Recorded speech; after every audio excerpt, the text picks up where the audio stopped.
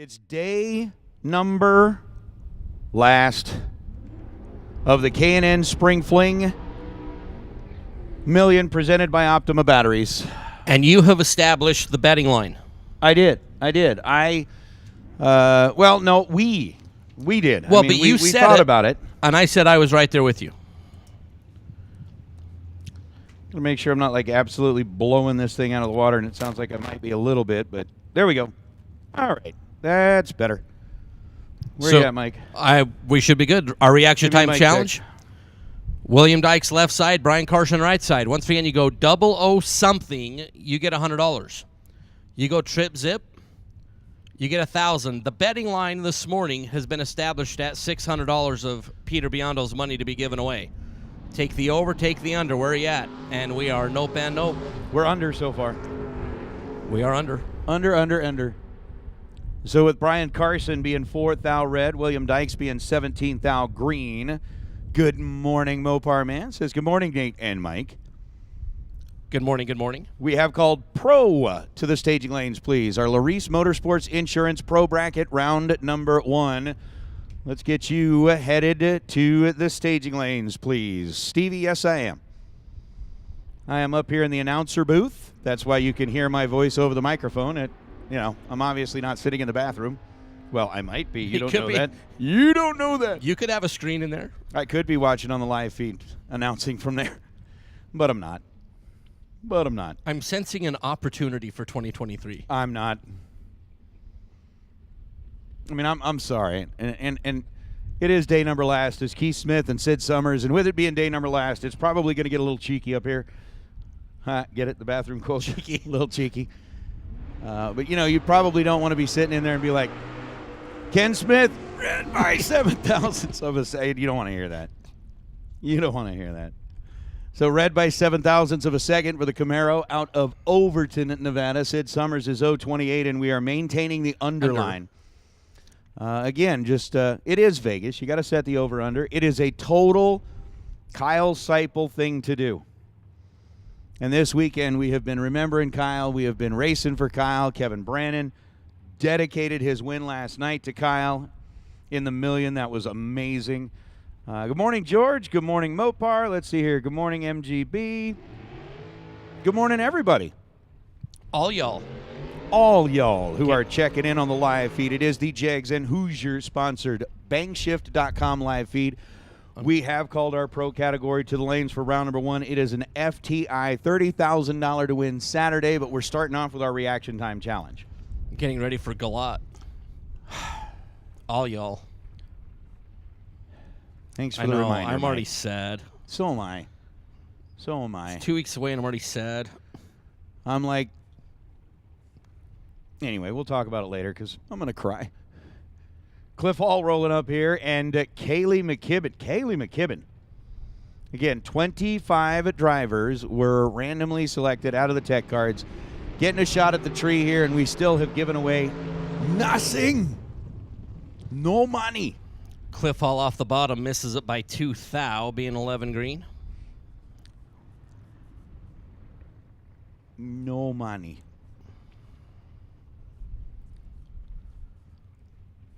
Yep, Matt Funk, I agree. It's good to see that Mike did not sleep in the bathtub this morning.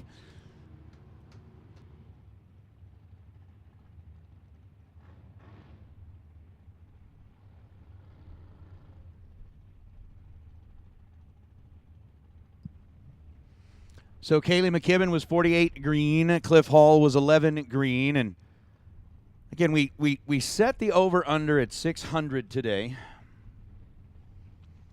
I would definitely like to see the over. I want to see big over. I do too. I want to see like 4 people come up here and be trip zip perfect. Get the opportunity to come back around and get things done. And oh, baby. Stevie's rolling in here. Is that magic box from where I think that magic box might be? Oh, yes. Yes. Aloha Specialties in the house, delivering the goods. We are going to eat like kings. Nathan Hershey just went from sad to happy. Oh, my goodness. Like 2 my seconds. Life just got better today. We got the Aloha Special, the good Hawaiian grinds. Oh, yeah. I'm going to get fatter and fatter. And I'm just saying, again, before you head out of town, if you want the best Hawaiian food in town, you got to go to the Cal, get upstairs, second floor, Aloha Specialties. That's good stuff. Mike, we're going to keep going here through the reaction time challenge. And Yeah, absolutely. The food is in the house. Yeah. Why Diesel burnout over in the Nova left lane. And Dennis Lithgow. We're still looking for our first $100 winner. Again, 00 something. You get $100. You got to get it. Like $100 cash money. You go trip zip, you get 1,000. Somebody goes trip zip, that takes you to the over. Yeah. That's all we need is just one. Just one. Yep, Mopar Man.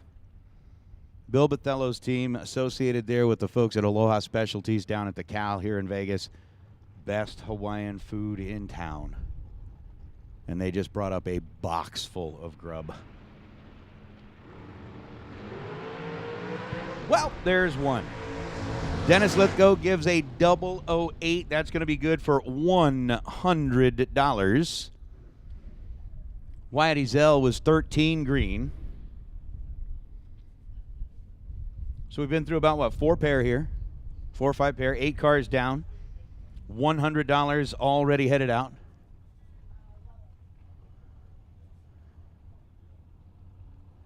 And is it just me, or is Chad's scissor lift looking like the Leaning Tower of Pisa? I don't know if it's an optical illusion I can't tell. or if it's leaning towards lane 4. I can't tell. Chad, you're up there in the tower.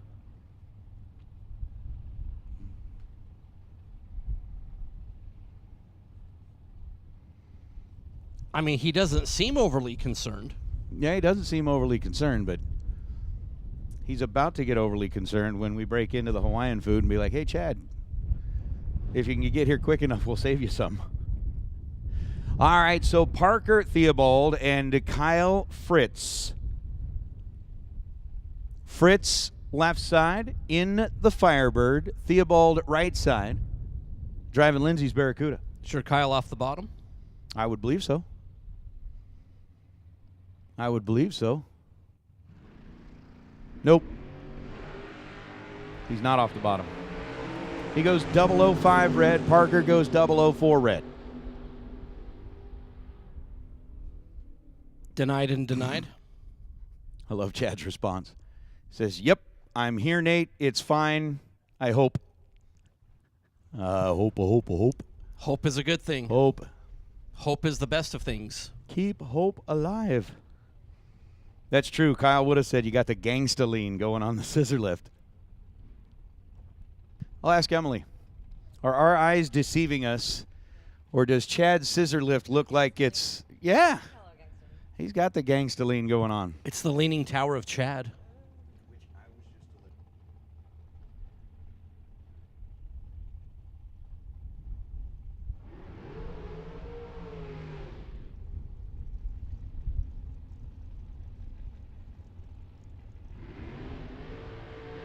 Michael Needham. And Jessica Bogaki. Needham left side, Jessica right side. And we've only given $100 out.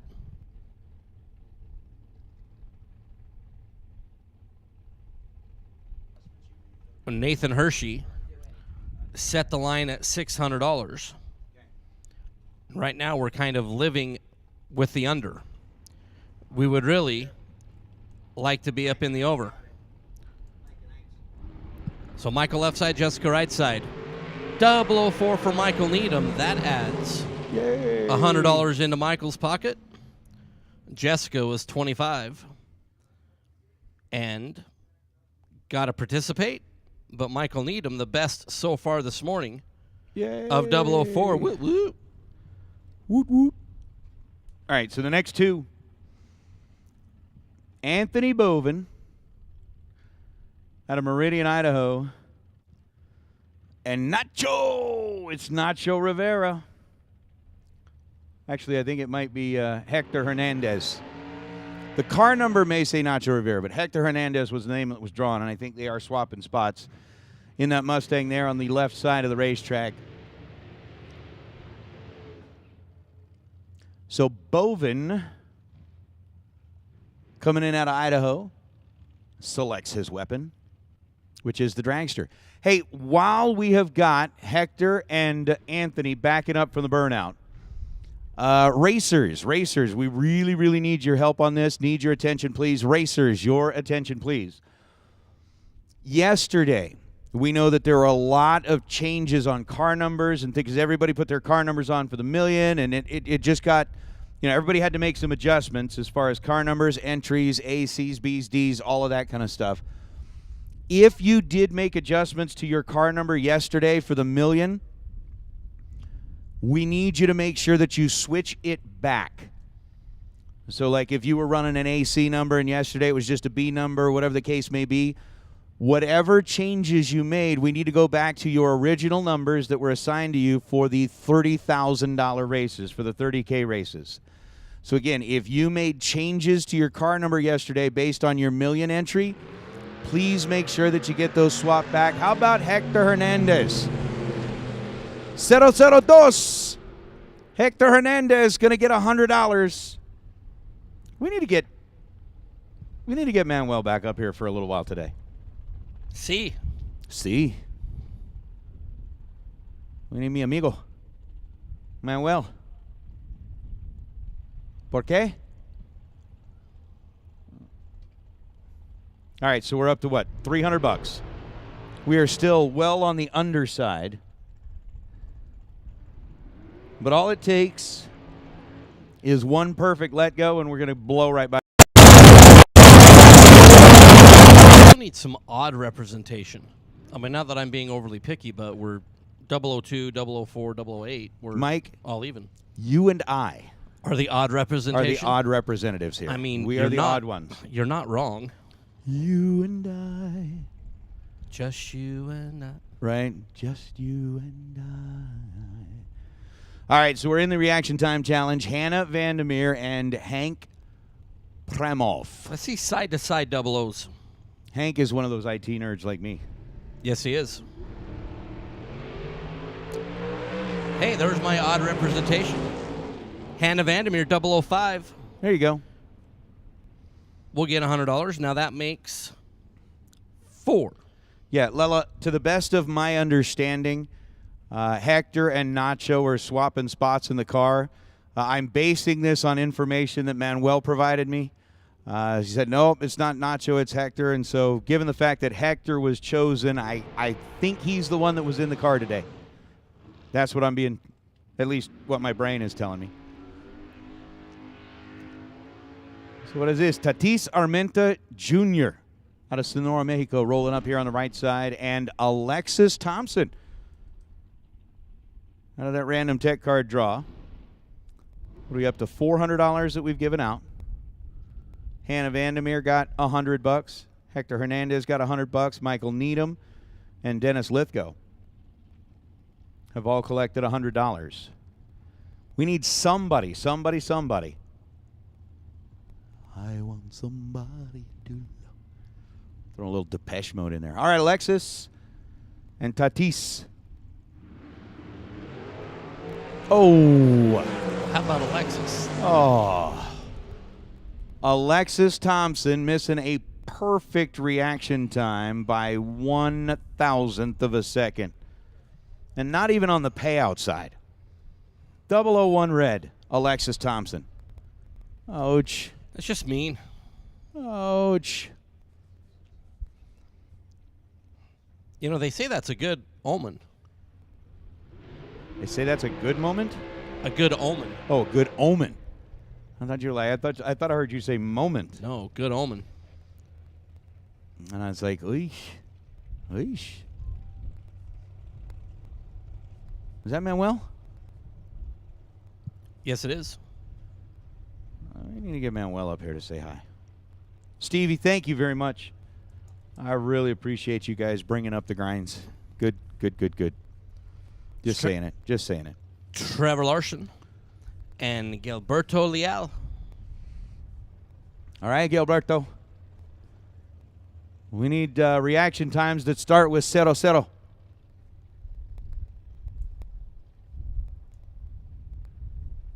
El Toro, you are right. He's, throwing a little pun out there. He said, Dennis, let go.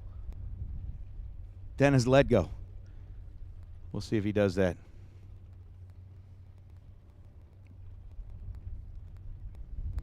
So, Gilberto and Trevor Larson. Niente. No good. No es bueno. 15 green for Trevor Larson. That's all right. I mean, Gilberto Leal, that's 12 green. That's all right, but it's just not quite going to get you any money. And we have to give away more and more and more of Peter's money. So, if you would please help us out.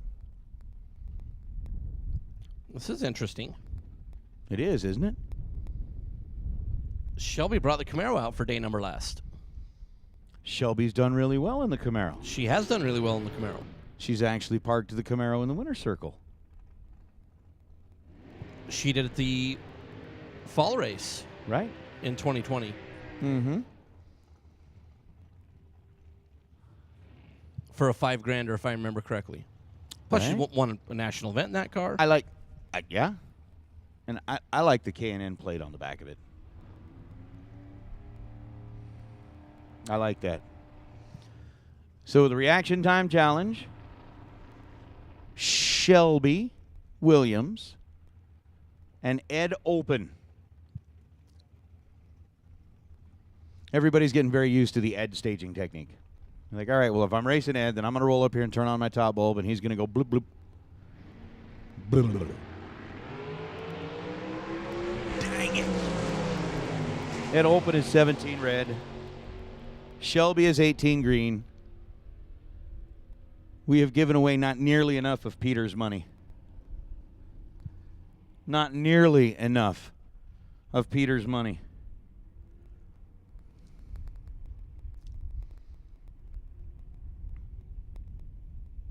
And I'm really going to get down to like our last couple.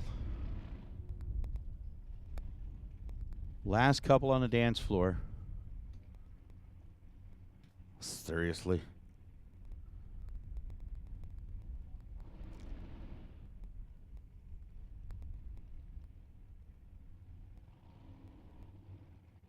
So what are we down to? Jorge Saldivar.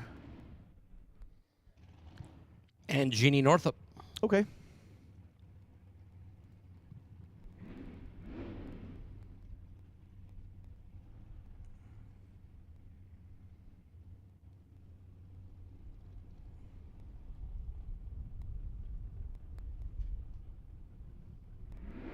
And then what? We got new entries? Couple of them? And then we should have our Larice Pro Insurance cars already lined up in the staging lanes. As they are. Good. Good. So, the bookmaker, Nathan Hershey, you need a side-by-side 00 here to get a push. To break even? Yep. I'm feeling it. I'm feeling it. It's going to happen. So, Jeannie off the bottom. It will happen. Over on the right-hand side. Northup out of Pennsylvania. Jorge out of Allende Nuevo Leon for Team Mexico. Side by side, Jorge double goes O. I in feel and- it. Everybody in the chat bleachers, give me the good juju. Jorge goes in double bulbs. Come on, side by side, double O's. Think nothing. Think nothing. Just side by side, double O's. Dang it! 003 We got one. off the bottom for Jeannie Northup.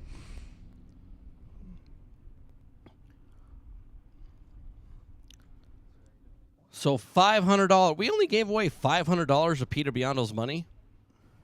That's a bummer. Yeah, I agree. It was a little light of a little, and I appreciate everybody kind of chiming in on the great juju. We got halfway there. I thought that 600 was going to be a good number to go with. So we didn't get Juju. We just got Jew. Anyway. Even El Toro was in there going, om, om. All right. That's all right. We got close. We didn't give away nearly enough money. That's for absolutely certain. But we did get close. So $500 going out this morning in the Reaction Time Challenge. I think several individuals were celebrating last night after the big day, after the million. I think a lot of folks either only got half a glass of coffee or half a cup of coffee or whatever the case may be. But we've got 3 new entries. Let me just say this. All right, so in our new entries, you're coming in here to race at the Spring Fling. Our new entries, we've got 2 dragsters and 1 door car. The Hyundai is rolling up here. Now, the dragsters, they're strapped in. They've got their helmets on. They've got neck collars, all this kind of stuff. And the young man who's getting ready to roll up here for his new entry time run gets out of the back, opens up the back door, digs in the seat. I don't know, pulls out a piece of chewing gum or something from his suitcase that's in the back of the car. And he's like, man, I'll tell you what. It's good when you can roll up here to the starting line with every... Oh, it was a first day. You got utensils in the car? Like, hang on, I'm waiting on my time run. I'm going to have lunch. Pop the back, get a picnic going. Dude, I love it. That's awesome. You know what? He's one of the former junior dragsters. DeAndre Fitzgerald. Oh, yeah. All right. See, where was DeAndre yesterday? I went and got Cowboy like some strawberry shortcake and needed a fork. I could have just ran back to DeAndre's car and be like, man, I need a fork, buddy. I would have been like, oh, yeah, I got that in the bag. Hold on, let me grab that for you. Oh, I'm serious. You got plastic utensils rolling around. It was kind of the same. I mean, it's kind of the same thing I saw like John Floyd Jr.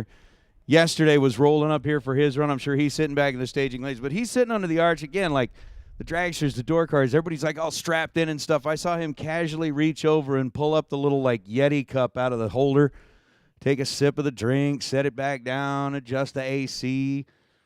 I mean, that dude, he's like, I got this. I got this. This was awesome. I'm not messing with your Hyundai, man. I'm messing with you. There's a difference. Grape jelly? He does. He's got like, if it was Sunday, I'd call it brunch in there, man. You want some chilled grape? Look, now, dude, DeAndre is awesome. DeAndre is awesome.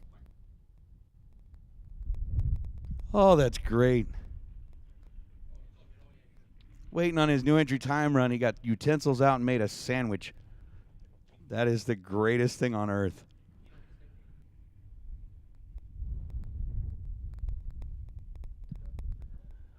Oh, that is so cool. I like it.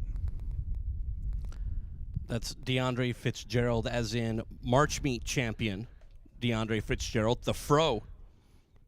March Meet champion. Yeah, DeAndre's a good kid. Like that guy. You know, and now I'm learning a lesson here. Apparently, if you want to be a champion, arrive prepared. That way, if you're sitting in the staging lanes, you get hungry. You hate to race hungry. You want to be able to focus.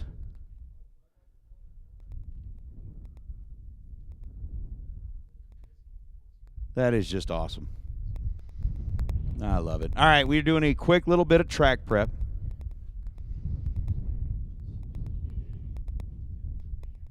I don't know. The chat bleachers are asking if you've got an Italian meatball sub in there, too. No, he said no.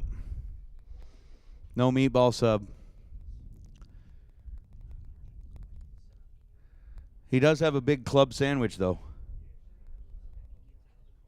A little BLT, all that kind of stuff. That is just totally cool. I love it. I love it. DeAndre's sitting down there right now going, this is the last time that I will ever pull up under the arch and sit here for this long because I'm done with this. I just wish that guy had shut up and leave me alone. Oh. Look, I told you. Loaf of bread, grape jelly. He races like my style, my kind of race. We're like, if we are back in the staging lanes, I will not be hungry. I will be ready. All right, so tractors are headed back this way. It is an FTI, $30,000 to win Thursday. Greg, you know what? That is a great question, Greg. I think we do. I think we should. Remember the old TV show Pimp My Ride? I think we should recommend that DeAndre's Hyundai will take it in. We'll have it to where when the back tailgate opens up, like one of those Blackstone grills pops down, you can just fire it up. Traeger. Full on Traeger? Yeah. Dude, you could have that thing sitting back there. Back in the state, you could have a whole tailgate party in the staging lanes. Be like, oh, hold on, I got to pull the steaks off the grill. Time to race. Dude, that would be so cool. And then, you open up one door, and it has, your racer log where you keep all your data. The other door's got all your steak seasoning, salt, pepper, all the stuff for the grill. Has your weather station. I love it.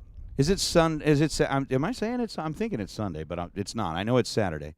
Did I say Sunday? It's day number last. I wouldn't be surprised if I said Sunday, Stephen. But it is Saturday, day number last. We've got 3 new entry time runs to take care of, including my new hero, DeAndre Fitzgerald. That is just. Oh, I love that car. Oh, I love DeAndre. So your new hero, DeAndre Fitzgerald, and my, always hero, Trey Vetter. Well, there you go. Yeah, but Trey doesn't have a sandwich in his car. He doesn't. But, he's still Trey Vetter. It does feel like Sunday. I'm gonna try to mentally readjust and remember that it is only Saturday. Oh. So Sean Phillips rolling up here, right side of the racetrack. New entry, racing for $30,000. George says he does have the Blackstone in his. Yeah, you got the Blackstone in your trailer, but we're going to get it into DeAndre's race car. Oh, DeAndre is absolutely my new hero. After getting out the utensils, making a sandwich waiting to go, he's 008 in his first hit down the racetrack. DeAndre is the man. I'm going to go talk to Peter. We got to find. Dude, that is awesome. All right, so Sean Phillips was not 008. DeAndre was 008 and goes 1270 at 57 miles an hour. I am excited to see what the day brings as Trey Vetter's going to roll up here, going to be our final.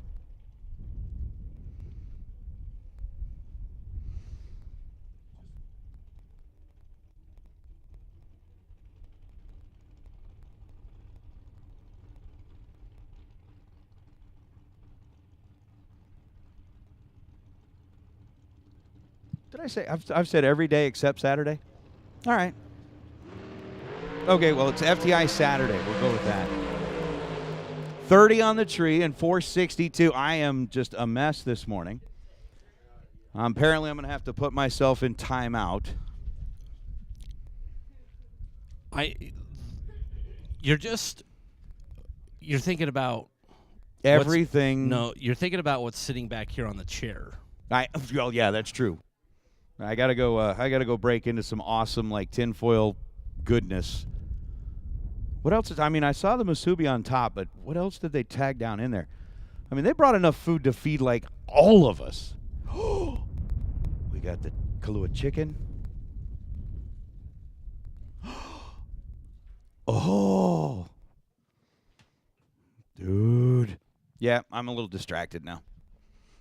All right, so an FTI Saturday, and I'll make sure to say that very clearly. So final call for our Larice Motorsports Insurance Pro round number 1 on the final day.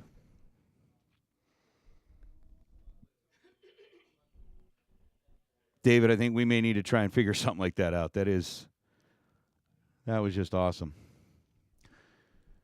Hearing that DeAndre was making a sandwich up here, went up mid-00. There are a bunch of pro racers out there right now scrambling for bread and jelly so that they can make a sandwich in the staging lanes. That is too cool. Oh, well, I am kind of bummed that it is the last day of the K&N Spring Fling Million presented by Optima Batteries. Again, FTI on board with us this beautiful Saturday morning. And with it being a beautiful morning, it is a little bit breezy, but we've still got one more big check to hand out. Somebody is going to join the likes of Lucas Walker, who won the Silver State Refrigeration $30,000 to win Wednesday, coming out of the pro ranks, by the way. Dispatched all of the Super Pro cars, and what an amazing, it was an incredible story. Lucas, Kevin Pollard, they were doubling up in the truck, had just a heck of a run at it. Lucas was getting ready to come back into the semifinals. In the pro category, we had a really weird, unfortunate, and bizarre incident that happened back in the pit area, where Kevin Pollard's pickup truck was involved in an accident. Pollard ended up kind of hurt. Luckily enough, I did get the chance to kind of talk to Jeff Corbin yesterday. Gave us a little update. Pollard has obviously got some medical appointments ahead of him. He's in a lot of pain, but good news is he's was at least back at the racetrack and things like that. So our thoughts, our prayers, we all go out to you, Kevin. We're certainly glad that you were here racing with us, but man, oh man, are we we're all with you right now. We know that it's going to be pain for a little while, but we're with you, dude. We're with you. Anyway, that incident happened, and it took the truck out of competition.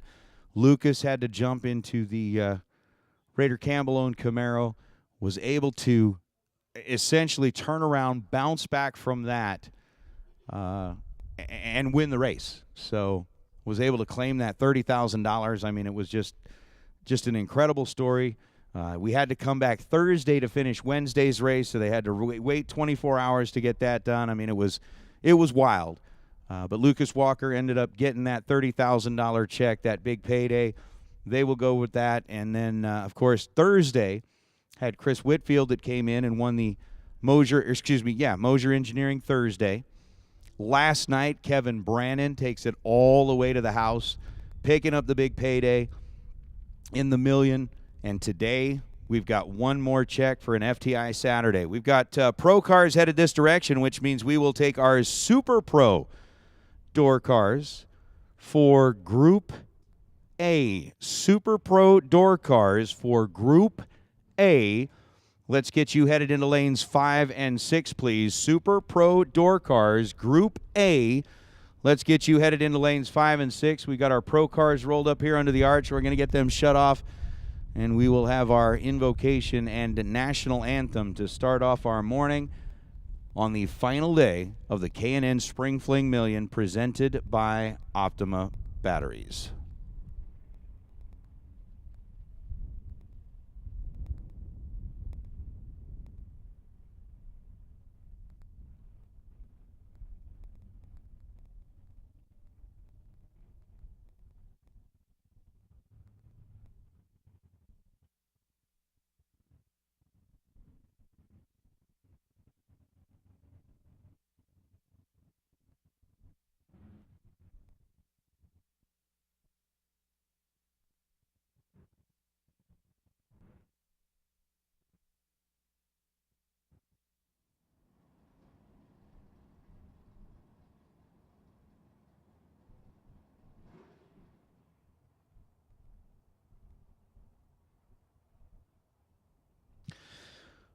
Well, racers, we talked about it. The 2022 K&N Spring Fling Million, presented by Optima Batteries, comes down to this one last and final day.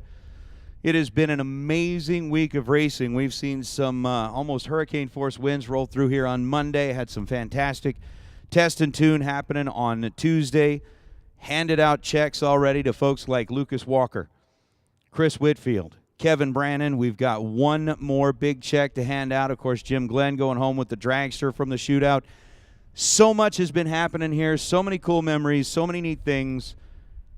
And I think most important, at least for me, is the camaraderie, the competition, and the sportsmanship that we've seen displayed amongst our racers has been amazing.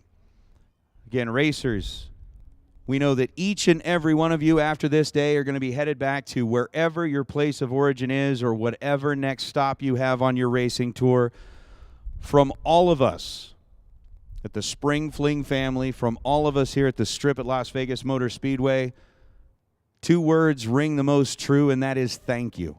Thank you for being here. Thank you for supporting us. We certainly hope that we have provided you an experience unlike any other and that you have enjoyed your time spent with us. We've got one more day, and it's time to get that underway. So once again, on behalf of Peter, Emily, and everybody here, it wouldn't be possible without you. To all of the sponsors, thank you for helping make this happen for the racers, for the prizes, for the goodies, for everything. Thank you, thank you, thank you, racers. Let's make this a fantastic day. And in order to do that, Chaplain Lee Steyer is here again for our invocation. Ladies and gentlemen, if you would please rise and remove your caps. Thank you, everyone. Thank you, Las Vegas Motor Speedway. With every head's bowed and every eye's closed, let us give thanks. So, Father in heaven, thank you for this blessed day, and thank you for your love and for being in our presence. Father, we ask for your guidance in these challenging and uncertain times. Place your hand of comfort upon us and bring us all peace. Father, we come to you in humbleness and meekness. Please know that everything that you do for us, that we lift it right back up to you in thanksgiving. We ask for peace and blessings upon our men and women out of our armed services and law enforcement. You know, Lord, you say that there's no greater sacrifice than to sacrifice one's life for the sake of another. So today we are assembled here as friends and family, and we're here to race, and to have fun. So Father, we ask that you place your great hedge of protection upon everyone here at the track, and bless us all with peace and safety. We pray that those blessings will both be generous and gracious. In Jesus' name we pray. Amen. Thank you very much, Lee. And as we do get into our final day, once again, if you have not yet done so, we welcome our racers that come from Canada, our racers that came from Mexico. We've even had racers from Australia here on the property this weekend. It has been a true international affair. And as we, for the last time this week, listen to the words of our national anthem again, let's keep in mind our brave men and women, current and past, who have served in our military, that protect our freedom, that allow us to be here. And most of all, let's remember those that have given their entire life to defend our country. Once again, Miss Tana Taylor with our national anthem. Oh, say, can you see by the dawn's early light what so proudly we hailed at the twilight's last gleaming, whose broad stripes and bright stars through the perilous fight o'er the ramparts we watched were so gallantly streaming, and the rockets' red glare, the bombs bursting in air, gave proof through the night that our flag was still there. Oh, say, does that star-spangled banner yet wave o'er the land of the free?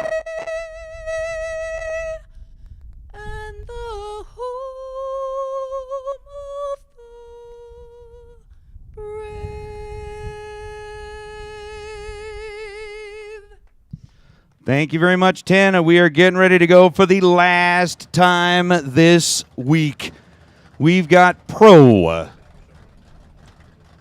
fired up, headed out from underneath the arch. Mike Eames is rolling in here to do this, and I'm going to go set out. Again, thank you, Stevie. Thank you, boys, there at Aloha Spread. I'm going to go set out a spread we're going to have here in the tower. It's going to be like an Aloha kind of Saturday. Aloha.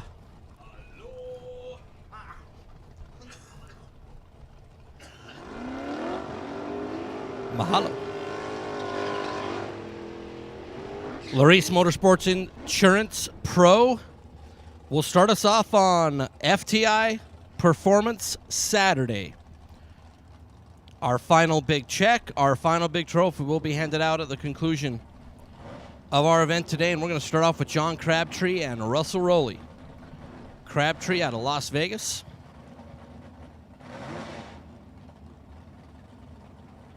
The 86 Camaro.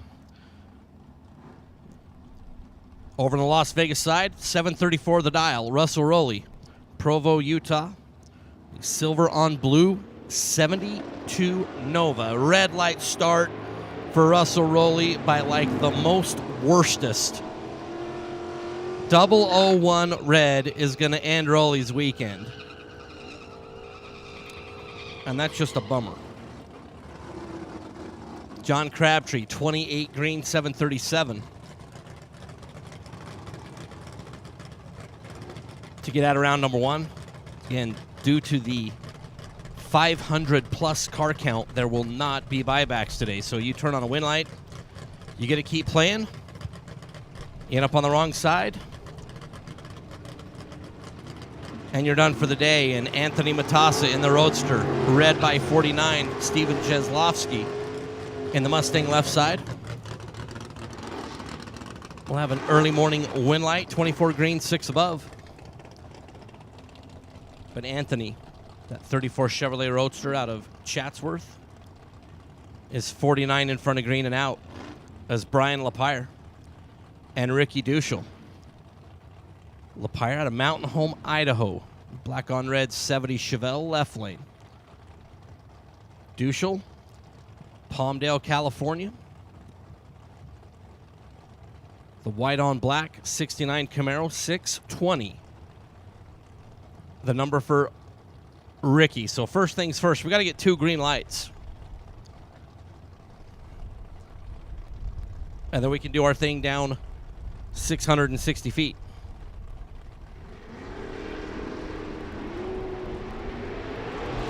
Brian Lapire, red by 61. Okay, we're missing the memo about 2 green lights. Duschel's 43 on the start and 625 of the racetrack to be good. Lapire, after being red by 61 thou, was a 10th over, going 651. As Brett Reinke and Danny Valdez. Brett out of Fresno in the Maverick, 580. Will be the one in pursuit. Danny Valdez out of Bakersfield, California. 65 Chevy 2, 682. Here in round number 1 of Larice Motorsports Insurance Pro Eliminator. Red light start for Valdez by 4 thou. Okay. Everybody. Enough with the red. I think we're, 5 pair in and have yet to have a race?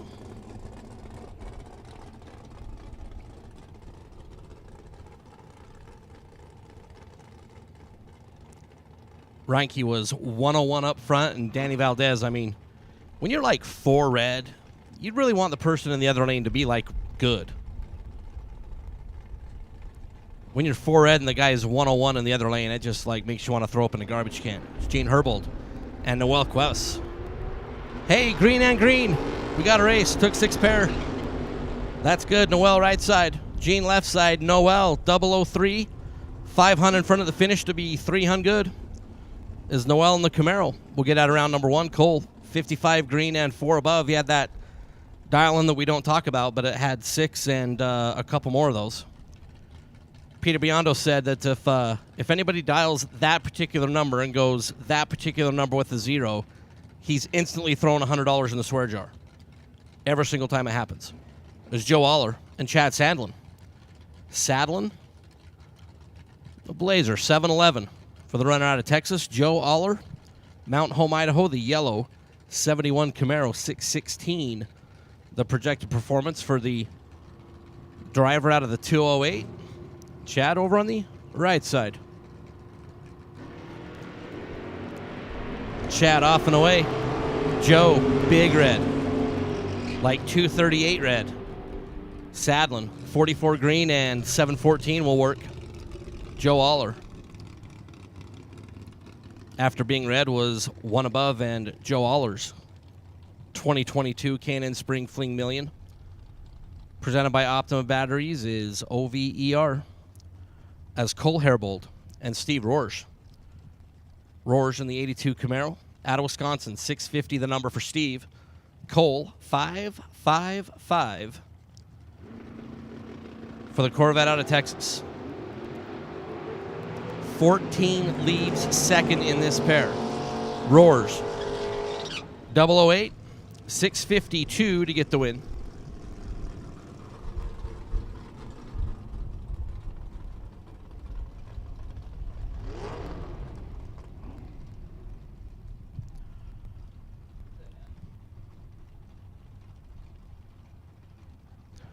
As Tim Aller and Henry Roberson. Tim left side out of Mountain Home, Idaho, the orange 74 Ventura, 712 the number. Henry in stickers out of North Highlands. Henry had a good run yesterday. Well, he made it down to the final 8. It's on the ladder late yesterday on the pro side. So Henry Roberson going to get the win, 32 up front, as Aller is 112 on the red light start. Roberson a free look at 760, goes 757.3 at 90.87 miles an hour. Joe Aller, after being red by a lot, is over by a lot. Henry Roberson back in round number 2 is Nicky Thomas and Larry Lozier. Lozier in the Mino Camino, 80 model year out of Washington. 803 is the dial for Larry. Nicky Thomas out of Ohio in the S10 with 629 on the board. So a full tree plus a little bit more of another bulb will be the head start for Larry Lozier. Nicky with a big starting line advantage, already pulling up alongside the El Camino and off the gas to get the win. 634 on the 29 for Nicky Thomas. Nicky was 29 at the start. Larry was 137. Gave up a 10th. And Nicky took that advantage to get a win here in round number 1. Is John Tabak and Justin Lamb. Justin in the Cobalt for Team Silver State, Team Matco Tools, Team Chris, Team Carroll. The whole Lamb family. 563 the dial for Justin.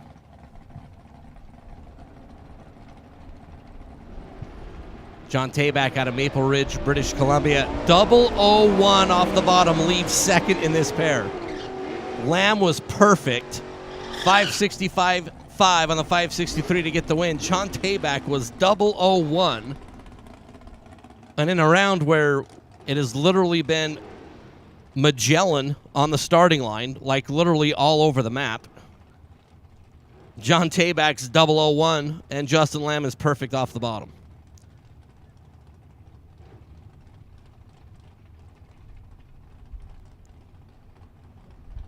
Michael Jackson and Lisa Thomas as they are pushing Michael Jackson back.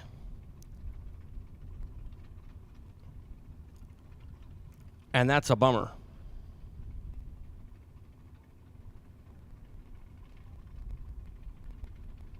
Get up here for first round on the very last day.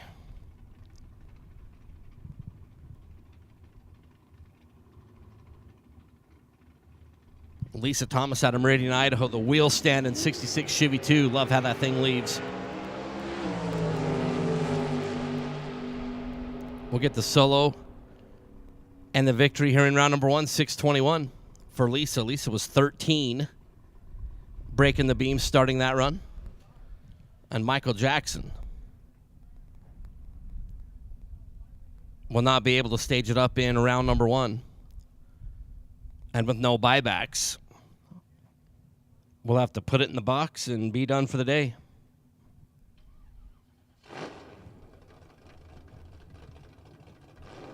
So my Super Pro Group A dragsters should be heading this way, please. Super Pro Group A dragsters to the lanes.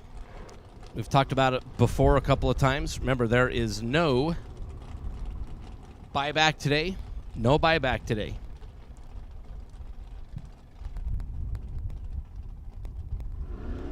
And for all of our kids, the ever popular Spring Fling Easter egg hunt. That's at 11 o'clock this morning. There's eggs filled with like everything. Prizes, games, cash. That'll be right behind the tower at 11 o'clock. So all the kids are on the property. You got like an hour and 51 minutes to get limbered up.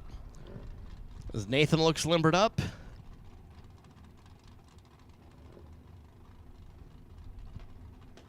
It's Tim O'More and John Victorino. Tim O'More, 609. Victo, 778 for the S10 out of Novato. Victo looking over the left shoulder. Here comes Tim O'More in the Camaro. And the win for Tim O'More. 009 and a 10th over. Victo was 36 at the start. Had 778 on the car and went 790. There for John Victorino, and unfortunately, Victo will be a first-round runner-up as Eric Daniels and John Floyd Jr.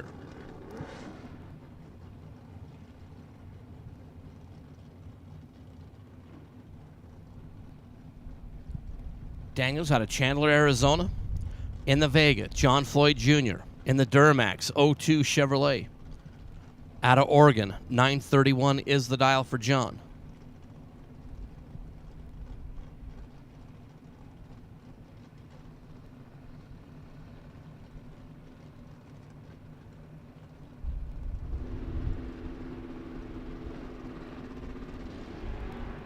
Red light start for Eric Daniels. John Floyd Jr. will move into round number 2. Was 31 green and 928.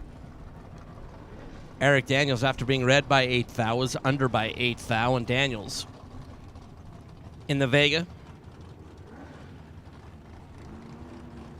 will be last time down the racetrack for that machine is Kyle Lapire and Dennis Paz. Dennis made it all the way to the final.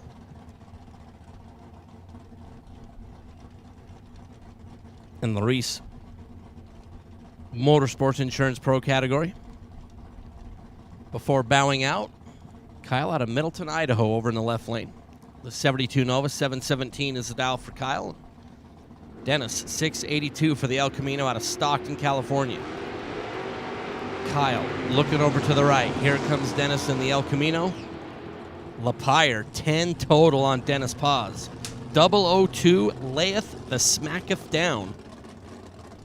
717.8.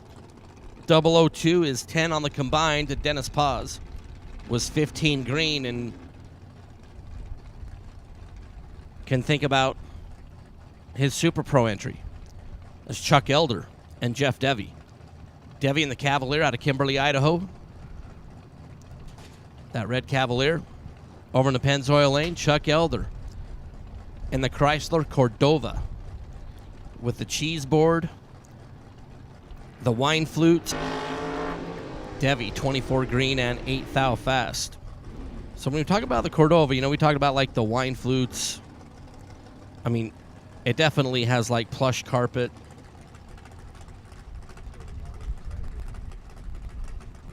Jewel encrusted goblet. Chalice. And a fuzzy hat. Scott Taylor and David Meyer Taylor out of Columbia Falls, Montana in the Chevelle 670 here this morning.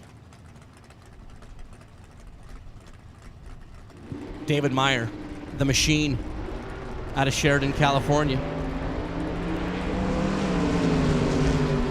Scott Taylor, David Meyer.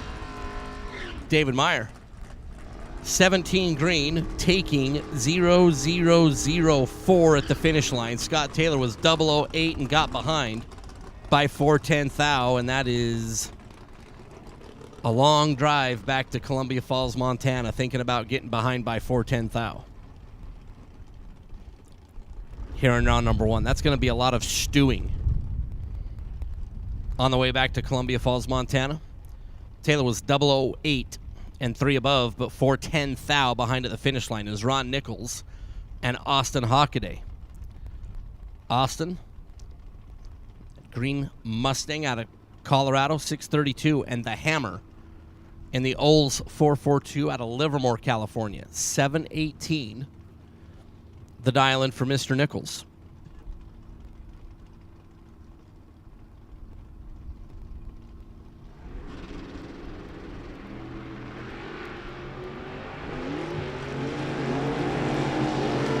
Austin Hockaday nails the Hammer. Well, actually, the Hammer kind of hammered himself. Red by 3 thou. Austin Hockaday goes 630 on the 632 after being 38 green. Nichols, after being red by 3 thou, then dead on 7.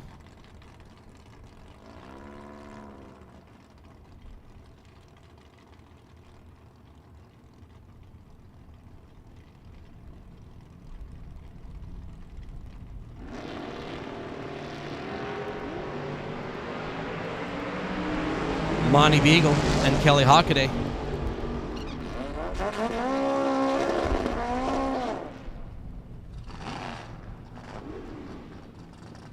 Monty Beagle, 005.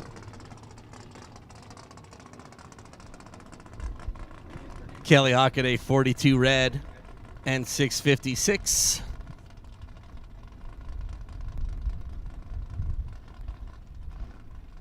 Monty Beagle and that awesome 33 Ford Coupe.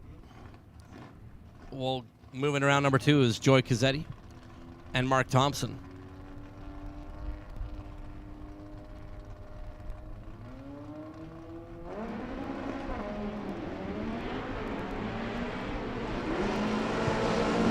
Mark Thompson in the V-Dub. Joy Cazzetti in the Joyride Vega. Thompson takes out Joy Cazzetti. 12 green and a 1 above is good. Joy Cazzetti was 25 at the start. 6027 on the 601. To be a first round runner-up is Robin Harrison, Craig Merleys. Merleys out of Windsor, California in the Nova.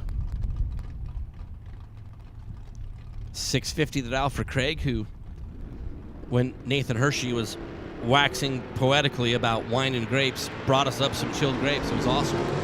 Robin Harrison, the Nova, is perfect at the start and is not going to turn on a wind light. Robin was 658 on the 654. Merleys was 25 green, dead on 9.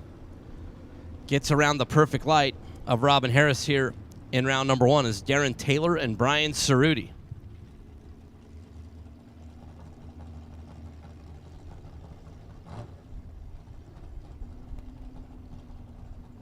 Darren Taylor out of Rigby, Idaho. 632 is the dial. Cerruti out of Ohio in the Camaro. Taylor left side, Cerruti right side.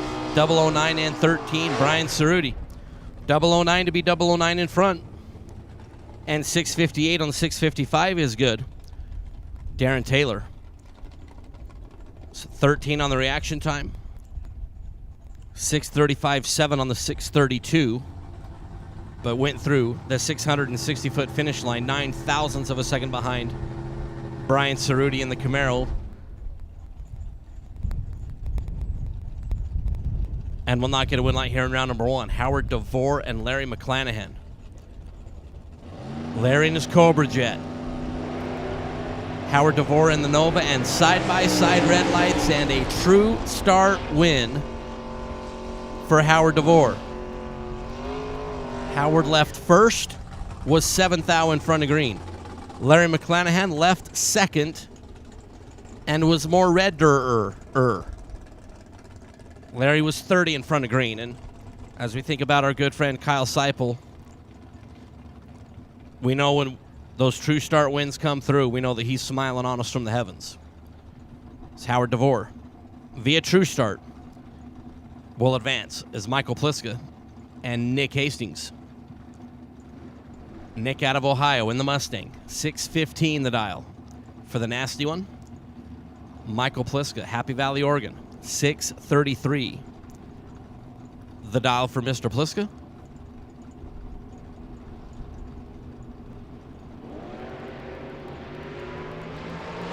Pliska, left lane.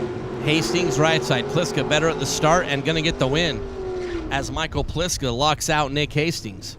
10 green, dead on 6 is 16 on the combine. Nick was 2-3 at the start.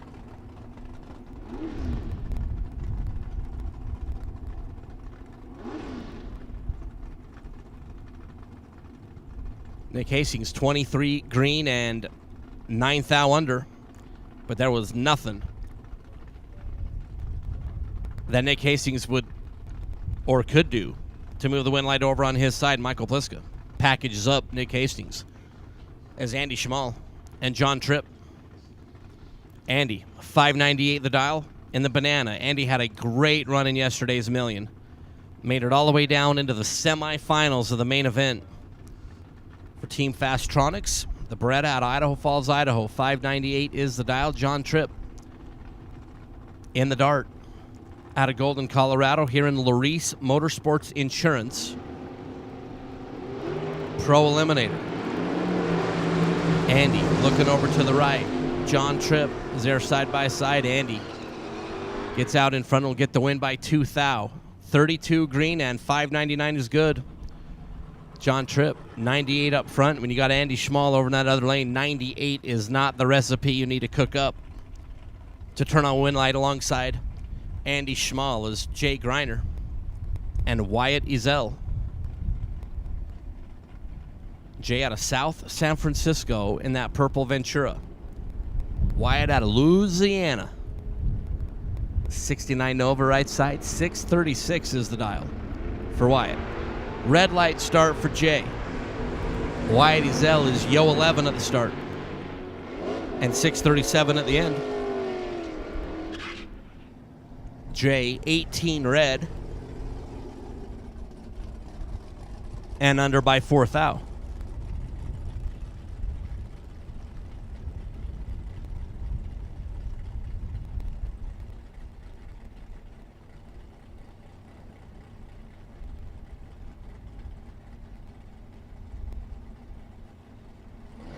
It's Rob Strong and Jeannie Northup. Northup was part of our reaction time challenge this morning. Dropped at 003 and got $100 of cold hard cash money. Because cash rules everything around me. Dollar bills, y'all. Is it too early for Wu-Tang? I mean, it's day number last at the Fling. You can go Wu-Tang. Rob Strong out of Hemet, California, 68 Firebird, 689. The projected performance for Rob over in the left lane. Here comes Jeannie out of Pennsylvania in the Camaro. Rob Strong, 11 at the start, 692 on the 689, takes out Jeannie Northup. Northup was 24 green. Northup was then 3 over, 596 on the 593, and Rob Strong, that yellow Firebird, we'll see in round number 2. It's Tana Taylor, who did a great job singing our national anthem all the days of our Fling.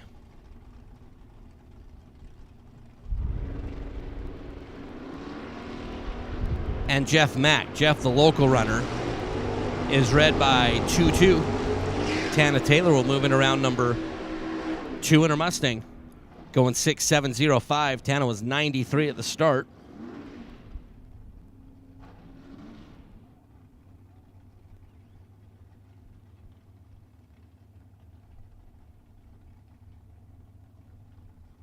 as Tana Taylor.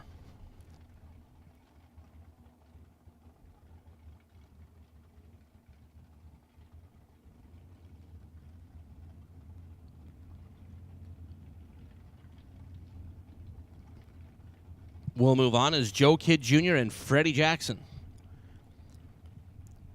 Freddie, the local runner. In the 68 Chevelle, 609 the dial for Freddie. 614 the dial for the S10 of Joe Kidd Jr. out of Marana, Arizona. Red light start for Joe by 42. Freddie Jackson, a free look at 609 here in round number 1. 611 for Jackson. Was 61 up front.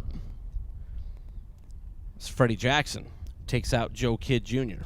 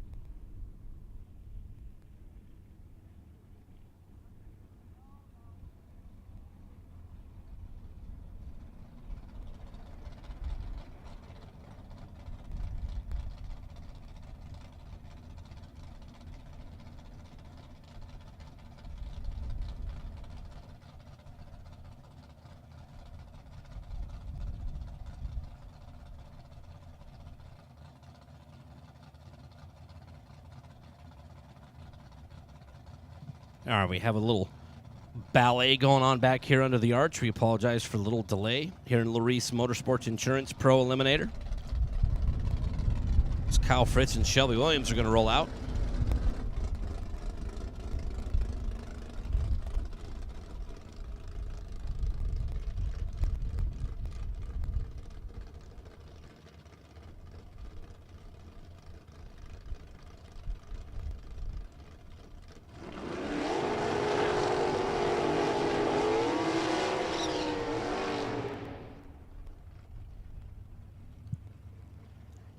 All right, Shelby Williams, Kyle Fritz.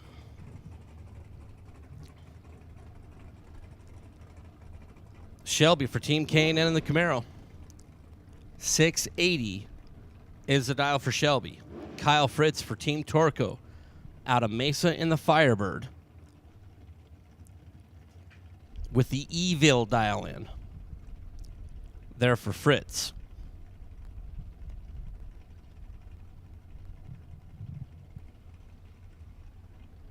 Shelby and her stalker will be off and away first.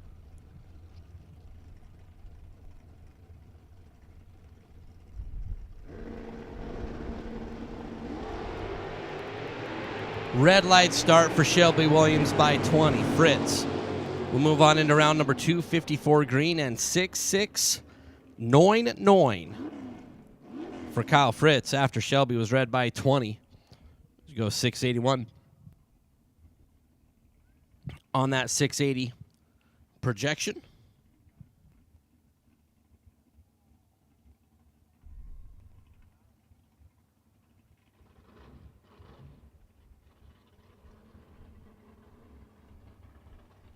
As DeAndre Fitzgerald and Linda Valdez.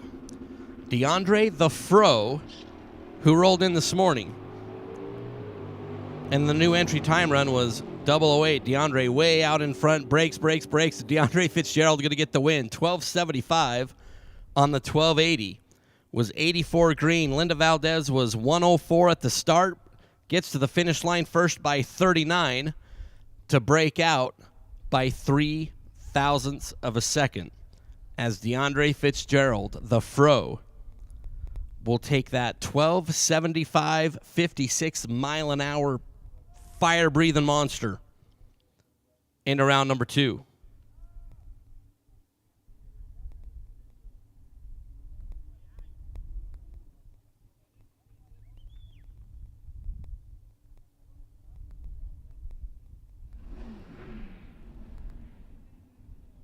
All right. So we were giving the opportunity for Jeff Taylor to get his pickup truck fired up back here behind. Big tip of the cap to Cliff Hall, who patiently waited.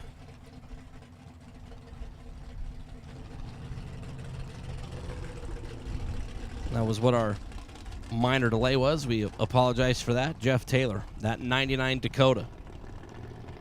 Takes you back to those pro stock truck days.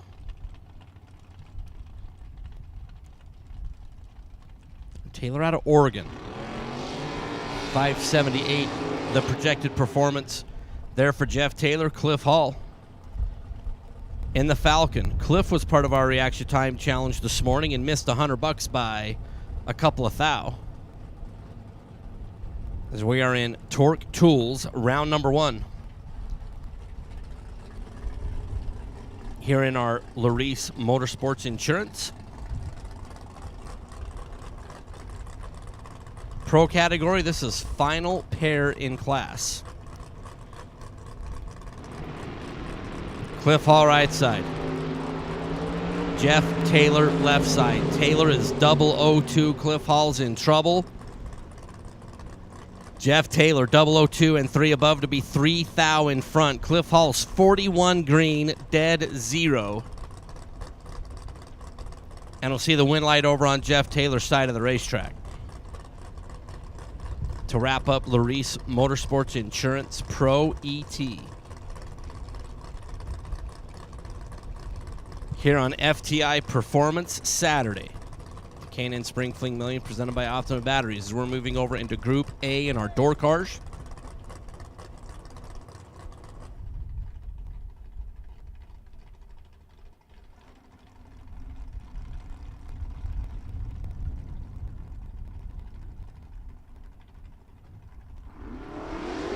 Again, good morning. Tire live feed, Warren Evans, Drag Racer TV, Chad Reynolds, BANGshift down there doing their thing, watching the live feed.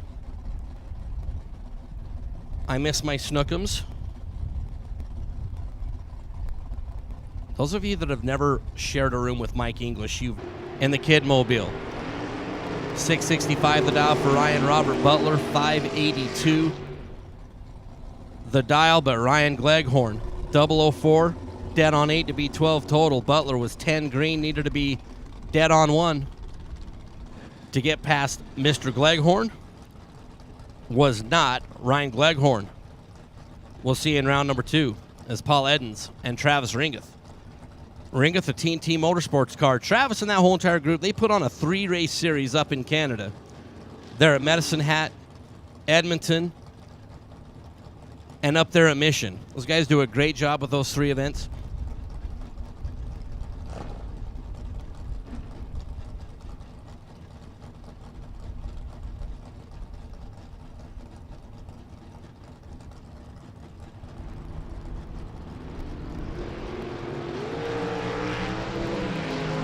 Ringeth is red by 5 thou. Paul Eden 17 green and 2 above.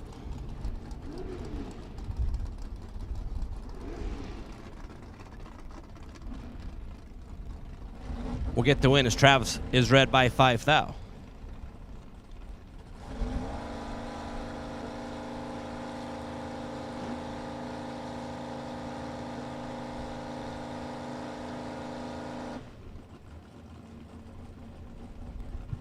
Chris Northup and Leslie Grissom. Grissom, I mean, it's just so cool. That 66 4-door Nova wagon with the luggage rack on top. And Chris Northup in the Kid family, 67 Chevy 2, 598 there for the FCC. That would be Funny Car Chris. Gleason, Tennessee, there for Northup. Chris recently engaged.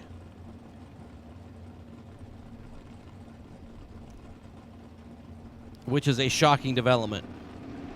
No, we love Chris.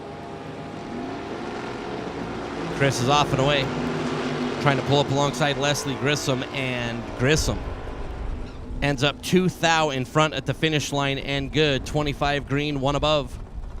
Chris was 12 up front and ended up getting 2 thou behind at the finish, and was 3 above and made the wrong decision down there, as Leslie Grissom will take that wagon into round number 2 is Robbie Breeden and David Beckwith. Robbie out of Ohio in the Chevrolet over on the left side. Beckwith in the Malibu out of Rancho Cucamonga. 748 the dial. 651 for Robbie Breeden, and Beckwith on the breakout for Robbie Breeden. Breeden's going to be real upset with him down there. Breaks out by 17 thou. Took 83 at the finish. Just nom-nommed the finish line. Like a fat kid on a donut. Like, took that whole entire donut and crumbled it up like one bite. David Beckwith in the Malibu. We'll move on as Gary Wombolt and Ryan Harem. Wombolt in the Camaro left side, 78 model year, 655. Ryan Harem for Team Mobile 1 and Team FTI here on FTI Saturday, 563. The dial for High Gear out of Huntington Beach in the CA.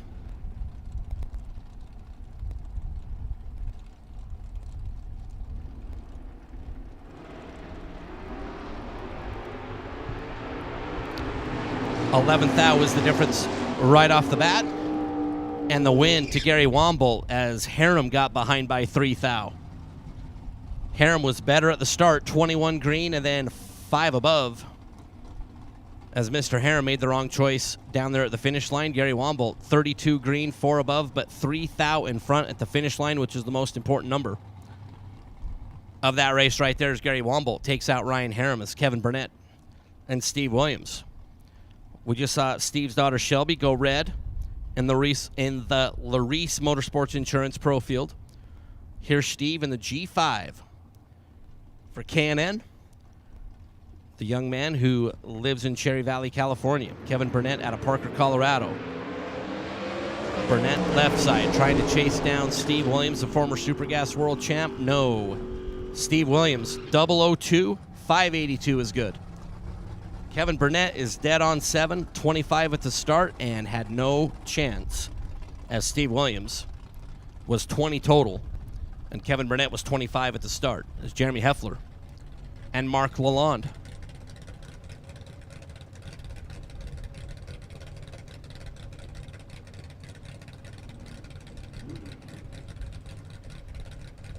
Heffler out of Texas. That white Nova left side, Mark Lalonde, Cottonwood, AZ.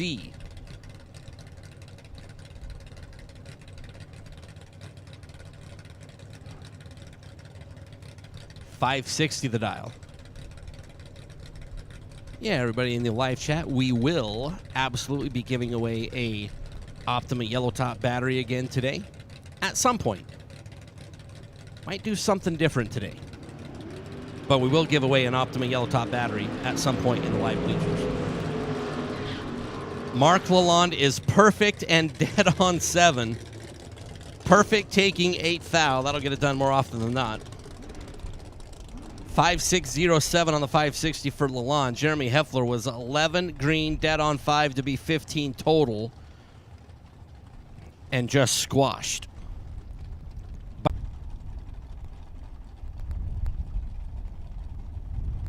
Junior. Bill out of Ricky Needham, where we're a coal belt. Better as Ricky Needham Jr. was turned on the win light here in round number 1. Needham. Moves, all that fun stuff. But the Rizzoli Mobile and that really good looking orange. And Rod Taylor. Andy out of Belfair, Washington. The S10 left side, Rod Taylor. Kalispell, Montana, 67 Nova, and we've talked about this before. If you have never been to Kalispell, Montana, I highly encourage you to do so. Rod Taylor is 1 red. Yeah. It's just gross. That's like 4-day-old open mayonnaise jar gross. 001 red for Rod Taylor here. In round number 1, Andy Taylor, 33 green, 602. Will move on. Via Rod Taylor's 1 thou red light. Paul Lorton and Chris Johnston.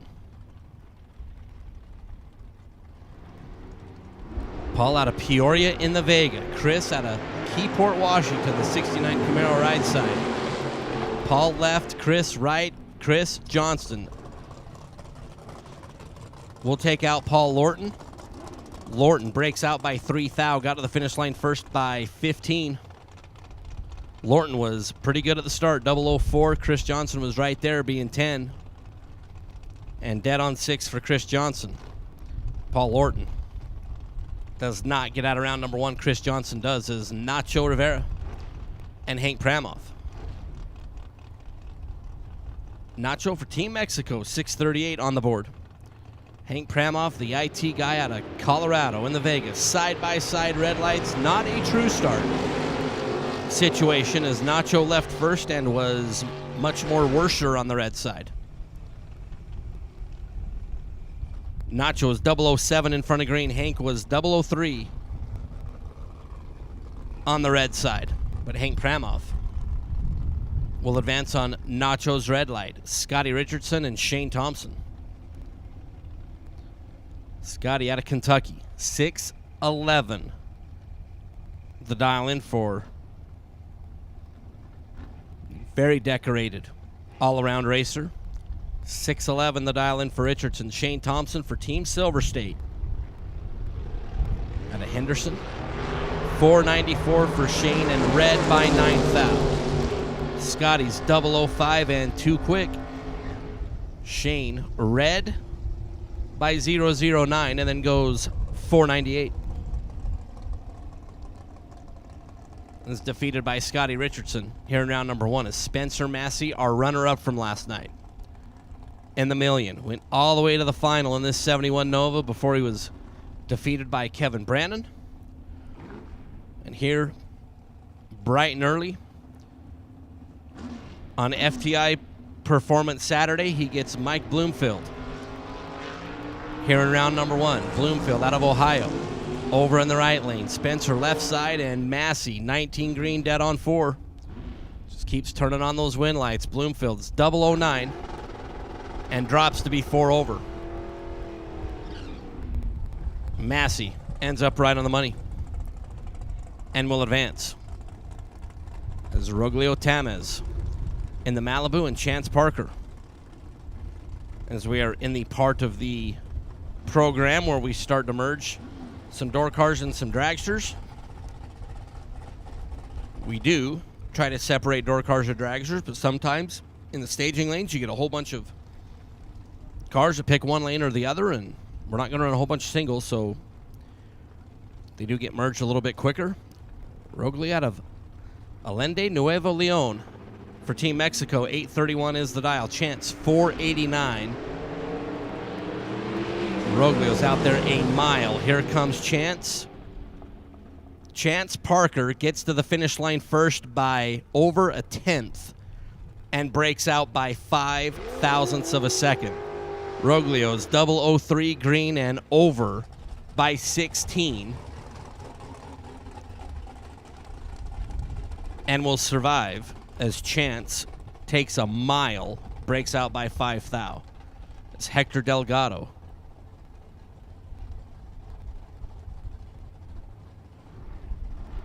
And I believe it's Dwayne Ringeth.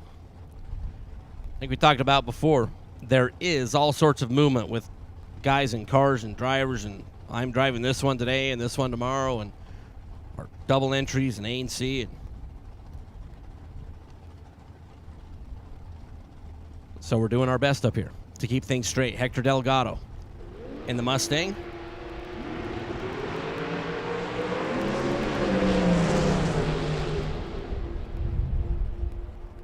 Win. Ringeth. 4680. Was 15 green and comfortable to get the win. It's Dustin Wirtz and Bruce Johnson.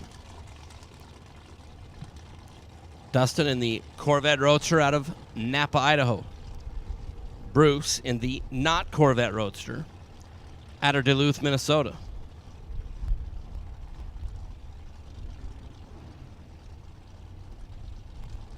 As Mrs. Biondo let us know that Everybody on property, last chance, 2022 Spring Fling Million apparel. Is now open under the tower. Go get that event shirt to take home to friends and family.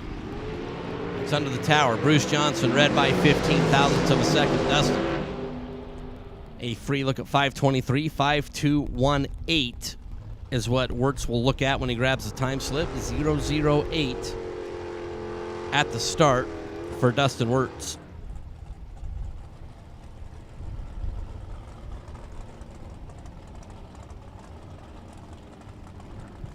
Greg Sabatino and Steve Glenn. Steve Glenn had a good run yesterday during the million.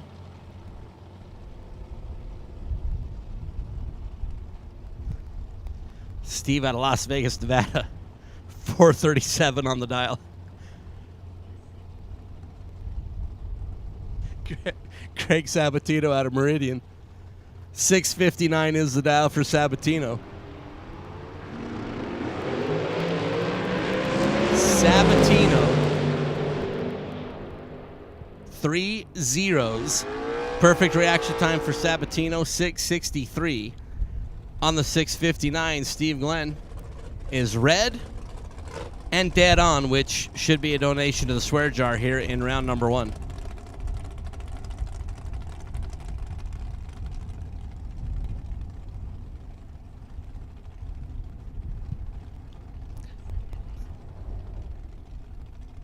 Yes, it is Nathan Hershey. Aaron Steinke and Marlon Goetz. Marlon in the vet. 668 is the dial. Steinke.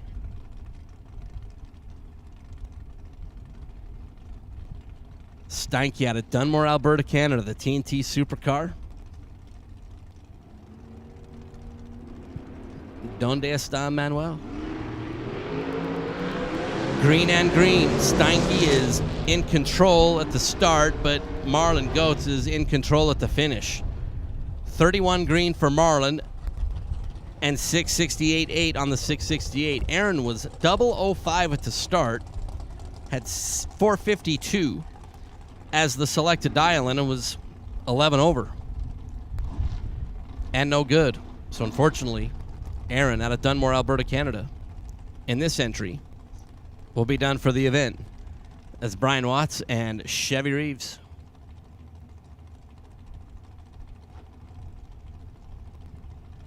Donde está Manuel? Yes. Aquí. Aki?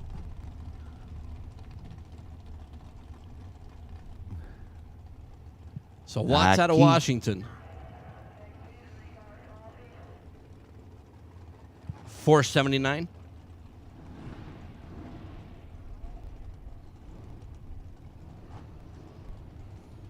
And Chevy Reeves out of Edmonton, Alberta, Canada, 471.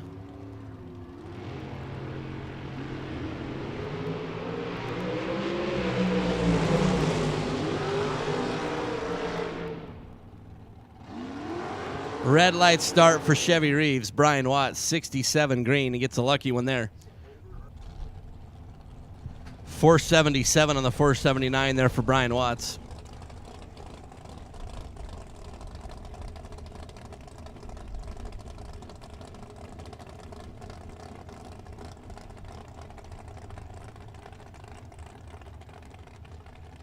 As Steve White and Bryson Parks. Steve out of Ventura, California. 498 is the dial-in for Steve. Bryson Parks out of Venus, Texas.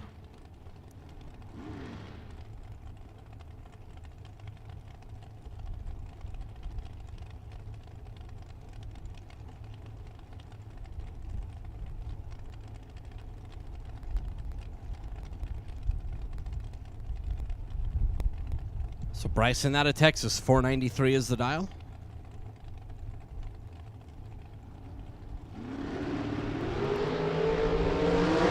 Green and green. White with the advantage and the win. 10 green, dead 3 is 13 total. Bryson Parks is 41 at the start and was on a casual 137 mile an hour parade lap because there was no way he was going to light up a win light as Steve White. locks out Bryson Parks.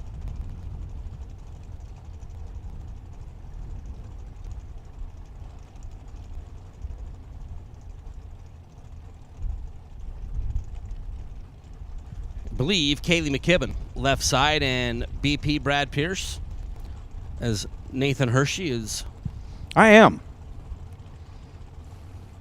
went out and about, got stuff spread out. The Aloha Specialties. Oh, yeah. You also spread some goodwill. I got a belly full of food. Kaylee McKibben could be in the spot of bother. Brad Pierce is 20 green and Kaylee is 361. As Brad Pierce will move on. Yep. Dang. We in a tight spot. So, Mike, Yes, sir. I guess it's your turn to go out and spread goodwill, and I like to do that. you might even, I don't know if you like, span masubis or anything like that, but there's a bunch of really good chicken stuff and over some there. noodles Yeah. and some spam masubi and all kinds of stuff back there in the room. All right, good. Nathan, It's good. Nathan Hershey, rock and roll. I'm going to say the same thing. Donde está Manuel?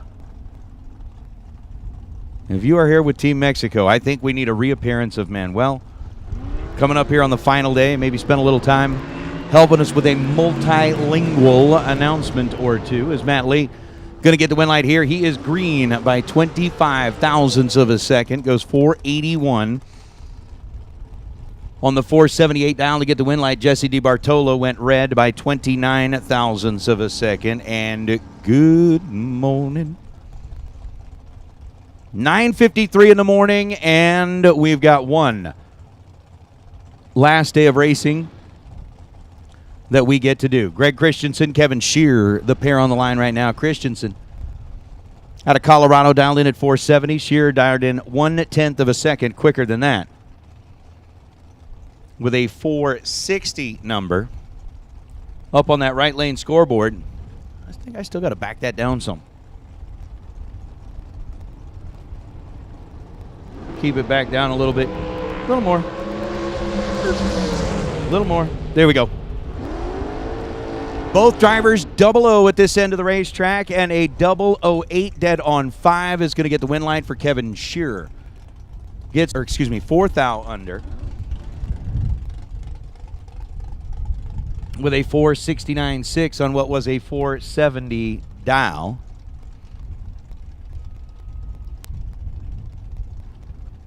I see Manuel. We need to get Manuel to come up here and see us, as Mike Rock and Diane Pettit are going to fight it out here. 32,000 the difference in reaction time. Diane Pettit 007 and 546 on a 544 will light up the scoreboard for Pettit. Mike Rock was 39 green and goes 494. On the 491.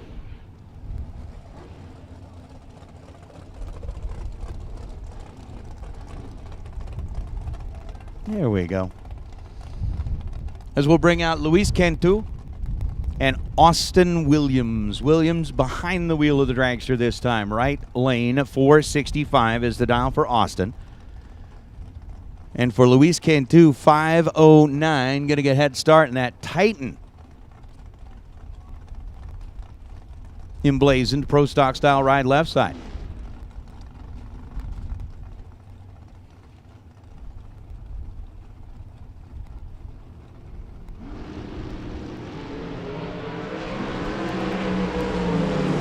Nothing between them at this end of the racetrack as identical reaction times show up on the scoreboard. Austin Williams, 29 green, 1 above, 466 on a 465, no good. Luis Cantu, 29 green and goes 5098 on a 5090.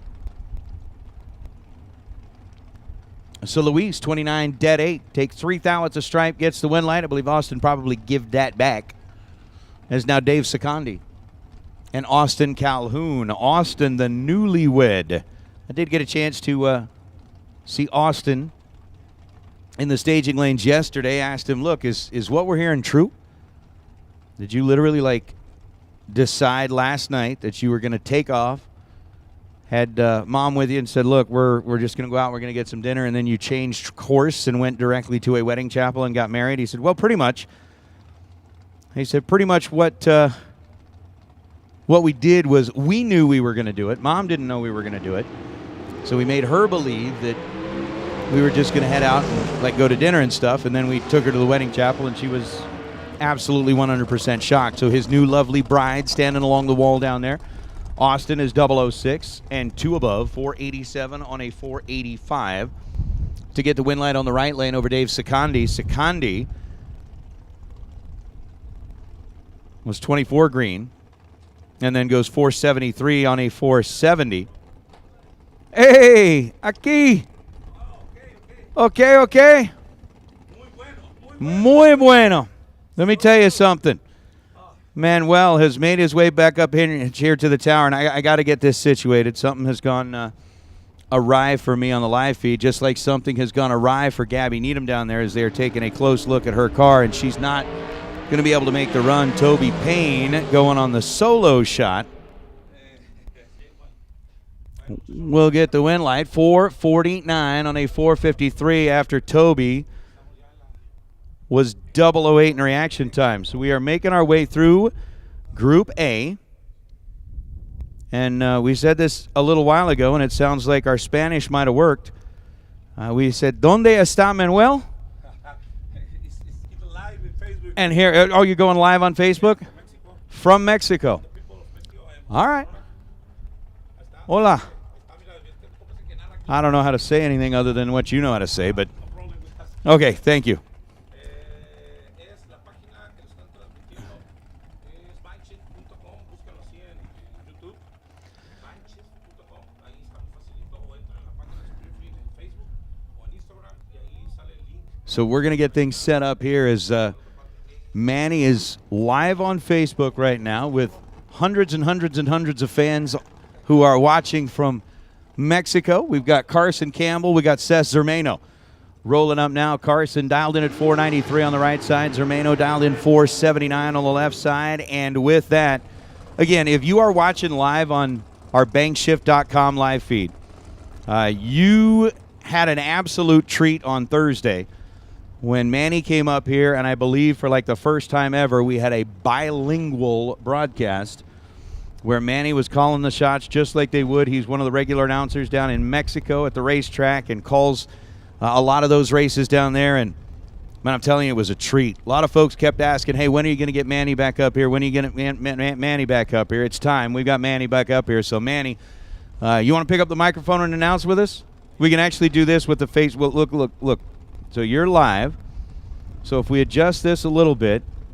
Oh, you're showing that. Got it. Okay. You do that for a minute, and then we'll get you on the mic. Yeah, absolutely. So as Zermano's dialed in at 479. Carson Campbell dialed in at 493. Pre-stage bulbs are lit, racing on the final day of the Million. FTI Saturday, $30,000 to win.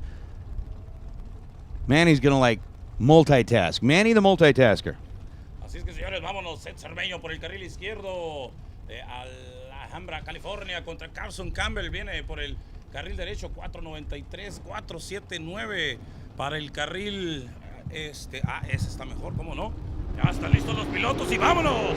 0.10 de luz para el carril izquierdo, 0.19 para el derecho. ¿Para dónde la victoria? Victoria para el carril derecho. Carson Campbell a la siguiente ronda. How about a 6,000 stripe? Carson Campbell, 19 green. Seth Zermano was 10 on the tree and a 9,000 split. Campbell dead on 7 to get the win light. Zermano dialed in at 490 on the right side. Back from the burnout and starting to stage him up. Así es que Jason Pat viene a vencer. Listo los pilotos. Apenas van a encender las luces. Vamos a ver, hubo cortesía, tomándose su tiempo. Ambos para el carril izquierdo, 0.30 contra 0.42. Para 60, 30 on the tree and dead on 1 es bueno. Okay. Bueno, ¿cómo no? The one phrase that I hope I don't have. Okay, it's bad. No, that's okay. So that's not a good word. Ok. 4.53, 4.55. Los tiempos son muy similares. Muy buenas carreras. Vamos a ver hoy qué tal el nivel. Ayer por lo del millón estuvo fenomenal. Y vámonos. Tenemos carreras. Se van parejitos. ¿Quién pega abajo? ¿Quién pega arriba? Impact 008 and dead on 9. He gets the win light 453 on a 453. Madison Payne was 42 on the tree. Gets there second. Goes under 8 thousandths of a second. With the pressure is on. The final big check up for grabs. You got to win if you want to stay in as we bring out Scott Holbrook and Jimmy Lewis. No buybacks. O sea que hoy no hay reinscripción de estos pilotos, así es que Scott Holbrook viene por el izquierdo, Jimmy Lewis por el derecho. Vamos a ver, 5.16 para el izquierdo, 4.74 para el derecho. Listo el carril derecho. Listo las luces, viene el bailoteo, se va primero el izquierdo. Mejor reacción por muy poco para el izquierdo, 0.5 contra 0.10. Victoria para dónde? Carril derecho, 4.76 su tiempo de recorrido. Scott Holbrook gets off the line first, 005. Jimmy Lewis was 10 on the tree, but Lewis ends up 21 thou above the dial to get the win light by 14 thousandths of a second. Holbrook 005 and 4 above, 520 on a 516, no good. That's now Trayton Ban and Don Sefton. Sefton right side dialed 441. Trayton Ban getting the win light, or getting the advantage on the starting line with a 497 dial in. Trayton Ban viene por el izquierdo, 497, 441. Es rápido el carril derecho, 441 su index. Listas las luces, se va primero el izquierdo y vámonos. Ay, cuidado, se mueve un poco el dragster. Vamos a ver si alcanza allá arriba. ¿Quién se queda? ¿Quién se va? Y vámonos. Carril izquierdo, Trayton Ban viene 0.02 de luz casi perfecta y avanzando a la siguiente ronda. The 002 reaction time giving Trayton the advantage on a double breakout. Trayton was 496 on a 497, under 6 thousandths of a second. Don Sefton was 33 on the tree and under by 36 thou, and the win light going to belong to Trayton Ban. As now Michael Needham and Peyton Janik. Miss PJ from right here in Las Vegas. Team Delegaff lining up right side. 478 dial and is going up against Michael Needham's dialed in at 507. Vamos a ver a Michael Needham por el carril izquierdo. Peyton Janik. Ok, Peyton Janik es difícil el apellido. 478, 507 para el izquierdo. Así es que estamos en la ronda de eliminación directa, no hay buybacks, así es que el que pierde se va a casa. Listos los pilotos, tomándose mucho tiempo para meterse al semáforo. Lo hace primero Peyton por el derecho, lo hace ahora Michael Needham por el izquierdo. Vamos a ver a los pilotos en el semáforo, cae el semáforo y ¡vámonos! ¡Hay carrera! ¡Ay! Se va en rojo el carril izquierdo. 003 de rojo y queda eliminado. Victoria para Peyton Janik por el carril derecho. Red light start for Michael Needham. I guess the I translates to red light start by 3 thousandths of a second. 1 I per 1 thou as Peyton Janik, 18 green, goes 478 on a 478. She's dead 9.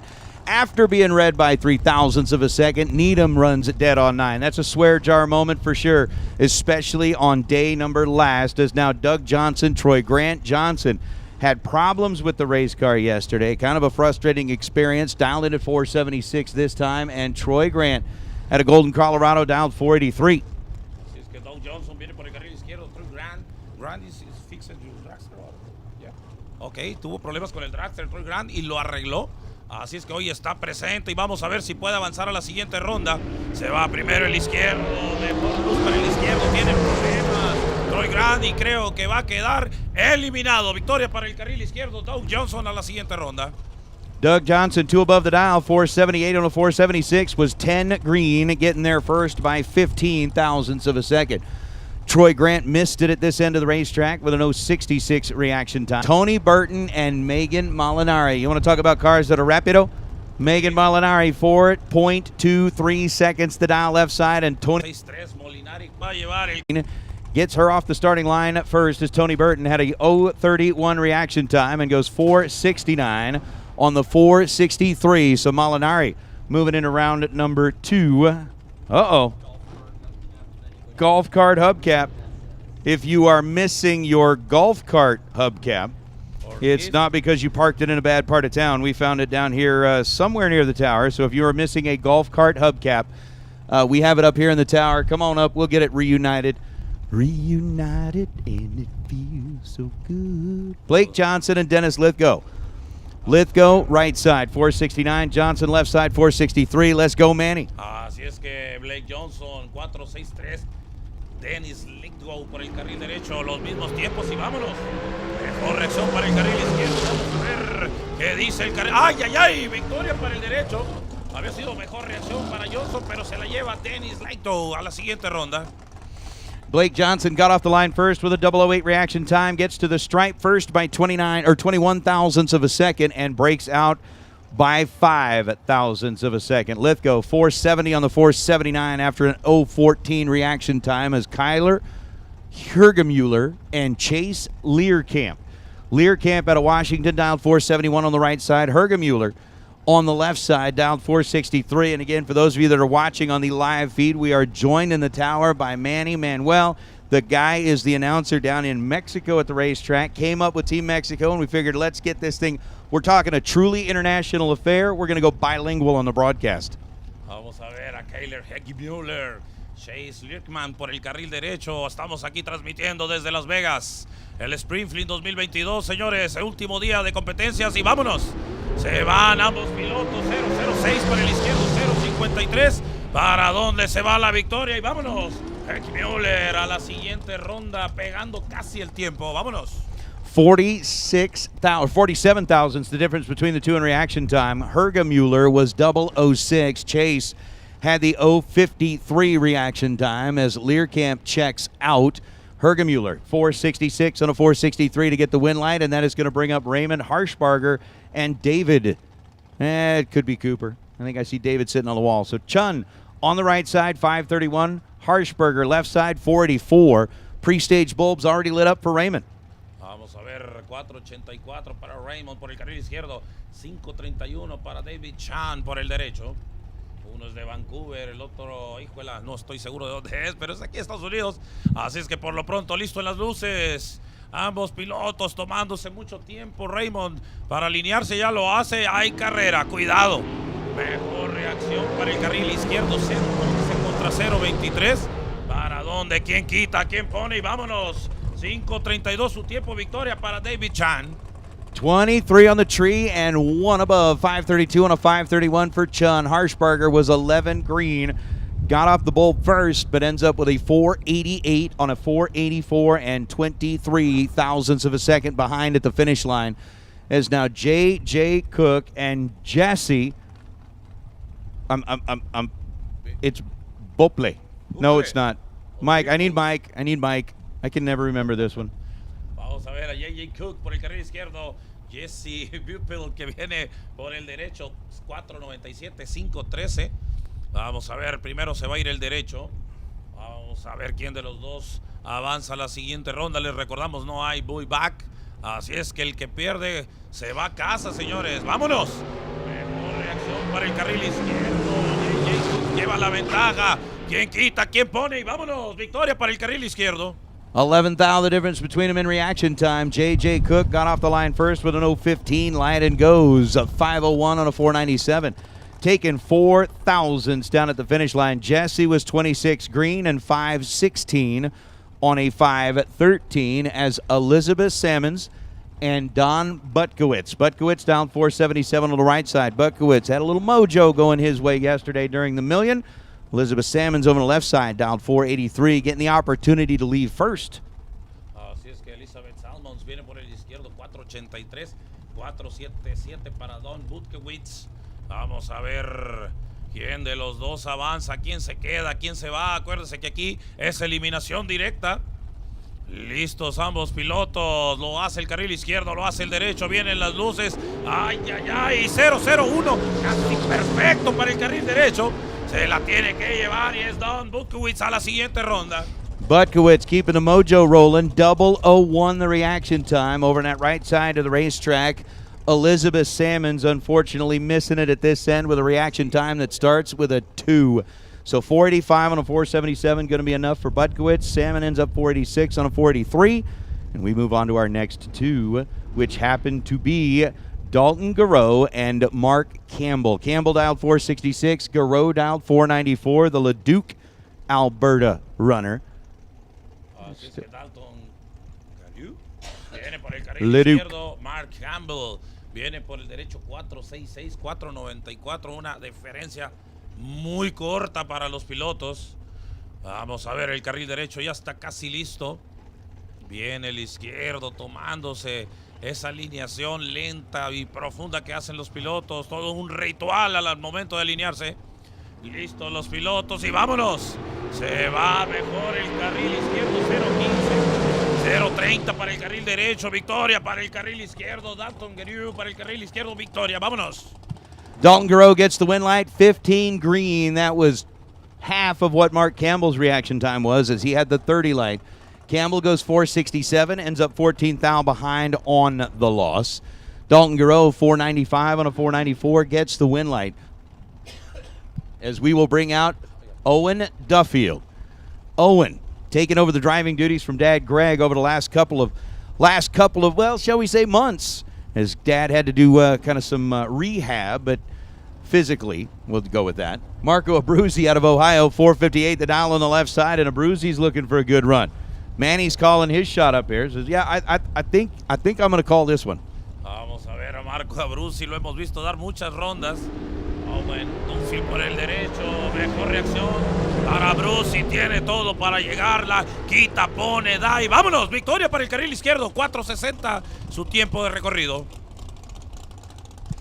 Well, Owen Duffield, 0.41 on the tree. That gave up 0.03 of a second advantage. Marco Abruzzi was 11 green and goes 4.60 on the 4.58 to get the win light over Owen, as Michael McQueen and Rob White are going to be headed back this way. Rob dialed in at 5.16. Michael dialed in at 4.91.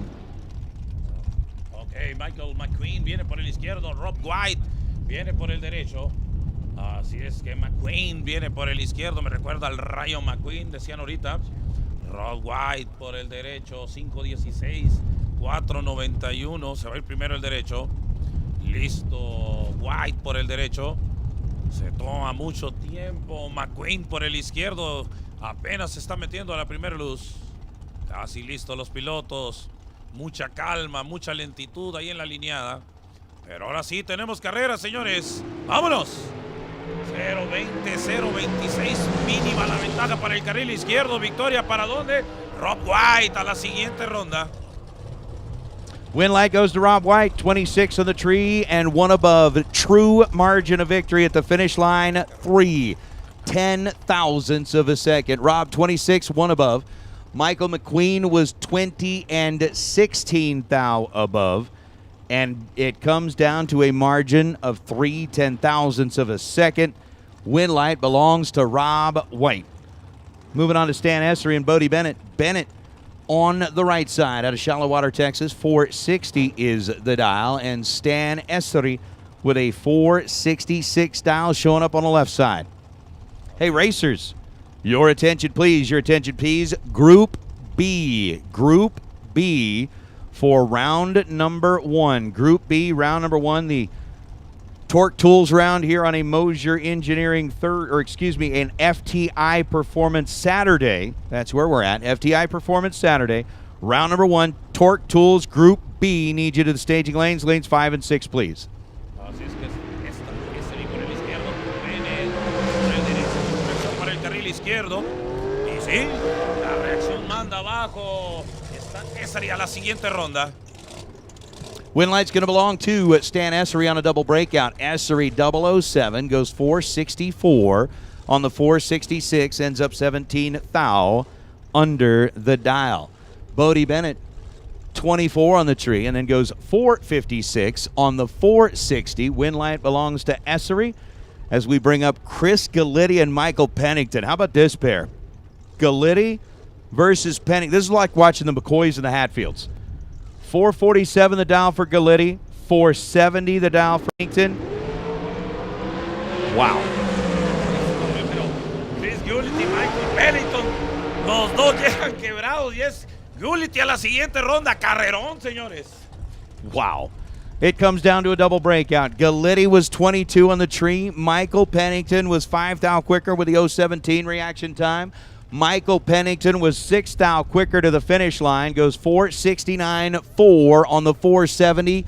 breaks it out 0.06 of a second. Chris Galletti goes 4:46.5 on the 4:47, breaking it out 0.05 of a second. Comes down to the 1 thou difference, and that is that.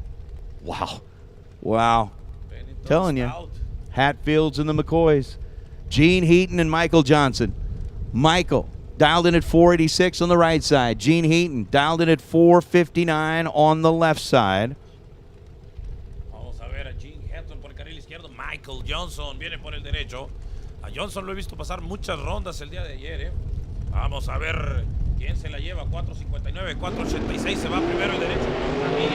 Ahí está el problema. Johnson le acaban de tirar 0.02 de luz. Y vámonos, victoria para Gene Hatton para el carril izquierdo. Woo. 002 the reaction time for Gene Heaton as he's going to get the win light here. Michael Johnson had a reaction time that was 071, giving up 69 thousandths of a second advantage, and then goes 485 on the 486. Gene Heaton 463 on the 459. That is going to be your winner.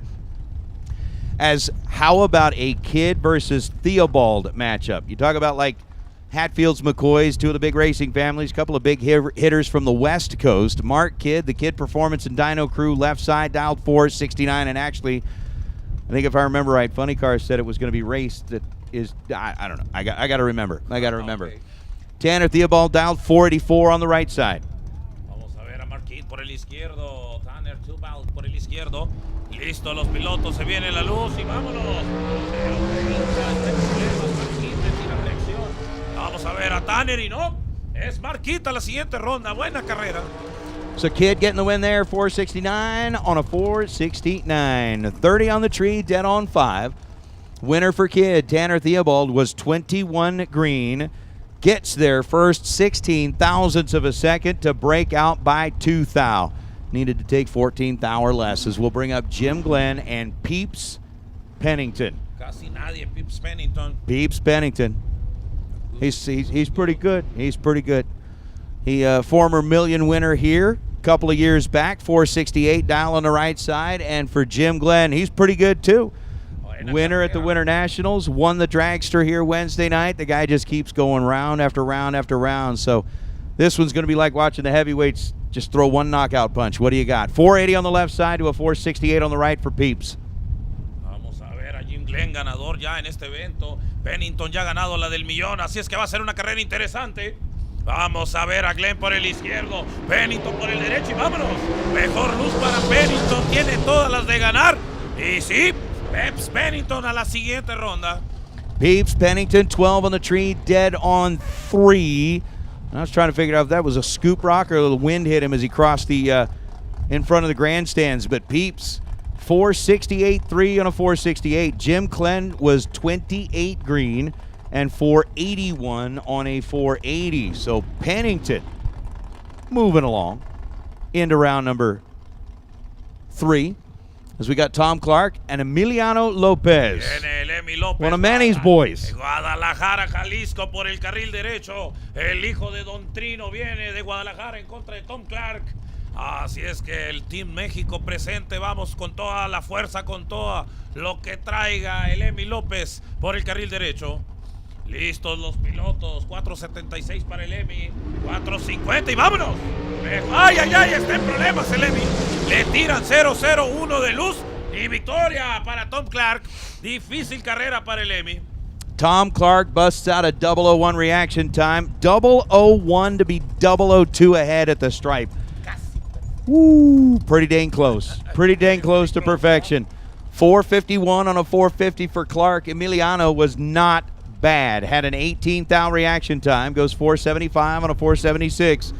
But Tom Clark, 001, taking 2 little ones down at the finish line, and Emiliano had nowhere to go. Clark moves on with a 13 pack. Emiliano had the 18 thou reaction time. Is now Corey Needham and Philip Pennington. Needham left side, 539 dial. Pennington right side, 493 dial.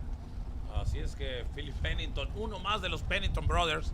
Así es que Corey Needham viene por el carril izquierdo, 5.39, 4.93. Vamos a ver a Pennington, como siempre, favoritos los Pennington. Siempre dando de qué hablar y haciendo las cosas bien. Y vámonos. tirando la mejor luz. El Pennington tiene toda la ventaja para llevársela y sí, a la siguiente ronda. Vámonos. Win light to Philip Pennington, 006 and 14 thou above. Ends up 20 total. Corey Needham had a 15 thou reaction time. And then goes 542 on a 539. Hey, racers, just remember, at 11 o'clock today, we're going to have the Easter egg hunt for the kids. So if you got the little ones here on property, behind the tower at 11 a.m., we're going to have the Easter egg hunt. That's going to be a whole lot of fun. We still have some fling attire that is available for purchase down below the tower. So if you want to get your sweatshirt, your beanie, your t-shirts, your hats, your goodies, we've got all that available for sale. So kind of a final call for the fling attire. And Jay Greiner, you were the winner of the $100 cash and the Larice swag, thanks to the Larice Pro Treasure Chest, selected from all of our runner-ups in round number 1. So Jay Greiner, before you get out of here, make sure you stop on up here by the tower and pick up your $100 in Larice swag, thanks to the Larice Pro Insurance crew. Vámonos con Brian Kennedy por el carril izquierdo. Taylor Strange viene por el derecho. 4-7-9 para el derecho, 4-5-9 para el izquierdo. Listos los pilotos y arrancan. Vámonos. Mejor reacción para el carril izquierdo. Se debe ir. ¡Ah, no! Victoria para Taylor Strange a la siguiente ronda. Taylor Strange getting the win lights, 479 on a 479. 21 green, dead 5 for Taylor Strange. Brian Kennedy ends up with a 17 thou reaction time, takes 12 thou at the stripe to break out by 3 thousandths of a second. As we bring up Neil Presimoni and Brian Bennett. Bennett right side out of Texas, 447 and down for the Miller-built car. Vamos a ver a Neil Presimon por el carril izquierdo. Brian Bennett, 447, 486. Listos los pilotos aquí en el Strip en Las Vegas. Spring Fling 2022, estamos ready. Vamos a ver quién se va, quién se queda y vámonos. Allá arriba se van a ir a dar con todo. ¿Quién se queda? ¿Quién quita? ¿Quién pone? Y vámonos. Brian Bennett a la siguiente ronda. How about another margin of victory less than a thou? It's going to be a 9/10 thousandths of a second stripe, the difference between Brian Bennett and Neil Presimoni. Brian, 005 and 33 thou above, gets himself a win light. Neil Presimoni was 17 green and 21 thou above. And Brian Bennett will get the opportunity to advance. And I do see another one of our Mexican competitors making his way out into the water box. Before that, we've got Cassie Pennington. We've got Tristan Craig. Craig left side, 522 is the dial. And for Cassie Pennington on the right side, 470 is the number. Vamos a ver una más de los Pennington por el derecho, 470. Tristan Craig viene de Las Vegas, uno de aquí que es local, 522 por el carril izquierdo. Listos los pilotos, Pennington por el derecho, Craig por el izquierdo. Vamos a ver quién de estos dos ready? Avanza a la siguiente I've been ronda. Ya practicing. saben. I can roll the R's as well. Had to do that. A saber. Es la emoción, it's the feeling. La emoción? La emoción, the feeling. All right, we get the Así es que feeling. vámonos con Pennington por el derecho. Tristan Craig viene por el izquierdo. Listos los pilotos. 5.22 para el izquierdo. 4.70 para Pennington. Listos en la luz y vámonos. ¡Hay carrera! ¡Ay, ay, ay! Se va en rojo. ¡Oh! 0-0-1 de rojo para Pennington. Tristan Craig a la siguiente ronda. Cassie Pennington is going to have nightmares of 001 red. I think that is the third time that I have witnessed Cassie Pennington with a 001 red light here this weekend. 470 was the dial. She goes 469 on a 470. Tristan Craig, 18 green and 519 on a 522, but I think that's like no less than 3 001 red lights for Cassie this weekend as Mike Crater rolls up on the left side out of Bedford, Texas, dialed in at 444. And right side, that is Alejandro Diaz. And I am not even going to try. I'm going to turn this over to the professional when we're talking about teams from Mexico. Alejandro Díaz, Alejandro Martínez de Monterrey, Nuevo León. Bueno, de Escobedo, Nuevo León. Mike Carter viene por el carril izquierdo de Texas. El de México viene por el carril derecho y vámonos. 0.26, más o menos las luces similares. ¿Para dónde? ¿Quién quita? ¿Quién pone? Y vámonos, Mike Carter a la siguiente ronda. Win light goes to Mike Crater, 21 on the tree. That was 5 thou better than Alejandro's 0.26 reaction time. But Crater goes 4.44 on the 4.44. Dead on 8. Getting there first by 0.06 of a second. Alejandro had the 0.26 reaction time. And then goes 4.82 on a 4.75. As we've got a big matchup here. Vinny Dimino and Travis Theobald. Dimino. Vamos a ver a Vinny Dimino, muy buen corredor, Travis. Travis, what is that? Theobald. Ok, Theobald viene por el derecho. 4.82, 4.57 para Dimino. De los corredores que he visto que más rondas pasan, Truchas con esta carrera va a estar buena. 4.57 para el izquierdo, 4.82 para el derecho. Se toman su tiempo en la luz, ni uno de los dos se mueve. Don't move the dragsters. Vamos a ver qué hacen. Listos. Vamos a ver quién se mete, quién no. Come on, man, he's getting impatient. Yeah, es que es complicado. Like, todo I don't want to esto. wait. Listo con el botón en el carril derecho. Vamos a ver quién tira reacción, quién lo hace y vámonos a correr, se ha dicho. ¡Ay!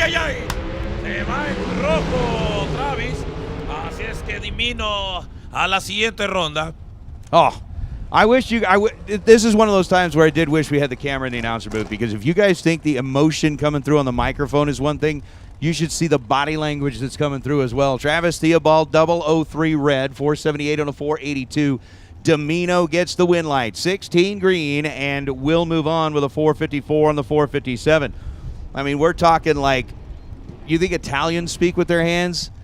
Manny could tell a story with everything that's going on up here. It's amazing. 455 the dial for Timmy Marketglue. 467 the dial for Chris Whitfield. Whitfield, who is rolling up here. Is this a Go Fast car? I missed it. Is this his Go Fast car? Or is this the other one? Okay, this is the other one. All right.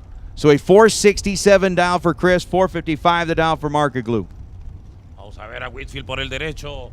Marketglue por el izquierdo. Dos trastes rápidos, 4.55, 4.67. Mejor reacción para el carril izquierdo. Vamos a ver quién quita, quién pone. Vámonos, Team Marketglue a la siguiente ronda. Win light's going to belong to Timmy Marketglue. 009 to Chris Whitfield's 018 reaction time. So holding a 9 thou advantage at this end, we end up with a double breakout. Marketglue going to get the win light. Gets there second by 4 thousandths. And goes 4.53.9 on a 4.55 to break out 11th thou. Whitfield breaks it out 24th thou as Donnie Burleson and Gabe Torres. G-Money. You guys like G-Money. 471 the dial for Gabe Torres, 454 the dial for Burleson. Vamos a ver a Gabriel Torres, G-Money contra Danny Burleson por el derecho. Buena carrera va a ser esta, vamos a ver, 0.27, 0.30. Reacciones muy parejitas. ¿Quién se queda? ¿Quién se va? G-Money a la siguiente ronda. G-Money, 472 on a 471, 27 green, and by a thou gets to the finish line first. Donnie Burleson was 30 on the tree and goes 455 on the 454. And we are racing for mucho dinero. Mucho dinero, right? I don't speak Spanish all that well, but Spanish is good. I do know that. Tyler Smith and Gilberto Leal. Gilberto Leal, Monterrey, Nuevo León, el del Cerro de la Silla, viene por el carril izquierdo. Tyler Smith, Rancho Cucamonga, Caracas. Está complicado. Vamos a ver si Gilberto Leal puede hacer la carrera buena y enseñarles con cuántas papas se hace un caldo. Oh, that's awesome. Tyler Smith. Vamos a ver a Leal Jr. Tyler Smith por el derecho. Ambos pilotos tardándose en la alineación en las luces. Ya lo hace Smith. Vamos a ver quién da la cortesía. ¿Quién se mete primero? Vamos a ver a Leal o a Smith por el derecho. Listo. Gilberto Leal viene en las luces. Vamos. Arrancan y vámonos. Mejor reacción para el carril derecho. Así es que Taylor Smith está haciendo la tarea abajo y la hacia arriba. Y vámonos a la siguiente ronda. Tyler Smith, 005 and dead on 3. 469 on a 469 gets him there first by 10 thousandths of a second. Gilberto Leal, 026, giving up 21 thou at this end of the racetrack. Goes 450 on a 451. But it is now Dylan Howe and Val Torres Jr. It's Val. G-Money's brother. Ya.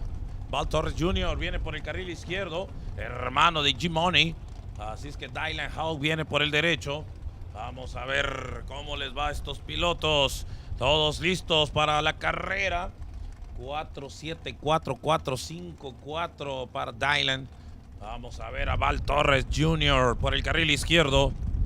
Listos con una luz. Vamos a ver quién se mete primero. Si lo hace Val Torres, no, lo hace Howe por el derecho. Se va a tomar su tiempo Val Torres Jr. por el izquierdo. Listos los pilotos. Vienen las luces bajando y vámonos. Mejor reacción para Val Torres por el izquierdo. A defenderse Dylan Hawk y vámonos. Victoria para el carril derecho. Dylan Hawk a la siguiente ronda.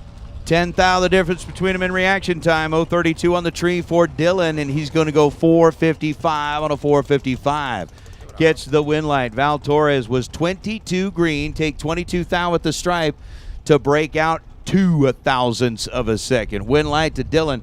As we'll bring out Brian Howe and Riley Learcamp. And oh, by the way, Learcamp's Stan and Carol celebrating a wedding anniversary tomorrow, their 21st wedding anniversary. Stan and Carol Learcamp, congratulations. I said 51st. 51st wedding anniversary for Stan and Carol Learcamp tomorrow. That is awesome. Congratulations, you two. That's just great. So a 4.57 for Riley, 4.56 for Brian. Vámonos con Riley Learcamp. Brian Hawk. Ok, vámonos. Haciendo 0.71 contra 0.38 para el carril izquierdo. ¿Quién se queda? Y se queda Riley Learcamp por el carril izquierdo a la siguiente ronda. So with a lot of difference between them in reaction time, Riley Learcamp was 0.38 on the tree and got off first by a bunch. 4.60 on a 4.57 for Learcamp. Brian Howe had the 0.71 reaction time and goes 4 above as he bows out as we bring out Shannon Biople. I just can't say it. I don't know why. Bople. Bople. Vámonos con Shannon. Shannon. It's fine. It's Shannon B. Shannon contra Trey Bearer con el carril izquierdo. 4.63, 4.50 el carril derecho. Listos los pilotos. Acomodando el dragster, poniendo el botón a punto, el trans brake para salir. Están listos y vámonos. Arranca mejor el carril izquierdo por muy poco. 0.21 contra 0.23 y vámonos. Trey Better a la siguiente ronda. Win light goes to Vetter, 4.64 on a 4.63. 21 on the tree. And then taking a 9 thou stripe to wins. Shannon goes 4.51 on a 4.50 after the 0.23 reaction time. One more time. Racers, just a reminder, about 20 minutes from now, make it about 25 minutes from now, we are going to have the Easter egg hunt for the kids back here behind the tower. Again, kids ages 2 to 12 years old. We're going to have a couple of different groups that'll get a chance to get in there and find some goodies, some prizes, have a little bit of fun with the young ones that are out here on property. So again, that is going to be happening. Thank you, Steve Reynolds. That is one that just will not stick in my head. The Bepley thing will not stick in my head. I appreciate it. Just keep reminding me. So again, we're going to have the Easter egg hunt at 11 o'clock as we've got Bree Johnson, Eric Reyes, Stickman over on the right side. 479 is the dial. Bree Johnson, 483 is the dial. Bree is going to bow out as Eric Reyes goes 478 on a 479. Double breakout, the name of the game. And it is going to be a 4 thou stripe and an 8 thou margin of victory. Win light goes to Reyes. So Group B, you should be sitting back in the staging lanes, please. We've also had somebody that has lost a hubcap for their golf cart. We want to make sure that you get that back. But Jay Griner, if you haven't been up yet to pick up your Larice swag and cash, do that. There's a lot going on here on the final day. How about this one? Leroy Duran and Troy Williams Jr. Buena carrera. Leroy Durán por el carril izquierdo. Troy Williams, par de caballones tenemos presentes aquí, 483-506. Se va a ir primero el carril izquierdo.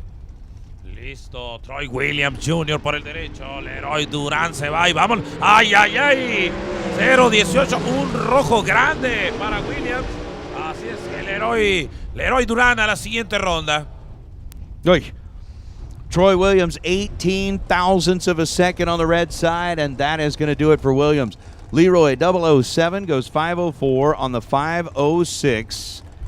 And that will bring up Cortland Carter. Coming in out of Texas, dialed in at 461, the 476 dial on the left side, belonging to Alfonso Vite. Alfonso Vite. All right. De Allende, Nuevo León, por el carril izquierdo. Cortland Carter viene por el derecho. 476, 461 para el carril derecho. Vamos a ver al Vite por el carril izquierdo, el de la silla de Nuevo León. El de Nuevo León que viene a decir que está presente. Cheque usted quién se va primero. Las luces. ¡Ay, ay, ay! Mejor reacción. Lejos, lejos. ¿Sabes cuándo lo va a alcanzar? ¡Nunca! Victoria para el carril derecho. Well, Cortland Carter, 35 on the tree, and backs way down. Alfonso Vite, how do you say sleep? Huh? Well, how do you say dreaming? Yeah, dreaming. He was in the middle. He nodded off, snoring. Said, "Oh, time to go." He was. Unfortunately for Alfonso, he was late. Late. Very late. All right, so Patrick Milanazzo and Sugar. It's Shane Carr on the right side, dialed 461. Milanazzo dialed in at 448. And we are rolling our way through Group A. Just about done with Group A. We've got Group B for round number 1. Rolling into the staging lanes. Vamos a ver a Patrick Milanazzo por el carril izquierdo. Shane Carr viene por el derecho. 448, 461. ¿Quién se va primero? Y lo hacen con mejor. ¡Ay, ay, ay! 023, 025, misma luz casi. ¿Quién se queda? Y es Shane Carr a la siguiente ronda. Sugar Shane Carr a la siguiente ronda. Sugar gets the win light. Hello, honey, honey. Da, da, da, da, da, Ahí da. está, ahí está. You are my candy girl, and you got me wanting you. All right, we're dancing up here. Okay, so 2 thou separated Milazzo and Shane Carr. Carr was 25 on the tree and one above. 462 on a 461 gets the win light. As we're going to bring out Johnny Bracket Racer, Johnny Ezel, 459 dial. He has got Alberto Sfera Jr. Alberto Cerda Jr. Le tocó fácil, le toca Johnny Bracket por el carril derecho. Le tira luz Cerda. Vamos a ver. ¡Ay, ay, ay! All right, you know what? Just for that one, Mexicano. Team Mexico taking on a big-time matchup here in round number 1. Alberto 003, 17 thou above, taking 2 thou at the stripe, and just got to go like this, right? Goal! He got him.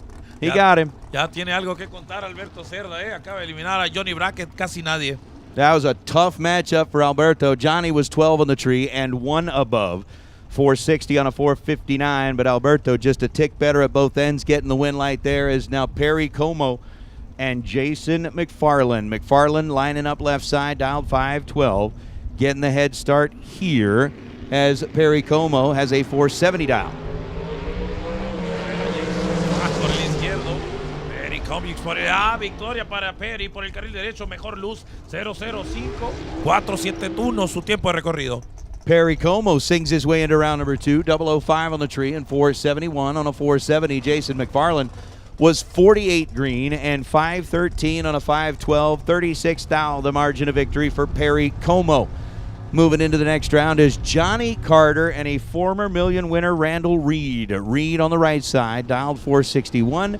Johnny Carter on the left side, dialed in at 486. Vamos a ver a Johnny por el carril izquierdo, Johnny Carter, 486, 461 para Randall Reed. Se va primero el carril izquierdo con Johnny Carter. Listo, Randall Reed por el derecho. El de Iowa viene por el carril derecho. Listos los pilotos con una luz. Tenemos un clima excelente aquí en Las Vegas para estar disfrutando de las carreras. Y vámonos. ¡Ay, ay, ay! Se va en rojo. Rojo grande. 0.56 de rojo contra 0.09. Victoria para el carril derecho. I picked up on that one. It wasn't just a little red. It was big red. Big red. He said big red. 56 thou on the wrong side of the tree. 493 for Johnny Carter. Randall Reed at 009 dead on 8. Ends up 17 total, getting the win light here in round number 1. As here we go. Tom Bayer, the professor at the Tom Bayer School of Drag Racing, rolling up left side, dialed in at 500. And Donovan Williams. Donovan recently picking up the $100,000 payday last weekend. Hadn't quite found himself the big money here yet this weekend, but looking to do that, and hopefully here on the final day, he can get that done. 43 the dial for Donovan. Vamos a ver a Thomas Bayer por el carril izquierdo. Donovan Williams viene por el derecho. 483 para el derecho. 500 para el carril izquierdo. Listos ambos pilotos. Vamos a esperar quién se mete primero a la luz. Si lo hace Thomas Bayer por el izquierdo, sí. Ahora vamos a ver a Donovan Williams acelerando ahora sí su motor. A punto de arrancar y vámonos. Hay carrera, señores. Por luz para el carril derecho. Se la tiene que llevar. ¿Quién quita y quién pone? Y vámonos. Donovan Williams a la siguiente ronda. 6th thou, the split between them in reaction time. Donovan was 005 and goes 480 on a 43. Gets there first 5 thousandths of a second and is under by 26 thou. Thomas Bayer under by 27 thousandths of a second. And Williams, by that 1 thou difference in the breakout, will get the win light as now Steve Shearer and Aaron G. G dialed 472 on the right side. Shearer dialed 492 on the left side. 0.2 of a second, the difference in the predicted elapsed times. Vamos a ver a Steve Shearer para el carril izquierdo de California, 4.92 su tiempo. Aaron G viene de Wichita Falls por el carril derecho, 4.72. Listos los pilotos. Viene el bailoteo de las luces y vámonos. 0.17.008 para G. Tiene la ventaja el carril derecho y sí, victoria para Aaron G por el carril derecho. So Steve Shearer on a double breakout. Gonna bow out here is Aaron G. 471. On a 472, 3 thou the difference at the stripe, and Aaron G. gets it done on a double breakout. 008, 1 thou under. Steve Shearer was 17 green and 7 thou under, as we'll bring out Greg Hicks and Zach Mazier. How about Hef? Greg Hicks from right here in Las Vegas, 469 dial on the left side, and Zach Mazier lining up on the right side of the racetrack with a 486 dial. Again, thank you to the folks at Mazier Enterprises for the prizes, for the goodies, for the continued sponsorship here at the Spring Fling. Again, K&N Spring Fling Million, final day. It is a $30,000 to win FTI Saturday. Así es que Greg Hicks se va a ir primero por el carril izquierdo. Zach Messier viene a corretear. 4.86, 4.69. ¿Para dónde la victoria? Y es Messier a la siguiente ronda. Win light's going to belong to Mazier. 12 on the tree and 17 thousandths of a second above the dial. He's going to get to the stripe first by 22 thousandths of a second. Greg Hicks, 200ths of a second behind in reaction time. Had the 032 light and ends up 19 thou above the dial. To check out here in round number 1 as Jeff Serra and Race Kid. Wow. Kid dialed 465. Jeff Serra dialed 472. Vamos a ver a Jeff Serra. 472. Race Kid viene por el derecho. 465. Se va primero Jeff Serra por el carril izquierdo. Listos los pilotos. Alineándose lento Jeff Serra. Viene la luz y vámonos. Ay, 003 para Serra. 014 para Race Kid. La victoria para carril izquierdo. Jeff Serra a la siguiente ronda. Wow. Jeff Serra, 472 on a 472. 003 reaction time. So 003 on the tree and dead on 6. Puts up 9 total. Race Kid was 19 green and goes 466 on a 465. There was nothing that Race was going to be able to do with that with a 9 total over on the left side. That's going to bring out G-Dub. Gary Williams rolling up here, and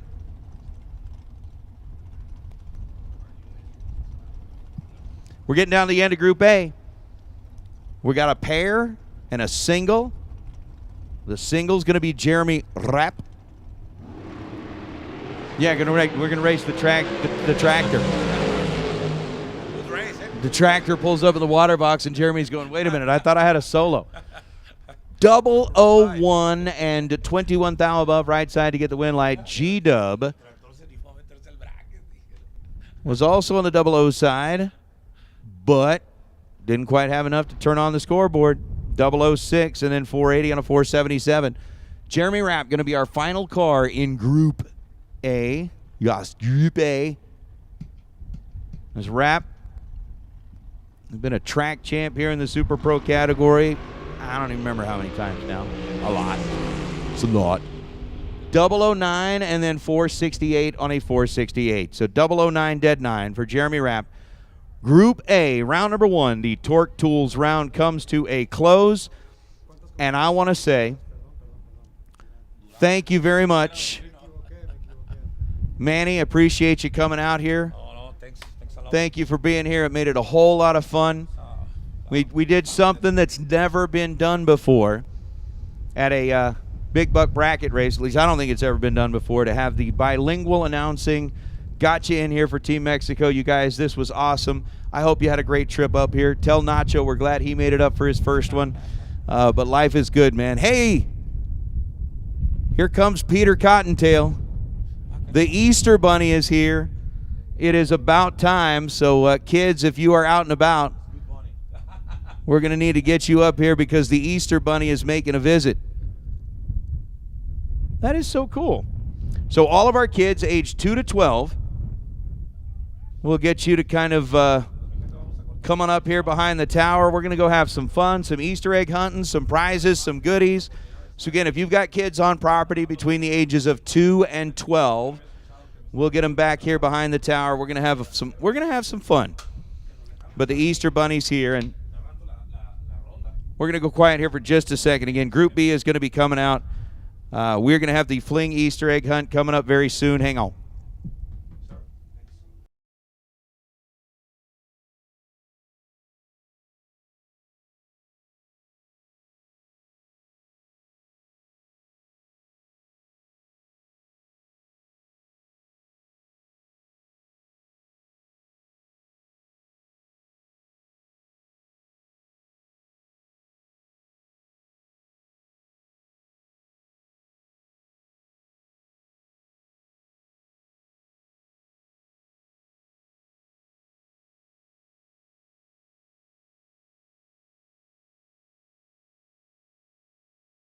For more than a decade, FTI has strived to become the leader in the aftermarket performance transmission and converter industry. We've joined forces with McLeod Driveline Components under the leadership of Top Fuel Funny Car pilot Paul Lee, and now have a larger distribution network, more resources, and more power. Come see us in the pits and ask how you can join the FTI family. It's not cheating, it is the competitive edge. Larice Motorsports Insurance offers drag racers the broadest insurance policies in the industry. Larice Motorsports Insurance was created by racers for racers. Larice insures race cars on and off the track, trailers and equipment. Larice even pays racers contingencies at the Fling bracket races. Don't wait until it's too late. Call Larice Motorsports Insurance today.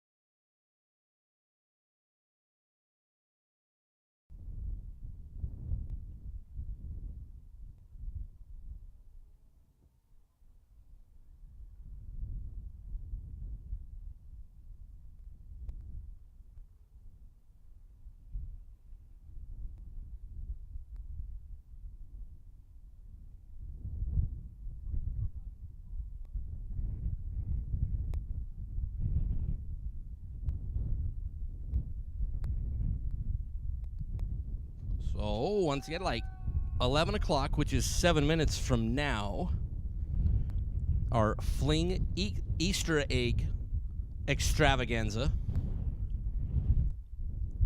Again, kids from 2 to 12, right here underneath the tower right behind, in the turf area right behind the tower, so all of our kids that are on the property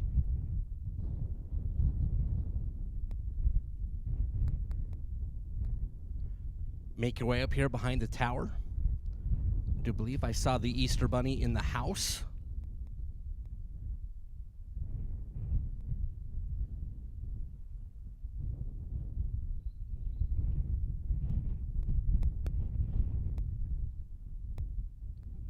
Again, if you are here on property with little ones from the ages of 2 to 12, make your way up to behind the tower for our always popular K&N Spring Fling presented by Optima Batteries, the Easter egg hunt, which will get underway here in about 6 minutes. We are on track, taking care of the racing surface. Our Super Pro Group B cars are down there in the staging lanes getting ready to move forward. Here on day number 4, the K&N Spring Fling Million presented by Optima Batteries here on FTI Performance Saturday. Our final big check to be given away. Our final trophy to be given away before we put this 2022 edition of the Spring Fling to bed.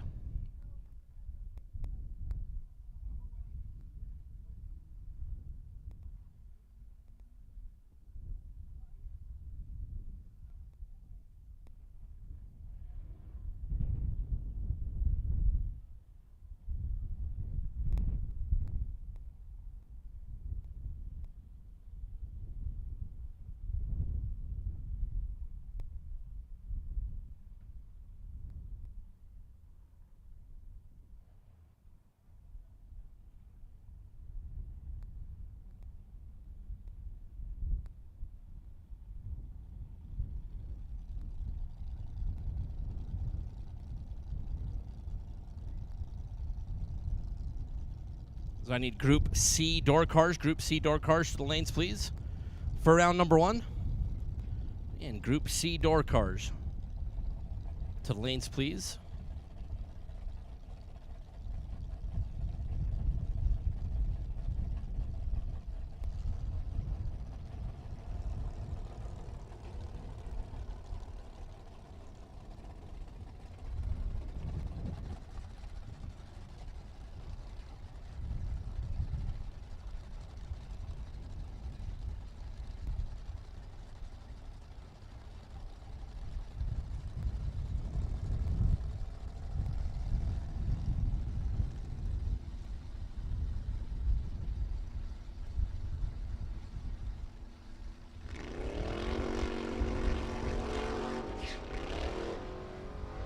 So Markel Jackson and Frank Momsen will start us off in the Group B door cars.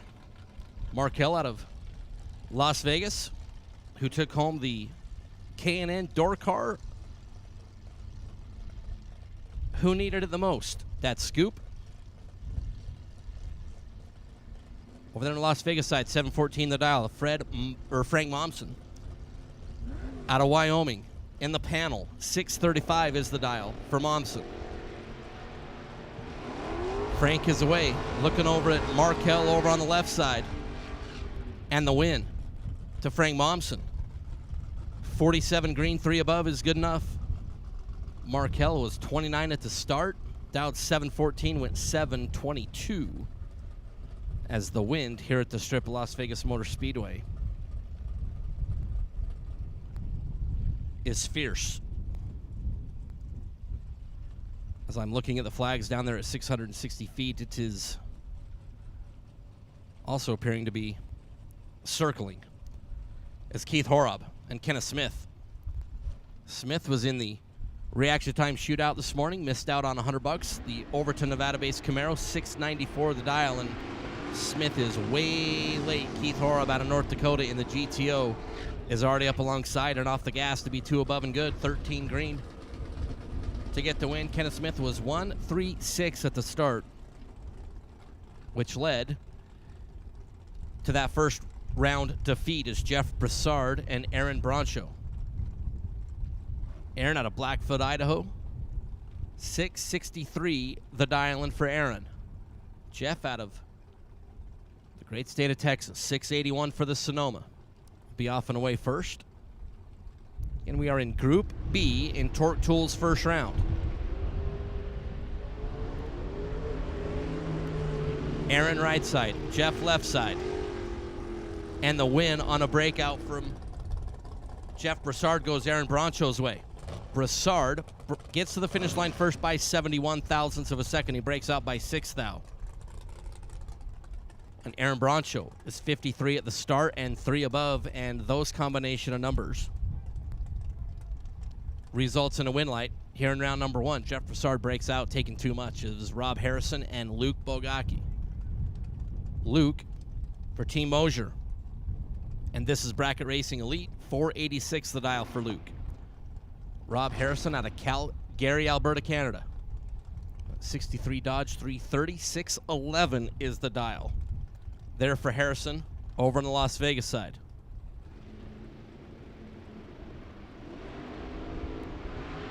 Red light start for Harrison by 2 thou. Luke is 17 green and 483 to get the win. Harrison is red by 2 thou to end.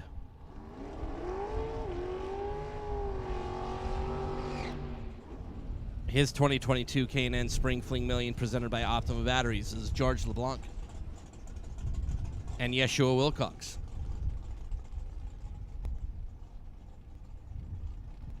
LeBlanc out of Creston, British Columbia. 66 Chevrolet, 574 the dial for the orange race car going down the Las Vegas left lane.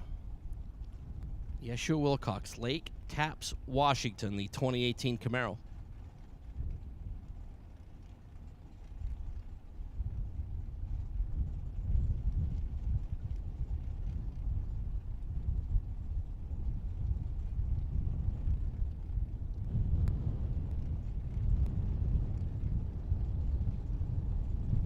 Wilcox, last to roll in.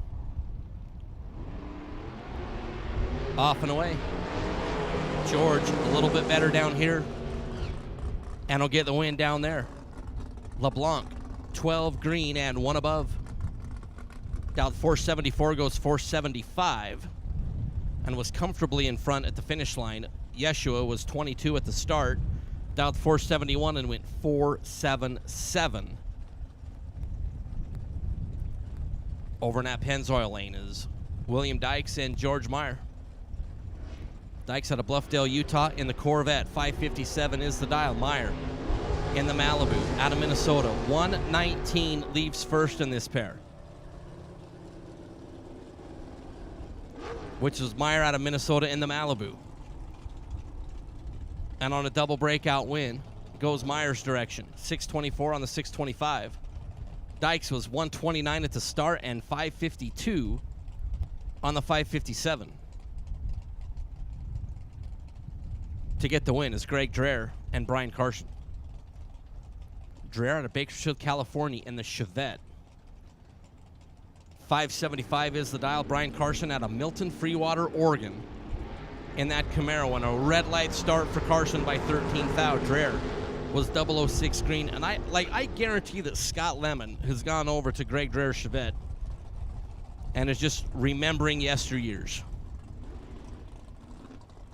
Like, the only difference is, like, Dreher, that thing needs to be yellow. So Dreher in the Chevette. We'll be back around for round number 2. Carson is done. Darren Taylor and Scott Hess. Darren out of Rigby, Idaho. The Firebird left side, 584 is the dial. Scott Hess had a surprise. Right down over there in Arizona, the 66 Nova, 571 is the dial for Scotty.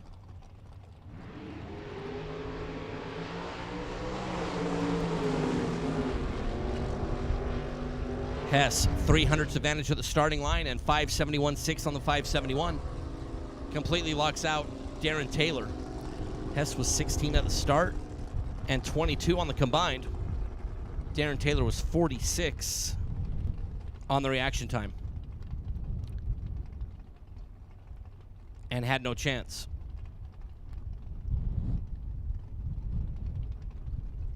Lloyd Flatham and George Lewis. Lewis also had a surprise. The 64 Chevelle, 605 the number. Lloyd Flatham out of Washington. The 01 S10.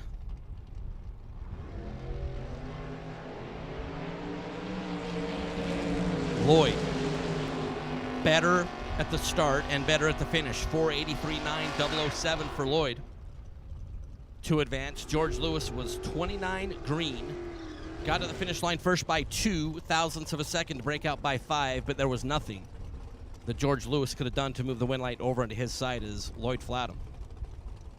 Packaged up George Lewis as John Cazzetti and Junior Velasquez.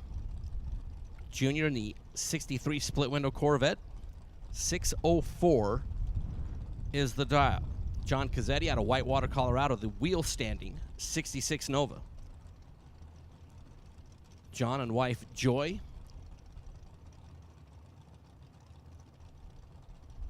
Back behind over there in the left lane. John early in the week did like 2 massive wheel stands.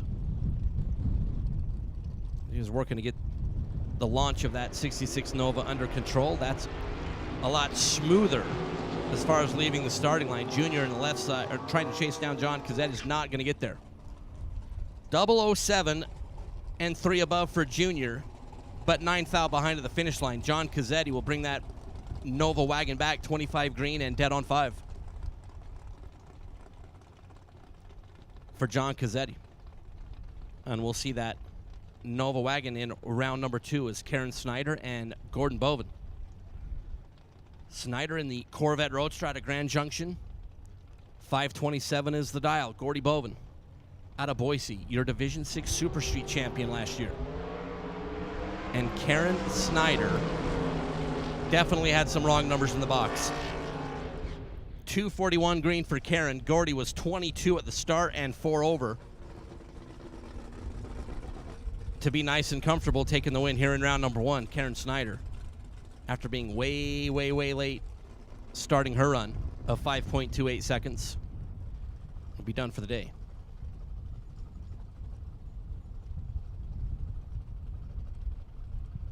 Al Quigley and Jeremy Waterman. Waterman in that beautiful 67 Nova out of Washington. 526 over on the Pennzoil side. Al Quigley, 538 for the Mustang out of Aldergrove, British Columbia. So Ford v Chevrolet. Quigley, Waterman. Waterman locks out Al Quigley. Reaction time for Jeremy was 12 thousandths of a second. He was 9 thousandths of a second over the dial, and to be 21 on the combined numbers. And Al Quigley was 3-3 at the start.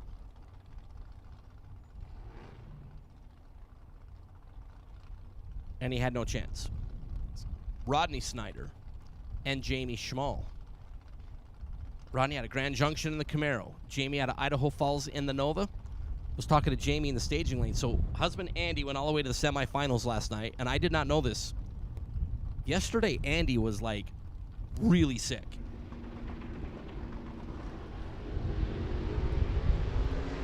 Double reds and a true start victory for Jamie Schmall. Rodney left second and was more worser on the red light. Rodney was 10 in front of green. Jamie Schmall was 005 red, but on true start, Jamie Schmall left first and was more teeny tiny on the red light and will get the win. Going 665. Randy Cloud and Richard Price. Cloud out of Galt. The 98 Mustang, 594 is the dial. Richard Price from right over here. In Las Vegas, the 89 Ford Probe. So we are all blue oval. Down on the starting line. Cloud better at the start but breaks out by 0.03 of a second. Richard Price, 54 green, 3 above, to turn on a win light. Here in Torque Tools, round number 1 on FTI Performance Saturday at the Fling. Colby Lewinsky and Mike Coltrane. Coltrane and his Camaro Roadster out of Boise, 689 the dial for Mike. Colby Lewinsky, 488 for the Charlie Lake, British Columbia Chevy 2. With Coltrane here on the starting line, Gordy Boven pulling up and parking as his good friend is staging up. He's going to want to see the result of this race. Coltrane is in a very difficult position on the starting line as Colby Lewinsky, 005 on the start. Mike Coltrane was late at the rip. He was 39th thou starting his run. But Colby, 005 and 492 on the 488 will work. Coltrane was late and slow. And rarely does that work out. It's Michelle Lewis and David Beatty. Beatty and the judge. 69 GTO out of Wilton, 603 for David. He'll be leaving first by about a bulb. Michelle Lewis out of Sumner, Washington, 552 is the dial.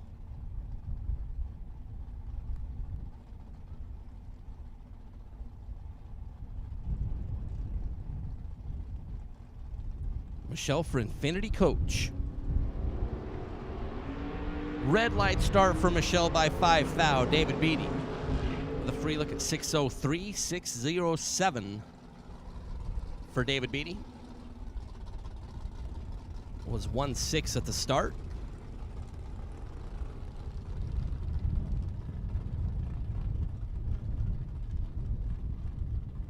And Michelle Lewis was 005, 2 over.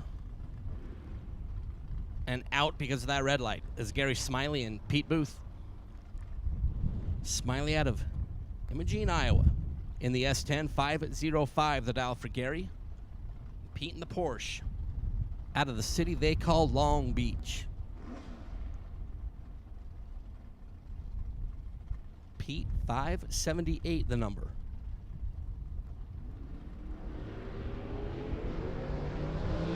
Pete looking over to the left. Here comes the S10 of Gary Smiley. Pete will move on. Gary Smiley dialed 505 and was a half a second over the dial. Pete with a pretty easy one, being 12 green and 6 above to advance. Gary Smiley was 32 at the start. He was behind right off the bat and then slow. Any first round runner-up is Larry Ball and Sid Summers. Sid in the Camaro out of Rexburg, Idaho, 596 in the Pennzoil side, the right lane. Larry Ball out of Napa. Just really like that 71 C10.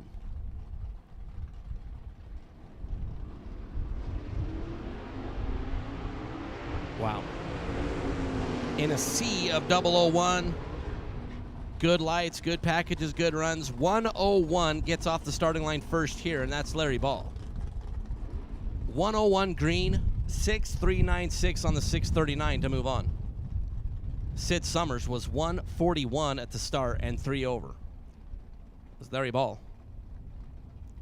Will advance. David Cook and Scott Graff.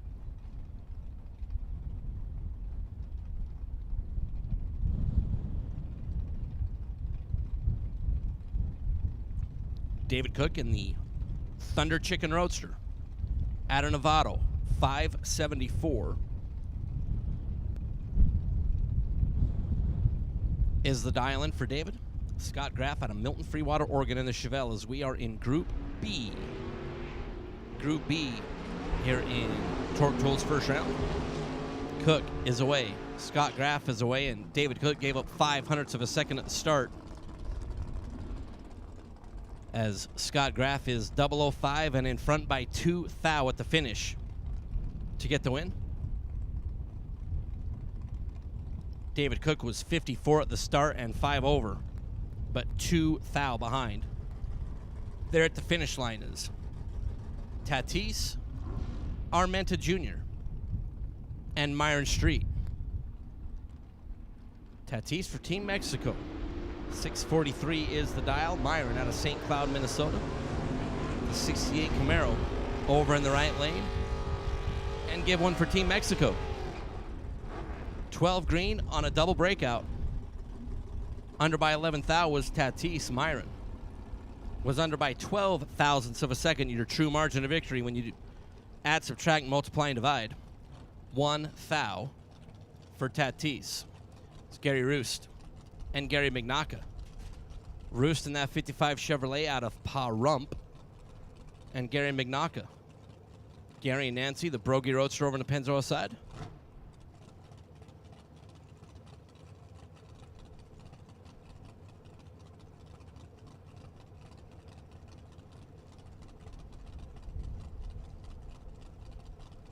So Rooster, and that just like, you just run out of adjectives to talk about Gary Roost's car. I think it's just stunning. Gary and Gary, Gary and Gary, and Gary Roost. 19 green, taking 3 thou. To be 601 on the 599 is good, and Roost takes out Gary Mignacca. Mignacca was 23 at the start, 545 on the 543. And will not be able to get out of round number 1. Mike Hall and Parker Theobald. Theobald in the Theobald family Barracuda that's been in that family for a long, long, long time. 658 over on the right side for Parker. And Mike Hall out of Butte, Montana, the 63 Nova. 679 is what Mike has decided here for round number 1.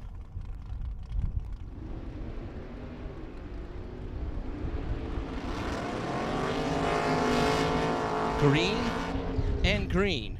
Mike Hall, 680 on the 679 will take out Parker Theobald. Parker was 008 up front and got behind by 7 thousandths of a second. He made the wrong decision down there, and Mike Hall takes out Parker Theobald. Parker was 008 green and 3 over, as we have one pair and a single left in Group B before we'll do some work on the racetrack before we move into Group C. So Terry Wilcox and Justin Lamb will be our last pair. Terry out of Lake Tapps, Washington in the Corvette Roadster. Justin in his Super Trick Camaro Roadster for Rad Torque Systems. Matt Couture, Stone Chevrolet. 3 itty-bitty ones are the difference at the starting line. And Terry Wilcox, 19 green, dead on 7, takes out Justin Lamb. Lamb was 16 green and 2 above, as Justin was down a couple mile an hour, as Terry Wilcox will advance. Taking out Justin Lamb, and our single in Group B is Lynn Horab. Lynn out of Williston, North Dakota, the 67 GTO. 599 is the dial-in for Lynn. Free opportunity at the racetrack.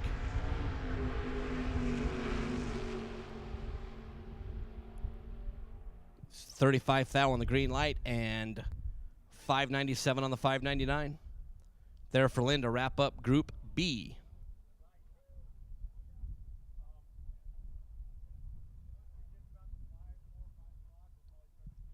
So that wraps up Group B.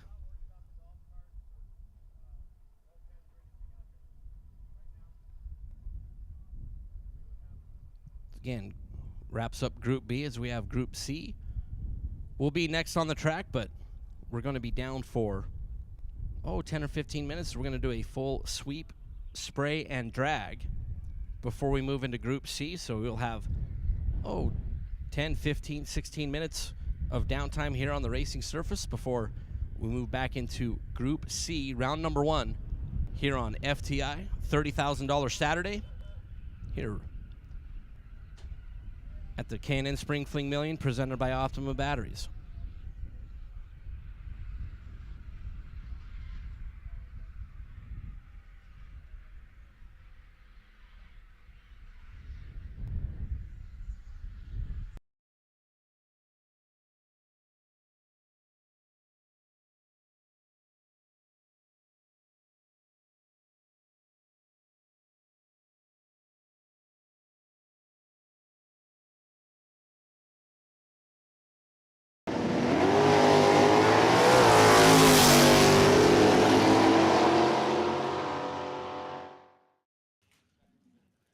K&N Spring Fling, presented by Optima Batteries. We're up here in the tower at Las Vegas Motor Speedway, and we're joined by the guy who makes everything go here at the Strip Las Vegas Motor Speedway, Mr. Jeff Foster. We have our practice tree personalities, and we're joined by a very, very talented racer out of Northern California, Miss Hannah Cook. Hannah and Dad David do a great job supporting racing all over the Western United States, and here racing the Fling this week. And how's the week gone so far for you? It's gone pretty well. Went a few rounds yesterday and just no luck today, but I'm excited for the rest of the week. So. All right. So the thing here, Jeff Foster. How long have you run the track here? This is year 10. Been here since it was originally built part-time, but this is my 10th year as a manager. Now, how many cars do you think you've watched go down a drag strip in your life? I can't count that high. How many times have you ran a race car down a track? Wow. We got to go all the way back to 1985 and before. So motorcycle and a Super Pro car. But I was a 4-speed guy. So how about like off the top? You used to being off the button? We didn't have buttons in 1985. Hannah, what about you off the top? You're always off the top. Gosh, I don't even know. Definitely a few hundred. I don't know. So you started in a door cart before you moved into the dragster. So now is the dragster kind of where you want to be, or you think you want to try a couple different disciplines? I definitely want to try a few different things. I love the dragster. I really like the Chevelle. I would love to jump in the 55 Roadster. That's kind of one of my goals. But yeah, I love the dragster. It's been great. So the practice tree challenge here with you two, we're going to give everybody, it's a best 2 out of 3 on the practice tree. Oh, best out of 5. So we're going 3 out of 5 here. All right, now the winner gets a Spring Fling t-shirt, an event shirt. Now Hannah was trying to negotiate with Peter to get a million entry for tomorrow. And Peter did say, if you go, it's t-shirt or 2,000, it's all good. So Peter did say, if you go perfect 3 times in a row, he'll give you a million entry. I did hear him say that. So let's fire it up. Peter, you want to do the commentary on the practice tree? Okay, all right. So Jeff Foster is going to be over here on the left side. Hannah Cook for Cook Racing out of Novato. Hannah's run all sorts of divisional events and does a really, really good job behind the wheel. So Jeff, it is a vintage practice tree. Okay, first to 3, Jeff on the left side, Hannah Cook over on the right side. Rip. Foster, 006. All right, Hannah, how'd you feel about that? Were you on it, or you want to roll a little out? Okay, Hannah says we're good. Oh, Hannah's taking 5 out. All right.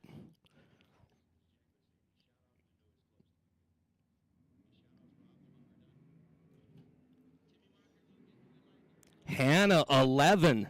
Foster is 24 right there. Jeff, you want to stay? Okay. All right, so we're 1-1. Hannah Cook, right side. Mr. Jeff Foster over on the left side. Red for Hannah by 22. Foster is 11. She's getting feel it.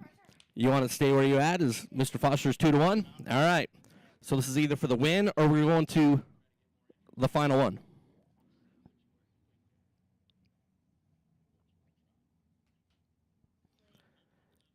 Foster was red by 12. Hannah 16. All right. So the best of 5 comes down to the final one. Everybody gonna stay where you at? Everybody good? All right. Here we go. Let's let her rip.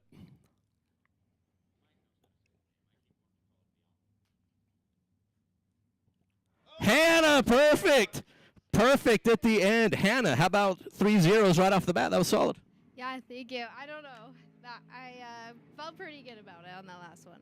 So best lessons weekend. Jeff, you want to say anything about all the racers that ascended on this property here and all the support that they give this great venue?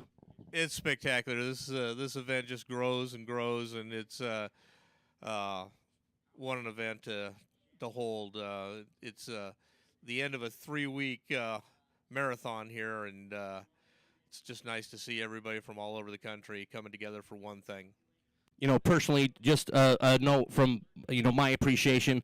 I see how hard you are. You're one of the hardest working guys I've ever been around in my life, and your dedication to racing here in Las Vegas and all over the country, I mean, it can't be understated. And just a huge thank you for everything you do. And Hannah, best of luck this weekend, and we'll see you turn on some win lights tomorrow and on Saturday. Yeah, thank you so much. All right, so Hannah Cook, Jeff Foster. Hannah was our winner, going perfect right at the end.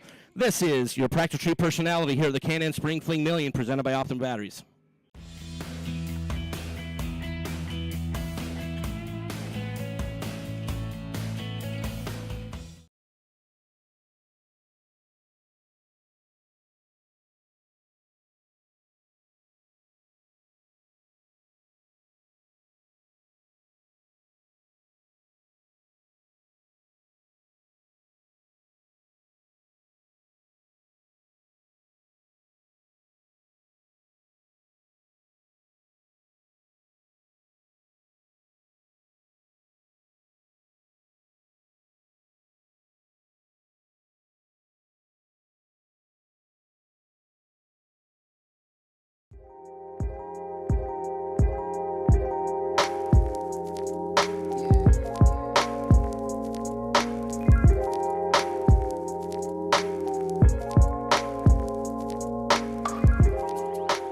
Hi, my name is Peter Biondo. I'm in the back of the staging lanes at the Spring Fling Million.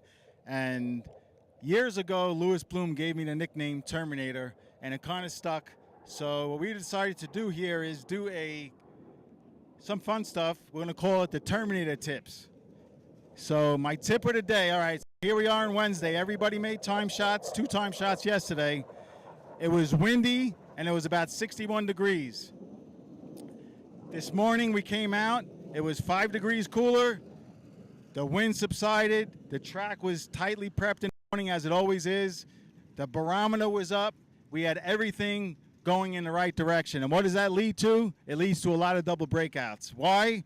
Because when everything's going in the right direction, racers tend not to put enough weight on that as a whole.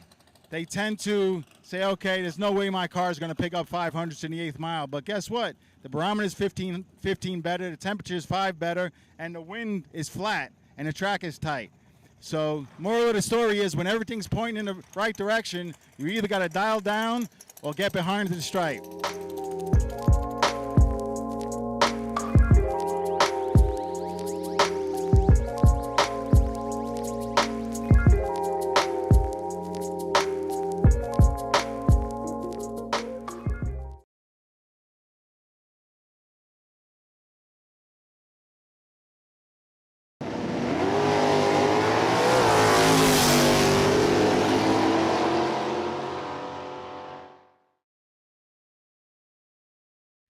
Hey there, welcome back or welcome to Tech Talk. This is our twice monthly message focusing on a technical aspect of sportsman racing based on our experience and the knowledge, I guess, that we've gathered over years within the sport and years working with racers just like you. We share this in 5 minutes or less with 2 goals in mind. The first, to help you to take the next step, however big or small that may be, in the direction of becoming the best version of yourself on the racetrack. Let's make your combination just a little bit better today. And then the second is to just provide a brief glimpse into what life within our premier membership community, This is Bracket Racing Elite, is like. It's these types of discussion, this type of thought-provoking, interesting banter that goes on every single day within This is Bracket Racing Elite. So today's topic, we're going to talk a little bit about trailer organization, and particularly during the off season, this is a topic that comes up a lot. One of the main questions I get is like, hey, what all do I need in my trailer? And to me, the answer to that lies in the answer to 2 pretty obvious and simple questions. The first is, what can you afford, to realistically keep in your trailer as backup? And I'm talking tools to support equipment to spare parts. And then probably equally important, like, what are you willing to actually work on at the racetrack? Like, it's one thing to be able to afford a spare engine. Like, I don't carry one. I'll carry, if I have it a spare for a dragster, I would carry it because like I'd be willing to do that at the racetrack. I'm not going to carry a spare small block for my Vega except maybe select events. Like, I'm sorry, there was a time in my life, but that time has passed that I would be motivated enough to swap that. So those two issues play in, like what can you comfortably afford to do, and what are you willing to do at the racetrack. With that in mind, whatever it is that you decide to stock with your trailer, like I'm a bit of an organizational freak, right? And specifically in racing, like when I need something at the racetrack, it's not often that I've got like overnight to fix it, right? Usually I needed it 10 minutes ago. So if I can afford to carry what I need in the trailer and I'm willing to change it, it not only needs to be accessible, but it needs to be prepared. And I need to know where all of it is. I'm kind of a freak about this. I actually spend a lot of time in organization. A couple of tricks that have helped me that I'll share. Specific toolboxes. Like I've got every tool that I feel like I need, right, in the trailer toolbox. But then I've also got a handful of specific like tackle boxes for common jobs. I've got one I call it the valve train box. That's everything that I need to run valves or change a valve spring or jerk out a lifter or change a rocker arm, like every tool associated with that chore that I could possibly need. So I've got the stuff to air up a cylinder, the stuff to get the valve covers off, I got the stuff to get the rocker arms off, like all of those tools. So I've got a second set basically of all those tools, so all of that can just stay in that tackle box. Point being, if I come back from a run and hear a squeak or something like that, I can just grab that toolbox and know I have everything that I need right there. I have a similar box for transmission and torque converter changes. I have a similar box for suspension adjustments, right? It just speeds up the process, and it's got everything in one place so that I can get to it quickly and easily. That makes me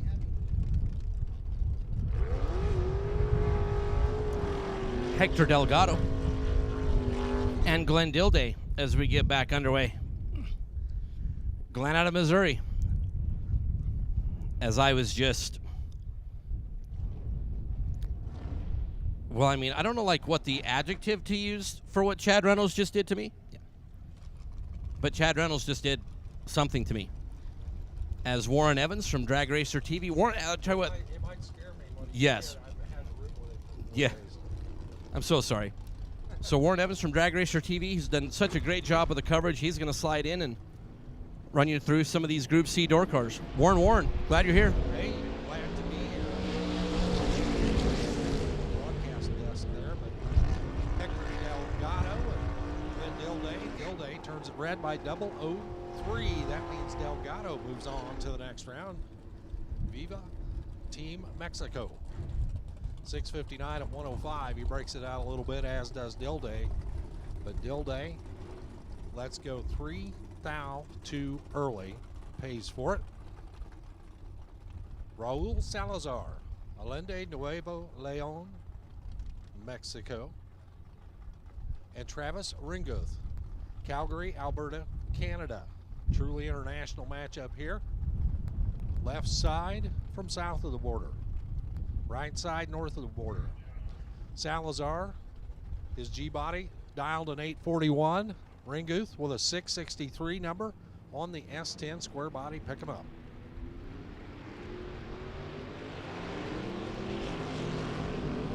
Decent race as they head for the finish line. And it's a double breakout win going the way of Travis Ringuth. He breaks out by 1:662.0 at 97 miles an hour. Raul must have tucked the nose in down there as he is under by a 1/10 of a second.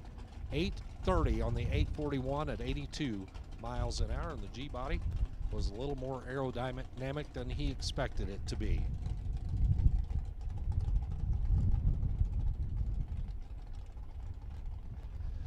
One more from Team Mexico. Marco, jump in here if you're ready. We can talk a little Group C bracket racing here. Hector Hernandez from Hermosillo, Sonora, Mexico. He is off and running on a green line start, as is Rob Taylor. At the top end, Taylor's Nova sees a win light, 5:34, 3 over at 1:24. Hector Hernandez, 6:51.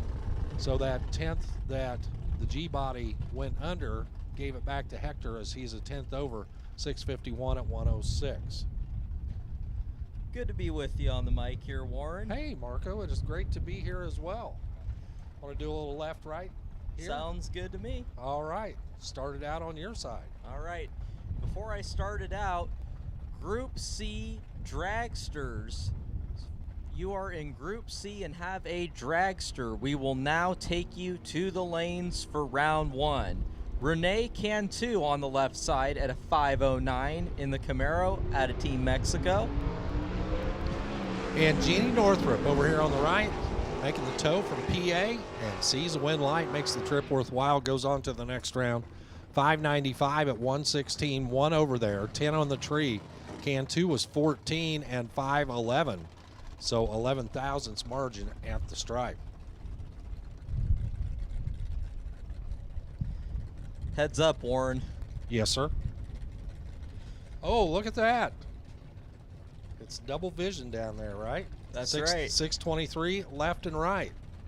Chris Johnston posts a 623 over on the Pennzoil scoreboard right side. Joe Kidd on the left. Got the S10 and the Camaro. Yep, computer says Vega. I'm pretty sure that's not a Vega. And I'm not exactly sure what happened there. But for Joe Kidd, easing off the throttle there and gets the win as Chris never makes a move. The Washington runner sees the green light and just must have been enamored by it because he's still looking at it. Never even moved off the starting line. There he goes. 21 seconds too late to make the race.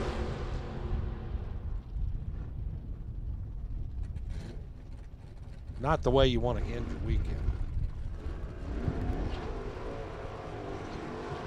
Left side, Kyle Fritz out of Mesa, Arizona in the Firebird at a 670. And 637, the number on the right-hand side for Wyatt Ezel from Ventress, Louisiana. I'm assuming that is some relation to Mr. Johnny Bracket Racer himself.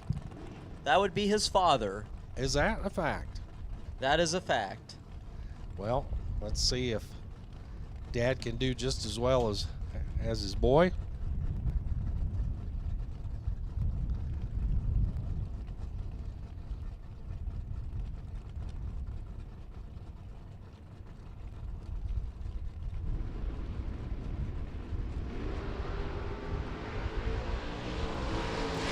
So Wyatt not having a good morning here as he's 039 on the red side, 635 at 107. His weekend is done, but Kyle Fritz, your winner.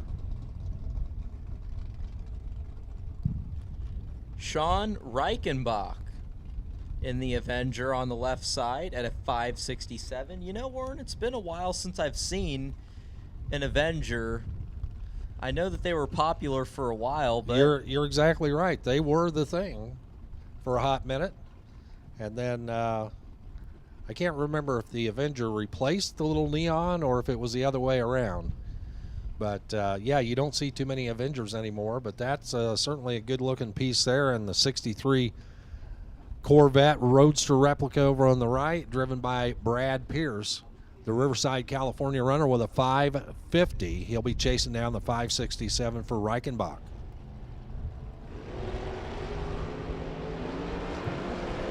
they are separated by 11 thou in reaction time. Win light to Brad Pierce. 16 dead on 1, getting their second. 17 total. Sean was 27, taking a thou to break out 11 thou. Nice pass there for Brad Pierce, BP, with the win. Now it's time for the little station wagon over there on the left-hand side, the 66 Nova wagon of Leslie Grissom Jr. out of Odessa, Texas, trying to go 687. He's already had one look at the tree today, and he is off and running. David Beckwith out in front, and his Malibu gets to the finish line, and he stays on the safe side. How about a dead on 2 for Beckwith? 019 on the tree. Doing the math, Grissom's 027 would have never got there. So Grissom 686-2 breaking out and David Beckwith for the win.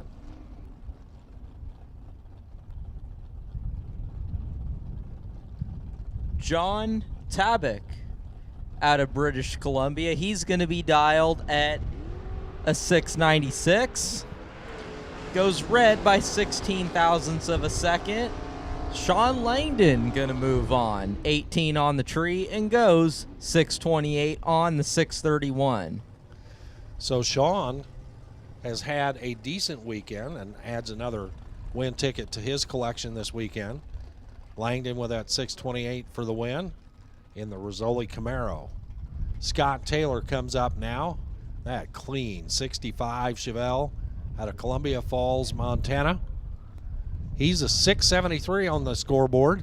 720 the dial for Kevin Shearer. He'll get the head start right side. The Belfair Washington S10. And the red light there for Taylor by 026. A little too red there. Shearer for the win goes dead on 2. 720 with a 2 at 95 miles an hour. Taylor turns it red and then backs out of the throttle at the finish line. 701 at 85. Ron Nichols, the 64 Oldsmobile, coming up now out of Livermore, California with a 719 dial. And Hank Premov, Arvada, Colorado, the 72 Vega, the quicker of the two by more than a second. 577 the dial in right side. He'll be chasing down that 719 on the left.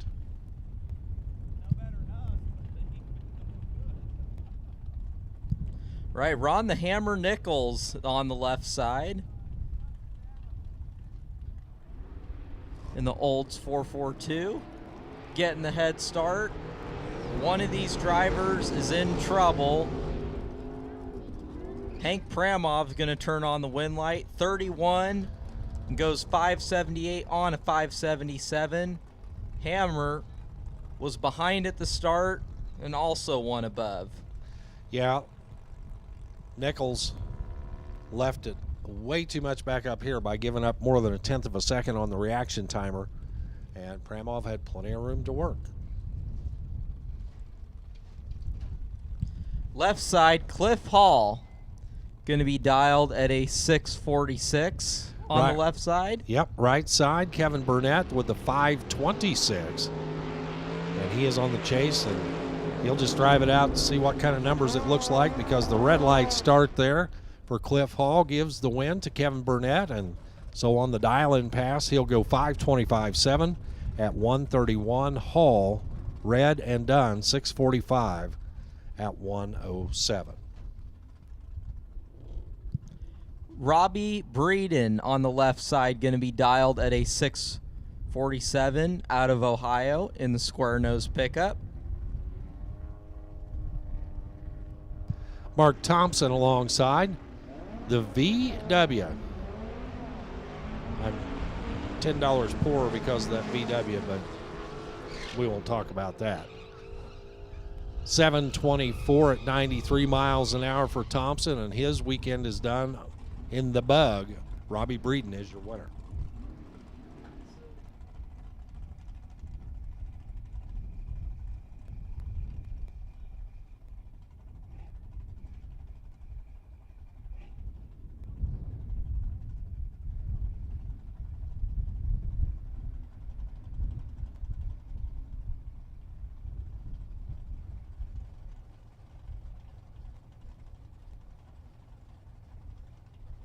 All right, Steven Jaslovsky on the left side at an 813 dial. And Kobe Robinson, 649 the number. The Camaro down there, you see Steven Jaslovsky hard on the brakes, but not enough brake pedal as he goes a tenth under 8 flat on his 813. Robinson also breaks out, but by not nearly as much, 646 at 106. So Robinson advances. Coming up next, it's Spencer Massey. Top Fuel Spencer Massey went to the runner-up position last night in the Million. His Nova dialed is 645. Corey Jackson in the Corvette Roadster at a 502. 11 thou separate him in reaction time. Win light to Jackson on a double breakout. Corey was 19 and 6 thou under. Spencer was 8 and 14 thou under, taking 19 at the stripe. Margin of victory was 8 thou going to Jackson. Spencer had to take 11 or less. Left side, Bill Botello at a 508 in the Grand Am. Right side's going to be Shelby Williams, K&N, in the split bumper Camaro.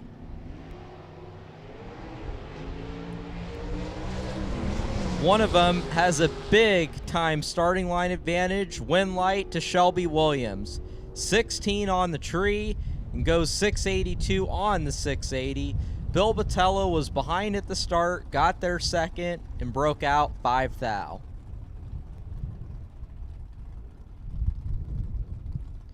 Craig Merrilies and John Floyd Jr. Floyd in the Duramax at a 926. Merrilies at a 650 in the Nova.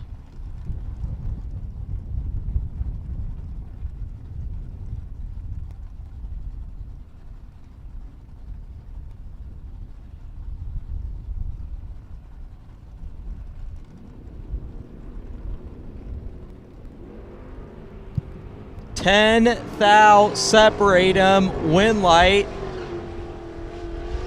to Craig Merrilies. 19 dead on 8 is going to get it done. Floyd was 29 and goes 4 above.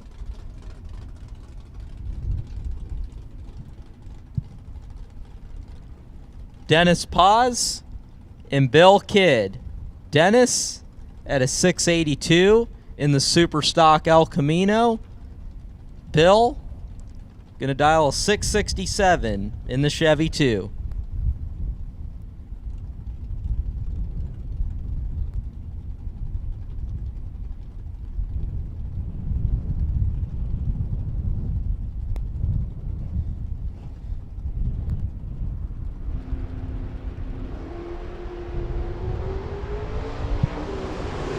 $5 thou separate 'em. Win light to Bill Kidd. 006 getting their second to win the double breakout. Dennis Paz was 11, taking 5 thou at the stripe to be 10 thou further under the dial than Bill Kidd.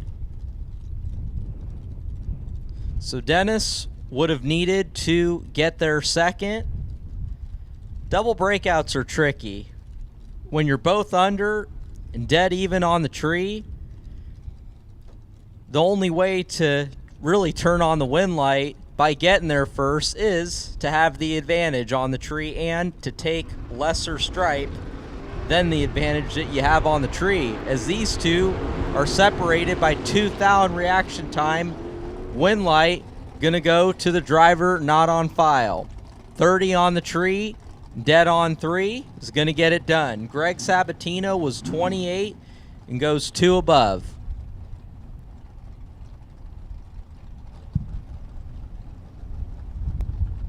As Peter Biondo says, the one thing that will guarantee you a win light, regardless of the scenario, get to the stripe by less than the advantage that you have on the tree.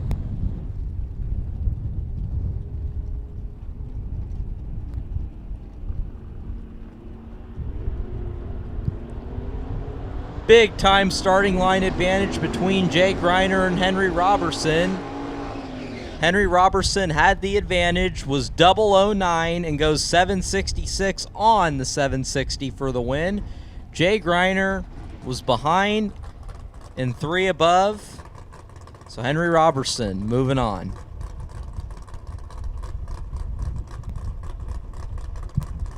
Paul Lorton on the left side, going to be dialed at a 631. Right side, Ricky Needham at a 584. 5 thou separate him in reaction time. Win light to Needham. 20 getting their second to go 586 on the 584. Lorton was 15, getting their first 64th thou to break out 30 thou. Would have needed to take 34 or less. Jeremy Heffler at a 616 on the left side. Right side, Nick Hastings at a 615. Nick was unable to turn on the wind light in round 1 of Pro. Got a negative on the scoreboard. What does that tell you? He's not crossing over. He's still going off the bottom.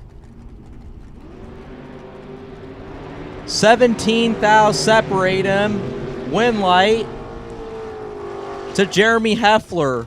Jeremy Heffler was 001, dead on 7 to be 8 total. Hastings was 18, taking 14 at the stripe to break out 24 thou.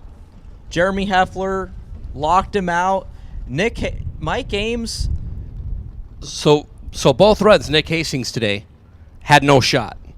Michael Pliska had him completely locked out in the first round. He was completely locked out here. Nick Hastings did not have a great Saturday. Drove great the rest of the weekend. Paul Edens and Steve Roars. Wind light to Paul Edens. 10 on the tree and goes 545 on the 542. Steve Roars was behind and also 3 above.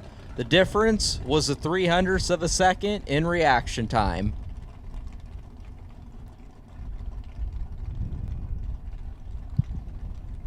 Monty Beagle at a 590 on the left side in the 33 coupe. Right side, Mikey Bloomfield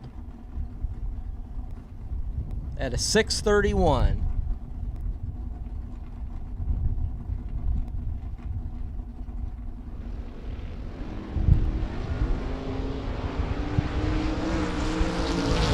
$17 thou separate him. Wind light off the bottom to Monty Beagle. 005 getting their first 19 thou to be dead on 3. That's 8 total. Mikey Bloomfield was dead on 5. Was locked out as he was 22 on the tree.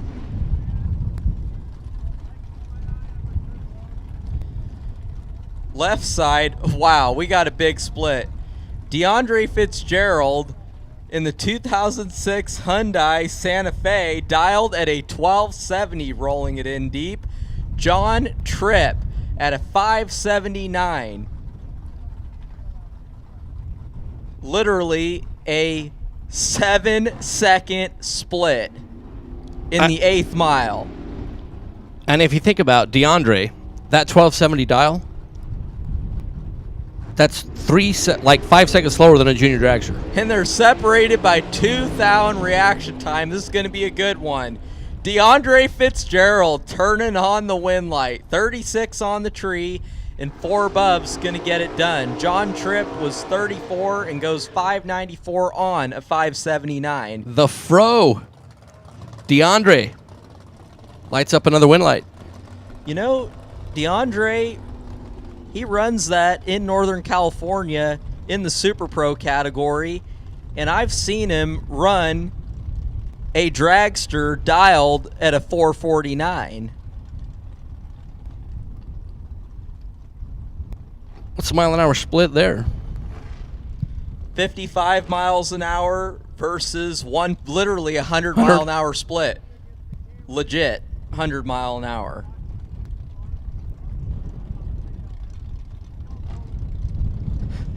Marco turns off the microphone and is like, yeah, that was me, by the way, that was on that. Robert Butler and Steve Williams. Wind light to Butler. 14 and 4 above's going to get it done. Williams was behind at the start, also 4 above. Difference, the reaction time.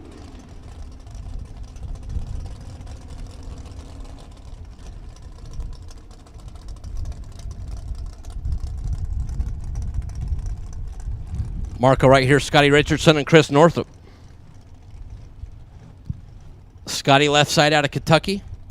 Northup in the Kid Performance 67 Chevy 2. 598 there for Funny Car Chris. There Marco.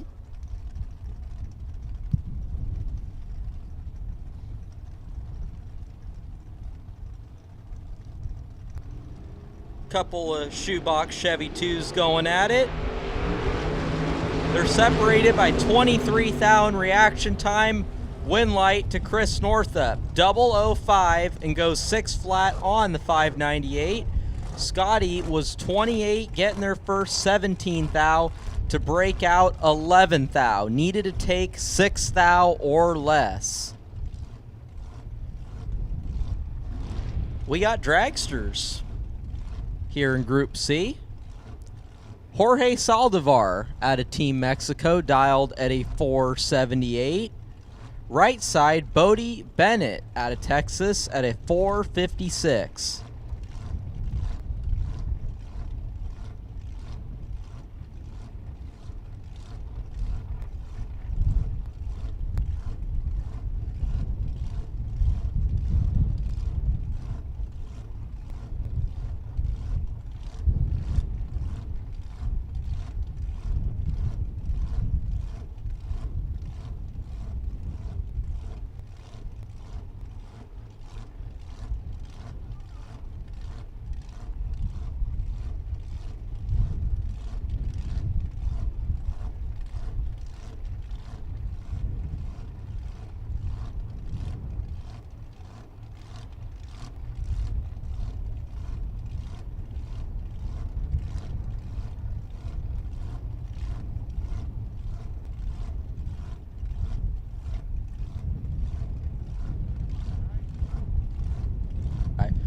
We got a staging battle here. Mike Ames and I having a separate conversation. We don't hear And they're any still noise. pre-staged. It's been about 30 seconds. I mean, for us to have a conversation and not hear cars going down track to call a lap, you know it's a staging battle. Jorge finally goes in. And Bodie's in. And after all that, for that. Neither driver with reaction times to particularly brag about. Bodie being the better of the two, going 24 on the tree and goes 458 on the 456 for the win. Jorge was dead on 6, but was 300s behind. Yeah, you know, like, how often do you see it? There's a staging duel, you know, somebody doesn't want to go in, and like one side will be 39, the other side will be like 48. Like, if you're going to wait that long to get it in stage, at least be good. And unfortunately, Mike, that happens to be the case after a staging battle. You've never had one of those. Never, nor do I plan on it. That's right. You just go in and go. Let's go. It's Megan Molinari and Dave Secondi. Dave out of Washington. 472 the dial for Dave and Megan. Battleground, Washington. Dad Shane and that whole team. The M&M prepared race car. 430. The dial in for Megan this morning here in round number 1. As we are still in Torque Tools' first round. Win. Secondi, 36 green and 1 above to be 6th thou in front of the finish. Megan was 28 at the start, had 430 on the scoreboard and 4.327 on the racetrack, and 6th thou behind, and will be out in round number 1 is Mark Campbell out of Olympia, Washington. Mullis prepared dragster, 467 is the dial for Mark.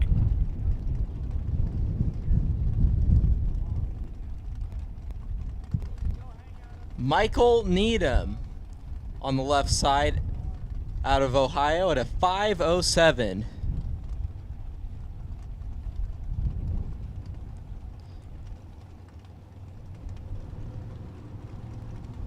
Michael Needham was last year's Super Pro track champion at National Trail Raceway in Columbus, Ohio, where we look forward to our event there in September. 3 thou separate 'em, win light to Needham. 009 take 004 to be dead on 5. That's 14 total. Mark Campbell was 12, dead on 6 to be 18 total. That's a good lap. Mike, 18 total. That'll win you probably 60 to 65% of rounds here at the Fling. But not that time.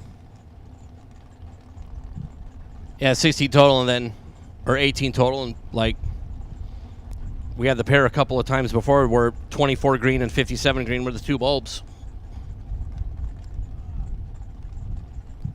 Gabby Needham on the left side at a 517. Alongside Ryan Harem. Team Mobile 1, Team FTI, Harem.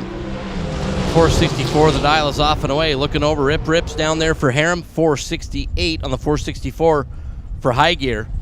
To get out of round number 1, he was 25 at the start. Gabby was 4-4 with the green light.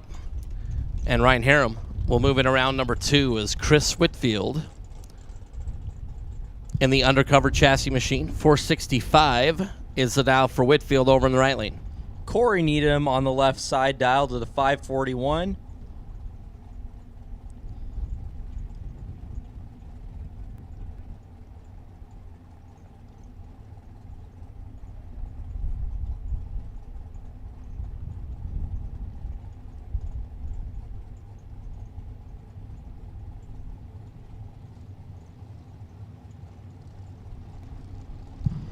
Chris Whitfield was Thursday's Mosier 30K winner, has the starting line advantage, and turns on the win light. 009 and 3 above will get it done.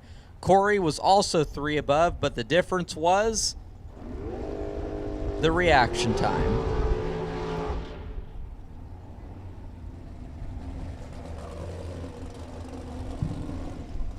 Andy Schmall was the last man standing in the pro category. Made his way down to the semifinals in the main event last night. Yeah, I was talking to his wife Jamie this morning. I didn't know Andy yesterday was really under the weather. Really? Did not feel like literally after every round was going back and just crashing in the coach.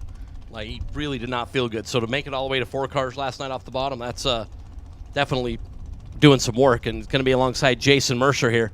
Jason out of Chestermere, Alberta, Canada in the Roadster. 646 the dial for Mr. Mercer in the Pennzoil lane. Alongside Andy for Team Fastronics in the Banana.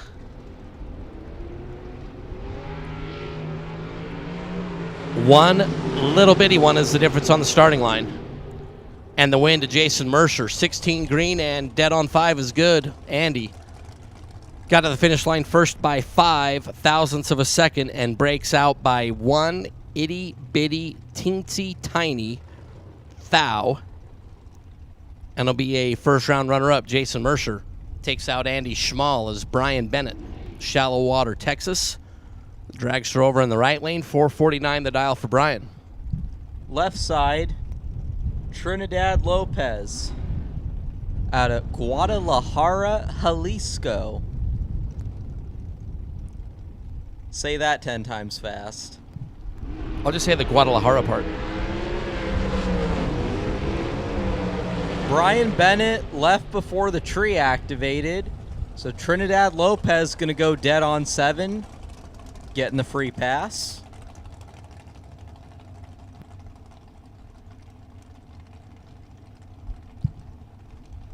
Reynol Martinez out of Marin Nuevo, Leon. And Carson Campbell. Carson, the young man out of Division 6 up there in Olympia, Washington. The Mullis prepared dragster for Carson, 494. The estimated performance for C squared over on the Pennzoil side.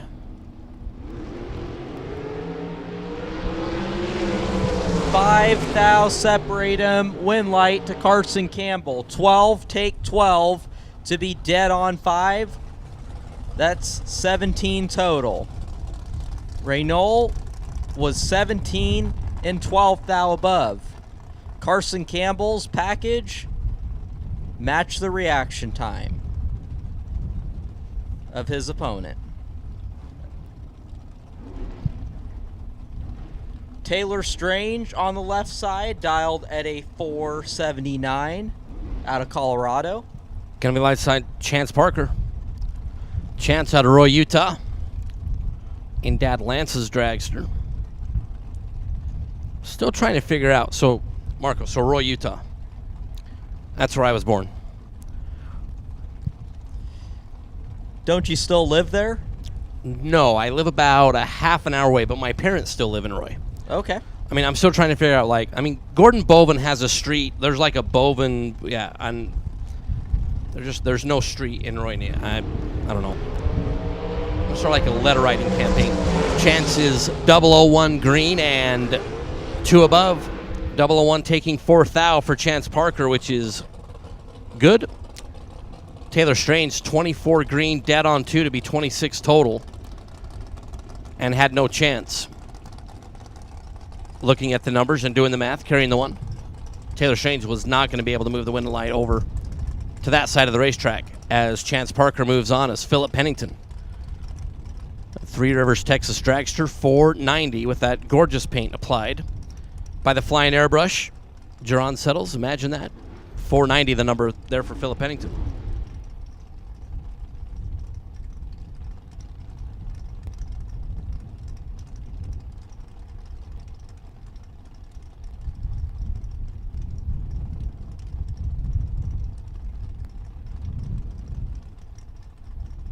Hey, Vega John in the chat, we haven't done it yet. So the answer is nobody.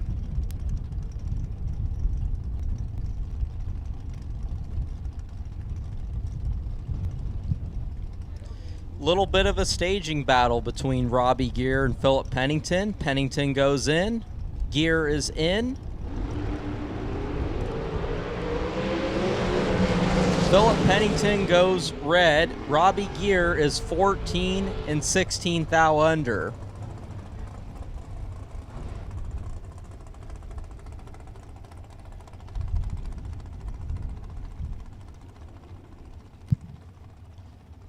Alberto Cerda on the left side at a 491 out of Team Mexico. Coming alongside Aaron G. AG out of Wichita Falls, Texas, 473 is the dial-in for Aaron. Alberto with the opportunity to leave the starting line first. As we're working our way through Torque Tools, round number 1. Here on FTI Performance Saturday, the K&N Spring Fling Million presented by Optima Batteries. Day number last to this great event with 500 plus entries. Here on the grounds, with 260 entries in yesterday's million event that Kevin Brannon ended up taking home, as Aaron G is going to break out by 1/1000th of a second, out in front by 15 at the finish. Alberto was 42 green, dead 0 to get the win, but Aaron G breaks out by 1 thou. And I'll be done here in round number 1. It's Jason Pad, Chestermere, Alberta, Canada, over in the right lane. 460 the number for Team Canada. Left side, Elizabeth Salmons out of Ohio at a 484.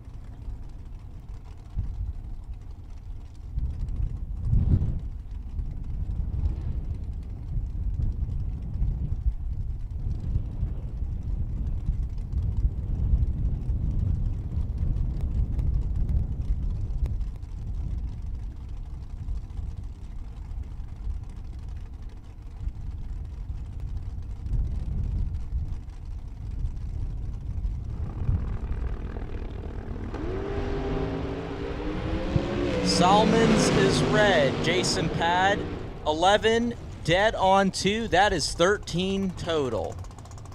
Elizabeth goes 485 on the 484. Was 14 thou above, so even if she was 000, Jason Pad's package was 1/1000th of a second better than what she ran over her dial-in.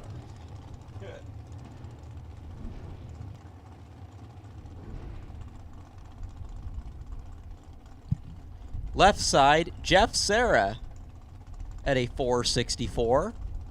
Sarah going to be alongside Dwayne Ringeth. TNT Motorsports team car. We've talked about it before. TNT Motorsports Group puts on those 3 great races up in Canada.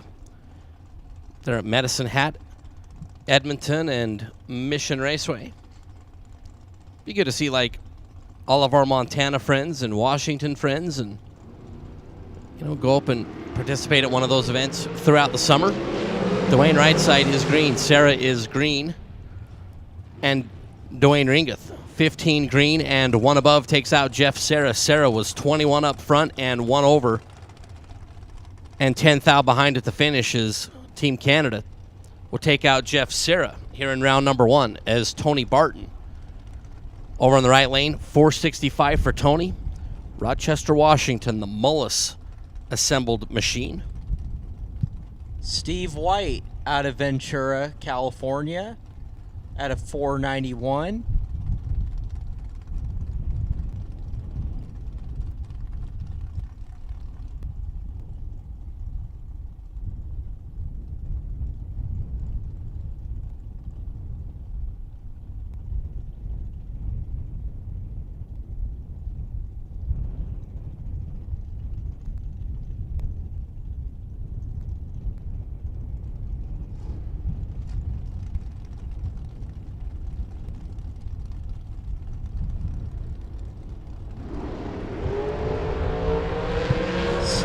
Is 4 thou red. Tony Burton moving on. Tony, let's just say he would have been behind at the start. I'll just go with that. So either way, Tony Burton moving on after Steve White was red.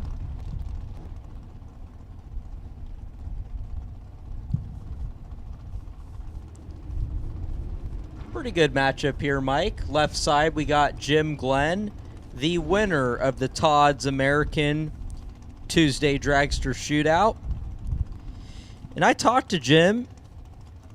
Thankfully, his trailer can fit 2 dragsters. Yeah, I saw that shoehorned in there pretty good. Not sure where they're going to put the golf cart, but the 2 dragsters got in there pretty good. He's got a pickup and just go in the back of the truck. Going alongside Tanner Theobald. Tanner out of St. George for Theobald Motorsports. Over on the Pennzoil side, red light start for Jim Glenn by 4 thou. Tanner, 12 up front, 486 on the 484. Will get the win. After Jim was red by 4, was quick by 3. Left side, Jason McFarland at a 509. And Michael Pennington. Pennington out of Texas. 470 the dial for Michael.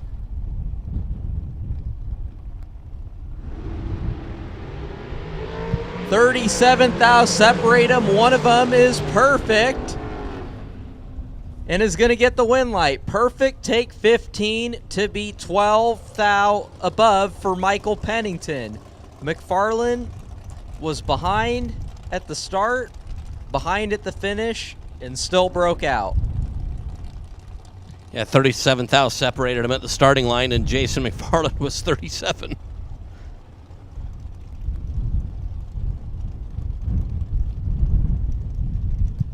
Brian Watts on the left side at a 477 out of Virginia. It's Diane Pettit. As we are side-by-side identical red lights, 12 thou on each, and it goes down to the little bitty number that we can't see. With Diane Pettit ends up on the right side of the identical red light situation. Diane out of Washington. We'll move it around number 2. Going 546 on the 545 as Dennis Lithgow out of Texas. We're on the Pennzoil side, 469 is the dial. Gilberto Leal at a 451. Team Mexico in the 2022 American Race Cars Dragster at a 451.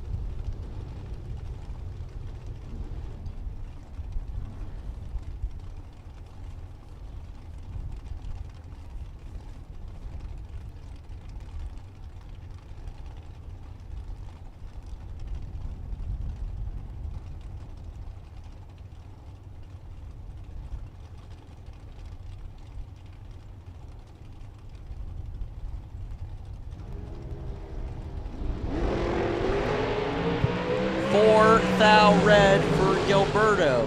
Lithgow, 12, dead 3, 15 total. Gilberto was 13 thou above. Now, Mike, we talk about when you turn it red, you typically don't like to see what's in the other lane, but when you happen to look on the other side and see your opponent was 15 total, you can't be too upset about yeah, it. That's all right. Yep. It's just the worst, like if you're 3 red and the guy in the other lane's 40 and 6 over. That's the worst. If you think about it, wouldn't make a difference Nope. if the lane beside you had a perfect run. When you turn Nope. it red, you turn it red. Josh Ludke on the left side. The little blower dialed at a 444. Alongside Chase Learcamp. Chase out of Washington. And hey, just a massive shout out. Stan and Carol Learcamp tomorrow. 51st wedding anniversary. So shout out to the Learcamps.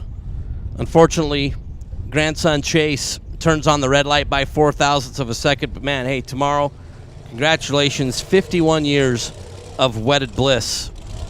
And the fact that JR didn't cause so much anxiety is beyond me. Actually, I love JR Learcamp. He's one of my favorite people ever. But congratulations, Stan and Carol. I know you're watching the live feed. 51st anniversary tomorrow. That's just amazing. Tip of the cap. I'm going to say that's longer than you've been alive, Mike. I'm 48, and Stan Learcamp's you've been married longer than you've been alive. There's Rodney Parks and Bruce Johnson here, Marco. Rodney, 18 total, 12 up front, dead on 6. Bruce Johnson was 28. The dragster out of Minnesota had no shot as Rodney snugged it up to be 1 thou in front at the finish to take the Venus, Texas. Okay, now, Marco, it's Venus, Texas, not Venus, the planet. I was getting confused. I thought that, Rodney was interplanetary, but it's Venus, Texas. But then Gleghorn was saying there's parts of Texas that are from another planet, so it could make sense. As Raul Alanis for Team Mexico, 501 the dial over on the Pennzoil side. Left side, Jansen Melton driving for the Molinari family. Dialed at a 456.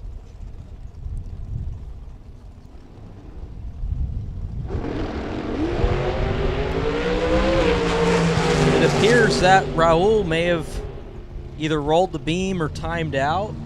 Melton gets a free look at that 456 and goes 450. Well, Marco, Jansen is going to get the win as the devastatingly handsome Nathan Hershey is rolled back in. He did some great stuff out in the pit area. I'm going to move out of the way. Nathan's going to roll in. I'm going to go check on a couple of our friends outside, and Nathan's going to slide in and have a little fun with you for a little bit. Is that okay? We good? We're good. All right. Thank you, Mike.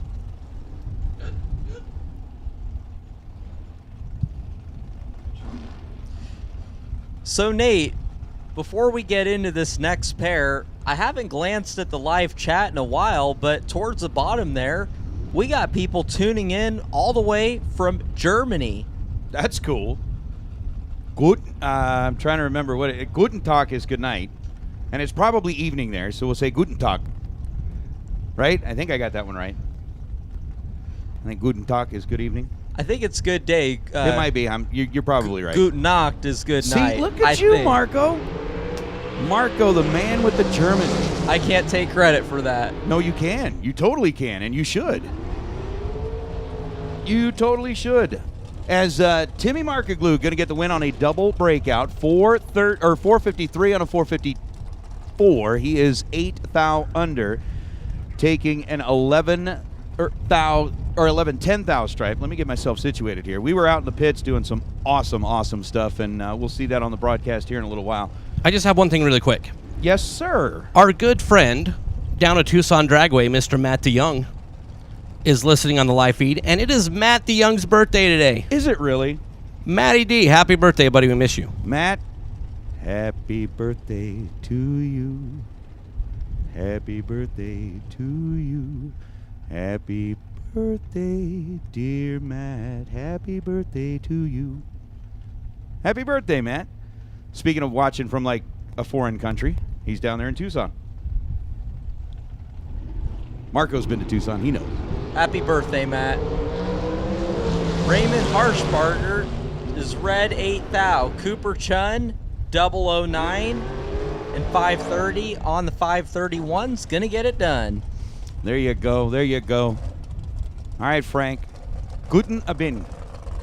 I don't even know if I said that right, but you know what I really want right now? Now I want Jaeger Schnitzel.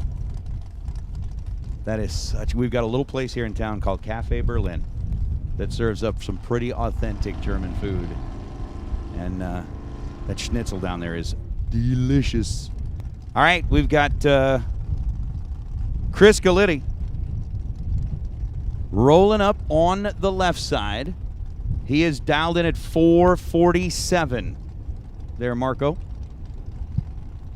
Michael Johnson on the right side at a 486. Galitti get down to the semifinals in the main event. He's looking pretty good here as he's got the starting line advantage and the win light. 13 take 18 to be one above. Johnson goes dead on 5, but was behind 23 thou at the start.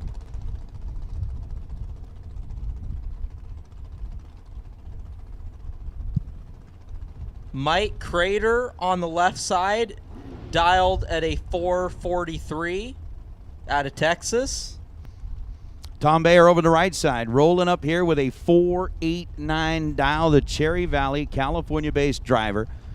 Owns and operates his own school of drag racing. And I've never heard that term before, but I like that. Happy odometer tick for a happy birthday. That's really cool. I've never heard that. Me neither. That's awesome.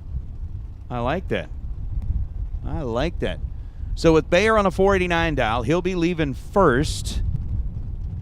And we will see what Mike Crater can do with a 443 dial. We've still got the hubcap from a golf cart up here that somebody's missing. You don't want to get all the way home and realize, crap. I don't have my hubcap. You don't want to do that. 7th thou, the split between them in reaction time, and the win light's going to belong to Crater, 009 and dead on 6 for Crater. Crater's going to pick up the win light and will advance into what will be Biondo round number 2 as our Torque Tools round number 1 continues on. We have called our D group, I believe, didn't we? I believe. I have to make sure. At the very least, we're on standby. We'll have to wait for Peter Biondo to. Let me double check. Yep, I red lit that one. I red lit on that one. So we are going through our C group, and Marco's here to keep me in line, keep me straight, make sure that I'm staying honest. As Tom Clark rolls up, dialed in 451 on the left side. Right side, Rob White out of Canada at a 518. 1 thou separate him, win light to Robbie White. Robbie is 31, dead on 3, 34 total. Tom was 32 and 4 above.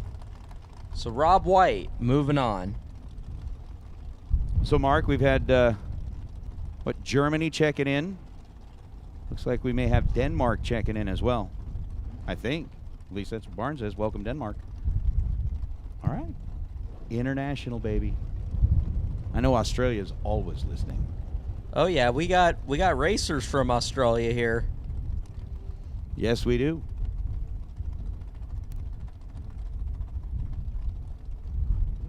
So as Sean Page rolls up on the left side, dialed 495. The team out of Boise, Idaho.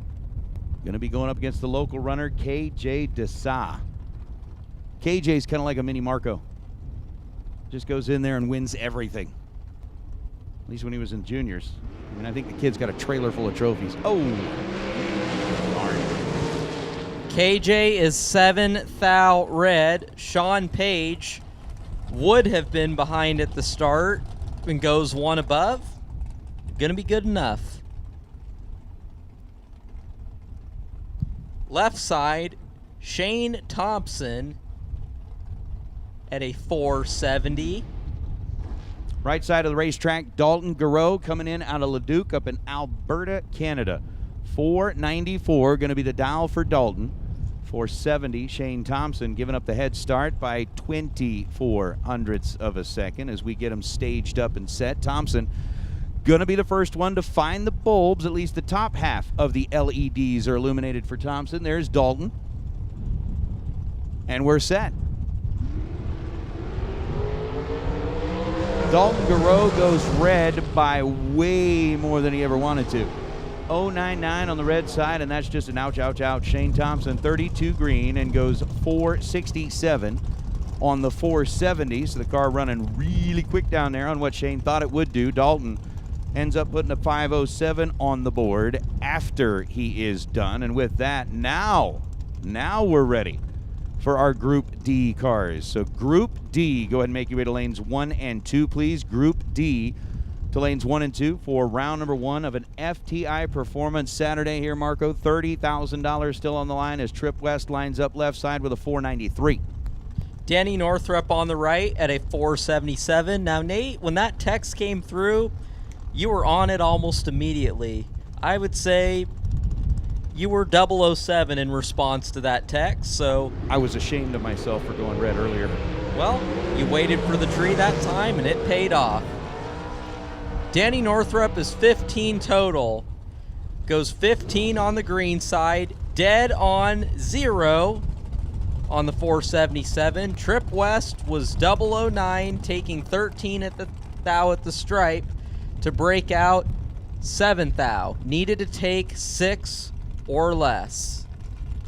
That's going to bring up Marco Abruzzi on the left side, and as he lines up with a 460 dial, I'm going to bring out Essery out of Sherwood Park with a 466, and Marco, we just say hello to Jamie from Maryland who's listening in, Todd from Iowa who's listening in. Of course, we've got all of our regulars that are just, I mean, they're always there, always in the chat bleachers, always watching. Speaking of watching, we got 1.1 thousand viewers, and it's just round number 1. It is. And I want to know how many likes we have so far, because this thing doesn't refresh here. I'm showing a pretty small number. It's 9,000 separate Uzi and Essery. Marco's 29 green and 4600, second dead on 0 we've seen in a row. Back to back dead on zeros. This wind is crazy out here, so a couple of dead on zeros. These guys are up for the challenge. I think they're getting it figured out. All right, Marco, so Essery was 20 on the tree, goes 465 on a 466, takes 17 at the stripe to be under 8 thou. You're talking about the wind, right?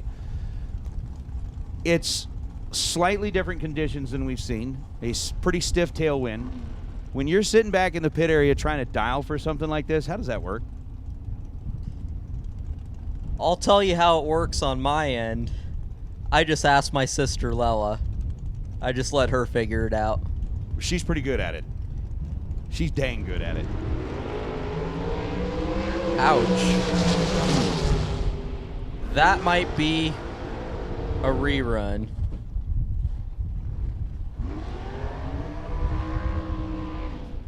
Something may have blown through the beams down there, Nate.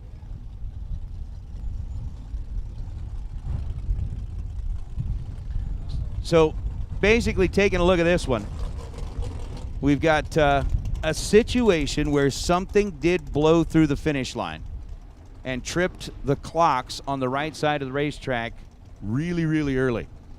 But when we look at this, kind of doing the math, Michael McQueen was 006 on the tree and 19 thou above the dial to be 25 total. And unfortunately, a 100 reaction time over on the opposite side of the racetrack. I mean, when you look at the math, there really wasn't going to be much that we were going to be able to do with that anyway.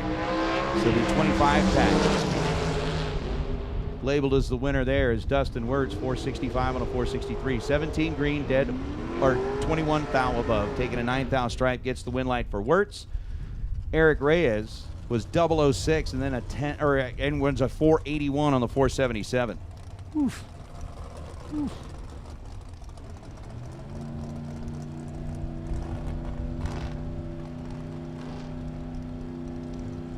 George, are you trying to get Marco to kind of emulate what Manuel was doing when somebody goes red? That Can you do the ay ay ay? that cannot be duplicated. Dude. I've fully accepted there are announcers that they have their phrases that the delivery is just so spectacular that you just cannot duplicate it. So with that being said, I'm not even going to try. You're not even going to try the ay ay ay? No. Aw. I mean, you talk about like Trey Vetter, Anthony Bovin, they're lining up right now. Vetter dialed 463, Bovin dialed 568. You talk about announcers that have their phrases. You listen to Al Tucci talk about big smoky burnouts. That's one of the things you cannot replicate. Manuel with his ay ay ay. Can't replicate that. Trey Vetter, 004 and 468 on a 463.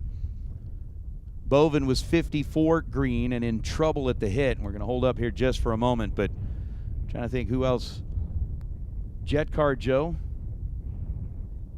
There is nobody that says fire the way that Joe does when he's watching jet cars at the end of a national event day. George is begging, Marco, please try. You got this, man. Okay, well, if you're not going to do the I, do your best impression of Wolfman Jack. I don't even know who that is. So am I off the hook? Heck no. We're going to find something. We're going to find something. And that really is the cool thing that I've noticed about you, Marco, is you've picked up the microphone. You know when's the time to get excited. You obviously you've had so many laps down the racetrack. You know what matters. You know what doesn't matter. And you get excited at the right times. Well, I mean, when you see the numbers pop up on the screen as they're going down track, anticipating what these drivers might be doing, it's a pretty spectacular experience, whichever end you're on. Well, we've got the okay to start the burnouts again. And for Matt DeYoung down there in Tucson, I guess he is joined by his announcer, Bruce. Bruce, it's good to hear that you are watching along as well. How you doing, man? I hope everything's going well for you. And you want to talk about one of the nicest guys on the planet. I think if you were to put Bruce and Marco in the same room together, that would be just like the two nicest people on earth. Well, I'm thankful to have met Bruce and known him for a number of years, doing some racing at Tucson Dragway, and I got nothing but good to say about Bruce. So I'll take that. I'll definitely agree with what you said about Bruce. Now, the other one that you talked about, as far as being in the room and being nicest, I'll agree with Bruce, but on the other hand, I'm not going to agree with the second part. Come on. Val Torres and Travis Theobald, win light to Theobald. 24 dead on one. That's 25 total. Val was 16, getting their first 38 thou to go 469 on the 472. Travis Theobald moving on. All right, Marco. The chat bleachers are begging to hear an ay ay ay out of Marco. So I'll give the first example, and then you can get, so the next red light is mine, the next one's yours. You got to do it. You got to do it. Hopefully we don't get any more red lights. Get you off the hook. That will get you off the hook. No more red lights and you're off the hook. You think that'll happen? Unfortunately, the odds of that probably aren't so good, Nate. So be ready. Grady Johnson and Gary Womble. Womble dialed in at 499. Grady Johnson. Again, the Johnson family is just, they had some technical difficulties with the car yesterday. Hopefully those have worked themselves out, or they figured it out, as we've got a 476 dial showing up on the left side. We're up to 193 likes. We need more.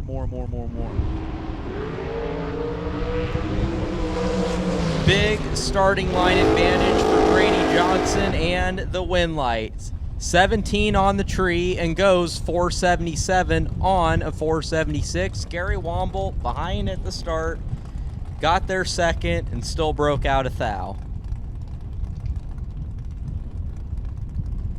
Andy Taylor on the left side, dialed at a 439. Right side's going to be Peeps.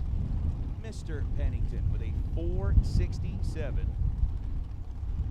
That's PMP, Peeps Million Pennington. Out of Three Rivers, Texas. 467 going to be the dial on the right side. And for Andy Taylor, Frank Ackerley 443 was the weakest dial so far today. 439. Belonging to Andy Taylor out of Belfair, Washington.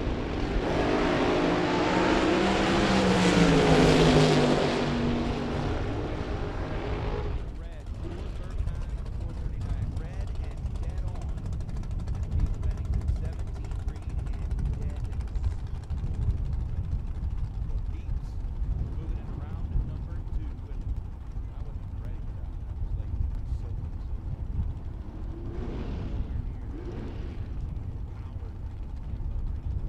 so Scott Holbrook lines up on the left side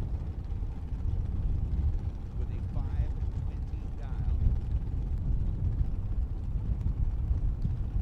Right side, Greg Hicks, going to be dialed at a 470. Really? Okay. So as we, yep.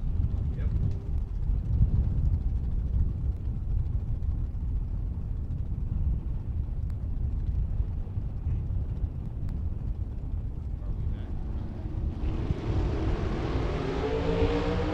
Full bolt head start going to Scott Holbrook. Wind light going to Holbrook. 29 on the tree, and one above is going to get it done. Greg Hicks was 15, get their first 34 thou to be 10 thou under. Needed to take 24 or less. Got another dead hole.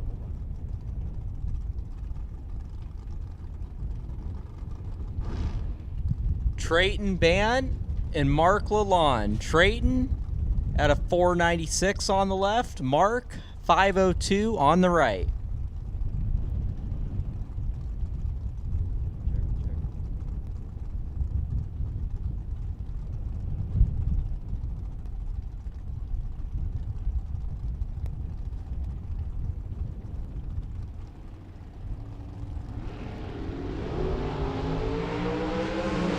Nine thou separate him. Wind light to Mark Lalonde. Margin of victory was 5/10,000ths of a second. Lalonde was 31 and one above. Trayton was 22. And I messed that one up.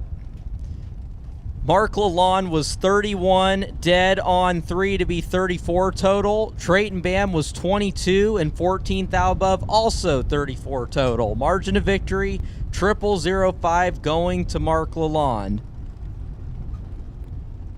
Check, check, check, check.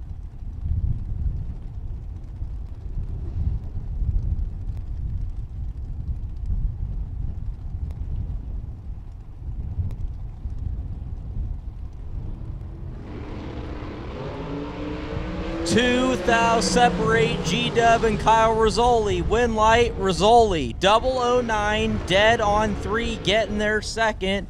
12 total. G-Dub, 007, getting their first 30 thou to break out 25 thou. Needed to take 5 or less.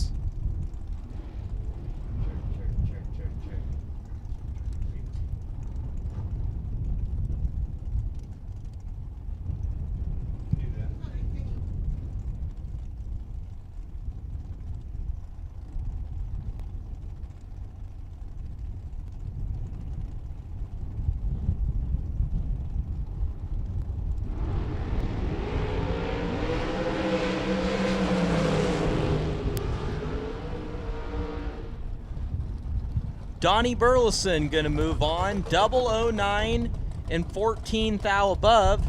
Gabe Torres was 6 thou on the red side and goes dead on 7.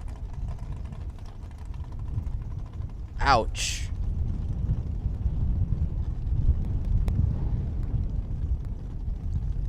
Race Kid, 470 on the left side. Right side, Troy Grant at a 481.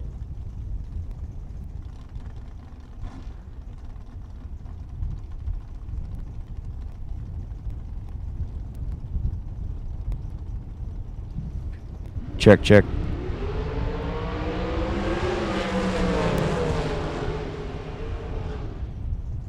Race Kid gonna get the win light. 14 getting their first 19th thou to be 3 above. Troy Grant behind at the start and 1 above. The difference was the reaction time. Check, check, check, check, check. Seth Zermano on the left side at a 480. Right side, Cassie Pennington at a 471.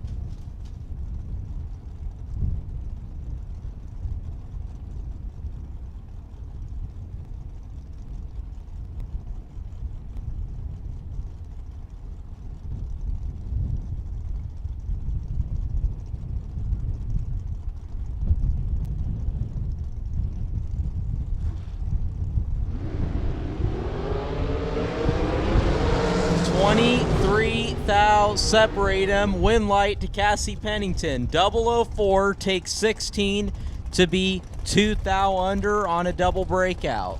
Zermano was 27 and 9 thou under. Test. Cassie Pennington gonna move on. Test, test. Now we'll see if this holds up. Hoping it holds up. Welcome back, Nate. Welcome back. And we're back. All right, so it sounds like we're back. We'll just have to turn up the speaker in here a little bit. That way we can make sure.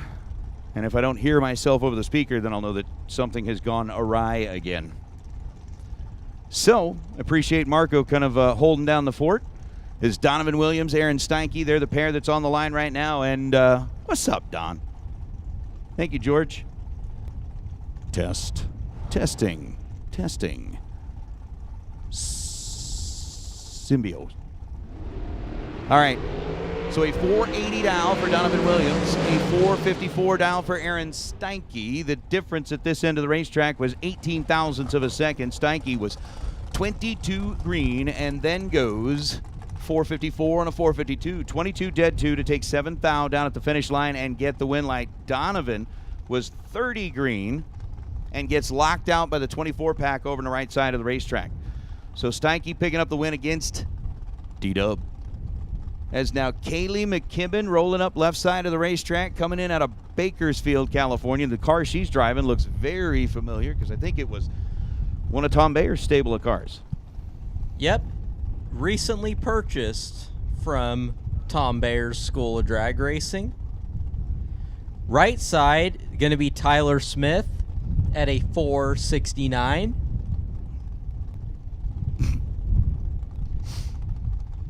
You got in trouble. They told me there was a red light and you didn't say, ay, ay, ay. Ouch wasn't good enough?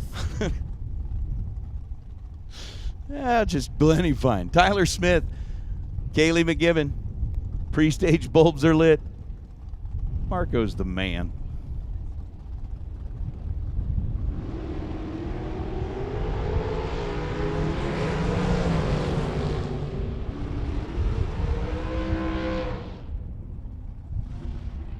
Kaylee McKibben going to turn on the win light. 009 take 15 to be 17 thou above. Tyler Smith runs dead on 3, but was behind at the start by almost 300ths.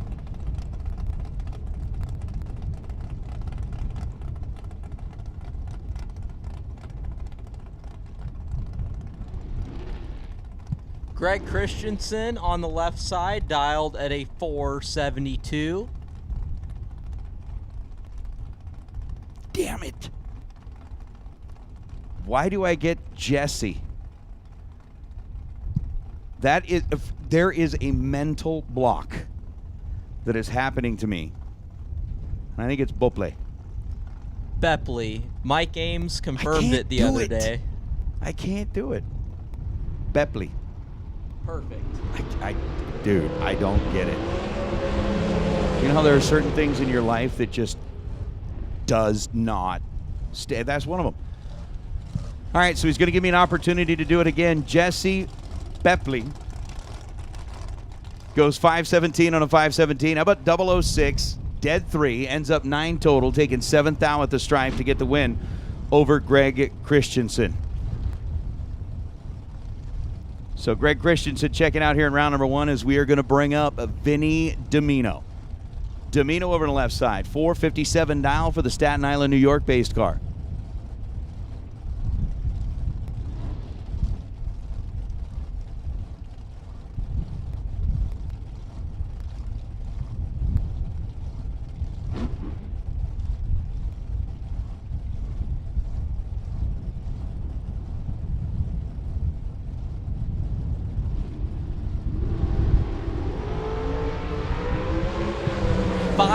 Separate Vinny Domino and Austin Calhoun, and the newlywed is moving on. 005 take 002 to be dead on 7. That's 12 total. Vinny Domino is 10 dead on 4, 14 total. Margin of victory 2 thou to Austin Calhoun. So Austin, who's trying to make his trip out here, there's nothing that's going to make Austin's trip out here to Vegas better than it already is. We talked about the fact that he went down and got married a couple of nights ago. So made his beautiful girlfriend his bride.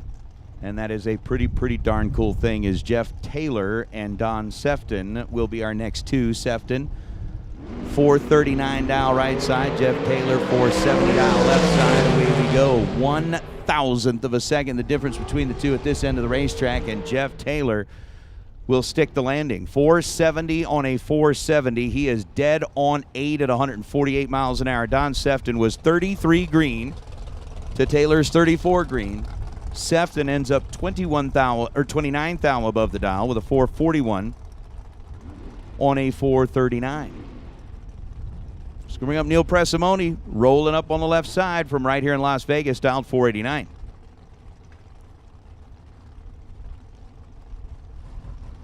Somebody needs to come get their hubcap. I get fixated on certain things, and the missing hubcap I'm fixated on right now. Of course, if I'm in the South, I'll be like, I'm fixing to go out and get it to somebody. 17 thou separate them. One of them is perfect and gets the win light. Jimmy Lewis is perfect. Take 14 to be dead on 6. Neil Presimone was 17 and dead on 3. 20 total. Left side, Brianna Johnson at a 482. Jeremy Rapp, one of the local runners from here in Las Vegas, taking over the right side, dialed it at 469. Once again, we should have all of our Group D cars headed this way, please. Group D, lanes 1 and 2 for the FTI Performance Products Saturday $30,000 to win race, and Jeremy drops it red, 20,000ths of a second, handing the win light back over to Brianna. Brianna was 80 green, 1 above, and gets a win light here in the Torque Tools round number 1. So we are continuing through round 1 of the K&N Spring Fling Million presented by Optima Batteries. We're into the dragsters, and it's pretty much like all dragsters all the time. We're in our double-entered cars in Group C. As our next up, going to be Kyler Hergemuller with a 462 dial. Right side, Steve Glenn in the blower car, dialed at a 438.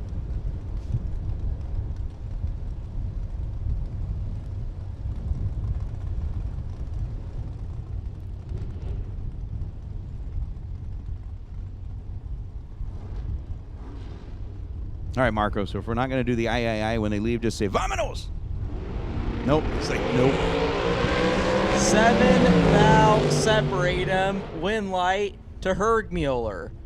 13 and 1 above's going to get it done. Steve Glenn was 20. Take 4 thou at the stripe to break out 1 thou. Needed to take 3 thou or less. Left side, Blake Johnson at a 463. Right side going to be Miss Madison Payne. Payne, who basically, when Madison was born, it was predestined that at one point in her life she would end up in a race car. I mean, with Dad Jay and just basically mom and dad, you're not getting out of it, right? It's going to happen. It's in the blood. There's no moving around it. So Madison making the most of it, and making the most of it here against Blake Johnson. Madison gets the advantage on the starting line. 007 and dead on 4 for Madison Payne. Picking up the win light to move on around Blake Johnson. Johnson was 15 green, and Madison blocked him out. 462 on a 463. Mark Kidd now rolling up, part of the Kidd Performance and Dyno crew. Gave away that golden ticket yesterday to, I think it was Eric Daniels. Got the golden ticket yesterday to get into the million, and Eric was able to go a couple of rounds on that. But thank you very much to Kidd Performance and Dyno. We are very, very happy that you guys are part of this program. And the 469 dial on the left side, going to be what Mark's predicting. Right side, Toby Payne predicting a 444. Just watched his sister Madison light up the win light.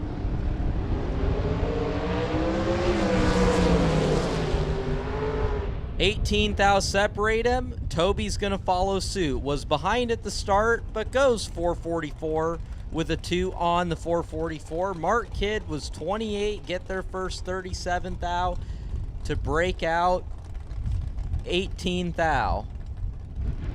So Mark needed to take 19 or less, if my math is correct.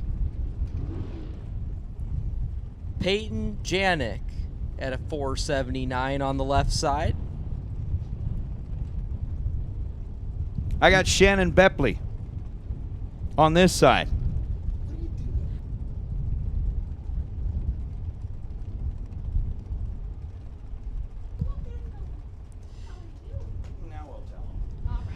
Racers, if you need fuel, you have 9 minutes because the VP trailer is closing at 1 o'clock. Peyton Janet going to be moving on, 22 on the green side and dead on 8. That's 30 total.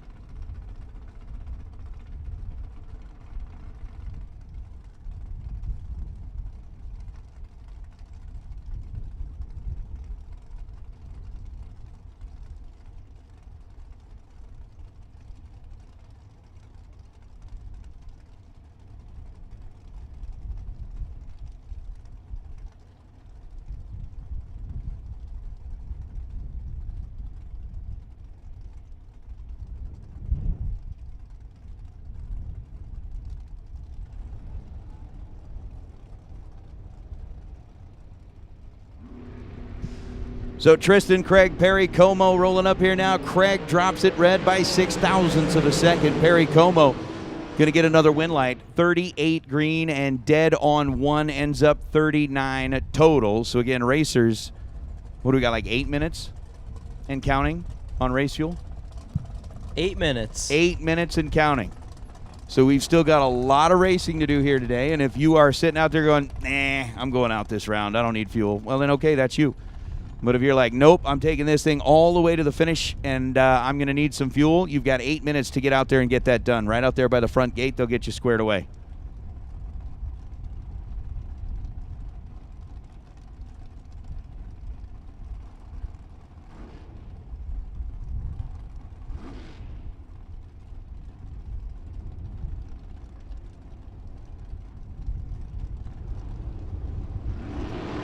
So Riley Learcamp with a 457 dial. Cortland Carter with a 462. Win light's going to turn on for Cortland. Cortland was 005 in reaction time. Gets himself 19 thousandths of a second advantage. Takes 25 thou at the stripe into the next go-round. Riley Learcamp, again, Stan and Carol celebrating their 51st wedding anniversary out here today. The Learcamps got something to celebrate. Hopefully hopefully they can give themselves a little bit more to celebrate later on in the day if Riley keeps rolling through the rounds. But Cortland, well, he took care of that one at least. I'm not sure if Riley's got the other entry in. Hopefully he does. We'll see what happens here is now Dave Mazier and Brian Kennedy. Kennedy left side out of Odessa, Texas, 459 the dial. And for Dave Mazier, 487, which, you know, I've seen a lot of the really, really nice Mazier stuff. We were overlooking a car a little while ago that it's got all the good Mazier stuff hanging off the side of it as well. It was beautiful, beautiful. That's right, George. Marco snuck away. Got him. He never said the ay, ay, ay, and was able to slip out of it. He's like, I got to go do something. And he does. Marco's a busy dude. 10,000 the difference between Mazier and Kennedy is going to check out in round one. Mazier 19 green and dead one to be 20 total. Kennedy had a 29 light and was locked out of the competition, but Mazier will roll through as Marlon Goetz and Dylan Howe going to roll up now.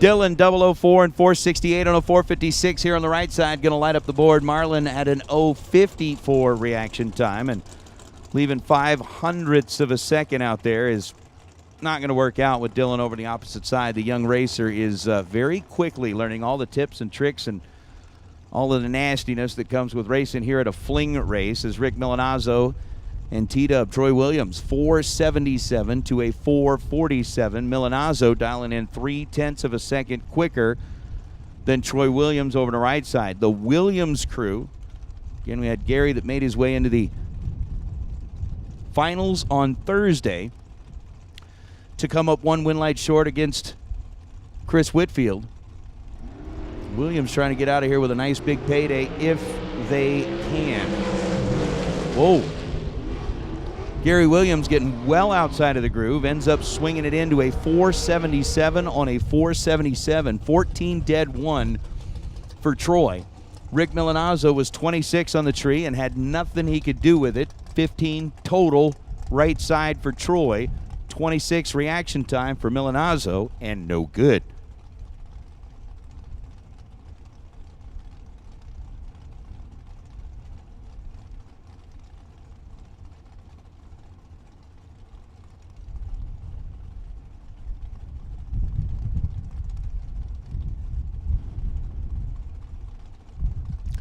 Matt Lee and Shane Carr. Sugar right side 464. Matt Lee left side 460. Make it a 482 and oh.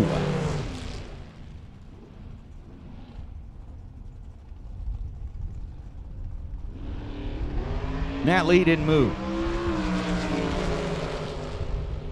I'm sitting there kind of watching it. After the car got staged up, took a step towards the car and went, wait, no. Shane Carr gets the essential solo shot. I mean, it really turned out into being a buy run as he was 11 on the tree and then goes 476 down the racetrack, lifting up the throttle to make sure that, well, he didn't break out. Lee, the car finally leaves the starting line, and I'm sure that is a very frustrating end to the week here at the K&N Spring Fling Million presented by Optima Batteries. So with Max McLaughlin, Mad Max in the dragster, which I remember sitting up here talking with Ryan Gleghorn saying, I don't know that I've ever seen Max in a dragster. Well, Max is in the dragster. Was in it the other day and is in it now. There's now Austin Williams out of Texas rolling up. Krugerville versus Waxahachie. 465 the dial for Austin. I know Austin's first entry did not go well this morning. We'll see if it goes any better against Mad Max. The answer is yes. 465 on a 465. Austin, 13, take 2 little ones to get the win light on that right side. Ends up dead on 6. Mad Max, 006, and 1 above. 502 on the 501.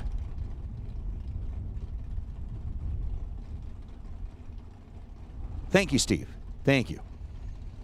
I appreciate that. I am certainly trying to make sure that I get the last name Bepley. Maybe if I just kind of like associate it or affiliate it with like Napoli. You get Bepley. Cannoli. Like the good stuff. The good stuff. Jason Mercer and Brian Howe. Brian left side, 460 is the dial. Jason Mercer right side in the Roadster fouls it away by 22 thousandths of a second. And then goes 646 on a 646. That is a swear-jarable moment. A lot of these things that are happening today are swear jar moments. And remember, racers, we do want to fill up the swear jar because all of that money is going to go to Team RFC, Racers for Christ.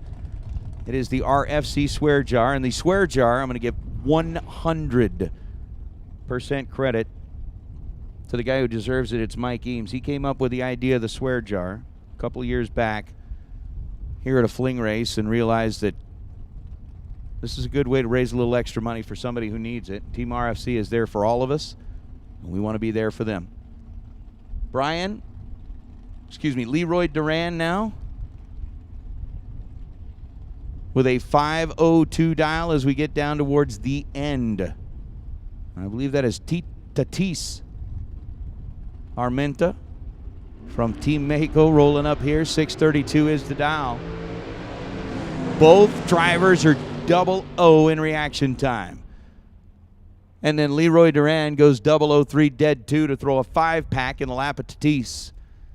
Tatis 008 and ends up with a 5-pack on the opposite side of the racetrack. No good.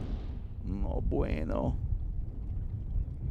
No bueno. There you go. Ravioli, cannoli, Napoli, Bepley. I'll just do that kind of learning by affiliation thing. How about Owen Duffield? Ending up with a solo shot here in the double-enter dragsters. 503 is going to be the dial for Owen. Greg is standing alongside, was sharing a little bit with me about Owen. Grew up as a very, very successful football player in his youth. Had a great time hanging out on the gridiron and really hadn't even expressed a whole lot of interest in the drag racing thing, and then all of a sudden said, hey, Dad, let's go racing. So Owen, who has had a little bit of experience behind the wheel, getting down here to race with some of the best out there and grab a little bit more experience each and every time down the racetrack. So Owen, 5:02.5 on the 5:03.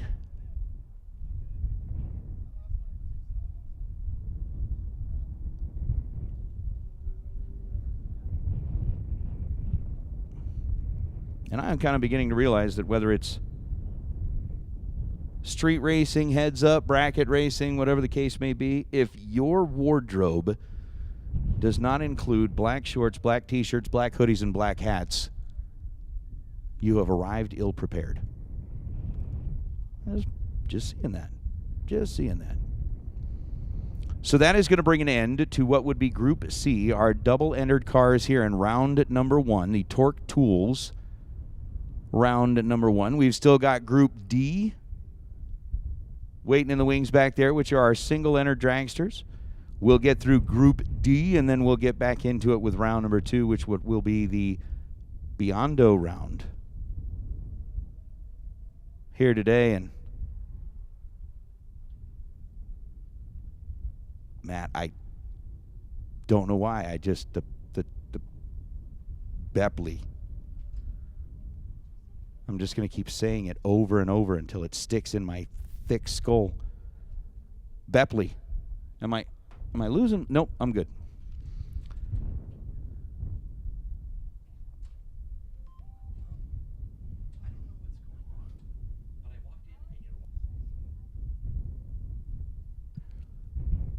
What do you mean my boy in here is losing it? I am in complete control, said the man who is on the verge of insanity and will soon be carted away in a white long-sleeve jacket. I know.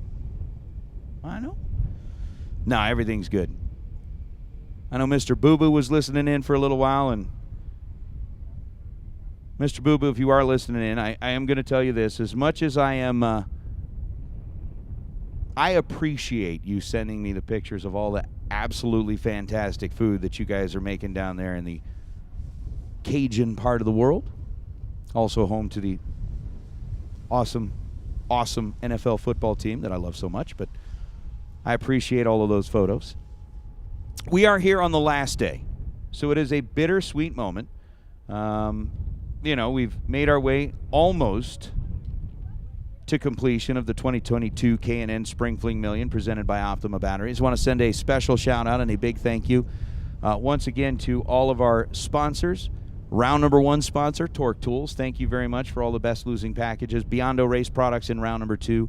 ATI Performance Products, Panella Race Engines, Mickey Thompson, Goodyear, and Hoosier for each of the round prizes that we're able to hand out.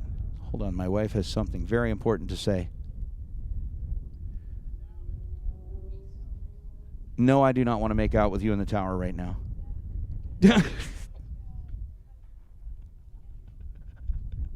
Oh, I'm in deep trouble.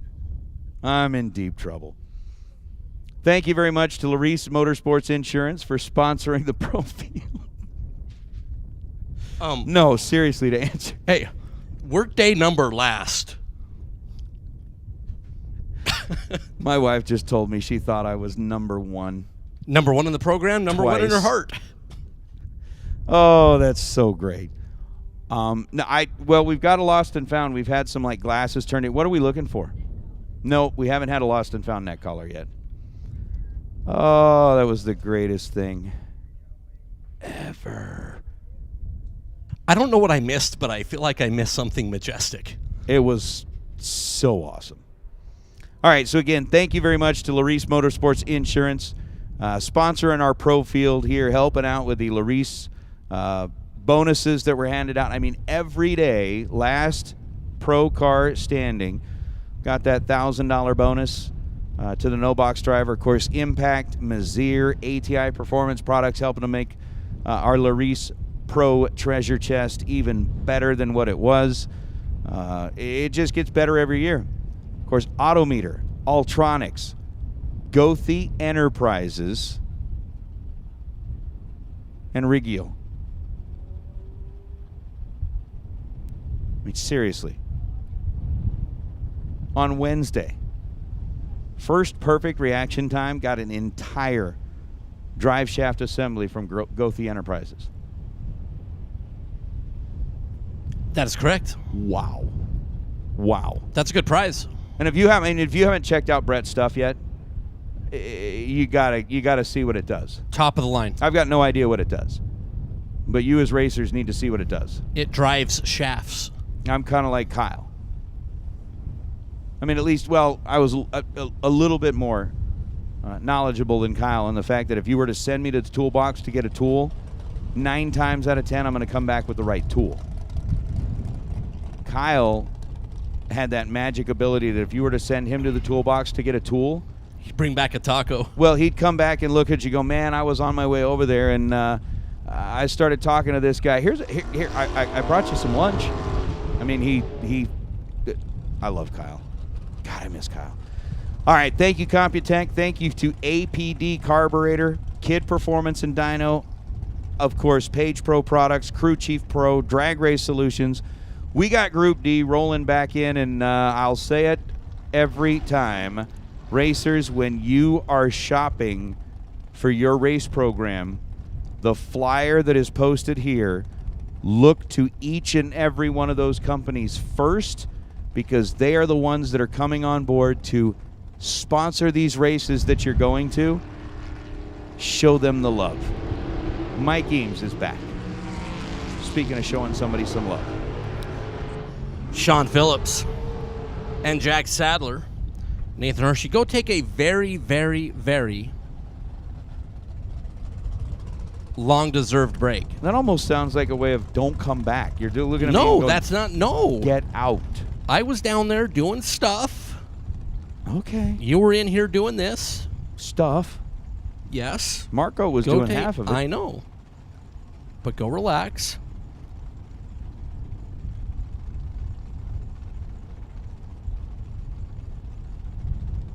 I got you. Did you read that? Willie Flores out of Texas, right side. I'm telling you what, I think everybody that's in the chat bleachers and all that stuff fully understand the kind of fun that we have up here, but like you don't know the half of it. Wind light over on the left side as we have drivers that have moved around to and fro between all the days. Well, effort. The not on file situation, but 17 green, dead on 4 to be 22 total. Willie Flores, who brought us some goodies up here the other day, unfortunately will bow out.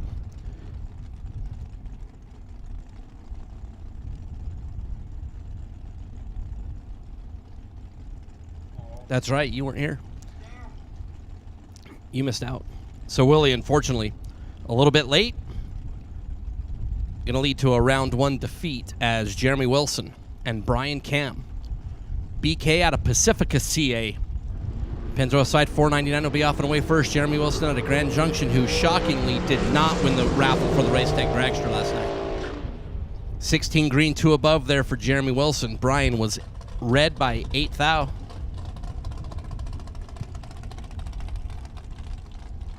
And with no buybacks today, will be one and done.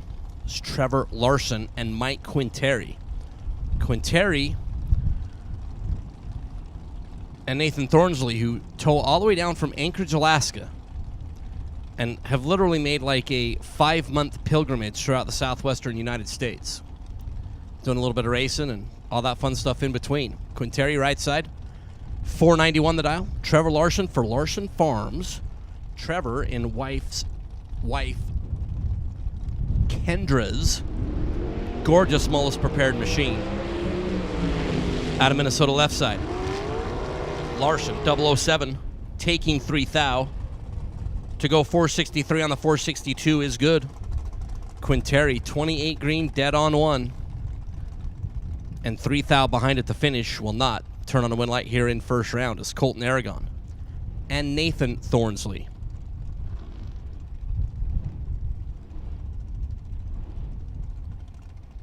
We just talked about Nathan. Palmer, Alaska. Hey, Matt Funk. Chance Parker is still in 1 entry. Colton Aragon, if memory serves me correct. But I'm old, and that was a long time ago. Colton out of Grand Junction, Colorado, 480. The number on the Las Vegas side. Thornsley, half of the reaction time of Colton Aragon as he has 12 green, but breaks out by 8 thou does Thornsley, taking 29 at the stripe. Colton Aragon, 24 green and dead on 9 will be the right combination of numbers as Colton Aragon takes out Nathan Thornsley in round number 1. Mike Brundage and Jessica Bogacki.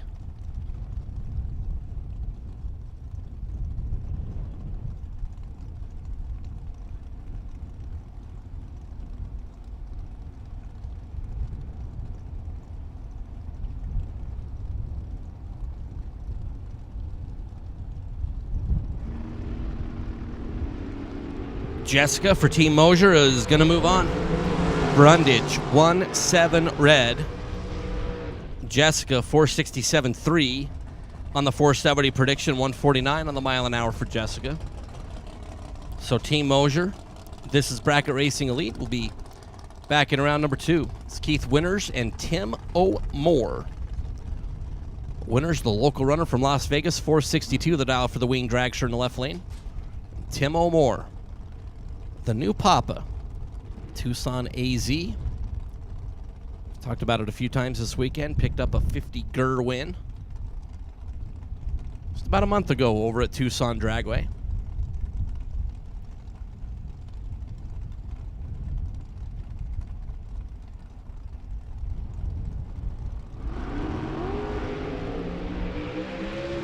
4 little teeny tiny ones are the difference at the start.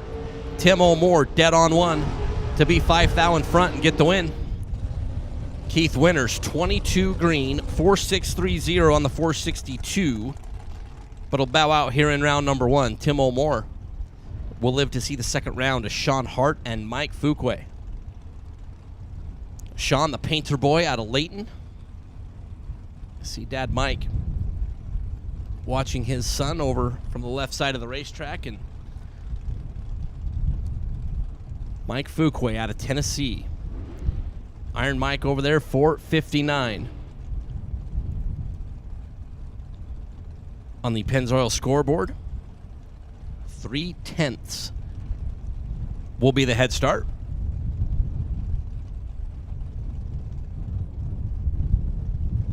At least according to the dial-in.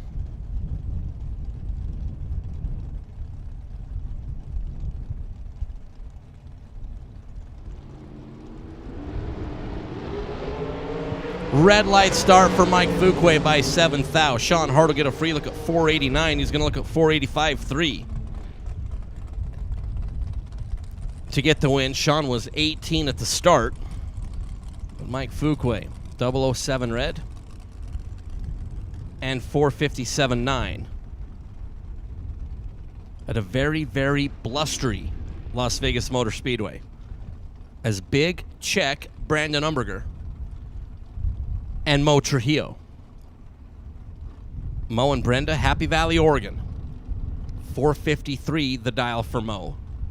Mr. Umberger, out of Grand Junction, Colorado, 467 is the dial for Brandon.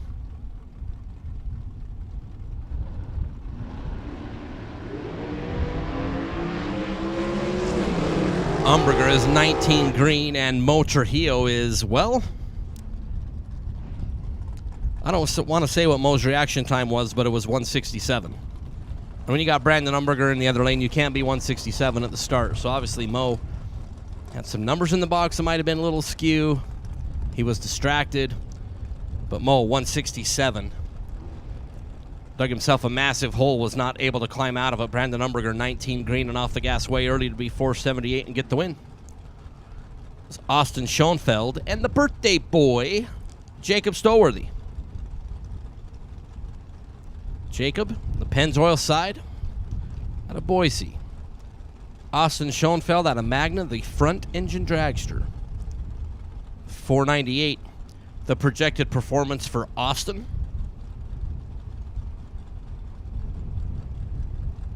I like it when we get to celebrate birthdays with racers. We've had a slew here this week. One driver is perfect, and it's not the birthday boy. Austin Schoenfeld, trip zip up front, and 5 over will get the win. Jacob Stolworthy was in a hurry to go have cake. 13 green, got to the finish line first by 48 thou to break out 9 thousandths of a second. Jacob breaks out by 9, taking a bunch. Austin, perfect at the start. And 5 overs. Jake Jones and Savannah Kidd in the Fun Hater Express. Savannah out of Marana, Arizona. 581 is the dial for Savannah. Jake, South Jordan, Utah. Mom Jim, Dad Tim, 461 is the dial for Jake. One teeny tiny one is the difference at the start. And a breakout, double breakout win will go to Jake Jones. Savannah was 009 and goes 576 on the 571. Under by 0.05 of a second. Jake Jones, 461 was the dial. He goes 4606, was 10 green. But on a double breakout, Jake Jones is going to get the win. Kevin Johnson and Kelly Ritchie. Kevin out of Draper, Utah. The American Assembled Dragster. Kelly Ritchie from Sherwood Park, Alberta, Canada. And the TNT Supercars.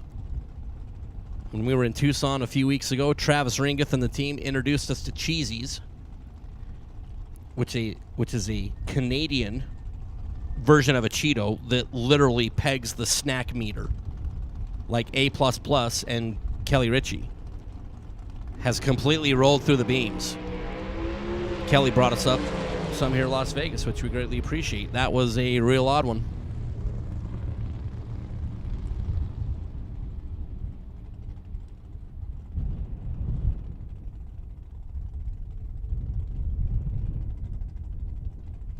So Kevin Johnson in an unusual one. We get around Kelly Ritchie as Kelly rolled through the beams. And unfortunately, with no buyback, that entry for Kelly will be done for the week. Is Daniel Carranza. Thomas Bear School of Drag Racing team car. You see Thomas Bear out there with his pupil and Scott Lemon. Scott for Drag Race Solutions and Collector Tethers. The young man out of Tennessee.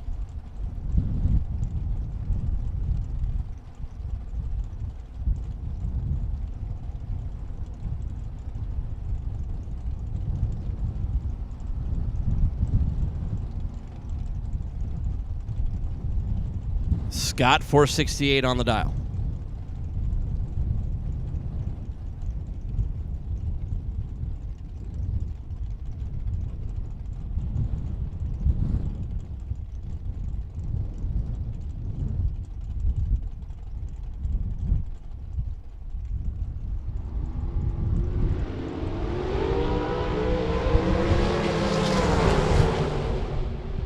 Green and green. Daniel Carranza is green.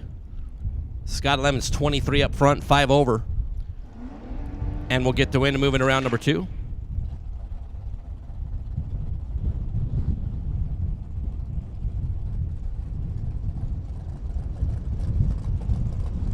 $23.5 above is good. Carranza, after being 89 up front, is 2,002 quick. On the Thomas Bear School of Drag Racing team cars out in round number 1, Hannah Vandermeer and Richard McFarland. Hannah for Boise Valley Towing, 487 the dial for Hannah out of Napa, Idaho. Richard McFarland, RED by 26.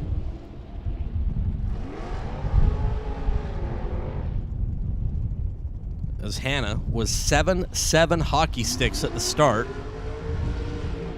And then off the gas. Hannah saw that win light already on. And move out around number 1, McFarland in that super cool home-built dragster. Goes 592 in a first-round defeat. Tyler Murrup and David Thornton. Murrup for Jordan Mower. Tyler out of Sandy, Utah. The Mullis Prepared Machine, 499 is the dial. And David Thornton, that wing dragster out of Washington, 475. Is what David has put on the car here in round number 1.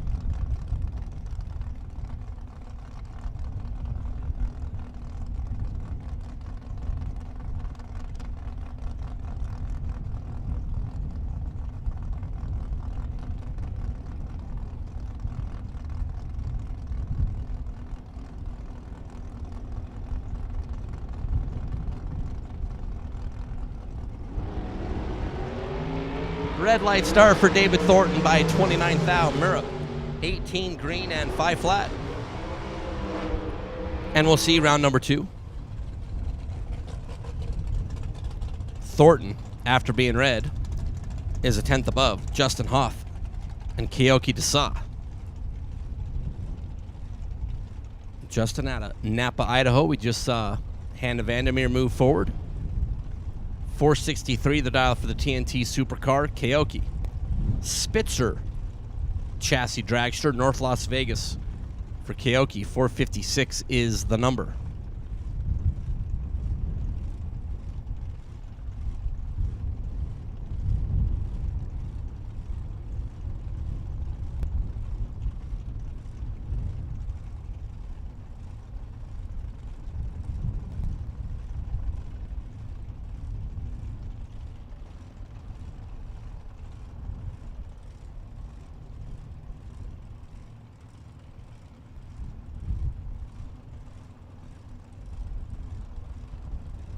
Keoki right side.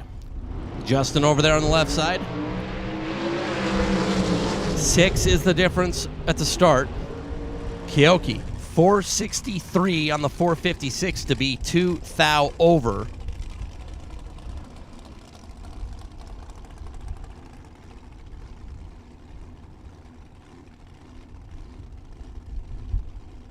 Keoki 2 thou in front at the finish. It's 15 green and 7 over for Justin Huff, Shelby Ray Schoenfeld, and David Meyer. Shelby in one of the Tom Bayer team machines, 527 the dial for Shelby. David Meyer out of Sheridan, California, 478 is the dial for Mr. Meyer.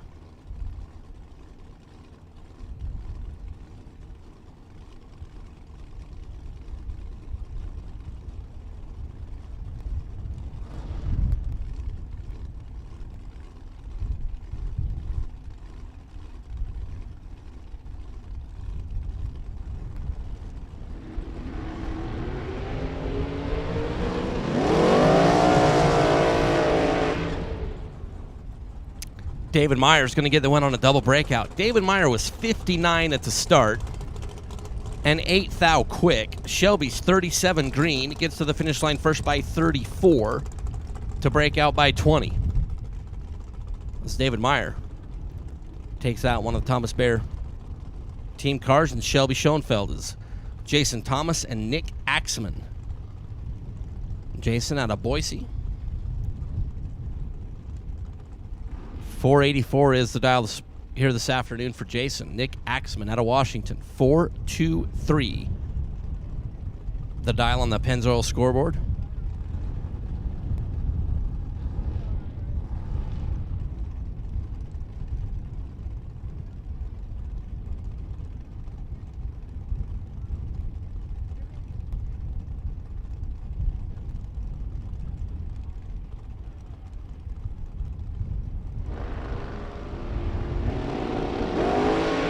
Red light start for Jason Thomas by 6 thou. Axman, 57 green and 1 above. Had 423 on the scoreboard, 4246. Down there on the racetrack. After Jason Thomas went 006 red, goes 484-0, which I do believe the swear jar is still open and available. That would be a pretty good donation in there. Jim Reichenbach and Dave Kamblowski. Dave out of Camarillo. 527 the dial for the California resident. Jim out of Montana. Neil and Parks machine. Red light start for Jim, who is 005, and Dave is 103 green. Ouch. And we really hope that the time slip down there blows away before Jim can take a look at it. 105 green gets out around number 1. It's Johnny Ezell and Hannah Cook.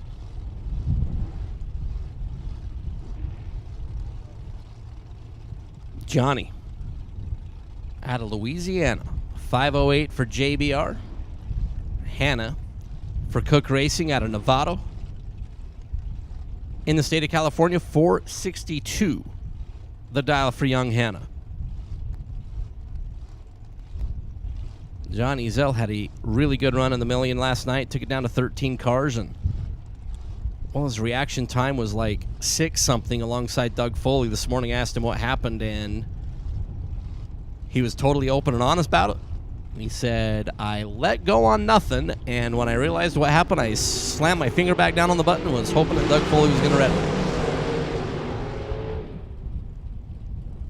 Johnny Ezell, 19 green, dead on 3 to get the win, to be 22 total. Hannah was 16 at the starting line. Got to the finish line by 8 thousandths of a second to break out. 2 thousandths needed to snug it up to be 6 thou or less.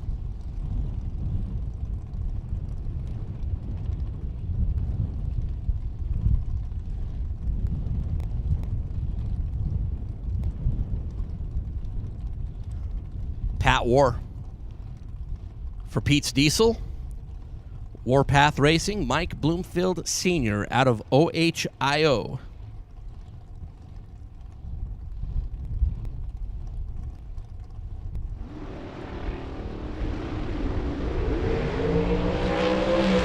Side by side, 34 at the start. War moving all over the place and is going to get the win.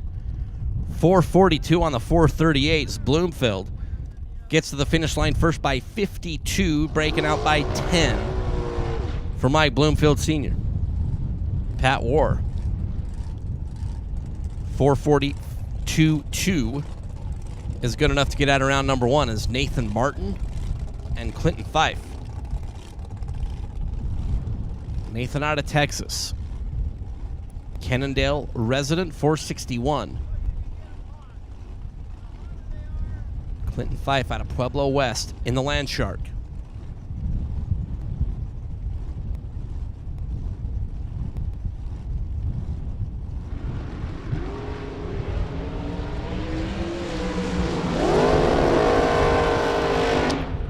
Martin overcomes a big deficit at the start. Clinton gets to the finish line by 62 thou, breaks out by 12. Nathan Martin was 63 at the start and goes dead on 2 and escapes round number 1 as Clinton Fife breaks out. It's Elliot Franco and Jeff Burns. Elliot out of La Palma, California. 5:47 is the dial for Elliot left side. Jeff Burns. Lebanon, Tennessee. 4:48. The dial for JB.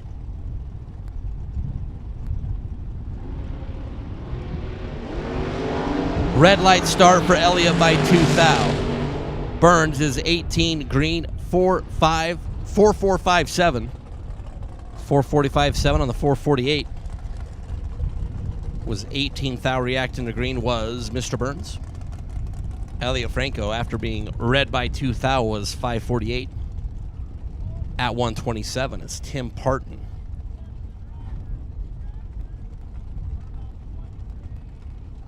Out of Montana.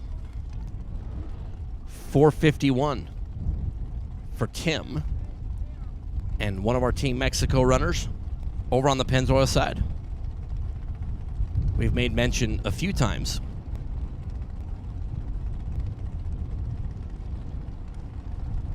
With the A, B, C, D groups, single entry, double entry, multiple days, things have been moving around. It's kind of a rolling target. Sometimes we get guys change the numbers, and we have some not on file competitors even this late at the event, and Team Mexico will advance 13 green and 3 above. Tim Parton was 28 at the start, gets to the finish line by 19 thousandths to break out by 1 teeny tiny thousandth of a second.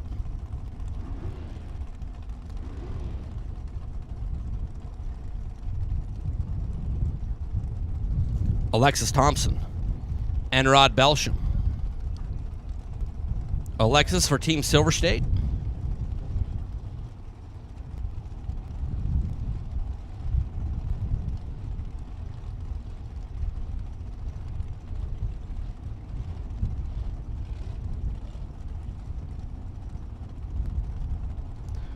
Alexis and Rod Belsham. Belsham out of British Columbia. And Belsham rolls through the beams. Alexis will move on. 465 on the 467. Alexis was 25 at the rip. Rod broke those beams before she even really kind of thought about coming down, and will be done for the week, at least in that entry, is Logan Orr and Lindsay Meserve. Logan out of Erta, Utah. Pete's Diesel. 467 is the dial for Logan. Lindsay out of St. George. 482. For the Theobald Motorsports team. Trevor the Big Dog.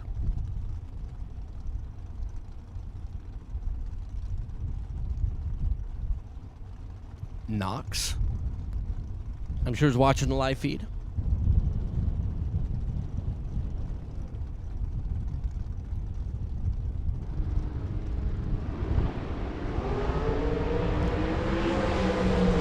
Perfect for Lindsay, and a double breakout win for Lindsay Meserve. 4.801 on the 482 to be under by 19 thou. Logan was 14 at the start and under by 16 thou. When you add, subtract, you multiply, and divide. True margin of victory is 5,000 on the double breakout. For Lindsay Meserve is Val Torres and Ed Olpen. Like, did we all of a sudden, like, change to a divisional event? Val, who finished number 7 in the world in Super Comp last year, out of Olinda. 476 the dial. Ed Olpen, out of Pleasant Grove, Utah. 482 the number for Olpen, and a red light start for Ed by 6 thou. Val is 21 green and 474. After Olpen turns on that big old nasty, ugly, stinky K&N Spring Fling Million presented by Optima Batteries red light by 6 thou. He goes 483. Val Senior. We'll move on. Chuck Babcock and Morgan Rose. Chuck, Yorba Linda, California. 513 the dial. For Mr. Babcock.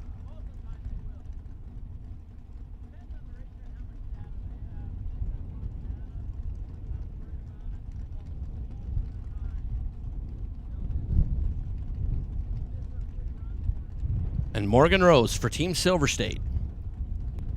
See Dad Shane back there behind his daughter. 455 is the dial. There for Morgan in the Pennzoil lane. With one pair and a single left to go.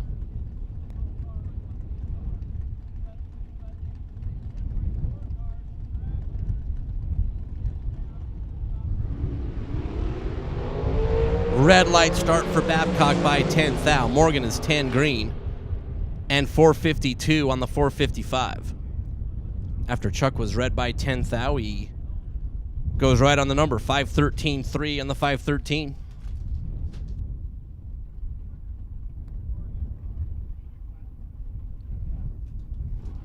As our final car in Torque Tools, round number 1, is Dale Toros.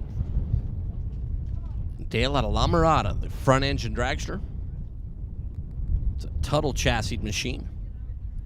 Big block power for Dale.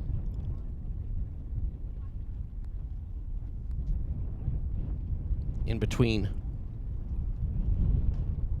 here at the end of Torque Tools' first round and our Larice Motorsports Insurance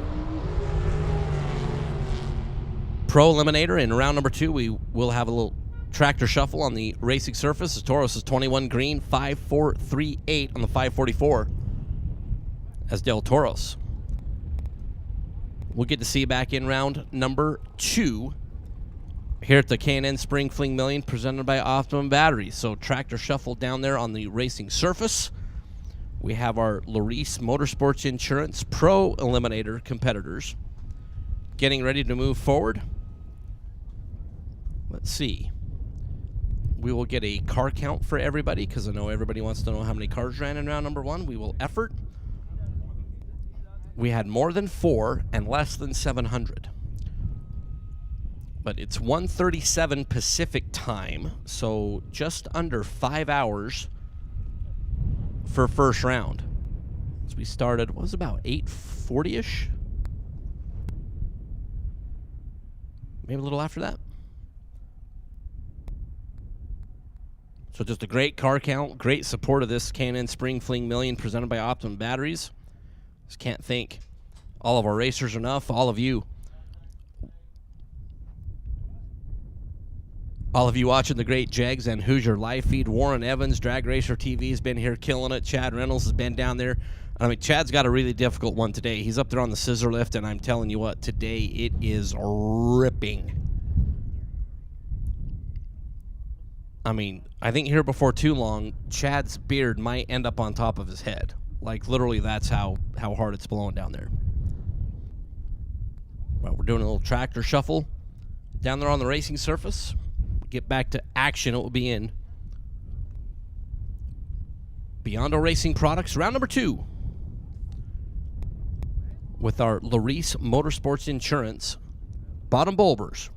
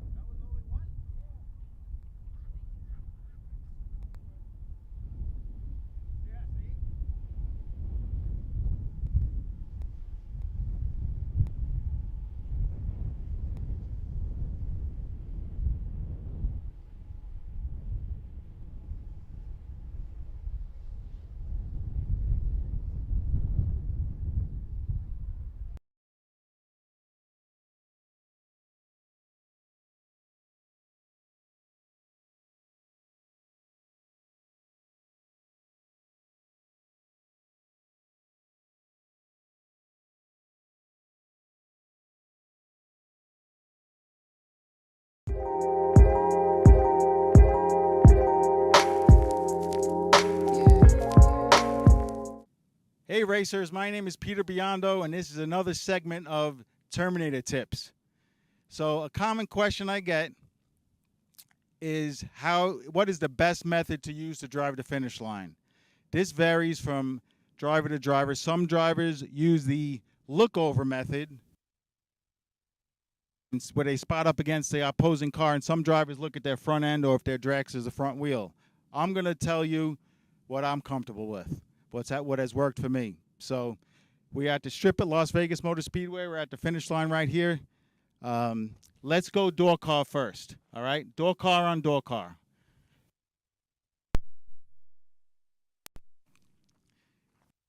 Assuming it's not any kind of a crazy body style, it's, you know, similar type cars, but this is a great rule of thumb to go by.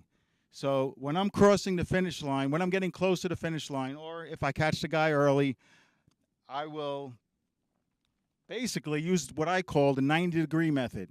I'm looking over, and when I cross the stripe, I want to cross looking over right here at that pillar.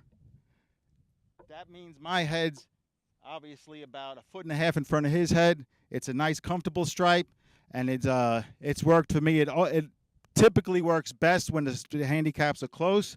On the long spots, it's going to be a little bit harder to do it that way because of the mile per hour difference. Now, dragster drivers, same thing. I use the 90-degree method. The first 10 years of racing, I used the my front wheel versus my opponent's front wheel. Somewhere down the road, Kyle Seipel said, dude, why don't you try this? And it took a while to get used to, but I started using the 90-degree method in my dragster. So when I'm spotting up against another dragster, basically want to cross the finish line, looking over, and in a dragster, I look at their windshield. And that puts me, again, about that foot and a half in front of them, cross the stripe by a nice, comfortable margin, maybe 5 to 10 thousandths. And it's worked for me in the past. It took a little while to get used to.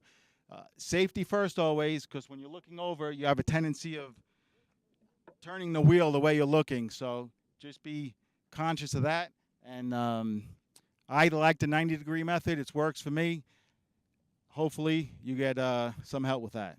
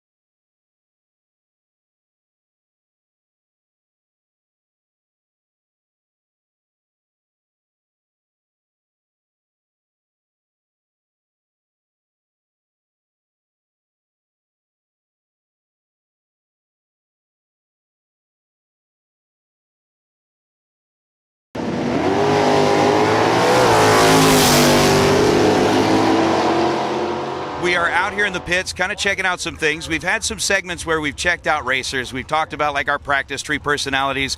But there's a couple of cars out here that definitely deserve a nice little highlight, and Gary Roost's ride is one of those. We found Gary out here in the pits. Gary is a local racer here at the strip at Las Vegas Motor Speedway, comes in from Pahrump and brings this absolute showpiece of a race car with him each and every time he comes down here. And Gary, we appreciate you taking a minute to talk to us about your car, about what it does, and tell us a little bit about the history of your car. Where did you get it? What did you do to it?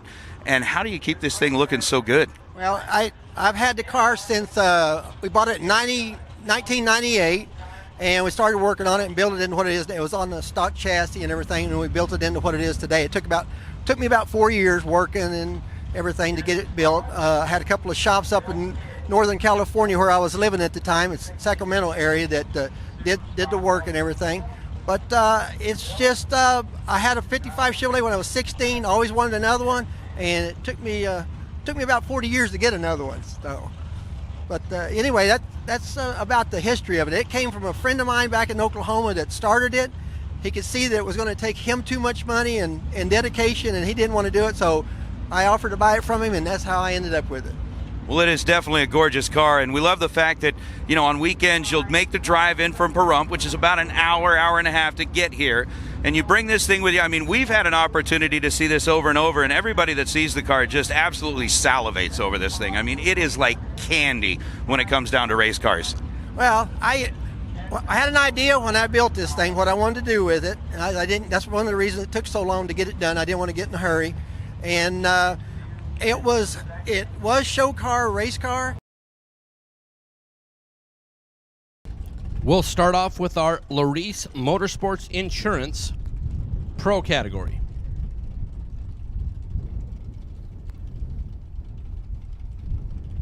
John Crabtree and Wyatt Ezell.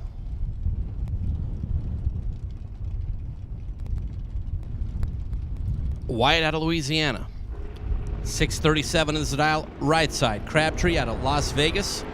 The 86 Camaro for the hometown guy. And the win for Wyatt Ezell, 50 green. And a couple hundred fun in front at the finish line to be 638. Crabtree was a little bit better at the start, but then 5 over. 739 on the 734. For John Crabtree, as he's got to put it in the box. Wyatt Ezell will be back around. Jeff Taylor and Nikki Thomas. Taylor out of Forest Grove, Oregon. In the Dakota, 581 is the dial. And a red light start for Jeff by a bunch, 87 red. Nikki Thomas out of Ohio, 67 green, dead zero. Will be good to advance.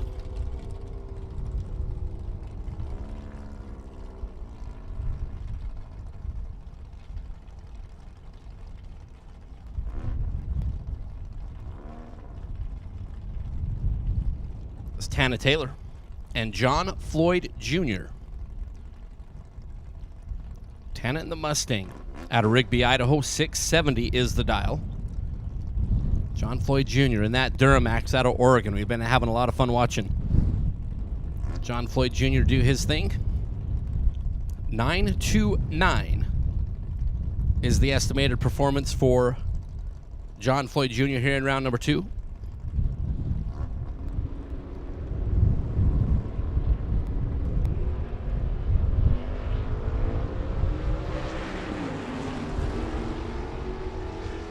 Tana Taylor with the red light. The very talented young lady who sang our national anthem for us is going to bow out here via the red light. 62 in front of green and John Floyd. 64 on the green light start and 922 on the 929.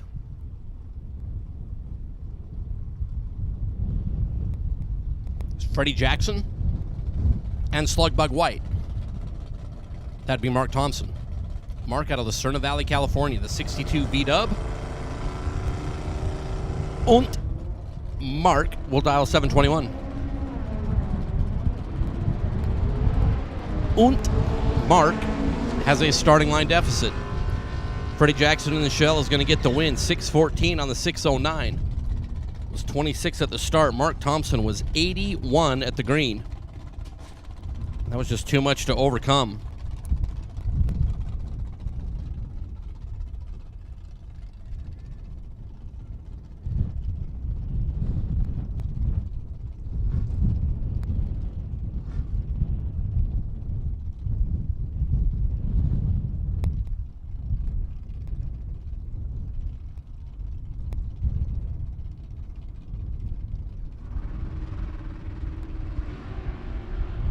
Howard DeVore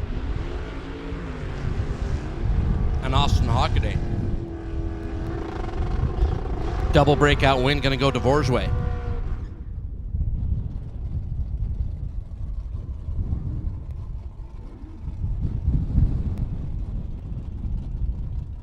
Six, 660 on the 668 for Howard DeVore. Austin Hockaday was under by 3. And on a double breakout, the margin of victory is going to be 1 thou over for Howard DeVore, Kyle Fritz, and Noel Cuevas. Noel out of San Ysidro, California.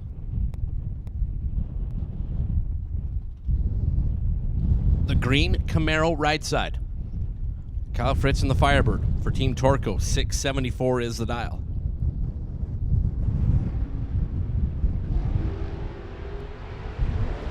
Kyle is tar D.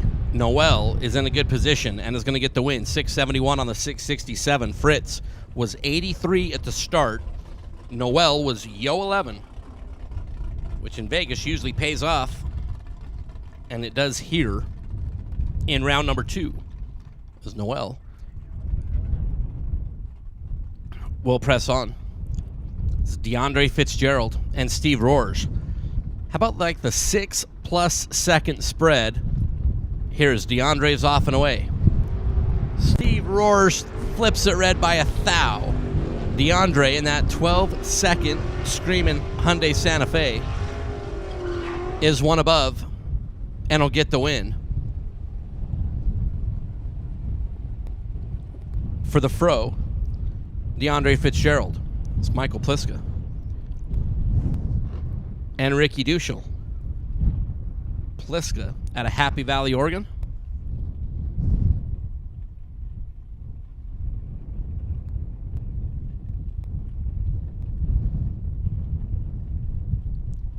The Vega over on the left side. 634 is the dial. Duschel out of Palmdale, California. The white on black Camaro. 625 is the dial for Ricky.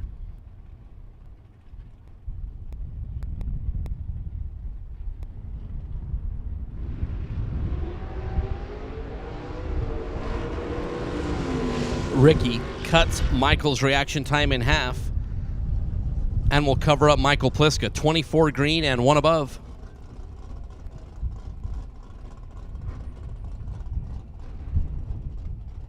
Will be good. Michael Pliska.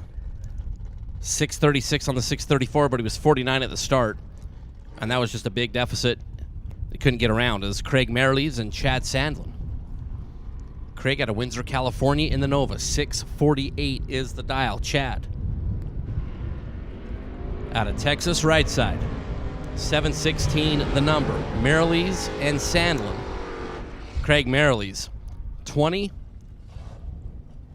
Taking 23 to be one above is good. Chad Sandlin was 40 at the start. 15 thou over and no good.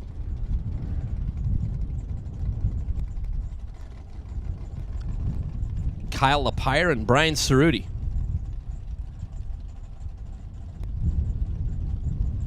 Kyle out of Middleton, Idaho. 716 is the dial. Brian Cerruti. Camaro out of Ohio. 657 is what Cerruti is going to go with here in round number 2, the Biondo Racing Products round. 6 red for Lapire. Cerruti is 008 with a free look at 657. How about 657.6 to be 14 total? And after Lapire is 006 on the red side, goes dead on 5.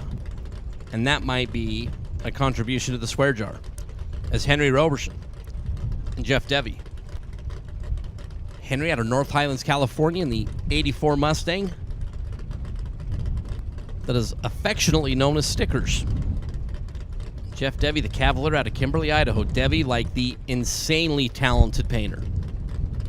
Letterer, pinstriper. Like uber talented. Jeff is off and away. 4 teeny tiny ones, the difference between the two. And Henry Roberson. 12 up front, dead on 2, makes 14 total. Jeff Devy is 16 green and squashed. Had no chance. Henry Roberson fully locks out Jeff Devy.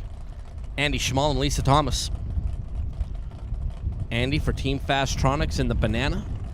He was our winner of the Larice Motorsports Insurance Pro category yesterday during the Million.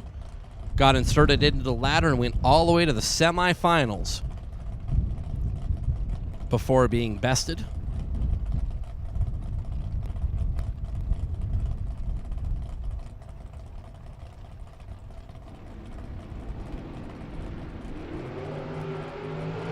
Lisa Thomas out of Meridian, Idaho. Her 66 Chevy 2. 6:03.6 for Andy Schmall, 24 green. And a pretty comfortable one there. Lisa Thompson was 72 at the start.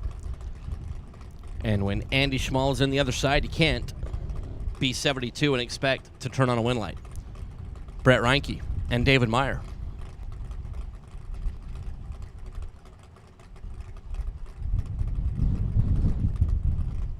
Brett out of Fresno in the Maverick. 610 is the dial. David Meyer out of Sheridan, California. The Cavalier for the Machine. Red light start for Brett. David Meyer. We'll move on to round number 3 with a look at 555. 5, 5, 6, ocho for David Meyer. 16 at the start. And we'll be back in round number 3. It's Tim O. Moore and Steven Jaslowski. Tim O'More out of Tucson, Arizona, the blue 88 Camaro. They're off the bottom, 608 for Tim O'More. Jaslowski, San Jose, California-based 14 Mustang.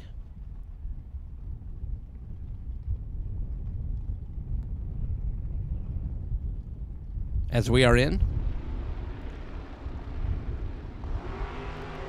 and away. Tim O'More is 003. Jablowski's in a tight spot. Tim O'More will get the win. 003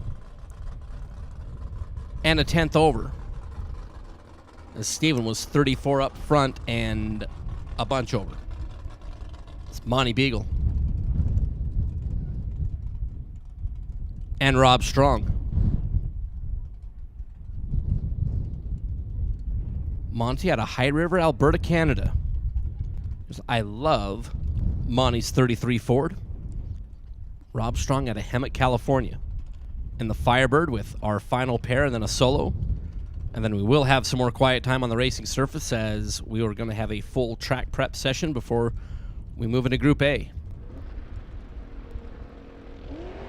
Red light start for Rob Strong by 4 thousandths of a second.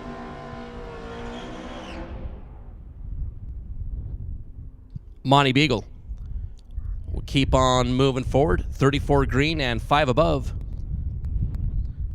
will be the numbers there for Monty Beagle. Rob Strong, after being red, was then too quick, like breaking every rule.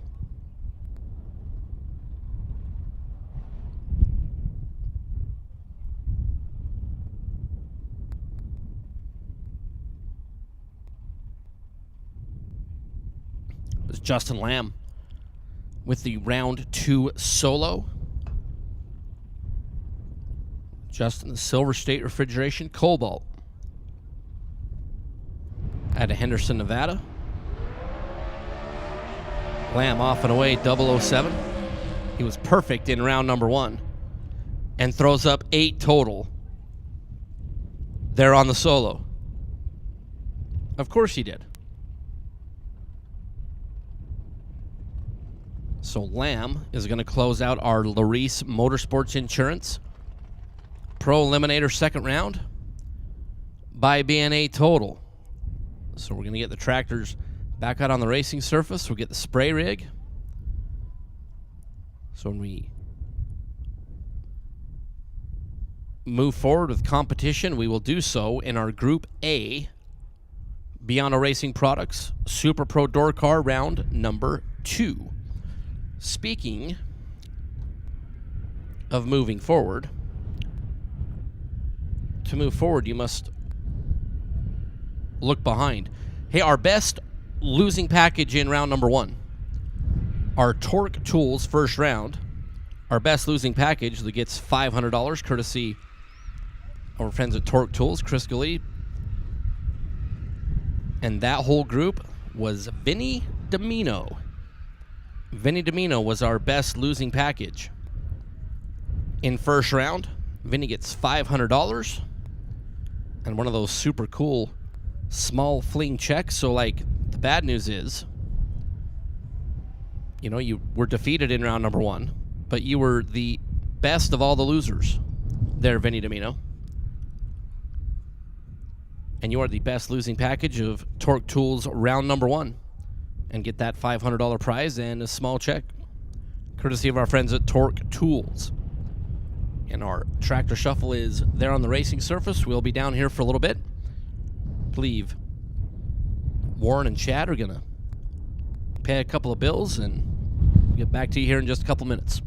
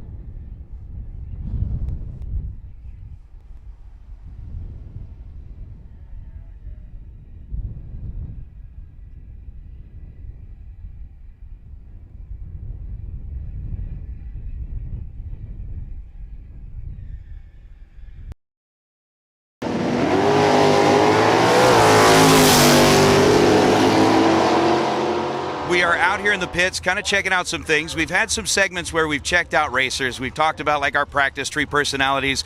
But there's a couple of cars out here that definitely deserve a nice little highlight, and Gary Roost's ride is one of those. We found Gary out here in the pits. Gary is a local racer here at the Strip at Las Vegas Motor Speedway, comes in from Pahrump and brings this absolute showpiece of a race car with him each and every time he comes down here. And Gary, we appreciate you taking a minute to talk to us about your car, about what it does, and tell us a little bit about the history of your car. Where did you get it? What did you do to it?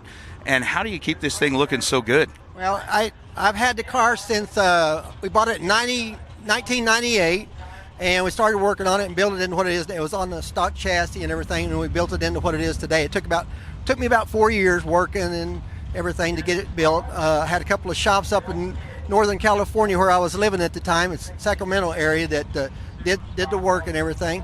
But it's just I had a 55 Chevrolet when I was 16. Always wanted another one, and it took me about 40 years to get another one. So, but anyway, that's about the history of it. It came from a friend of mine back in Oklahoma that started it. He could see that it was going to take him too much money and dedication, and he didn't want to do it. So I offered to buy it from him, and that's how I ended up with it. Well, it is definitely a gorgeous car, and we love the fact that, you know, on weekends you'll make the drive in from Pahrump, which is about an hour and a half to get here, and you bring this thing with you. I mean, we've had an opportunity to see this over and over, and everybody that sees the car just absolutely salivates over this thing. I mean, it is like candy when it comes down to race cars. Well, I had an idea when I built this thing, what I wanted to do with it. I didn't. That's one of the reasons it took so long to get it done. I didn't want to get in a hurry, and it was show car, race car, but then once you start racing, it just takes over from the show stuff. But you know, on the other side of that, all of us racers, we're all the same. I mean, some people, you just have to take care of your race car. So that even makes it in a little easier anyway. So I'm taking care of it, and it just happens to be a little bit better paint job, what I wanted to do with it whenever I first built it. So, you're taking care of your race car like a race car, but also you got to upgrade it a little bit to keep it looking this way. Well, you've definitely upgraded. Tell us a little bit about the cockpit. I mean, inside of that race car, everything in there is just gleaming, clean, beautiful. Well, it's all aluminum. That's what most of the guys built all their interiors out of. But I went ahead and had it polished out. I didn't want to do the powder coating thing like that. I wanted it to be a little different. And sometimes it'd come back and bite you because the way the sun can reflect off of it and everything, but it hasn't really bothered me on the starting line. I mean, he talked about getting this thing polished up. I'm afraid to touch it. You have to have gloves on just to get in the car. White glove. We talked about this race being bougie. This car is bougie. I mean, look at this. Polished, clean, the dash, everything is perfect. And I'm telling you, I'm afraid to touch it because it's a showpiece. Like it's a trophy. It's a trophy on wheels. That's what this thing is. This is amazing, man. Gary, gorgeous race car. This is awesome. I thought you'd like that. Oh, that's way cool. Now the trick's going to be if I can get out of it. You want it to look nice, and I pay a close attention to detail. Well, I'm going to tell you this. That close attention to detail that you have paid to this race car is going to pay off today because we've got a little surprise for you. Todd Barton Design puts up the Best Appearing Car Award at each and every fling, and today, Gary Roost, it is our pleasure to present you with the Todd Barton Design Best Appearing Car Award, my friend. That car is gorgeous. Right on. Well, thank you very much. Just total, really a surprise. Sorry about getting emotional, but I do that pretty easy. So, but thank you very much. I really appreciate it.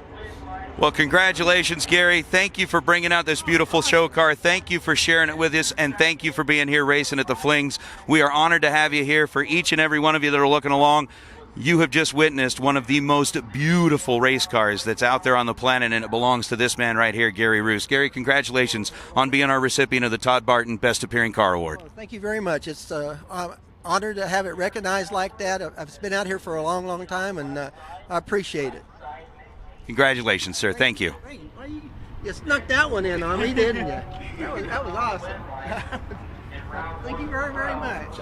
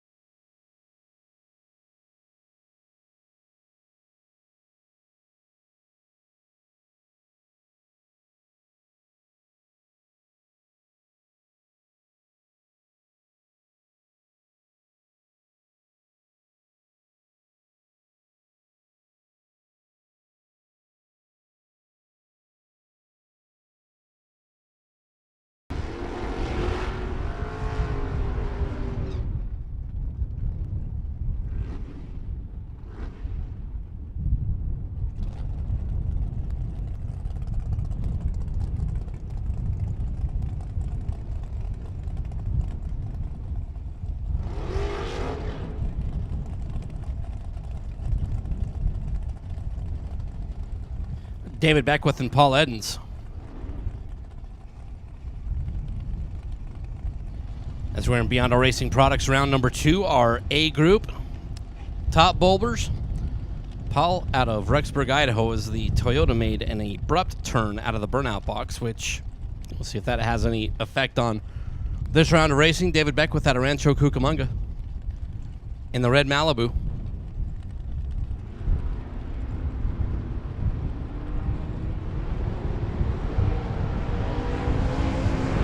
Edens is late, and is going to make it work on a double breakout. Telling you, this sport is just enough to make you go clinically insane. Edens is 226 green and will get out of the round. Beckwith is 54 up front, under by 19 thou. Edens under by 14 thou, and on a double breakout is going to get the win. Spencer Massey, our runner-up in the million last night, and BP Brad Pierce. Massey's off and away. He's 12 green. Brad Pierce is 001 and taking 001. And that's like a 99%er. 551.9 on the 550 for Brad Pierce. Spencer Massey is 12 green, dead on 9. But Brad Pierce, 001 at the rip. And in front at the end of 660 feet by 1 thou. B001 and take 001. And that's pretty good for Brad Pierce. Dustin Wirtz and Chris Johnston.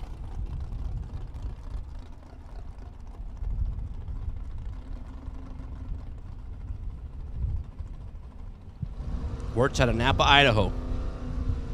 Corvette left side, the Roadster. Chris Johnston out of Washington. 69 Camaro right side, 624 is the dial.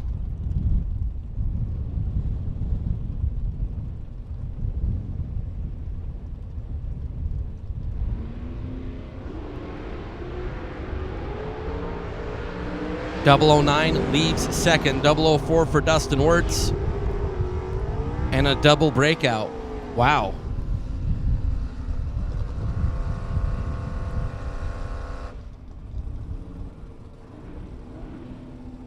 And I'm sure that is going to cause some discussion, as Wirtz was 296 miles an hour and under by a couple of tenths.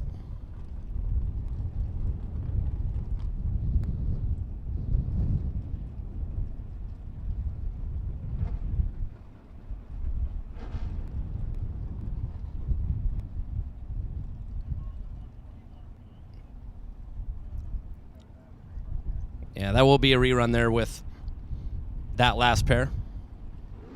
Ryan Gleghorn and Hank Pramoff. That last pair will be a rerun. Gleghorn, 51 green and under by 4 is no good. Hank Pramoff, 25 up front and 1 over. Yeah, so that run with Dustin Wirtz will be a rerun.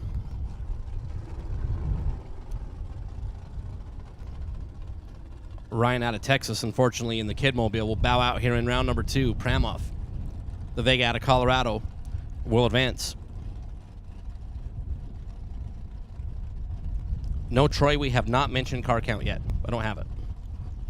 Leslie Grissom and Gary Wombolt, but it was more than 500. Grissom in the 4-door wagon out of Odessa, Texas. 4-door luggage rack machine. Gary Wombolt, the 78 Camaro, is 17 green. Leslie is 20 up front, and Gary Wombolt completely locks out Leslie Grissom, 17 and dead on 1 to be 18 total. Leslie Grissom, 20 at the start and under by 8 thou.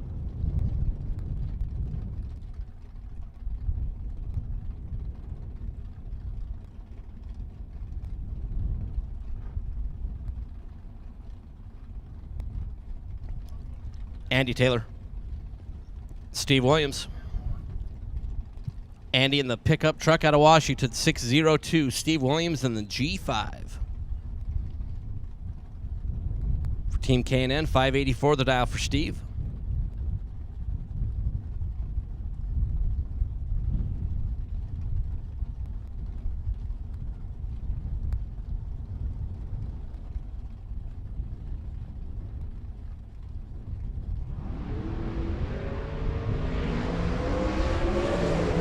Andy and Steve, 3 little ones of the difference at the start, and Steve Williams on a double breakout. And I'm sensing a theme. There's a theme developing, Nathan Hershey. 22 green and under by 11th thou for Steve Williams. Andy Taylor ends up 3 thou. The true margin of victory. I'm sensing a theme. Nathan Hershey's like, what, there's only one winner? Yes, that is correct. Sean Page will move on. The right side is red by 11th thou. And Sean Page said he was going to run 6:15, goes 6:11. Left side said he was going to run 6:43 and runs 6:40.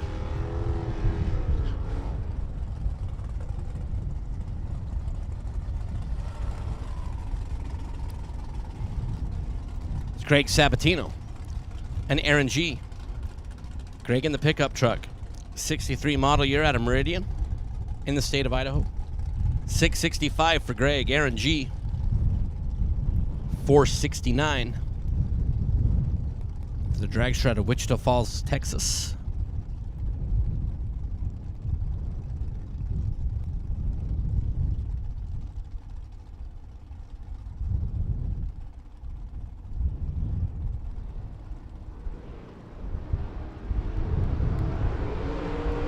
Red light start for Aaron G by 7th thou. Greg Sabatino, 6.663 and 47 at the start. Aaron G was 470 on the racetrack after being red by 7th thou. Bill Bathello and Dwayne Ringeth. Bill out of Smith, Nevada in the Grand Am. 507. The estimated performance for Bill here in round number 2. Dwayne Ringeth, Rocky View, Alberta, Canada. TNT Motorsports dragster. 468. So what Dwayne has decided here in Biondo Racing Products, second round.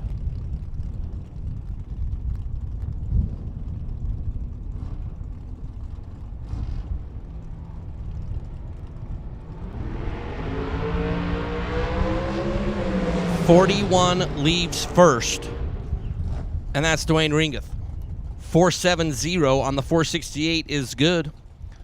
Bill Bathello was 86 up front. And 5085 at 137 miles an hour as Dwayne takes out Bill. Sean Langdon and Randall Reed. Langdon in the Rizzoli Camaro. 631 the dial. For Mr. Langdon, Randall Reed out of Iowa Park, Texas. The S10 for Randall, 463 is the dial.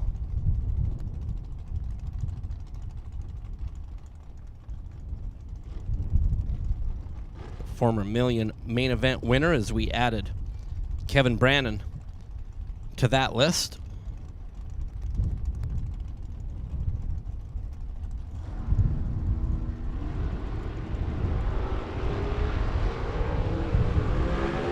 Langdon out in front. Here comes Randall Reed and the dragster. Langdon. 6:33 on the 6:31 was 007. Randall Reed got to the finish line first by 19th thou to break out by 2 thousandths of a second. Sean Langdon takes out your former Million main event winner, Randall Reed. Scotty Richardson and Kevin Shear. Scotty out of Barberville, Kentucky. 6:10. Scotty's decided here in round number 2. Kevin Shear out of Belfair, Washington. The dragster over the Pennzoil side.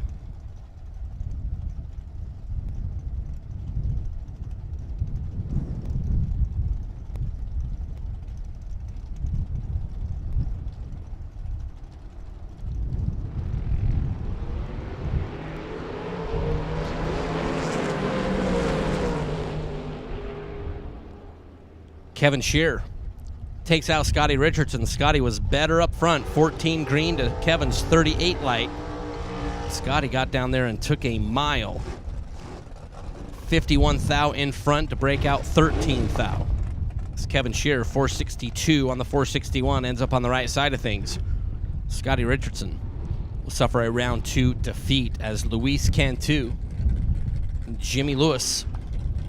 Luis in the Camaro out of Monterrey, Nuevo Leon, Mexico. Jimmy Lewis, Sumner, Washington. Dragster over in the right lane.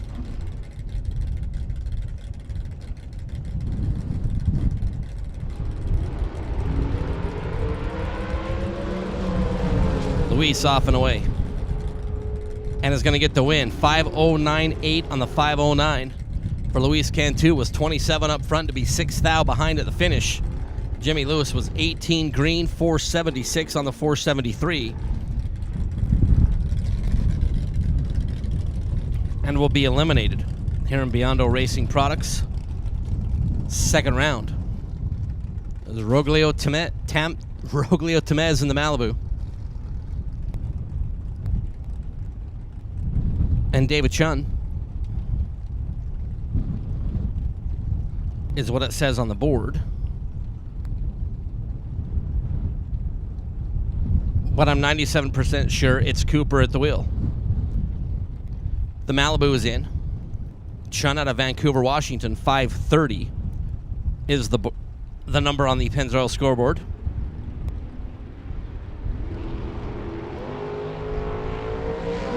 Red light start for Tamez by 16 thou.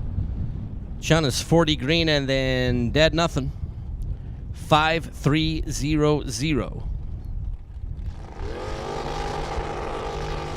To advance on the freebie there in round number 2. There for Cooper Chun. Thank you, Tracy. Tracy, I mean, as you know, we're just monkeys who, like, look at stuff on screens and, like, pick stuff out of each other's hair. Sean Reichenbach and Don Buckowitz.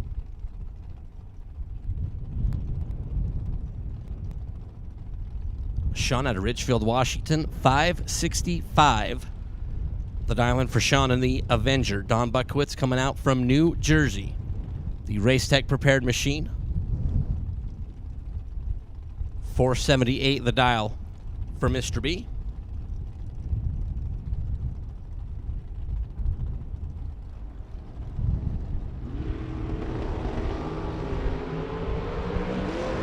Sean is 300 right down here. Buckowitz was 79 at the start and a 10th above and good.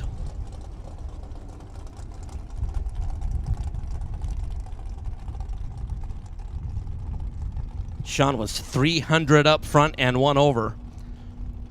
And no shot. Berto Sevda Jr. and Carson Campbell.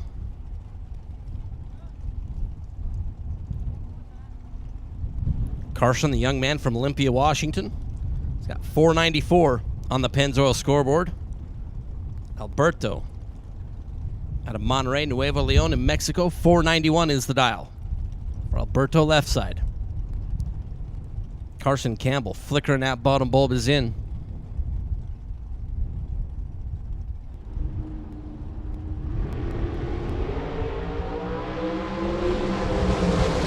.006 leaves second, and Alberto will get the win. 004 dead on 8 will advance. Carson Campbell got to the finish line first by 12 thou to break out by 6 little ones. As Alberto take one of the Team Mexico competitors into round number 3 is Steve White and Jeremy Rapp. Steve out of Ventura, California. 498 is the dial-in for the brand new Racecraft prepared drag racing apparatus. Jeremy Rapp, the young man who has had all sorts of success. Former Super Pro Track champion here at the Strip. And Rapp with a weird one.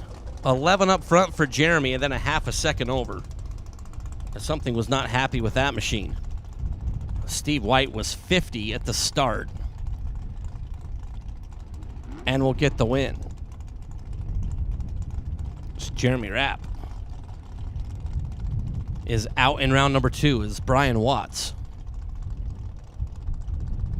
and Diane Pettit. Diane Pettit out of Washington. Husband Tim back behind on the right-hand side. Brian out of Richmond. Like this, all Washington. A little advantage for Brian Watts at the start and 2 thou in front at the finish for Brian Watts. 481.0 on the 480. Was 30 on the starting line. Diane Pettit was 38 green, dead on 4. But the most important number was 2 thou behind at the finish line. As Brian Watts will eliminate Diane Pettit, at least in that entry.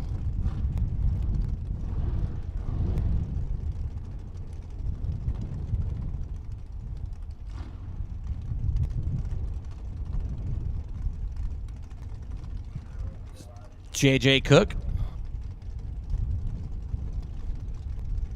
Stan Essery.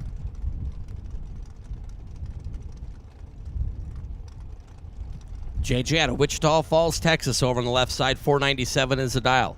Stan Essery for Team Rad Torque. Sherwood Park, Alberta, Canada. 466 is the dial. Essery, 467.4 will move on. Stan was 19 green. JJ Cook was 84. Ouch. Stan a big starting line advantage, parlayed that into a victory here in Beyond Racing Products' second round as Marco Abruzzi and Peeps Pennington. Real good one right here in second round. The Beyond Racing Products second round. 460. The estimated performance there for Marco. Peeps, 468. Will be leaving first.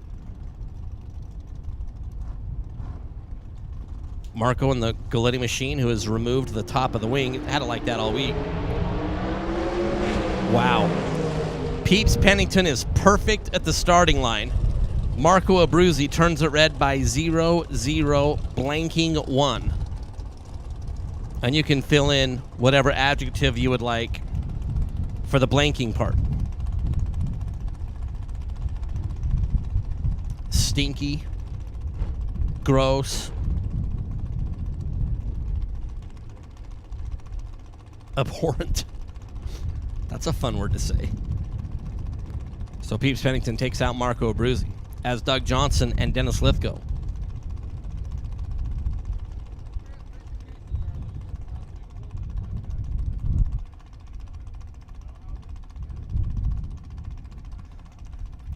Nathan Hershey just dropped a absolute gem.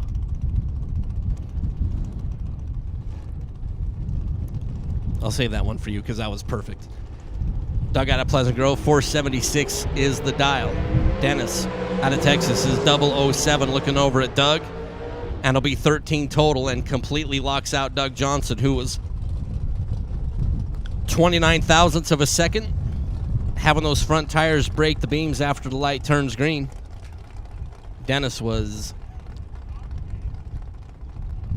007 dead on 6 to be 13 on the combined, and locked out Doug Johnson as Chris Galitti and Brian Bennett.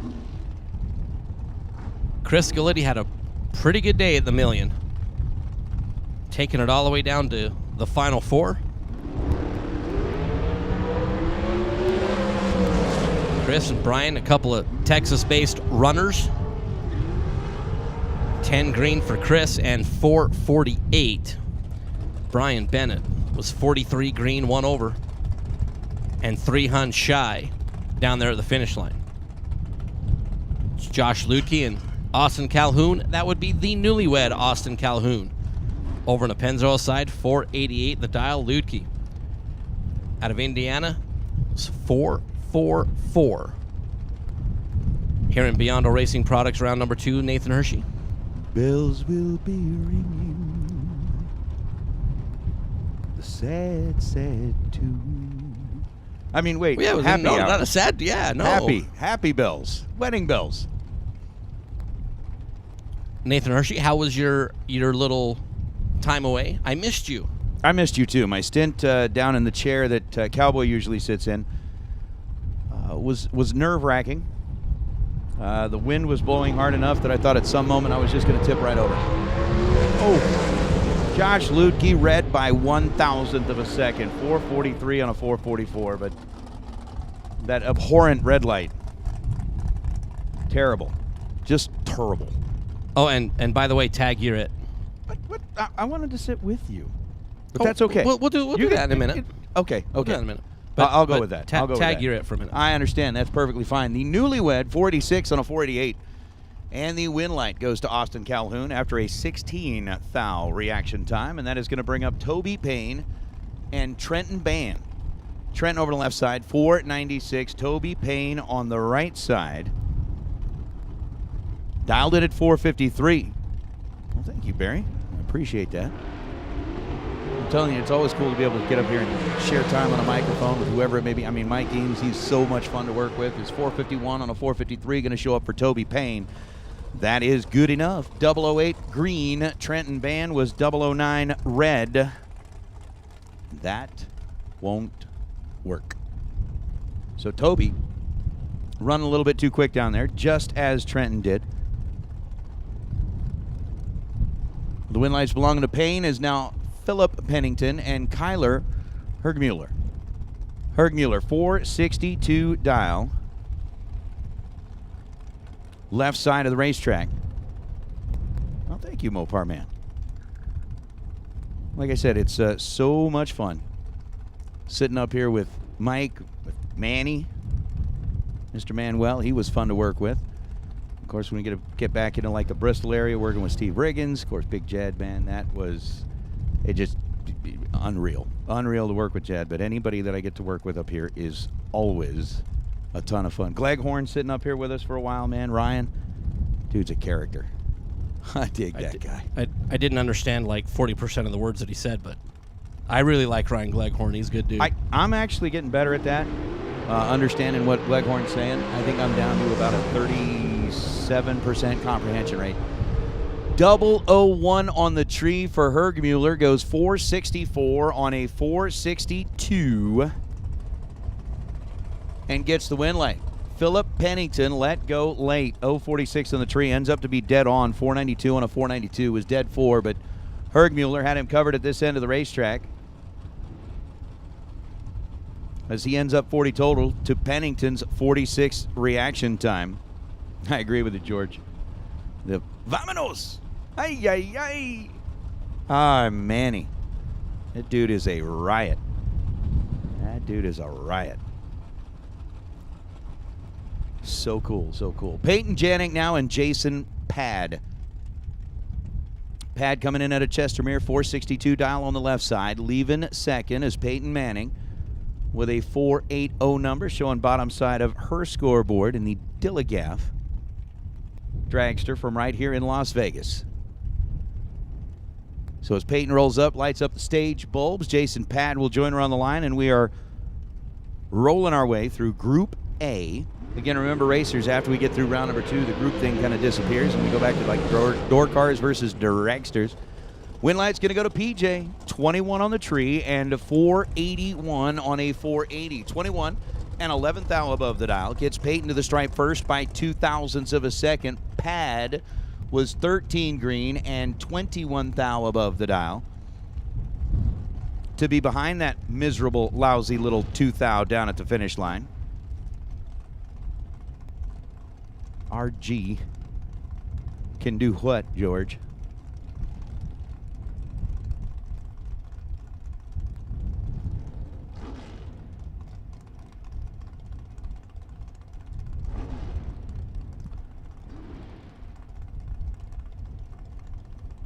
So as we bring out our next two, Perry Como and Vinny Domino. Big Vin. Double entered here was also, if I am remembering correct, best losing package, a Torque Tools round number 1. Wins that $500, the small fling check that goes along with it. Now trying to stay in the game in his other entry if he can. Perry drops a 001 reaction time on Vinny Domino, takes 3 thou at the stripe, and then goes 473 on a 474. Yeah, I got, okay, following you now.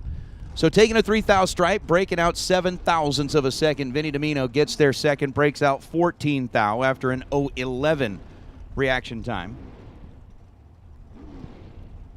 And Perry Como will move on. Vinny Domino now going to be out in 2 is Taylor Strange and Dylan Howe. Taylor on the left side, 479 the dial. And for Dylan Howe on the right side, a 457 number showing up for the team out of Junction City, Oregon, at Cascade Trailers Group. And again, the Cascade Trailers car got parked in the winner circle last night during the big main event under the control of Kevin Brannon. Brannon, who just got downright dirty on the rest of the field and made them all pay. Taylor 002, 479.0. How about a 2-pack for Taylor? Taylor dead zero, taking 9 thou at the stripe. Dylan was 20 on the tree and 456 on a 457, but Strange gets mean.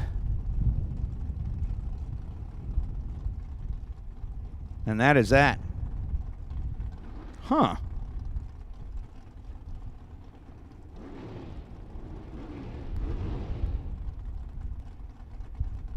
Sure. All right, so I know that fuel sales originally were going to close a little while ago. Apparently, they had to come back for something, so I guess we've got about another hour.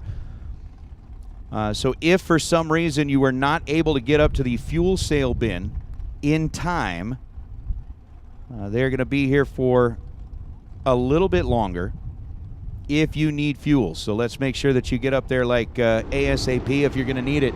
There's Rob White, Robbie Gear. It's Robbie versus Rob. Gear left side down 453, goes 4550 after a 008 reaction time. Rob White 27 on the tree and then goes 517.7. Gets there 4 thou, breaks out 3 thou. Had one little one to work with, and that was that. Win light to Robbie Gear. 008-2 above, he's 28 total. Taking the win light is Leroy Duran and Zach Mazier. Leroy, who was on a tear down in Tucson in the dragster. 505 the dial for Leroy left. And for Zach Mazier out of Boise, Idaho, 487. The number that he has predicted his dragster will be able to do at the 660 feet. So again, fuel sales, there was kind of a quick little change in plans. If you need to get some fuel, they're up there now. Jump up, jump in, get it done, get your fuel. You don't have very long. You don't have very long. But if you need it, it's there. Red light start for Leroy. By 0.02 of a second, Leroy is done here in the Biondo Racing Products round number 2. Zach Mazier, 15 green, and goes 486 on the 487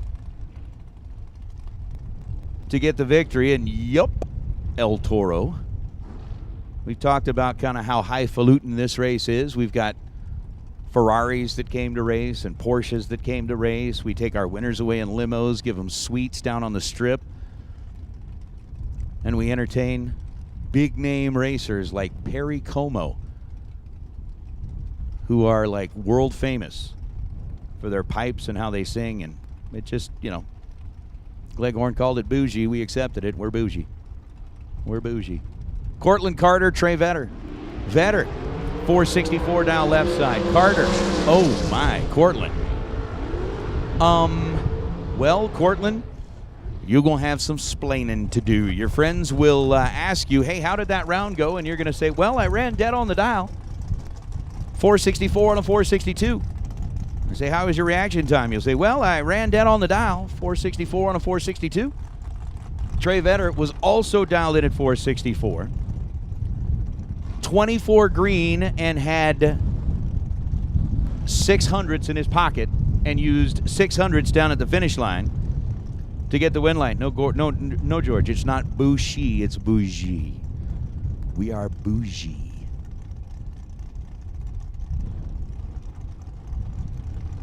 I mean, we've had like chilled grapes and crackers. We just haven't had the cheese yet up here in the tower. We'll get it. Jeff, Sarah, Donnie Burleson. How about this matchup here, round number 2? Burleson out of Texas trying to get it done against Sarah, and it will happen for Burleson. 004 and 458 on a 457 for Big Donnie. Jeff Sarah was 16 green, 24th thou above the dial, and Jeff Sarah will get bounced here in round number 2 as Donnie Burleson taking care of business. Moving on to round number 3 is Tim Markaglu and Tyler Smith. Smith, the racer, coming in out of Rancho Cucamonga, California. Markaglu coming all the way in, coast to coast. This is an opposite side of the country matchup. 454 is the dial for Markaglu. 469 is the dial for Tyler Smith.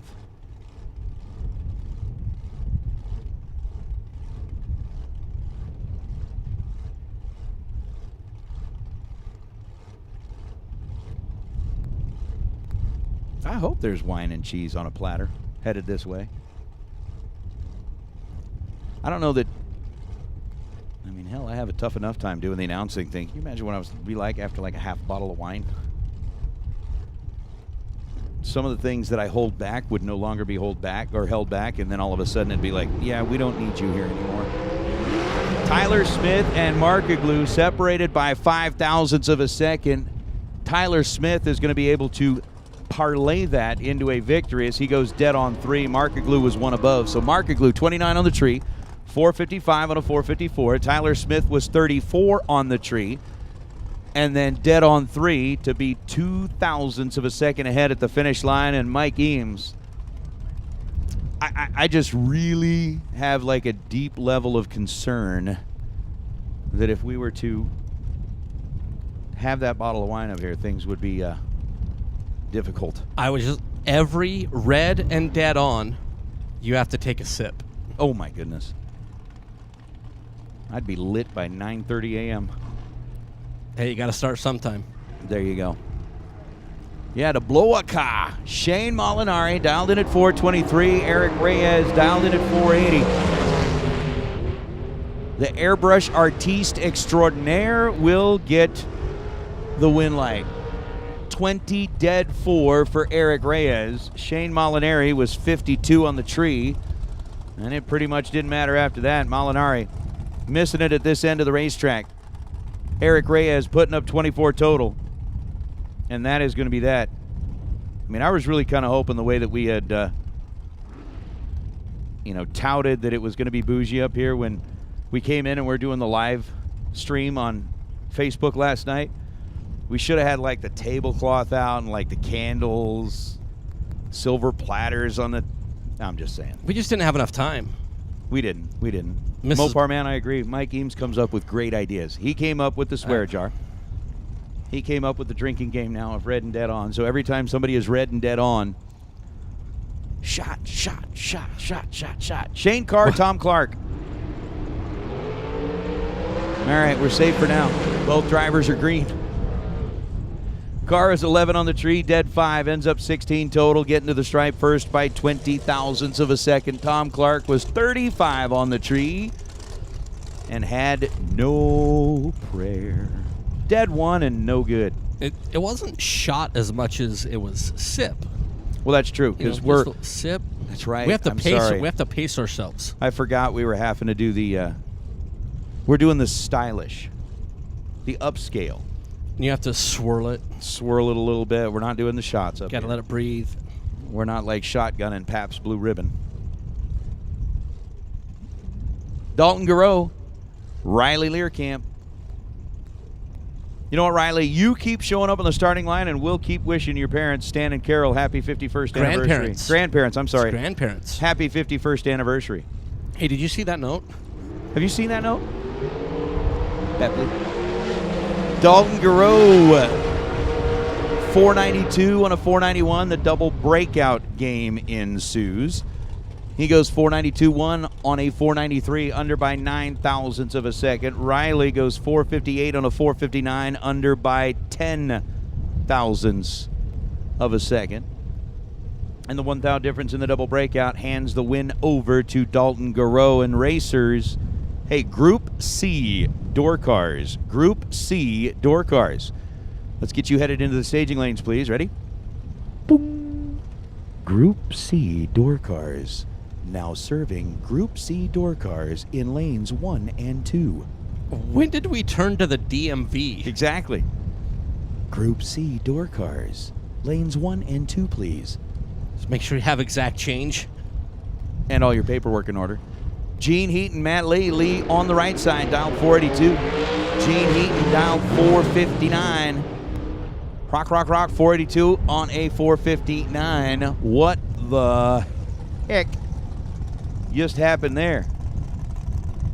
Matt Lee missed it at this end of the racetrack, had a reaction time that started with a 3. And Gene Heaton was rocking the scoop from 330 feet all the way down to the 660-foot mark. So again, Group C door cars, go ahead and make your way into the staging lanes, please. Group C door cars to the staging lanes, please. And Kyle Lepire. Kyle Lepire. $100 cash and some Larice swag from the Larice Pro Treasure Chest.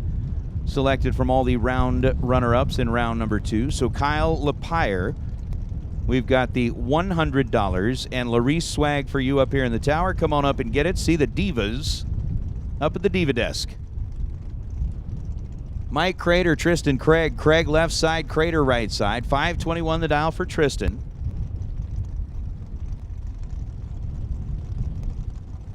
And Mike Crater out of Bedford, Texas, dialed into 443.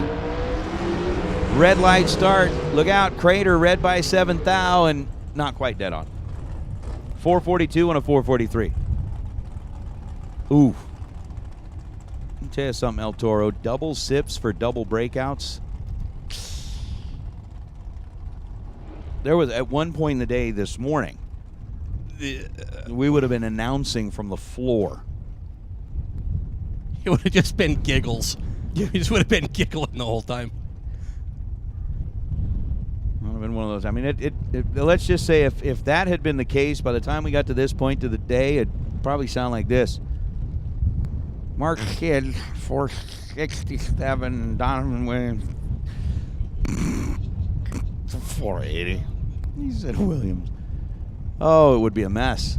Both are pre-staged. Williams on the right side, Mark Kidd on the left side. Is it Mark or is it Race? All right, just making sure. That's right, Mark or Race is doubled in the yep. 469. That would obviously get a whole bunch of giggles if we were drinking heavily. After an 0:15 reaction time, Donovan Williams was 34 on the tree, takes 17 thou at the stripe to break out by 12 thousandths of a second. So win light to Kidd as we start to get down near the end of Group A.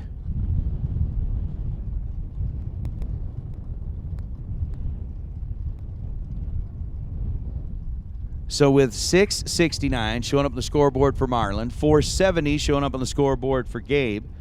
You know what we haven't seen a lot of? Remember, Peter promised that anybody who runs 666 from now on, he said at every fling. What happened to Marlon? Little throttle stop racing down there. 668 on a 669. Under by 4 thousandths of a second, but Gabe Torres had him completely covered as he was 19 green and then 471 on a 470.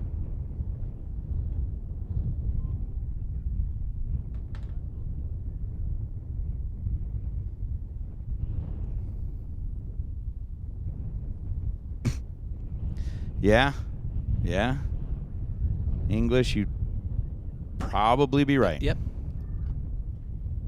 I mean, he's old and wise. Well, old. Yeah, I was going to say, one of those words applies. Mark Lalonde getting the solo shot, 16 green, dead on 9.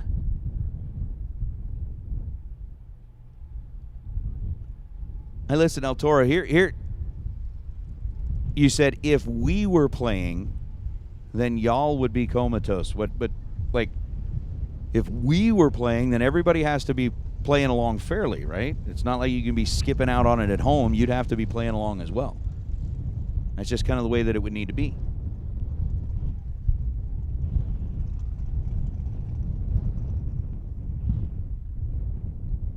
We could actually get,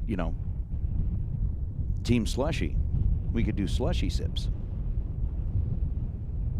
Every time somebody had a double breakout, and 10 pair into the day, we'd be slushy faced.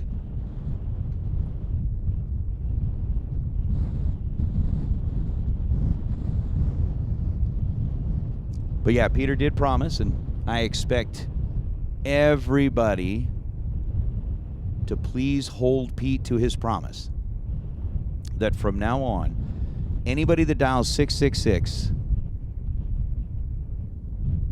at a fling event and runs 6660, did he say it had to be dead zero or just they run the number?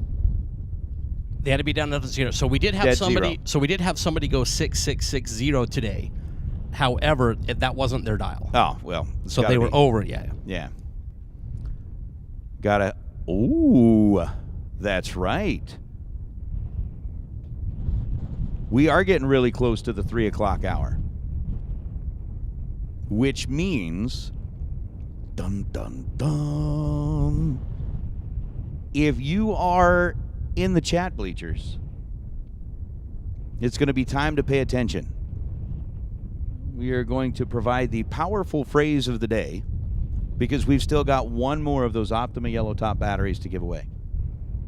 Each day, and I think this is one of the coolest things that Pete and Emily and the team have done. We've always kind of appreciated the fact that we got the folks listening in the chat bleachers. They've been playing along with us. You guys have always been there, and they decided that this year they were going to start to award prizes to the folks in the chat. Like the racers that are here, they get all kinds of cool stuff, right? I mean, for each round, best losing package, we're getting like $500 from Torque Tools, $500 from Biondo, $500 from ATI Performance Products, $500 from Pinella Race Engines, Mickey Thompson, Goodyear, Hoosier, putting up the slicks. So the racers, they've got the opportunity to win some fantastic, fabulous, and wonderful prizes. And they said, look, our folks in the chat bleachers are just as important to us as our folks out here on property, and we are going to give them the opportunity to win some pretty cool stuff too. So they've done it each day, somewhere between the 3 and 4 o'clock hour. They are going to we'll put in a specific passphrase. We can call it the Optima Power passphrase or the Optima Power password, but you've got a very specific phrase that you have to type in once we give it to you. You have about 10 minutes. And you only get to type it in once. Yeah, just type it in one time. Typing it in multiple times isn't going to work. Doesn't help you, doesn't benefit you. We're just saying. But when we give you what the secret passphrase is, at that point, you repeat the phrase in the chat bleachers, and we get you set up. Yeah, but then, Layla, then they have to spell that one word. I can't even spell that one word. But we'll go with that. Is that the phrase that we're looking at? Yeah.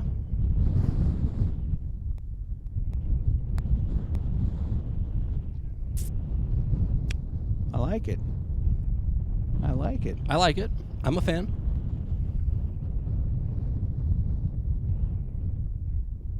And since we haven't been imbibing quite yet, I can probably say that over the air without mixing up words.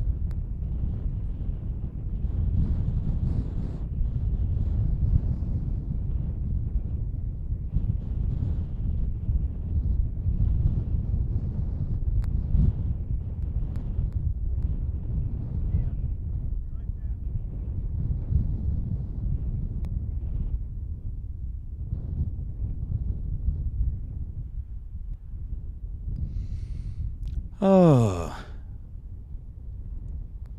Troy, that will not be the phrase. Good try, though. Good try, though. That will not be the phrase. Do you know, we should make the phrase, huh, with a question mark. So then everybody, huh? Huh? Huh? Huh? What? What? Come again?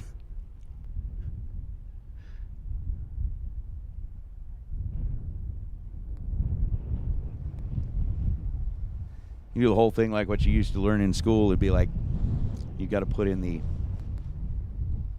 what is it? The who, what, when, where, why, and how. Yes. And that's not it. It's not don't.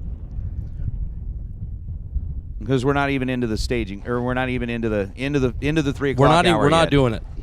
But yeah, so as Manny would say, attention, attention.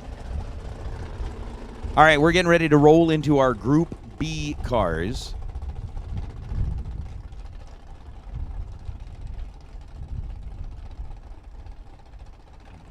So the Group B cars rolling out from under the arch here. And again, just to put the chat bleachers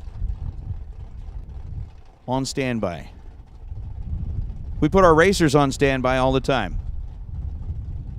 Chat bleachers, your attention please. Your attention please. Chat bleachers, you are on standby for the Optima Yellow Top Battery giveaway. You are on standby for the Optima Yellow Top Battery giveaway. All right, we're starting into our Group B race cars. These are our single entered door cars. The single entered door cars coming up here right now. 522 the dial for Dustin Wirtz.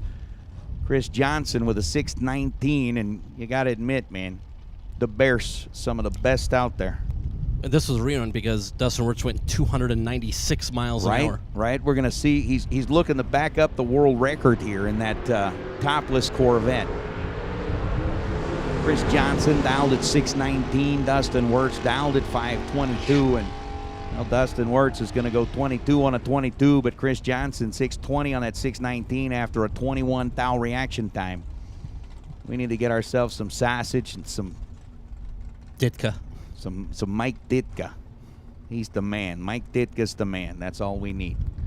So Chris Johnson getting the win there, 21 on the tree. Dustin Wirtz was 40 green and goes 22 on a 22 dead 4. But Johnson will pick up the win light, and that will bring out Keith Horeb and Frank Momsen. Momsen, that is just a mean-looking little ride. 637 the dial for Momsen. Keith Horeb dialed in at 656.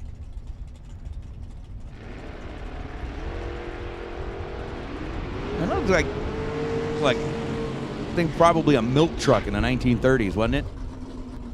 He's delivering 639 on a 637 for Frank Momsen and survives the round with a 111 reaction time.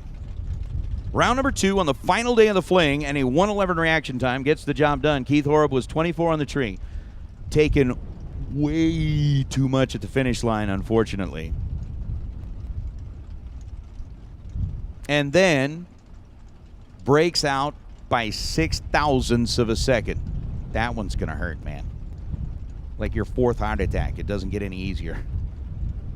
Just doesn't get any easier. How about this pair? Terry Wilcox and Luke Bogacki. Luke, the Million did not go well for Luke. That's it's just the only way to say Yeah. it. It did not go well for Luke. Looking for a little redemption here against Terry Wilcox. Gets a little bit, at least a little bit. Terry, wiggling around a bit, 696 on a 694. Terry was red by 1 thou. Luke 15 green, 487 on a 485, and Terry gets that single, stupid, lousy 001 red light that is absolutely abhorrent, minus the ab in the end. Terrible. Awful. Awful. What? So great. What? I just love it. It's awful. John Cazzetti and Scott Hess.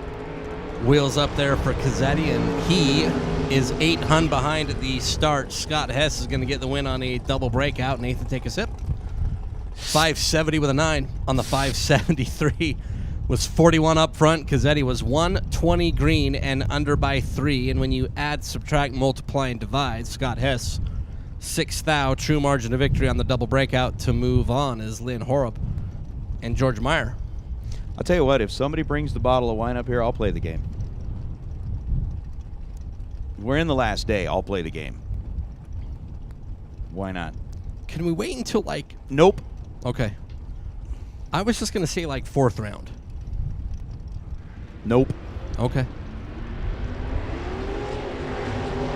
Lynn and George separated by 4 thousandths of a second. Win light's going to belong to George Meyer. 28 green and 4 above gets him a win light. Lynn Horrup was 24 thousandths of a second behind the green light. Takes 5 hundredths of the second at the finish line and breaks out by 6 thousandths of a second. As we're going to bring out George LeBlanc and Gordon Boven. Boven's Barracuda out of Boise, Idaho. Dialed in at 554. LeBlanc's going to get the win light.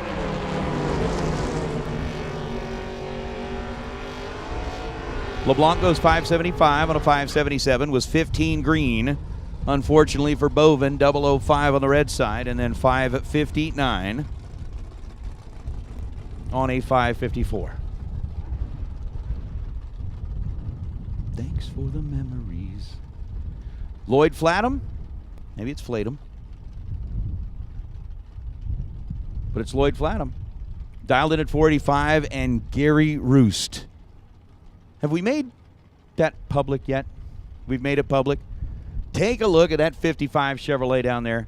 Right side of the racetrack, selected as the Todd Barton Designs best appearing car here at the Spring Fling Million. And I'm telling you, that had a deep significance for Gary Roost. The car is spectacular. Clean from top to bottom. There is one of those things that there is not a single, I mean single, fingerprint in the entire car. It's gorgeous. 604 was the dial for Gary. 485 was the dial for Lloyd. And Lloyd, with a 004 reaction time, grabs himself 200ths of a second advantage at this end of the racetrack to get the win light. 485 on a 485. But, I mean, Lloyd's 9 total, and he's like, hey, Gary, now you can have more time that you can make that 55 even look even better than it was previously is. Yeah. That, just go on the Facebook page, take a look. They got Tom got some perfect footage of that car. It is a sight to behold. Yeah, that's all there is. The Roosters 55 is pretty special. Larry Ball and Aaron Broncho. You know, it's Aaron Broncho's birthday today. Is it Broncho's birthday? It is Broncho's birthday. Out of Blackfoot, Idaho. The S10 with 665, looking over to the left at Larry Ball and his 71 C10, and the birthday boy is going to be back in round number 3. You know, I think one of the most there's very few disappointing things about the Fling. There's been like 9 birthdays. Have we had a single slice of birthday cake? Well, we may not have had birthday cake, but the Lambs brought up all those nothing bun cakes. Well, yeah, but there was cake. I know. Well, you're true. That's right. Any cake is good cake. It's David Beatty and the judge turns a red by 29 thou. Greg Dreher in the Chevette is 55 green and 573.5 on the 573. Did you know that I had a Chevette and I was kicked out of my Chevette drag racing club because I had the Chevette S that was the really good Chevette, and it was so much faster than all the other Chevettes that I was kicked out of the Chevette drag racing club. You know, most of the time I believe your stories, but I think that one is totally bullshit. Jeremy Waterman and Scott Graff. Graff dialed in at 631. Jeremy Waterman dialed in at 526. Yeah, I'm not buying the bullshit that you're throwing out here right now, Mike. Because I had a buddy who had a Chevette. And we used to take that down the US 95 here in Vegas. And when that thing would get going over 67.5 miles an hour, the whole front end was going to vibrate dude, out of it. you'd get kidney damage. It was terrible. Red light start for Scott Graff. Graff goes red by 33 thousandths of a second. Jeremy Waterman, 13 green, and then goes 523 on a 526. Scott Graff, after being red, puts a 0 in the little number column. I never had a Chevette, by the way. 632 on a 631. I believe you. I don't that even one I do believe I don't you. even think I ever rode in a Chevette. Oh, I did. I mean, I'm old enough to have done so. I just don't ever remember. I did. My buddy had a little Chevette that was faded blue paint. Your buddy had a little Chevette as opposed to a big Chevette. Well, like you said, the Chevette S. Oh, yeah. No, he didn't have that. We didn't have the nice one. I had one buddy that had a Chevette and another buddy that had a Ford LTD. Slight size difference between the two cars. Mike Hall and Jamie Schmall. Jamie getting in on the racing game today. 664 on the 665 for Jamie Schmall. 23 on the tree, and then gets there first to break out by 5 thousandths of a second. Mike Hall follows through to break out by 9 thousandths of a second. Like a backup wobble? No, not like a backup wobble. This thing was like sitting down in a paint shaker at Home Depot and hoping that you came out without a broken back. It was amazingly agitating. Yes. See? Booge. How about Peach Pours? Pete Booth, Richard Price. That's Baby Daddy. Pete 007 and 3 above is good. Richard Price was 52 green in the probe and 6 over. And Richard Price will begin the packing up process and the lengthy drive home. Like 15 minutes down the road. Mike English is right. Chevettes are okay, but not quite the Cavalier. With the 2.2 big block. And that thing was amazing. Kobe Lewinsky out of Charlie Lake, British Columbia.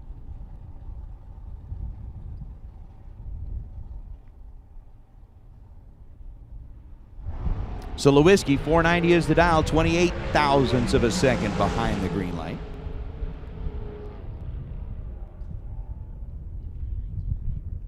And then goes 488.9 on a 490. So Group B comes to a close. So, we see cities that we don't exactly know where they are located. Yep. And were you looking up Charlie's Lake? Charlie Lake, British Columbia. Yep. It says it is a human settlement in British Columbia as opposed to... Oh, no. Somebody lost their birthday balloons. The birthday balloons are flying across the top end of the racetrack. They're actually going to... Are they going to land on the... Are you serious? Nope. Charlie Lake, human settlement in British Columbia. As opposed to like a cattle camp or... Well, it could be a wolf village. I mean, we are talking about Moose. Canada. Oh. That's right. It could be like full of... Is it moose? Mooses. The plural of moose? Is it moose or mooses, or is it meese? Meese. I think meese is for mice. I don't know. Mobar's like, that's far away. It's in Canada. That's far away. Looking at Google Images, it is 100% a place that I want to go. Really? Yeah.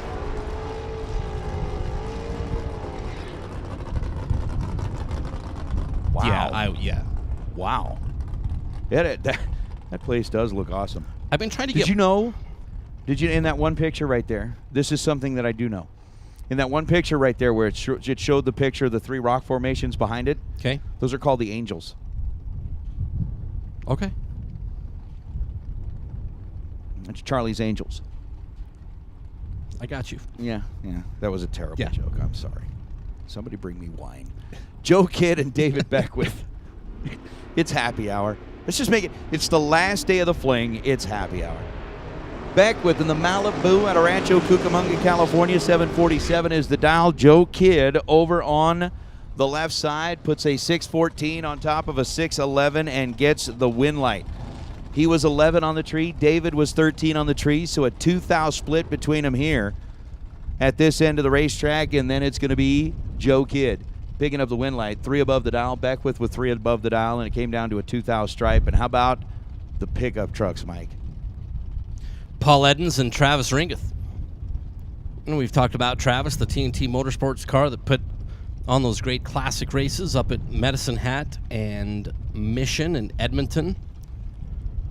Over on the right side, 662 there for Travis out of Calgary, Alberta, Canada. And Paul Edens, Rexburg, Idaho in the Toyota. I wonder if I showed up there if they would let me just like sit in for a session or two. I'm pretty sure they would. Fun with that. Absolutely. How fun would that be? Green and green win for Paul Edens. 10, taking 3,000 to be a hunt above. As Paul Edens, that Toyota will be back around. Travis Ringeth was 29 green, under by 2,000, but still got to the finish line second. As Paul had an advantage on the starting line and use that to pick up a win light here in Beyond Racing Products second round as Kyle Fritz and Sean Langdon. Oof. In the Rizzoli Mobile. 630 for Sean. Kyle Fritz, 671 is the dial for the Torco Fuels. Firebird. Let's see, Fritz, yesterday when we were on Facebook Live and gave away prizes, he won a helmet, if I remember correctly. Yes, he did. In all of our random goodie draws. So Sean right side, Kyle left side. Langdon coming around and is going to get the win. 18 up front and 631 is good. Kyle Fritz got to the finish line by 9,000, breaks out 12,000. And there was nothing that Kyle Fritz could do to move the win light over on his side as Sean Langdon's combination of numbers had Kyle Fritz locked out. We are about to see Nova on Nova crime. And I mean, like, see, this to me is a beautiful sight. Jeremy Heffler. What do you mean, you got 3 out of 4 there? 67 Nova. Rob Taylor, 67 Nova. And Funny Car Chris behind the wheel of the 67 Nova. Pardon me, I'm a little excited. 531 is the dial on the right side. 616 is the dial on the left side. We're off and away on the green. 6,000 separate the two of them in reaction time. The win light's going to belong to Jeremy Heffler. 14 green and dead on 8 is 22 total for Jeremy. Rob Taylor had 2,000 to work with. Couldn't quite put it together. Ends up 200 above the dial. 533 on a 531. And Heffler's Nova will return. Bring out Hector Delgado out of Monterrey, Nuevo Leon. And Chris Northup. Funny car. Rolling up in the race. And Mark Kidd-owned machine. 599 the dial for Chris. 659 the dial for Hector.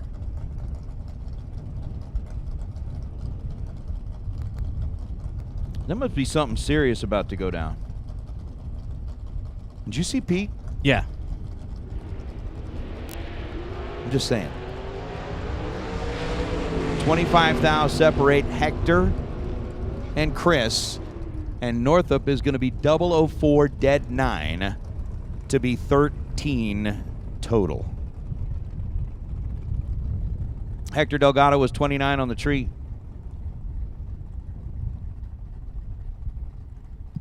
Is Pete still right out front there?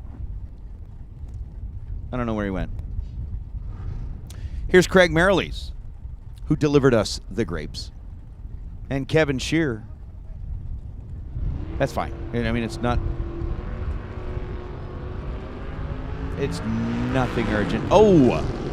Kevin Shear with that abhorrent 001 red light. Ends the day for the pickup truck. Craig Merrilees, 56 green. And survives. Kevin Scher still provided one of my favorite moments of the entire week. When he was alongside Shane Molinari, and it was a 79-mile-an-hour difference at the finish line. As Kevin Burnett and Robbie Breeden. Breeden out of Ohio, 647 is the dial. Kevin Burnett out of Parker, Colorado, is in a really good position. 26 up front for Kevin, and 536 will get the win. Breeden was 252 there at the starting line, and not going to make it.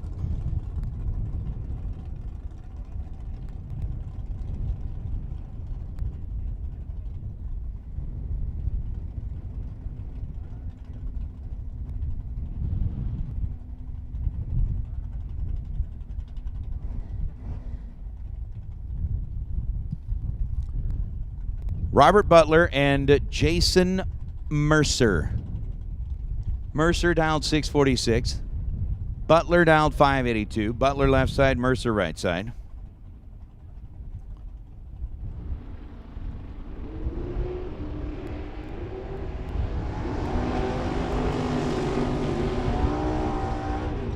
Win light goes to Butler, 590 on a 582. He was 006 on the tree. Jason Mercer was 14 green and 668 on a 646. So, look at this. Look up here. How 7.7 seconds. How many times do you give up a head start that is more than what your car is actually going to run during the race? DeAndre Fitzgerald dialed in at 1272. Corey Jackson dialed in at 5 flat. A 7.7 second head start. So as DeAndre Fitzgerald makes his way down the racetrack, hey, for those of you that are in the chat bleachers, it is time for our Optima Yellow Top giveaway. We've got a moment. We've got a moment. DeAndre Fitzgerald was on the brakes and couldn't slow down the Hyundai enough. Dang it.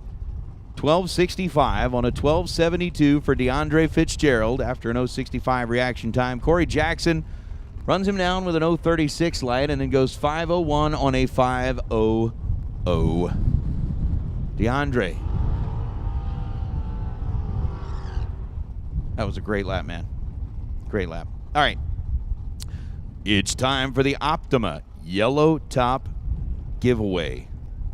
If you are listening along in the chat bleachers, the phrase of the day.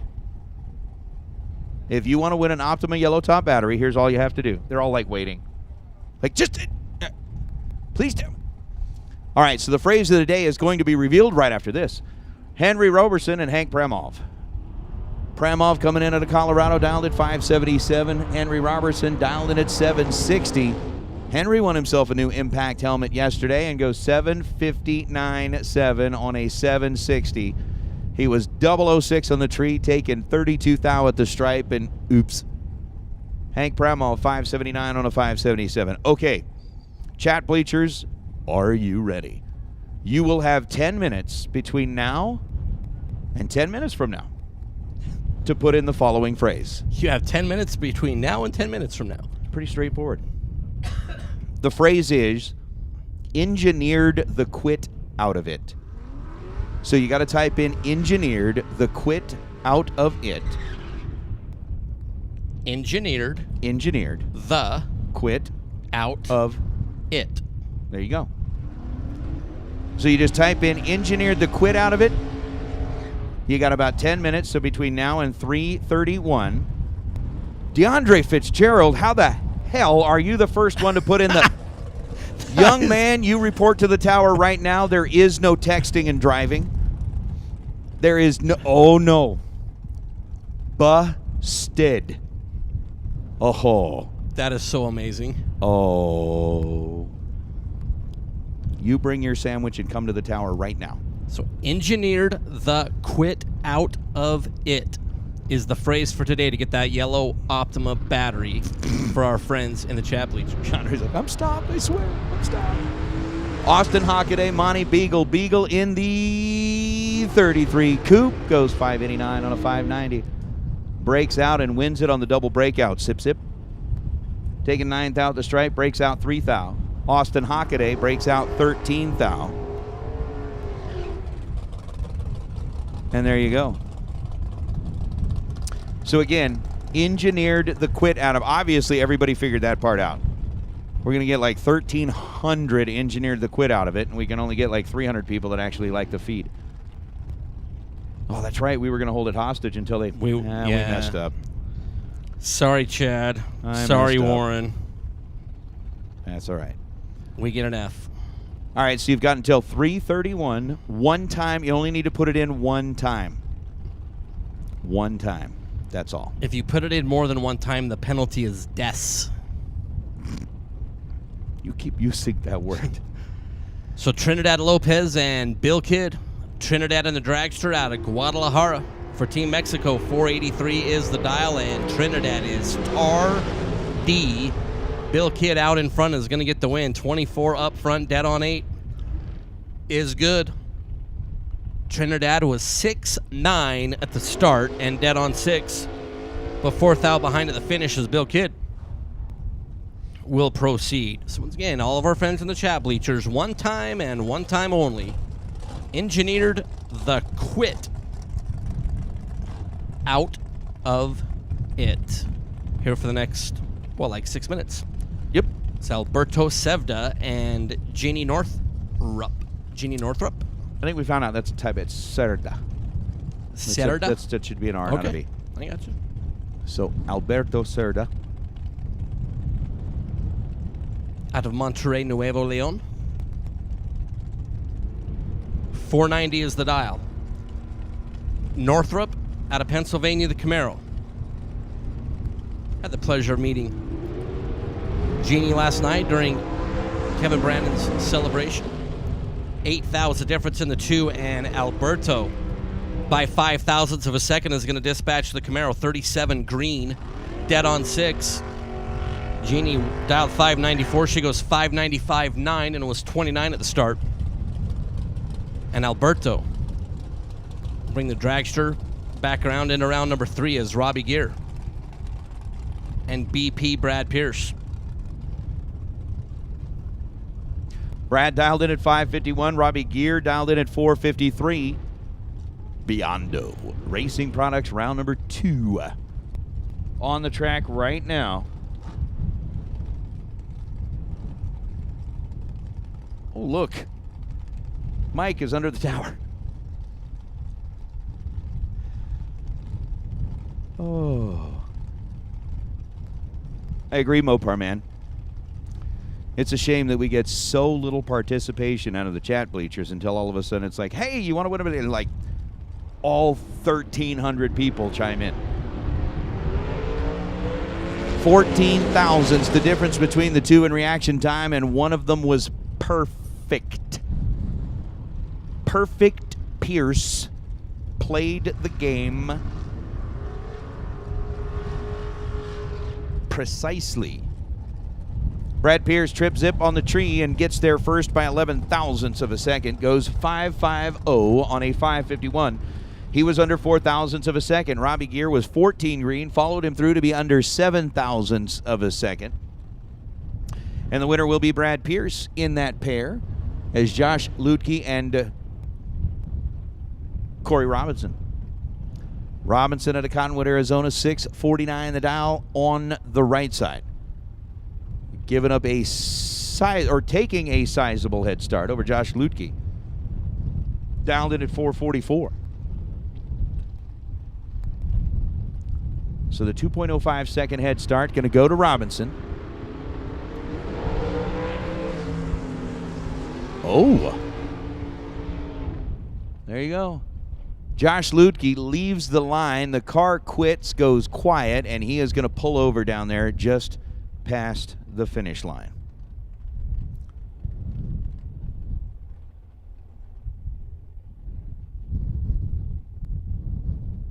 Corey, 653 on a 649. He was 013 on the tree, but it looks like Josh is going to need some help. Off the top end of the racetrack, and oh, I know that, Mopar. I know that. I was joining along with you. At the same time, though,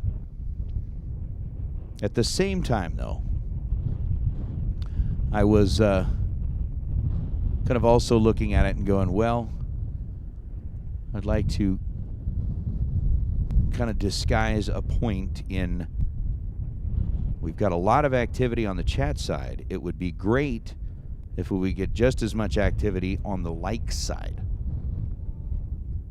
I mean, it's actually easier just to hit the like button. I mean, subscribe to BANGshift. Because look, I mean, here's the thing. If you guys are like, if you guys are like worried about, well, if I subscribe, then I'm going to get all kinds of junk. No, you get like no email. You just subscribe, and it's even better because then you find out like all the good stuff that's coming up. So for, these live feed channels like BANGshift and MMTV and all those folks that are out here covering the flings, subscribe, like. It's better for you. It's like, will you be my friend? And they immediately say yes, and then you like them. And it's instant gratification. It is. It is. You don't have to wonder if they're ever going to call. It is instant gratification. Are you ever going to call? How come you never call me? I mean, it's even better. It's not like somebody go, I'll call you in the morning. I promise. It's just good. It's the perfect relationship. So subscribe, like, done. Very easy. Okay.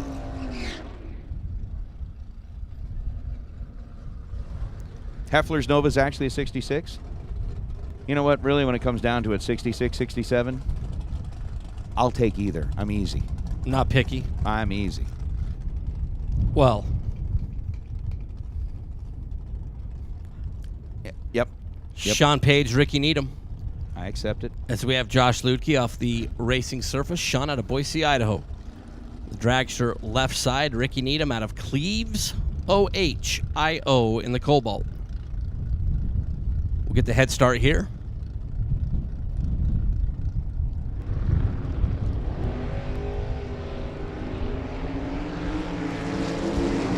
Better down low is Sean Page. See the scoop rock down there and get the win for Sean. 009 and 2 above is good. Ricky Needham, 34 green and 2 over is not good. So we should have all of our Group C dragsters back in the staging lanes. We're making our way through round number 2, the Biondo Racing Products round, and we are going to get Shelby Williams and Shane Thompson. Actually, Mopar, no, it is not. I loved watching Little Rascals. Okay. What was the name of the dog? Petey. The dog was Petey, right? Shelby dialed 682, goes red by 17 thousandths of a second, and Shane, Magic Mike Thompson, 468 on a 468. 10 dead 3 for Shane Thompson. All right, so the time's up. The 10 minutes are over. There is no longer a need to put in the engineered the quit out of it because we've selected. Well, the window has closed. They're going to go back and do the selection now. So, quick question. Yes. Who's your favorite Little Rascal? Who's my favorite Little Rascal? Dude, that is... I was going full Tommy Boy right there. Oh, okay. Never mind. Never mind. As Michael McQueen and Jason Pad, as Layla has come in, the overseer of all overseers. Okay, all right, here we go. Ooh, 18 thousandths of a second, the difference between them in reaction time. And Michael McQueen, Mean McQueen. Trip zip perfect and 493.6 on a 494. 18 on the opposite side and no good. But yeah, the Stooges, Little Rascals, some of the best stuff out there. Like, great stuff out there. Grady Johnson now. Cooper Chun. Chun on the right side, dialed 530. Grady Johnson over the left side, dialed 476. All right, Nathan Hershey, we have a winner in the chat bleachers. We'll do that after this pair. Okay. Somebody is about to become the proud owner of an Optima yellow top battery. Oh, look at the bottom bowl. Blink, blink, blink. Grady Johnson, you better. Oh! Grady Johnson did not get the car staged up in time. We saw the stage bowl blink. Go off, go on, go off. And the timer, it was over. Over. Cooper Chun, 128 reaction time and 5:30 on a 5:30. And there you have it. All right. Do you have the winner? Our winner. Would you like to announce the winner? There for the chat bleachers, our yellow top Optima battery. Rando draw. We did our thing. Scott Bowman. Scott Bowman. B-O-H-L. I thought it was Bowman. Bowman. So, Scott, you need to Facebook message the Fling Facebook page, and we'll make arrangements to get you your certificate. Congratulations, Scott. Thanks for being a part of the event. Thanks for Optimum Batteries being a part of the event, letting us have some fun with our friends in the chat bleachers, is Scott Holbrook and Carson Campbell, Nathan. That was so cool. And congratulations to Scott Bowman. Bowman. There you go.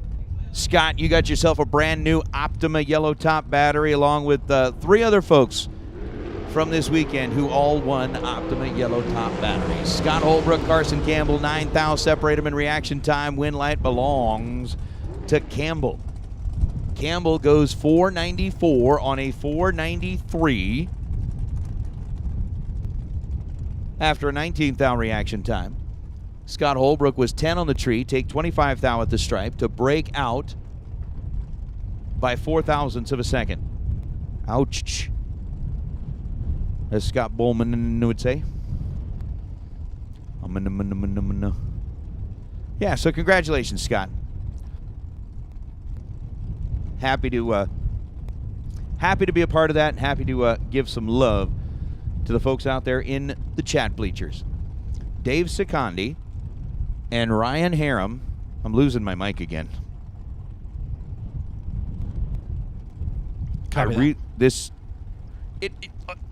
There we go.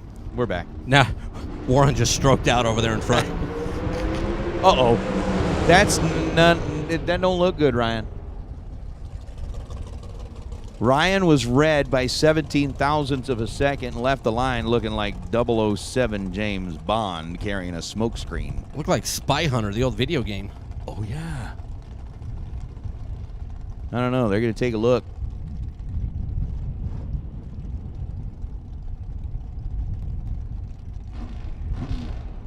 Looks okay. Harem, unfortunately, red. Del Toro. Dang. The battery giveaway's over. Now I can leave. Really? Come on, man. I know you're kidding. Rodney Parks and Dwayne Ringgold.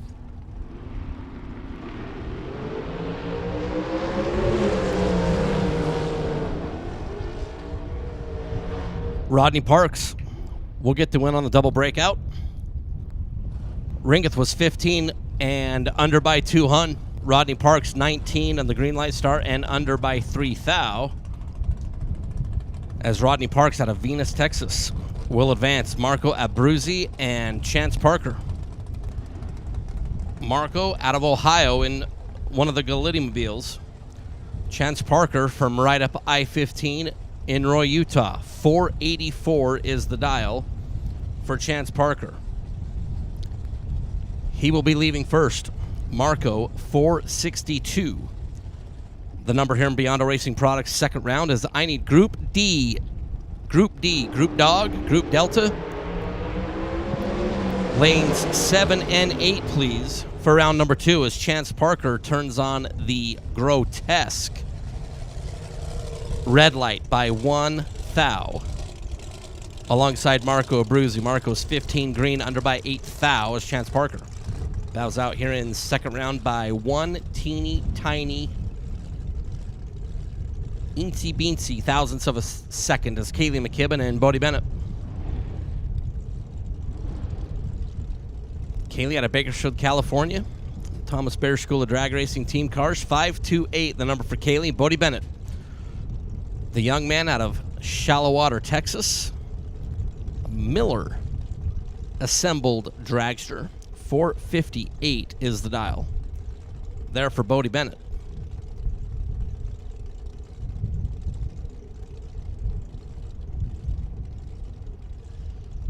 Mike, did you call Group D? I did call Group D to lanes 7 and 8, please. Group D for round 2. All right. Group D for round 2. Yes. 006 gets off the starting line second. McKibben is 001 and 1 foul behind at the finish. Bodie Bennett takes out Kaylee McKibben. 006, 4585 on the 458 to be 11 total.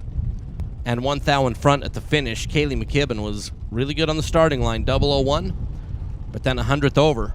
Bodie Bennett will advance as Jansen Melton and Troy Williams Jr. A pretty good matchup here. Yeah, this one's going to be a lot of fun. 454 to a 475. Troy dialing in with that 475 over on the right lane. Jansen Melton dialing in with the 454 here on the left side. And Troy Williams, 474. 6 to Jansen Melton's 452. 3. Sip, sip. 10 on the tree for Jansen, 008 on the tree for Troy. So Troy grabs himself 2 thousandths of a second advantage at this end of the racetrack, gets there second by 11 thousandths of a second, breaks out 4 thou. Jansen breaks out 17 thou. Win light to Mr. Williams. It's now Race Kid and Tanner Theobald. Nobody came and got the hubcap for their golf cart, huh? That's a shame. It's now going to be a pen holder.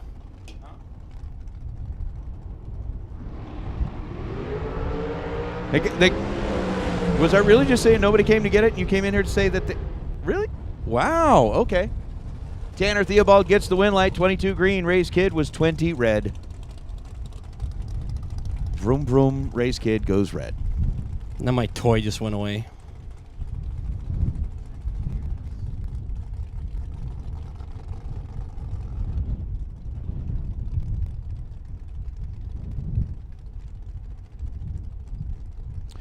Well, 20 red for Race Kid, 466 on a 467.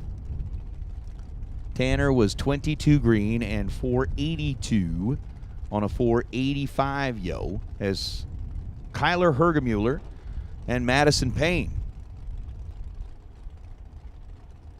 And we didn't do it enough yesterday. So Hergemuller dialed in at 463. Payne dialed in at 455, homie.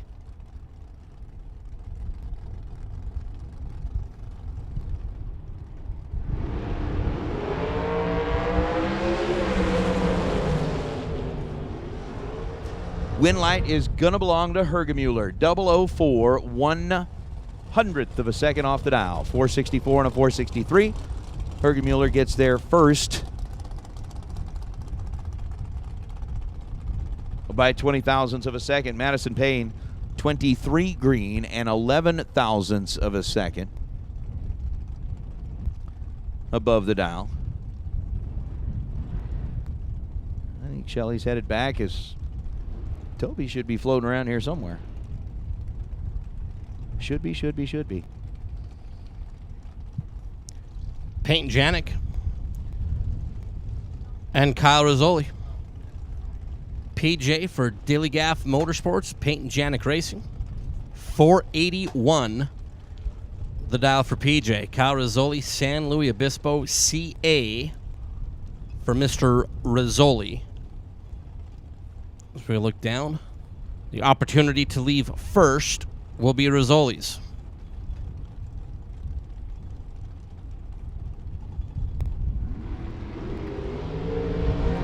8 thou was the difference between the two. Payton looking to the right, Rizzoli looking to the left. Rizzoli. 23 green, 1 above is good. Payton was 31 at the start, got to the finish line first by 18 thou, broke out 12 thou. Needed to snug that up to 6 or less to move the win light over to PJ's side. Did not do it as Brian Hout and Jesse Bepley. I'm just going to start finding different ways to mess with Warren. No, I'm not. All right, so Jesse Bepley. I think this is your best accomplishment of the weekend. What's that? Bepley. Look, you got to go out on a high note, right? Got to go out on a high note. 517 is the dial for Jesse. 462 is the dial for Brian.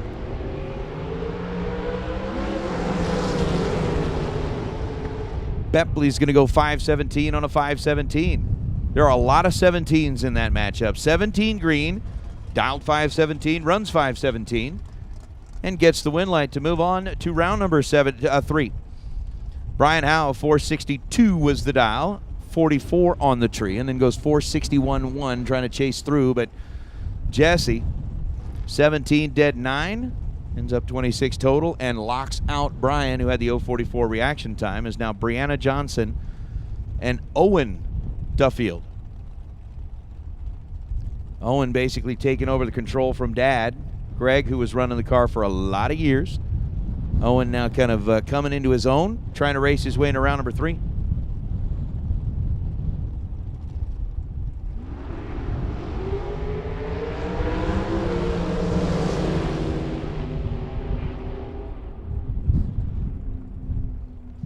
.005 on the red side for Owen.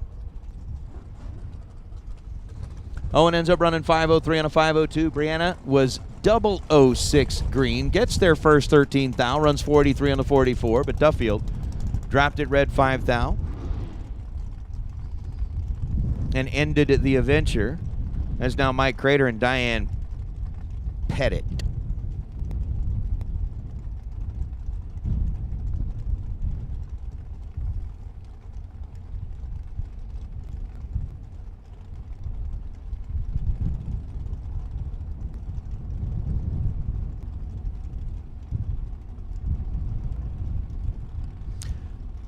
Diane dialed 546. Mike Crater dialed 543. Crater goes red by 4 thousandths of a second.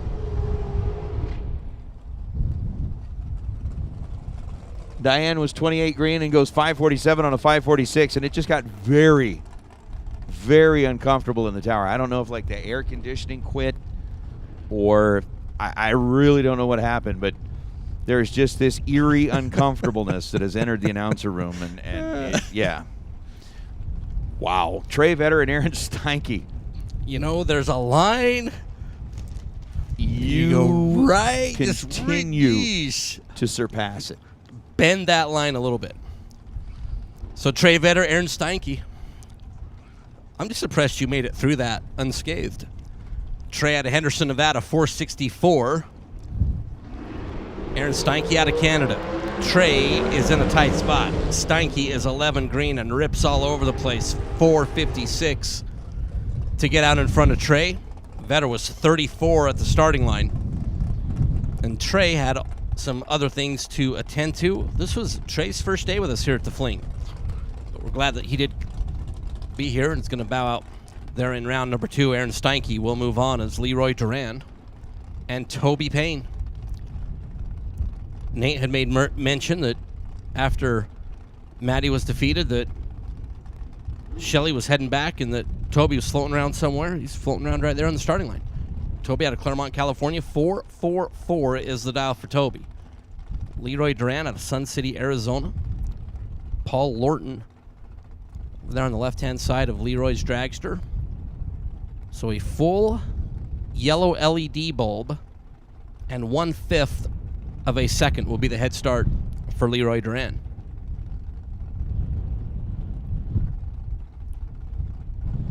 As we are pre-staged. There we go. In and in.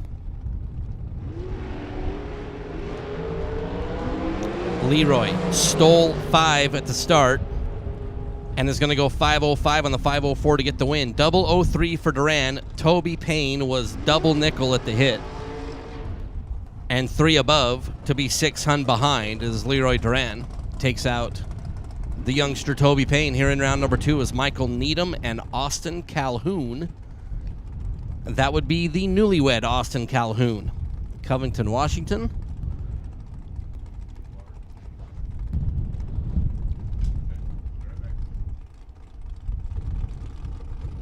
Austin 488 is the dial. Michael Needham out of Hamilton, Ohio, 507 for Needham, who does all sorts of dominating there at National Trail Raceway.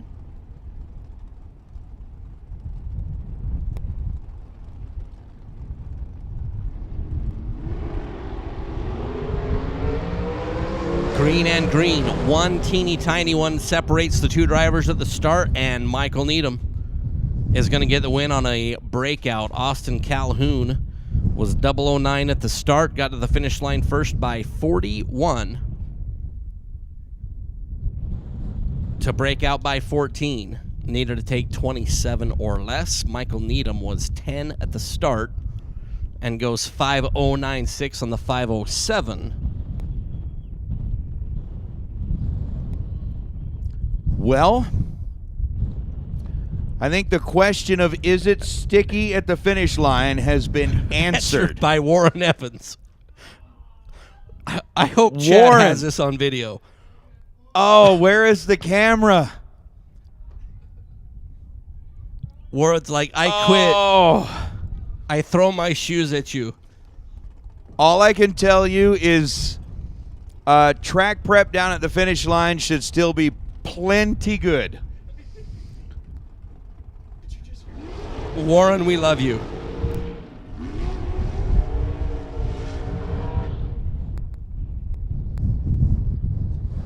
Oh my goodness. Oh.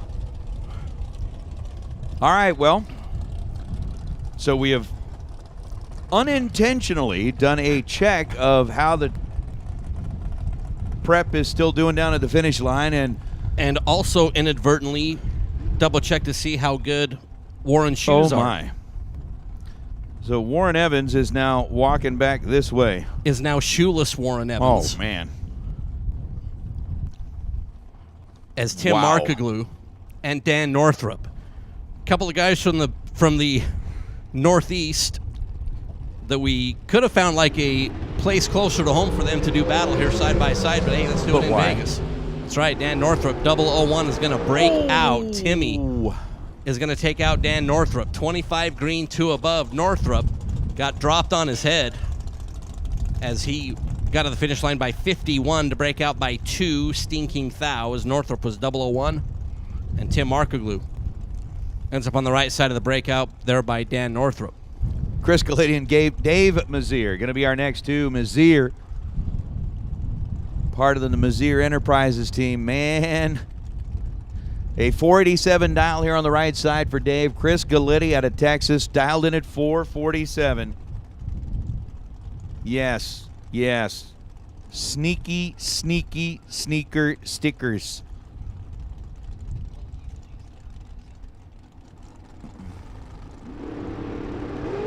Oh, now they're going to give him a ride back?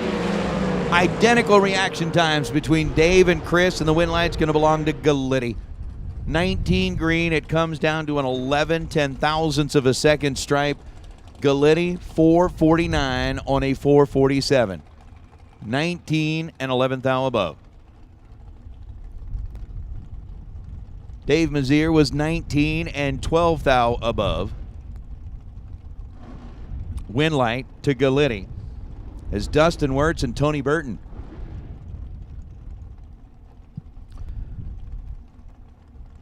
Try saying sneaky sneaker sticker, sneaky sneaker sticker, sneaky sneaker sticker, sneaky sneaker sticker. That's they said 5 times. I think I got it 5 times. Anyway, Tony Burton dialed in at 465. Dustin dialed in at 465.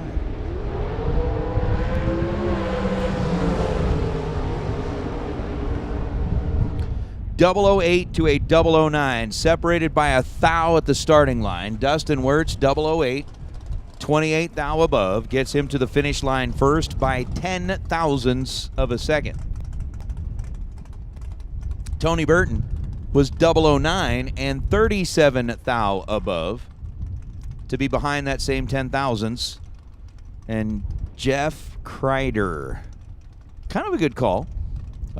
You have raced at this track before, and those flags do tell a certain story. However, the one thing that we've kind of learned over the years is that those flags are sometimes not the best source of truth.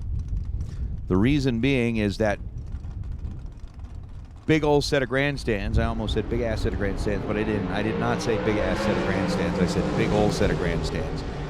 That big old set of grandstands impacts how the wind actually flows down there. And so the flags are sometimes a little bit deceptive. As Chris Whitfield gonna get the win light. 467 on a 467, 004 dead 3 for Whitfield. Mark Lalonde ends up 15 green and 502 on a 502. Not enough. I mean, it definitely, you're right, Jeff, it definitely lets you know that the breezes are blowing. But the ones on top of the tower are usually the ones that are going to give you the best idea of what it's doing here. I know. I got you, Jeff. And see, I'm going to say this, Mr. Jeff. If you were here, you could see them. So hopefully next year, we can get you here. Or Thanksgiving. And when you do get here next time, you got to come up here and say hi, please. Perry Como. I tried to get Krista to come, and she wouldn't. Well, I mean, there's just been times where Jeff has been here, and I'd love to get him up here. Peeps Pennington, 469 on a 467 with 16 green. Perry Como had the 033 reaction time. And the chorus has ended for Perry Como. Peeps moving on. Paul, you are absolutely right. Man, would it have been fantastic to hear Bob Unkefer call Warren Evans' trip down the racetrack. I almost feel like I want to cry right now. Travis Theobald and Dylan Hout. Oh, that would have been awesome. We miss Unk. 484, the number for Travis, the Team Theobald Motorsports Machine, and Dylan Hout. Cascade Trailer Sales. Dylan right side, Travis left side, and Travis Theobald 13 and dead on 0 makes 13 total. Dylan was 16 and was just a big waste of space, which is not overly accurate because Dylan is very skinny. So you can't be a big waste of space if you are skinny.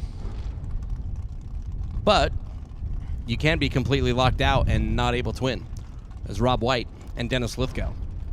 Rob out of Calgary, Alberta, Canada. Those dirty white boys. 517 the number for Rob. Dennis Lithgow.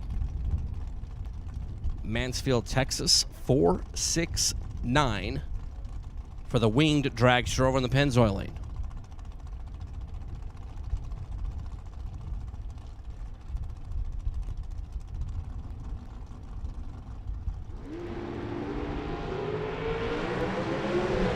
Green and green. Dennis and Rob.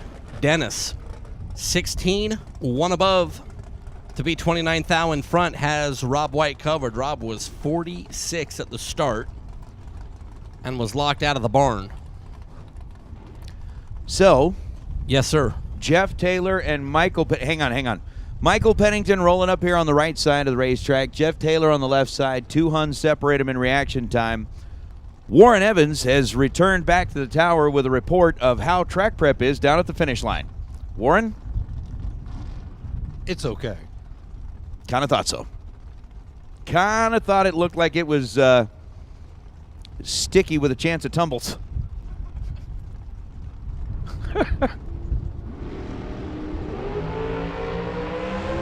Oh, did it ever.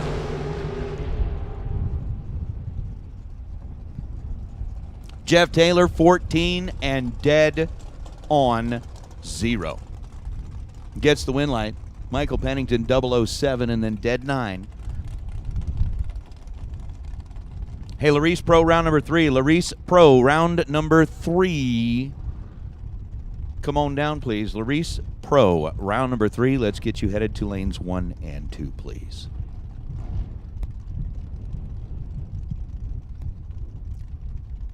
Cassie Pennington and Cortland Carter. Cortland, who is trying to find a little bit of redemption from his last round let go. And Cassie Pennington, who I swear, if she sees another 001 red this weekend,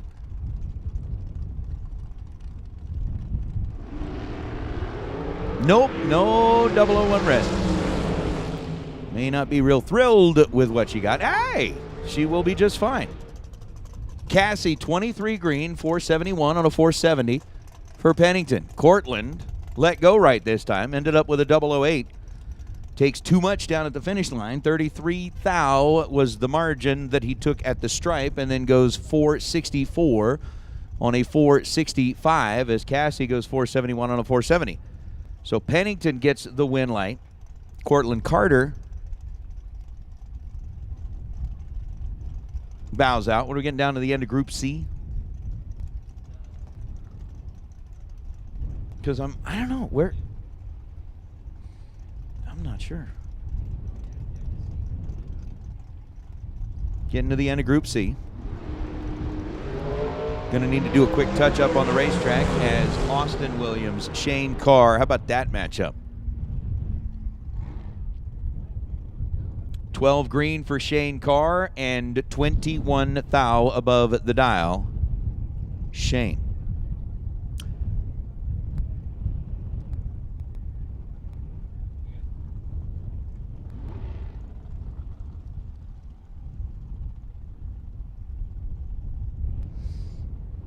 Jimmy Lewis going to be the final car down the racetrack.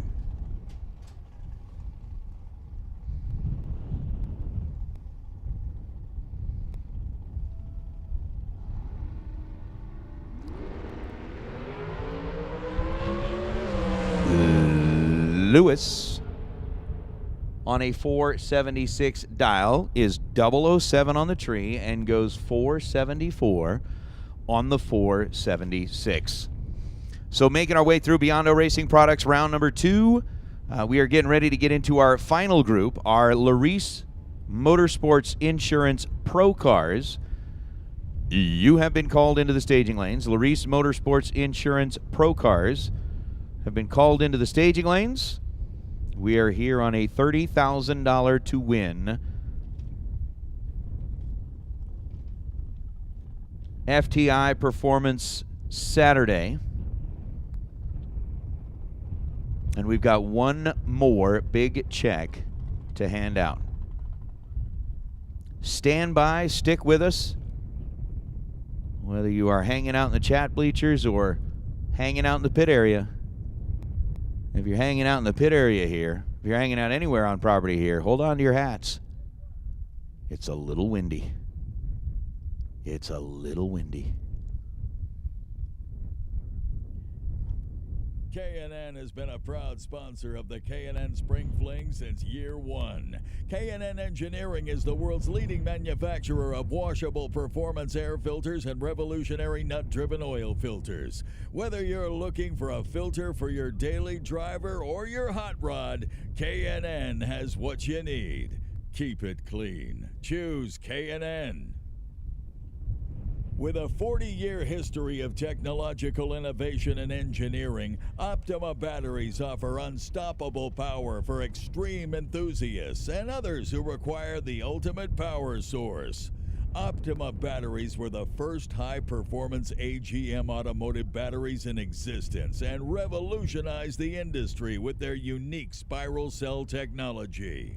Look for the distinctive Optima 6-pack shape and get the ultimate power source. Silver State Refrigeration is your source for all of your refrigeration needs in Nevada, Arizona, and California. Starting in 2003 with only 2 employees, Silver State now employs over 150 people servicing both commercial and residential customers. All Silver State technicians are both EPA and NATE certified and have a AA+ rating with both the Arizona and Nevada State Contractors Board. Please call Silver State Refrigeration for all your refrigeration needs at 702-433-5008. Larice Motorsports Insurance offers drag racers the broadest insurance policies in the industry. Larice Motorsports Insurance was created by racers for racers. Larice insures race cars on and off the track, trailers, and equipment. Larice even pays racers contingencies at the Fling bracket races. Don't wait until it's too late. Call Larice Motorsports Insurance today. Advanced Product Design, also known as APD, has quickly become the go-to place for carburetors in the world of big buck bracket racing and NHRA alike. Join 2021 NHRA World Champions Luke Bagacki, Blake Peevler, and Jimmy Lewis, and let APD help power you to your next win. Carburetors, fuel systems, and complete race engines. APD. True Start, a product of CompuLink, has been used at all Fling events since 2016 and now used at over 50 tracks nationwide. In a double red light situation, True Start awards the win to the racer who red lights by the least, regardless of handicapped start. True Start was created to level the playing field by equalizing the pressure for both drivers regardless of which driver's tree drops first. JEG's High Performance was founded in 1960 from a deep passion for racing and performance. This passion still powers JEGs today and every day. Let JEGs.com help you with your passion for high performance today. One click gets it quick. JEGs. Mosier Engineering has been racing across 5 decades through 3 generations of racers and is proud to have been supporting sportsman ranks since the beginning. Everything we make, from axles, rear ends, suspension, and brakes, are made here in the USA with one goal in mind: so you can win.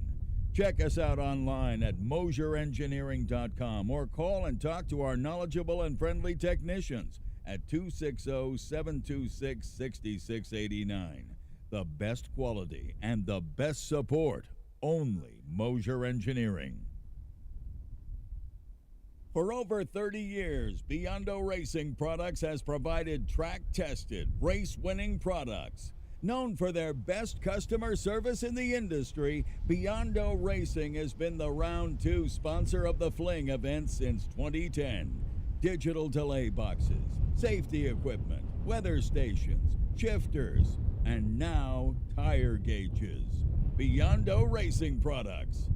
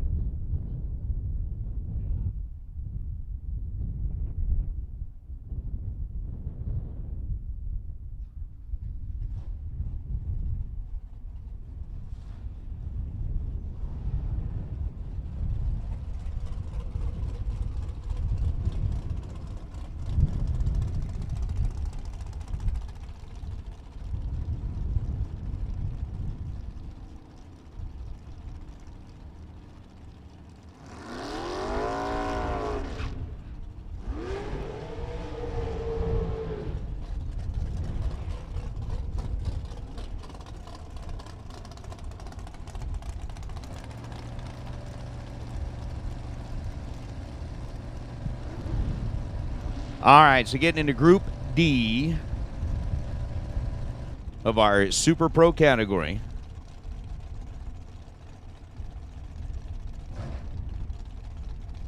And we are going to start things off with Jeremy Wilson.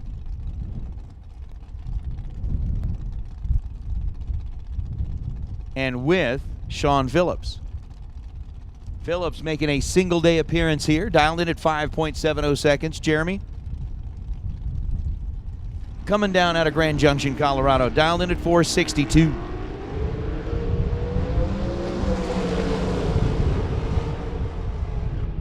Phillips was 009 on the tree, and the car didn't run the number that they thought it would by 0.02 of a second. Jeremy Wilson, 35 on the tree and goes 462 on a 462. I'm almost wondering if Sean had a little something to do with that on the give back. Jeremy dead on 4, 35 green, lights up the board. Sean Phillips, 009. And then goes 573 on a 570. Close with that 2 thou margin. That is going to bring up Morgan Rose. And Miss Morgan dialed 453. Colton Aragon dialed in at 480. Aragon. Again, we've got kind of like that whole thing happening here with the Colorado racers trying to hold on. 480 on a 480, and the scoreboard will not light up for Colton. What's happening, Umbrella Man? Morgan Rose, 21 green, holding 0.05 of a second. 51 thou to be exact. Goes 458 on a 453 and gets to the stripe first by 1 little tiny thousandth of a second. So Aragon, dead 7, no good. Packing it up here in round number 2 on the final day of the fling is Brandon Umberger and Kyoki Desa. Hey, door cars, your attention, please. Door cars, your attention, please.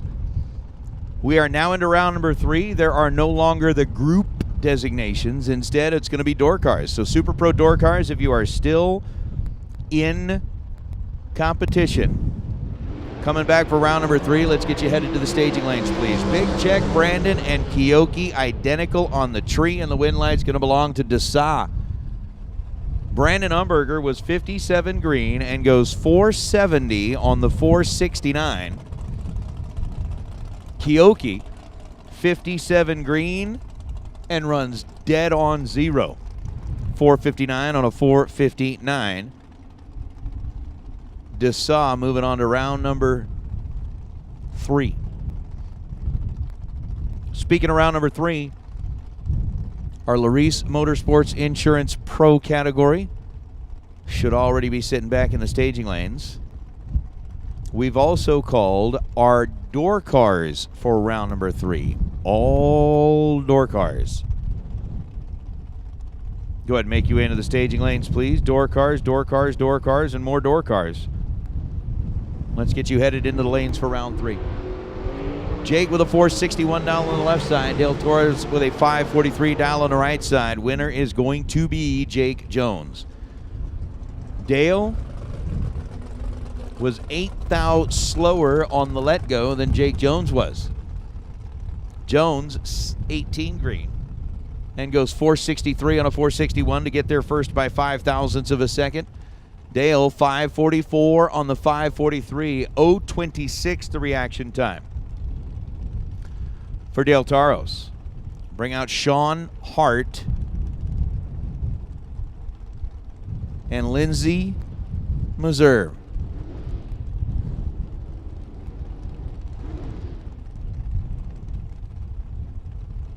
Lindsey over on the right side, 482 the dial for the racer out of St. George, Utah.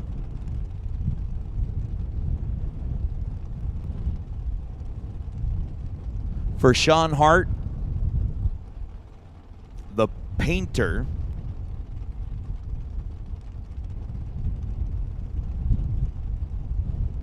lining up left side with a 487. Red light for Lindsay. By 005, the scoreboard lights up on the opposite side of the racetrack, and Sean, 24 green, goes 486 on a 487.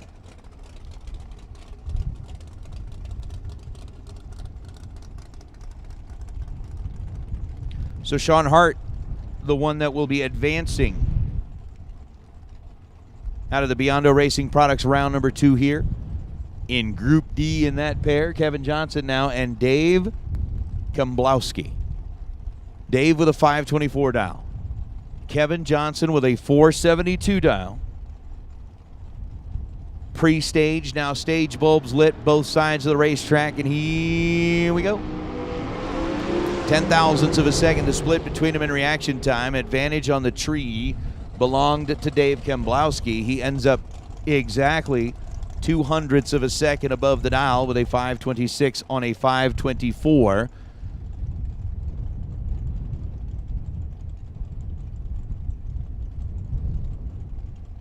And will not be able to light up the scoreboard, and I'm not exactly sure what happened right there, but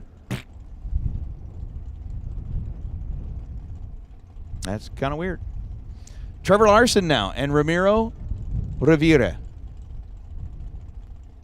Ramiro, right side, 525 is the dial, going to be leaving before Trevor Larson, who's rolling up here with a 464 dial.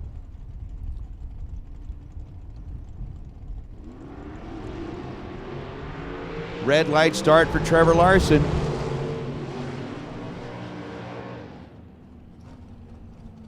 By 0.08 of a second, Trevor turned it red and runs dead on the dial. Red and dead on. So if you're playing along in the game at home,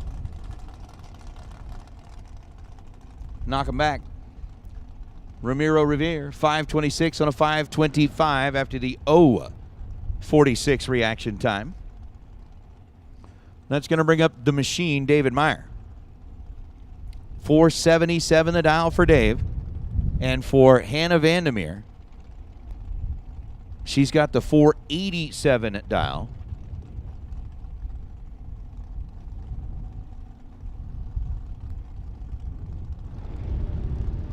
Showing up over on the left side. 12,000 the split between them in reaction time. Advantage to David Meyer. Win light goes to David. Double breakout. So we go from a red and dead on to a double breakout. And the games ensue. There will be heavy drinking all the way around apparently in this go-round. As David Meyer, 20 on the tree. Hannah was 32 green. Hannah ends up with a 486 on a 487 to be under 0.05 of a second. David Meyer getting there first by 11 thou and breaks out by 0.04 of a second. So Meyer gets the opportunity to move on as now Dylan Winter and Scott Lemon.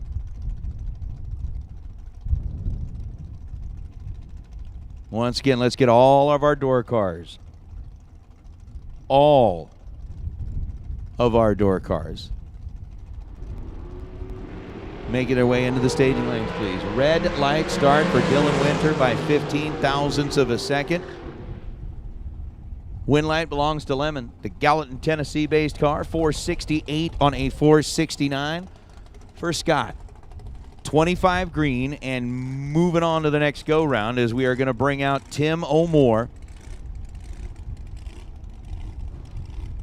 Maybe get him back from the burnout as Jessica Bogacki rolls up on the right side. Bogacki here with a 471 dial. Tim O'More gets out there, does the burnout, and has needed some help getting it pushed back to find its position behind the starting line. I would agree with you there, El Toro. Vandermeer is a very fancy name, and unfortunately Tim O'More is going out. The car quit, it's done. And the guy who picked up the $50,000 win in the shootout down in Tucson,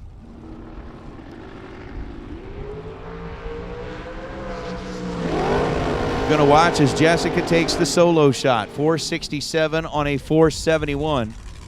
Jessica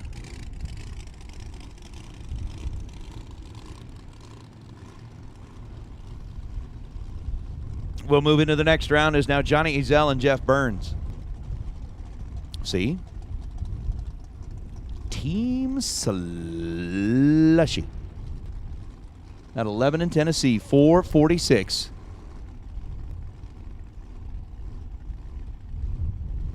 Over on the Pennzoil side of the racetrack to the 508 dial. For Ezel over on the left side. So a little Louisiana versus Tennessee.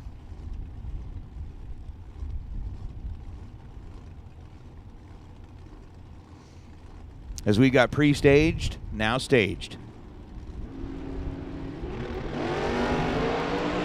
17 thousandths of a second, the split between the two in reaction time, and a 5.10 second run on a 5.08 second dial is going to be plenty good for Johnny Ezel. Johnny 001, take 14 thou at the finish line to be 18 thou above the dial and get the win light.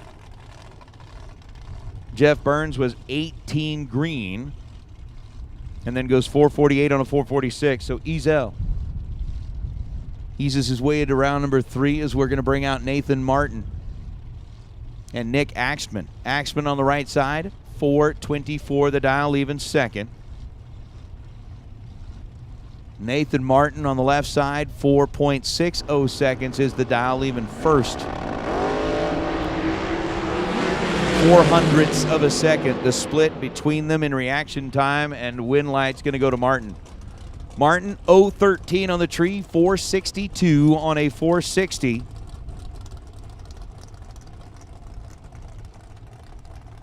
For Martin is Nick Axman, 425 on a 424. He was 53 green and 13 thou above. So Nathan Martin will light up the scoreboard on the Las Vegas side of the racetrack as Pat War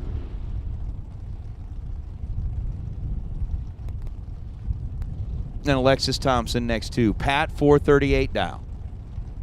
Alexis, 466 dial. Alexis, part of the Silver State.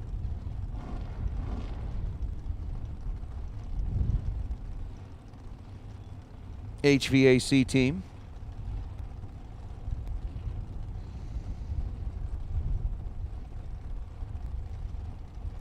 Down to what looks to be our final two pair.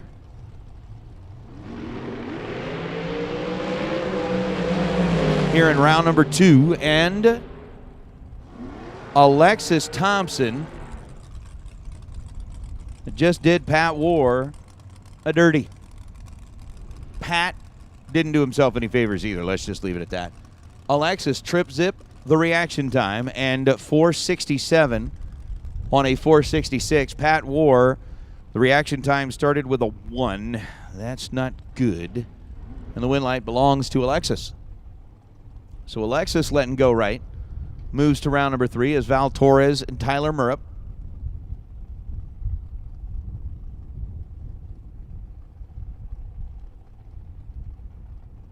Going to be our next pair. Tyler on the right side, 502 dial. Val on the left side, 475 dial.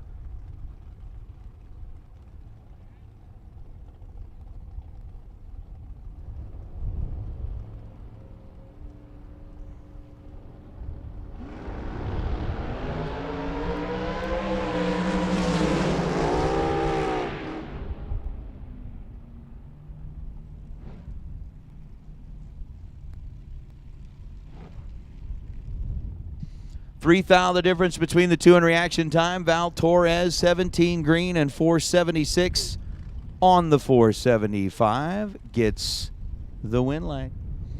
Tyler Murrup was 20 on the tree.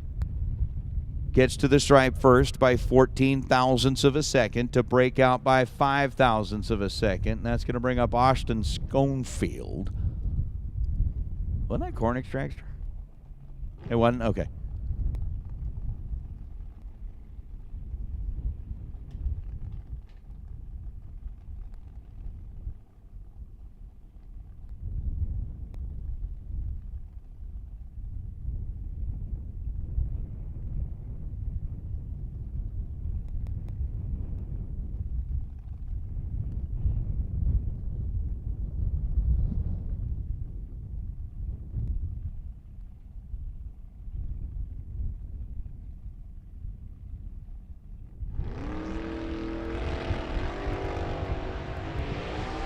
Austin.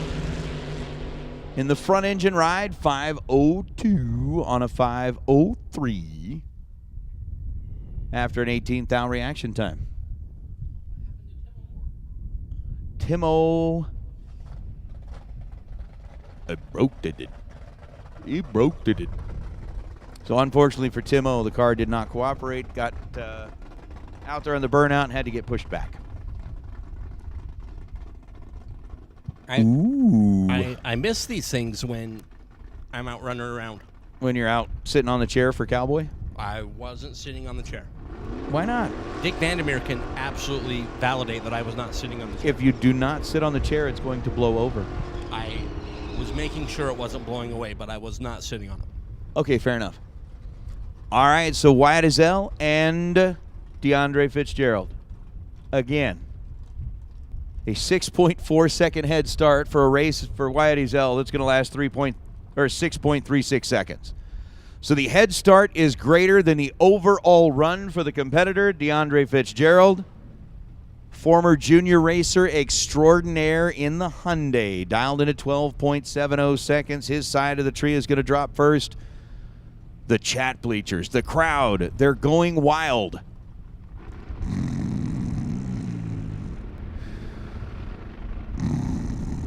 Oh, wait, hold on. Wait, just wait. Dang it! Oh, my goodness. I am not rooting against Wyatt Ezel, but let me tell you something. Wyatt Ezel, 36 on the tree, goes 6:36 on a 6:36. He was dead on 5, and he needed every bit of that. Wyatt Ezel had a 34 thousandths of a second disadvantage to DeAndre Fitzgerald in the Hyundai, who was 002 on the tree, and then runs 1277 on a 1270 dial. In the Hyundai, 002 reaction time. DeAndre is a bad man. Wyatt gets the win light as Nicky Thompson turns it red by 15 thousandths of a second. He doubled, El Toro. You can double.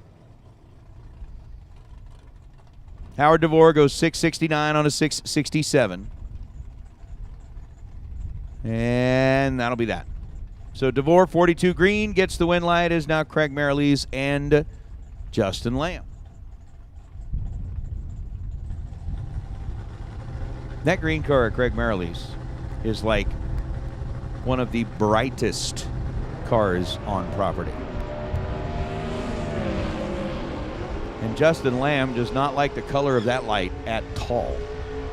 Justin red by 17 thousandths of a second, goes 564 on a 563. Craig Mariles, 21 green, and goes 650 on a 647.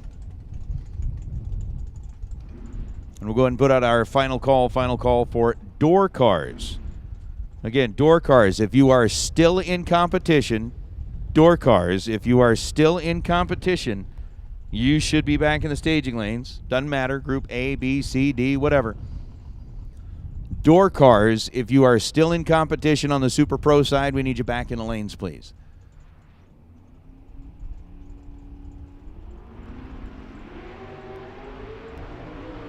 Henry Roberson and Ricky Duschel. 200 the difference between them in reaction time. The win light belongs to Ricky. 007 dead on 8, 15 total for Duschel. Henry was 27 green, dead on 1.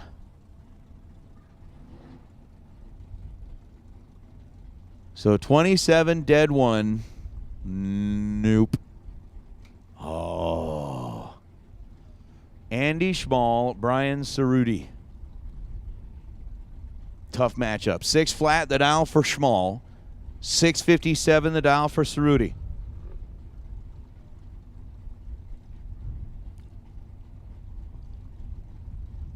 So Cerruti, the Ohio-based Camaro 657 off and away. Andy Schmall, as advertised, between Schmall and Cerruti, it got flat out mean. Cerruti, 37 on the tree. Andy Schmall, 37 on the tree. Identical reaction times as Cerruti goes 657 with a 4. on the 657. Andy Schmall gets there first by 5 thou and breaks out 1,000th of a second. And I think dragsters, all dragsters, let's get you headed to lanes 3 and 4 for round number 3, please. All dragsters. Tim O'More, I know you were getting towed back into the pit area. You are the bi-car in pro. We do need you. Please, I know you're getting the dragster put back into the pit area. We need you to bring your Camaro up here and go for your buy run, please. No Jueves, the Mexican Holt, going up against Floyd. And it's going to be John Floyd Jr. picking up the win line. Somewhere in the world, Sadie Glenn is listening in going, yay, bro. Get him. I like Sadie Glenn. I do too. She's awesome. 931 on a 927 for John Floyd Jr. Jueves goes 669 on a 670. Get there first 500ths of a second and breaks out. And here comes Monty Beagle and Freddie Jackson. Beagle in the coupe, 589 dial right side. Jackson in the Chevelle, 613 dial. Jackson makes a beeline towards the middle of the racetrack, has to get out of the throttle, and Monty Beagle will go 592 on a 589 after no 32 reaction time. So Beagle's coupe will return. We should have our door cars in the lanes for round number 3. Did you know why a chicken coop only has 2 doors?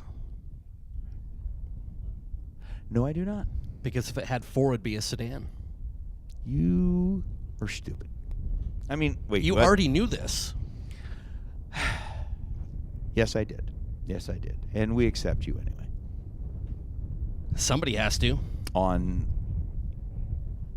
Tuesdays, Thursdays, and Fridays.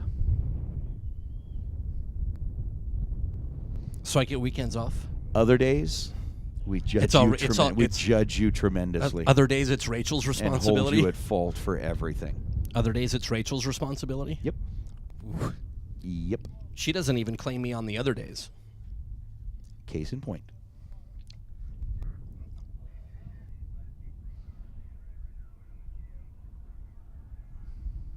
So our dragsters for round number 3 should be coming back. Again, we are into the ATI Performance Products round number 3. We've got 2 cars left in our Larice Motorsports Insurance Pro category. Again, Tim O'More unfortunately having some situations with the dragster that required a little bit of time. He went back, made the swap into the Camaro. We'll be bringing them up here shortly. But again, dragsters round 3, go ahead and come on back. Dragsters round 3, come on back, please. And yes, El Toro. Bad dad jokes.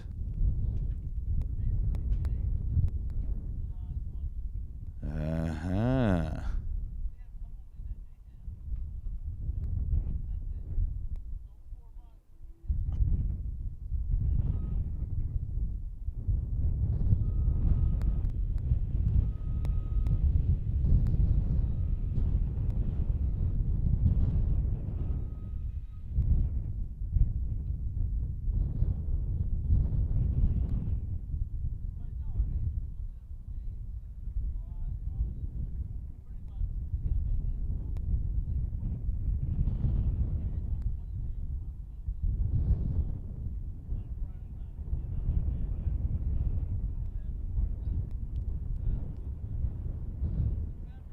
Oh.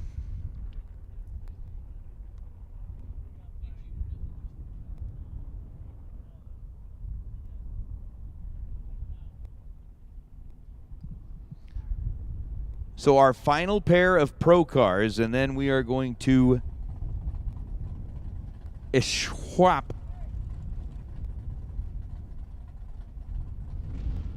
into what is a plethora of Super Pro door cars.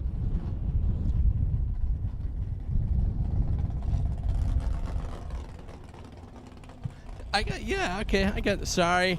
I got 2 cars left, man. I apologize. Mike is like kicking the chair out from underneath me. I've got 2 cars left. Don't hit me. All right. Hey, did you see this? I did not see that. Don't throw my note away. I need that cheater note. I need the other part of that note, man. Oh my goodness. All right, so David Meyer and Tim O'Moore are going to finish things off here. And Tim, who coming off of what was a difficult thing to deal with, the dragster that he won $50,000 with down in Tucson, getting into round number 2 and had a problem, had to get backed off the starting line. So Tim is now going to be putting his full faith, his full effort, his full attention on the Camaro that he's got lining up on the left side. 608 the dial for Tim. 557 is the number for David Meyer in the Cavalier on the right side. People may not be real thrilled that Tim O'Moore is going to put his full attention to the Camaro. 001 on the tree. And then he goes 612.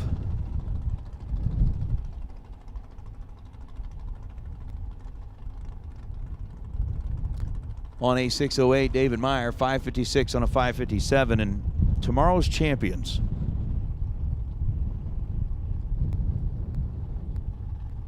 I'm trying to figure this out. Says that it's funny during round 2 I was made to sit it off because of the announcers.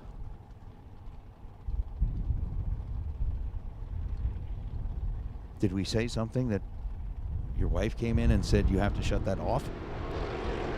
I'm sorry. I'm sorry. I'm concerned now. We'll have to figure out what has happened. Please share. So ATI Performance Products, round number 3. They're Mr. Nathan Hershey. We'll see you in a little bit. Paul Eddins, red by 8 thou, and then goes 547. Chris Johnston, 26 green and 7 above. The Camaro out of Washington will come back around in round number 4. Once again, we are in ATI Performance Products, round number 3. Here on FTI Performance Saturday.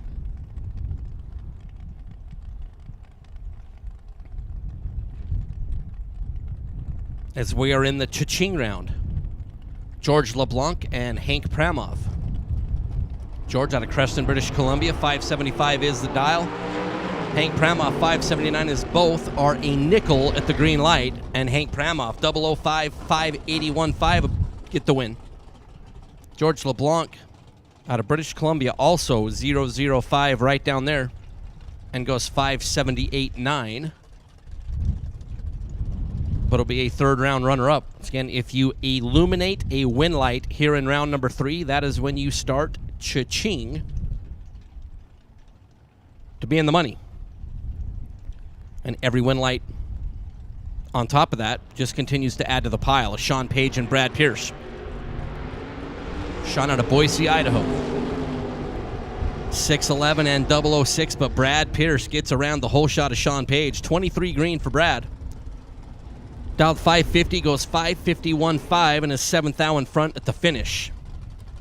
As Brad Pierce will take that white Corvette. Into round number 4 is Joe Kidd and Scott Hess. A couple of Arizona-based Chevrolet racers. Joe out of Chandler, Arizona, 614 for Joe, and Scott Hess out of Surprise. 66 Nova.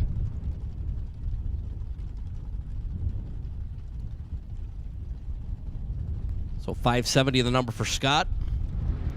Joe in that left lane gets to lead first and is off and away. Scott Hess looking over to the left, trying to stick the nose of that Nova out in front, and will do so. 30 green, 571.5 on the 570 as Joe Kidd dialed 614 was 620. Gave up a couple of hunt on the start, was 51 on the green light as Greg Sabatino and the birthday boy Aaron Broncho. Sabatino out of Meridian. Up there in Idaho. Aaron out of Blackfoot. Up there in Idaho. This is like just a regular Saturday afternoon at Firebird Raceway.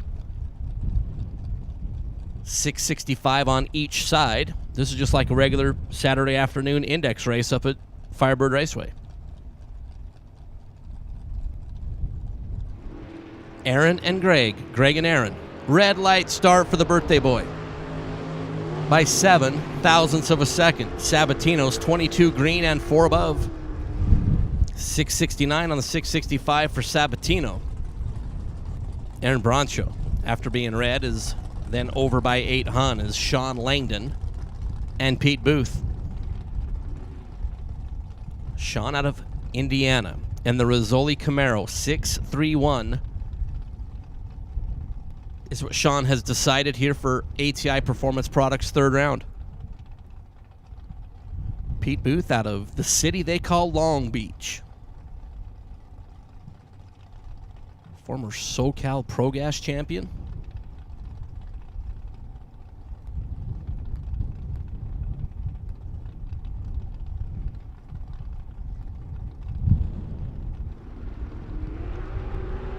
Pete and Sean, 5 cents separate them.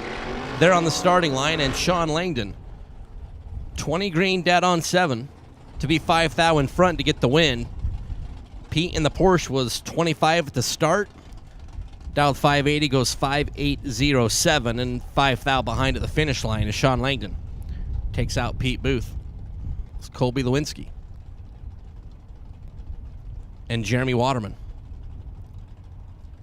Colby out of Charlie Lake, British Columbia. 488 the dial for the 67 Chevy 2.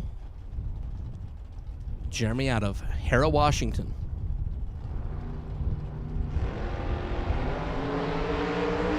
Jeremy looking over to the left. Here comes Colby.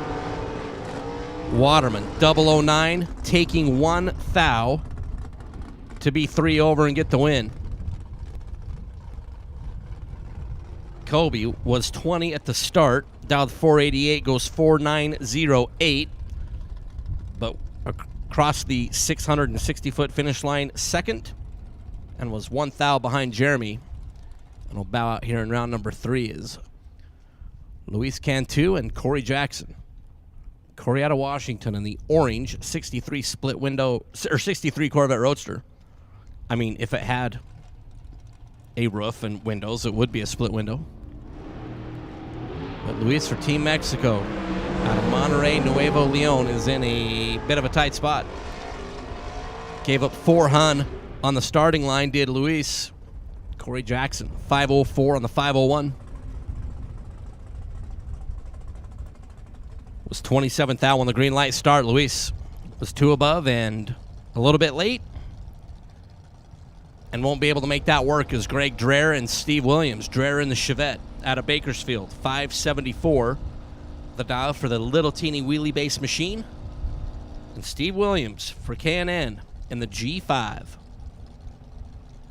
582. The estimated performance for Steve Williams. Green and green. Williams a big advantage on the starting line and is going to get the win. 585. Was 27 down there at the start. Dreher was 91 on the green light and dead on 6, but still 3 hun behind at the finish as Steve Williams had a pretty comfortable one right there in round number 3 is Lloyd Flatham and Kevin Burnett. Lloyd out of Linwood, Washington, the S10. Over on the Las Vegas side, he'll be doing the chasing. Kevin Burnett out of Parker, Colorado. 528 is what Kevin has thrown on the Pennzoil scoreboard.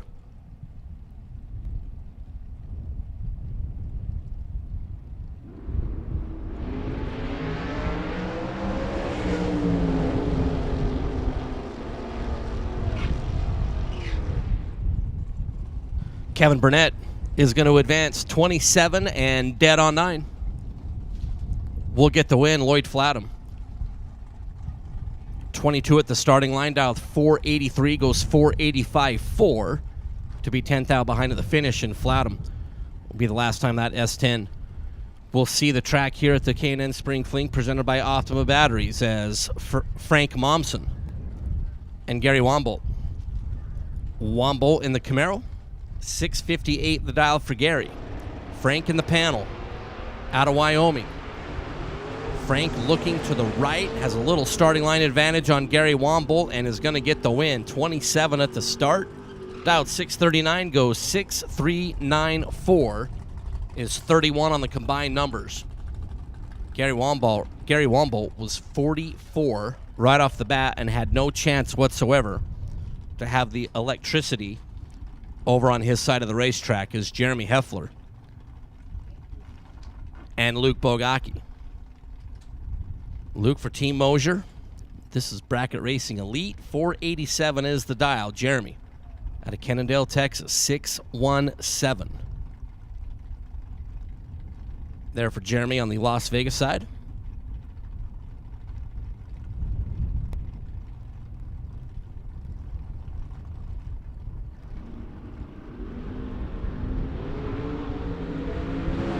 Luke gave up one at the start, but he's going to make a payoff at the end. Jeremy, 007, gets to the finish line first by 23 to break out 6 thousandths of a second. Needed to be 17 or less. Luke, 16 at the start, but 487 on that Corvette to go 487.8. And we'll move out of ATI Performance Products round number 3. Robert Butler and Bill Kidd, I believe, is our final door car, I think.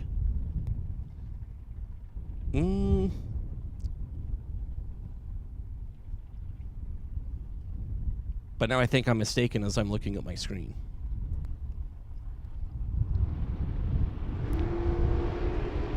Butler left side turns on that big, ugly, nasty, stinky, gross red light by 5 thou. Bill Kidd. So you know what, if you're going to be 74 on the starting line, got to make sure that opponent in the other side is red by 5 thou. Bill Kidd dead on 4.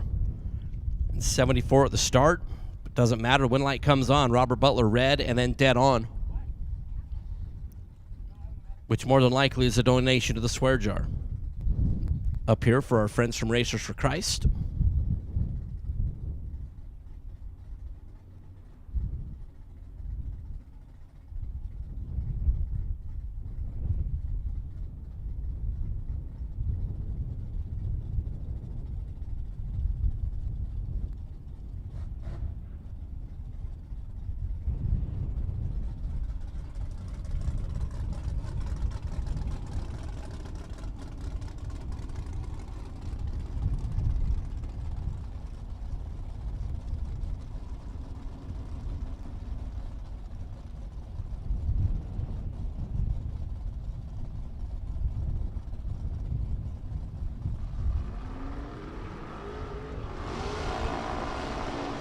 So just a little separation. Door cars back around the corner. Cody Robinson and Mark Lalonde.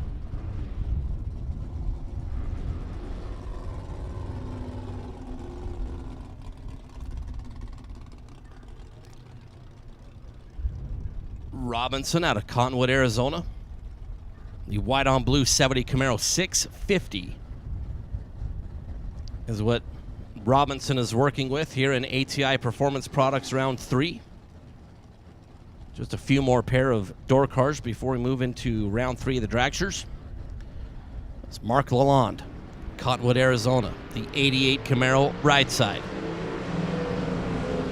Green and green, Robinson and Lalonde. Robinson, 28 at the start, 6.502 on the 650, makes 30 total. Mark Lalonde right down there on the starting line. Started his run by being 36 thou on the green light effort. And there was no way Mark Lalonde was going to turn on a win light as Cody Robinson had Mark Lalonde locked out. It's Chris Northup and George Meyer. Northup in the Kid Family 67 Chevy 2, that orange hot rod in the Las Vegas lane. 499 is the dial for Funny Car Chris. George Meyer, Brainerd, Minnesota. The Malibu, with the opportunity to leave first over on the Pennzoil side. Northup has cut Meyer's reaction time in half.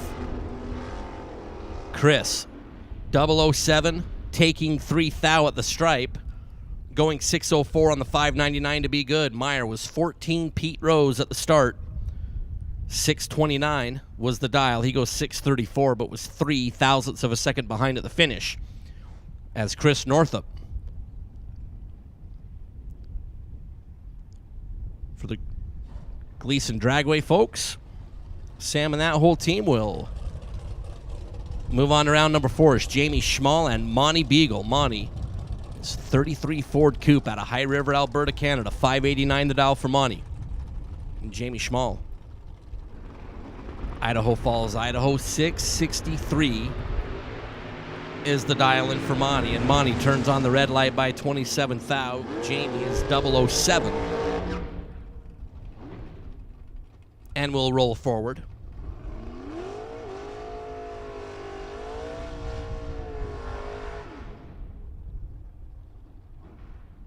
After Monty was red by 27 thou, goes 591 at 115 miles an hour in that Ford Coupe. Chris Galitti and Sean Langdon.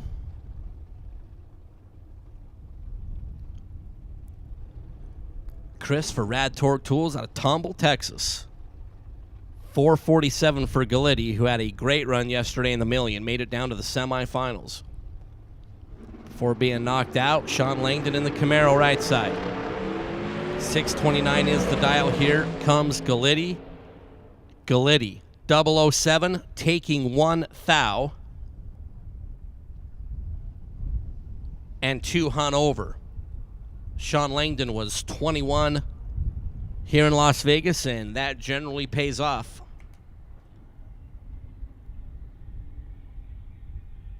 But unfortunately for Sean Langdon, Chris Galitti got there in front by 1 thou and takes out Sean Langdon. Chris Galitti, who's had a pretty stellar K&N Spring Fling Million presented by Optima Batteries. They'll be back around in round number 4.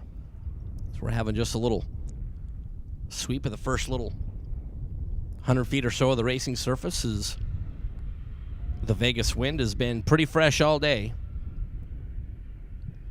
The great track staff here at Las Vegas Motor Speedway doing their best to keep the track surface in an optimum position and condition, I should say.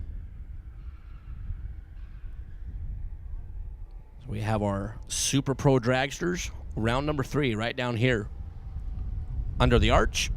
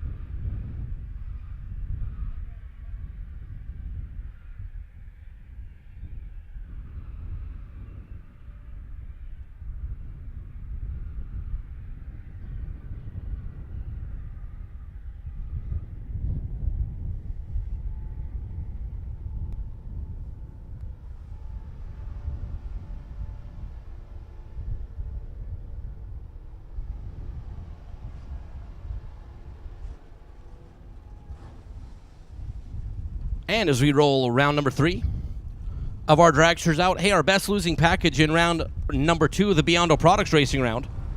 $500 in a small fling check. Kaylee McKibben, who was 12 total. So it's like good news, bad news. Bad news is you were defeated in round number 2. The good news is you are Beyond Racing Products best losing package. $500 on a small check. Also, DeAndre Fitzgerald was our third round runner-ups.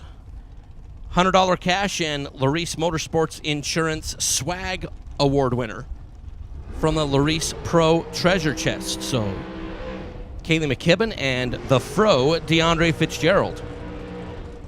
Picked a couple of prizes, over $60,000 in racer appreciation goodies handed out during the fling.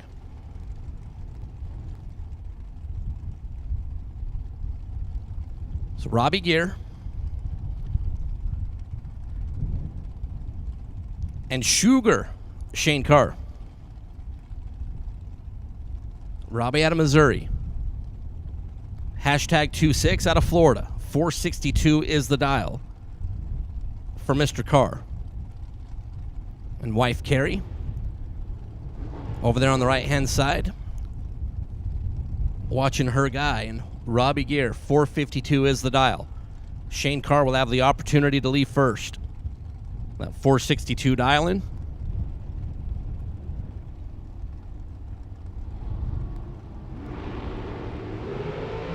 Red light start for Robbie Gear. Shane, 458 on the 462. He was 26, ripping the finger off the button. And Robbie Gear, 13 red, and then under by 8. It's Brian Watts. And Dwayne Ringeth.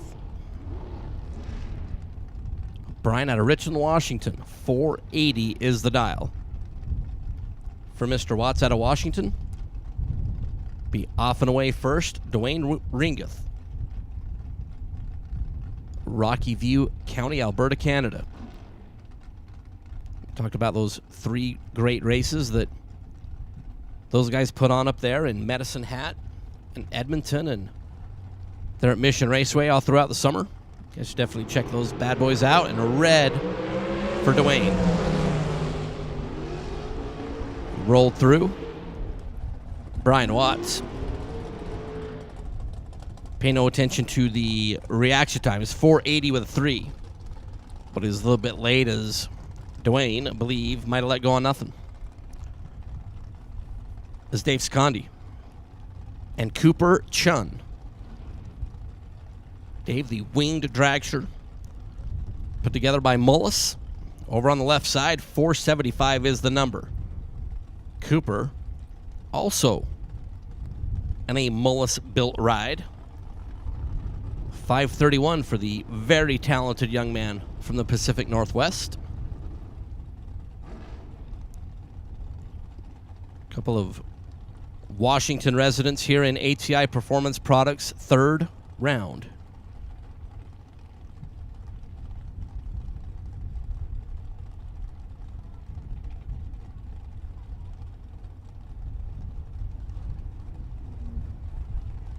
Staged. And away. 3 little bitty ones are the difference on the start. Cooper looking over to the left and is going to get the win. 532 on the 531. 14 green and 4 thou in front at the finish. Dave was 11 at the start. Had 475 on the scoreboard and puts 4774 on the racetrack. As Cooper Chun will move it around number 4. As Kyler Hergemuller and Jesse Bepley. Hergemuller out of Colorado, 463 with the shotgun scoop there for Kyler. Jesse out of Napa, Idaho, 517. The dial here in ATI Performance Products, 3rd round.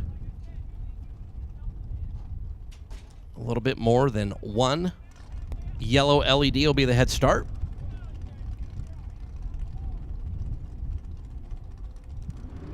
As we are in and off. Jesse stole 3 up front and is going to break out.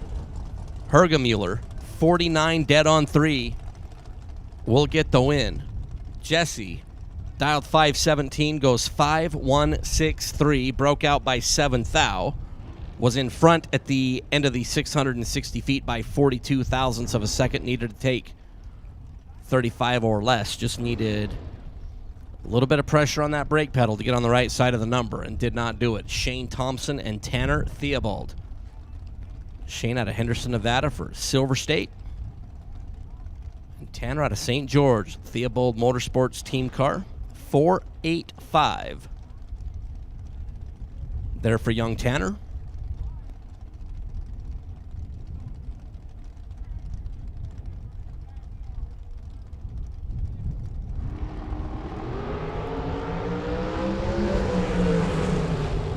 Red light start for Shane Thompson by 1, 2, 3, 4. Fourth thou red for Shane. 006 for Tanner. He kept it to the wood to see where he was at. Had 485 on the track, or 485 on the car. 4810. Under by 4 hun on the racing surface. It's Taylor Strange and Bodie Bennett. Strange out of Colorado. 479. For Taylor, Bodie Bennett. Shallow Water, Texas. 457 is the dial for Bodie. They're on the Pennzoil side.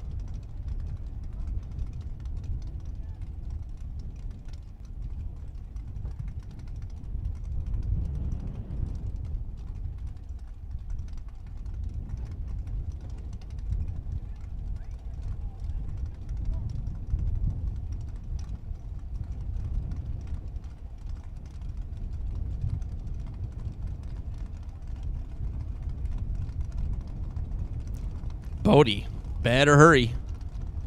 Ooh. Definitely in danger of getting timeout. Taylor Strange, 3 thou in front, down there on the starting line, dead on 4 to be 18 total.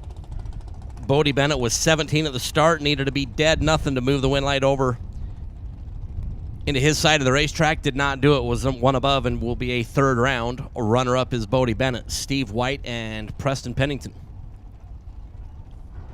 Peeps out of Three Rivers, Texas.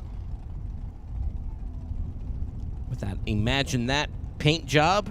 Jerron Settles did his magic on the Pennington Dragster. 468 the dial for Peeps, and Steve White out of California. Racecraft constructed ride. 499 is the dial.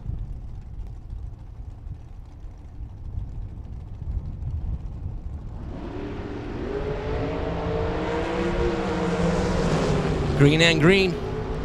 Peeps, 007. Dead on 7 is 1-4 on the total. Steve White was 25 cents at the start and was completely eliminated as Peeps Pennington packages up Steve White. It's Michael McQueen and Troy Williams Jr. McQueen out of Odessa, Texas. 493 is the dial for Michael, and T-Rock out of Bradenton, Florida. For all of our friends at FTI, here on FTI Saturday. 475 the dial for Troy Williams Jr.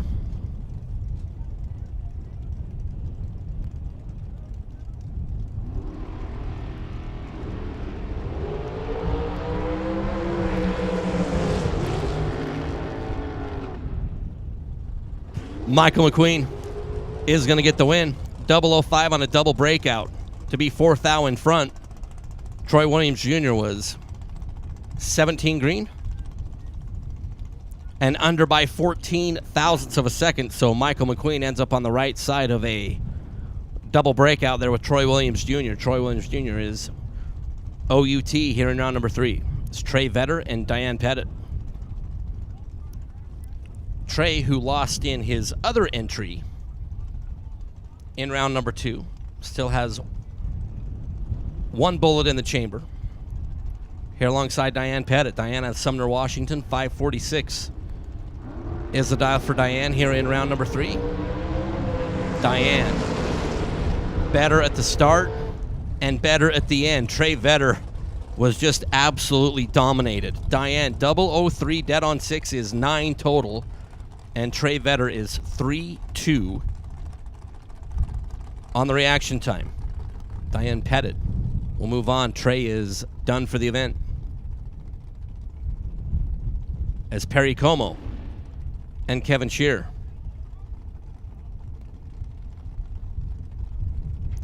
Shear out of Washington. 461 is the dial.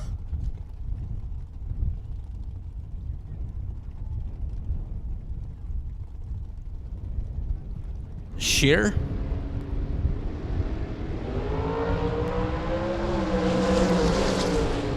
Shear and Como. Kevin Shear, 006, 462 to be one above and good. Perry Como is 19 green. Got to the finish line first by 7 thou, breaks out by 8 thou, and had no chance as Kevin Shear had Perry locked out. Dalton Garreau and Don Butkowitz. Dalton out of Leduc, Alberta, Canada, 492.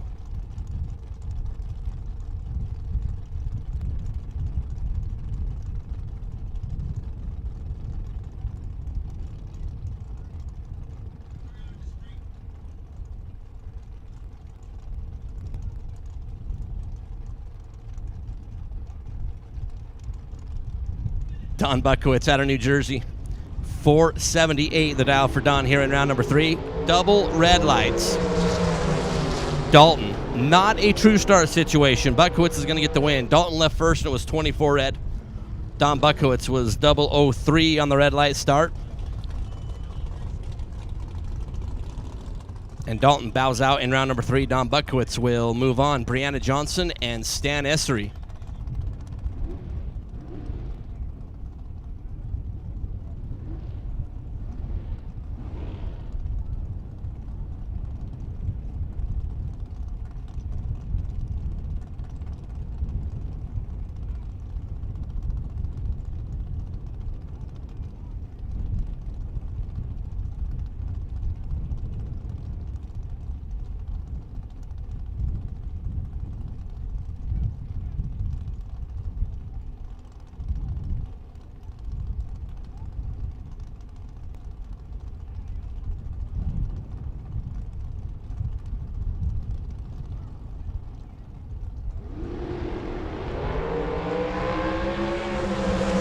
Separated by 4 thou down there on the starting line, Brianna and Stan Essery.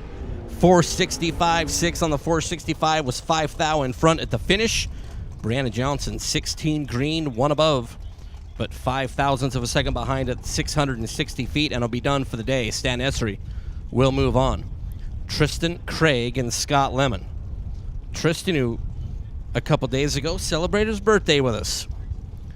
Runner out of Las Vegas, 521 the dial in for Tristan, and Scott Lemon for Drag Race Solutions and Collector Tethers. Scotty out of Tennessee in that American assembled dragster.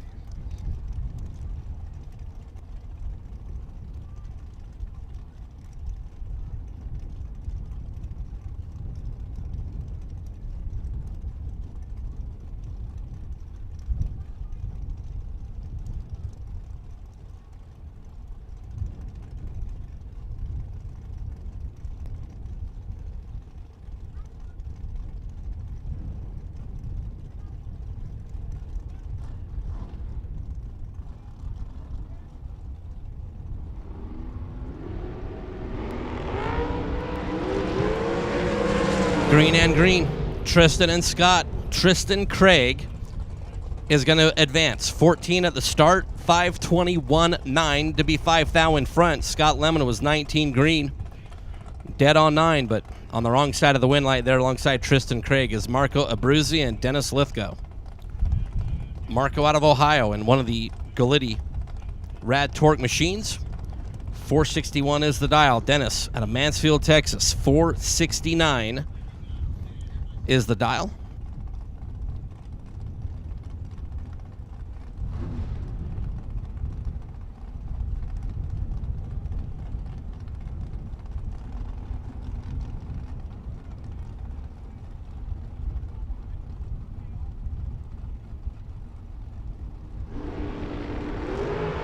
Red light start by 1 thou. Dennis Lithgow, Marco Abruzzi picked a good time to be 38 on the tree, as Dennis was 1 thou out in front. And Marco, 460. Will advance on the red light of Dennis Lithgow is Leroy Duran and Austin Calhoun. Leroy left side. Sun City, Arizona, 504 is the dial. Austin Calhoun, the newlywed out of Washington.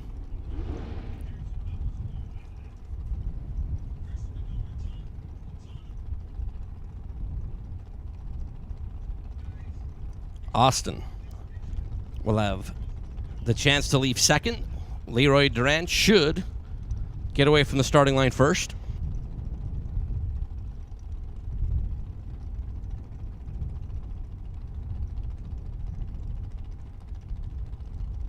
As we are pre-staged, Leroy is in. Austin is in.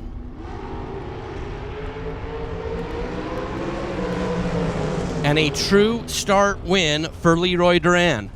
Leroy left first, was out in front of green by 2 little bitty ones. Austin Calhoun left second and was more worser on the red side. 13 red. Leroy Duran via true start. We'll move in around number 4 as Alberto Cerda Jr. and Carson Campbell. Alberto for Team Mexico. 489 the dial for Alberto. Carson Campbell, the young man out of Olympia, Washington, 494 there for C Squared.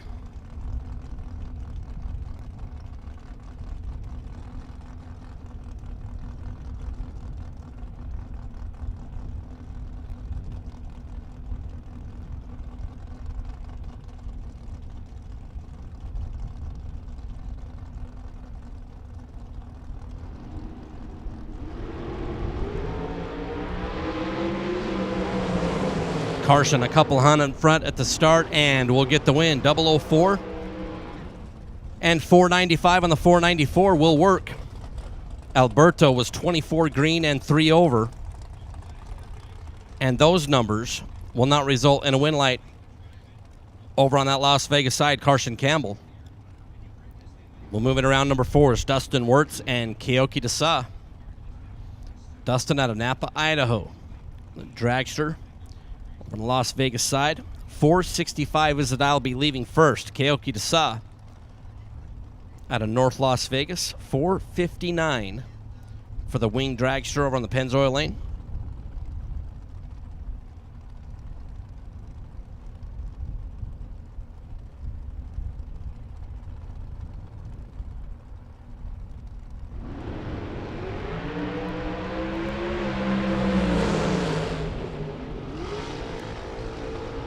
Keoki, the smallest of advantages on the starting line. He was 10 up front and goes 458.6 on the 459. Double breakout win going to go Keoki's way as Dustin Wirtz was 13 at the start and under by 21.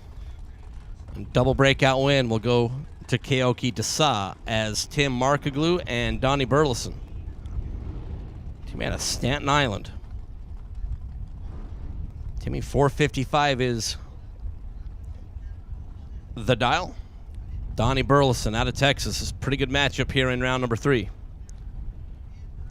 Burleson will have the opportunity to lead first and will do so. Looking over to the left, here comes Markaglu. Markaglu, 11 green, in front by 7th thou at 660 feet, going 456 on the 455. Donnie was 005 and 459 on the 457 to be 7th out behind at the finish as Tim Markaglu will be the winner. Rodney Parks and Aaron Steinke.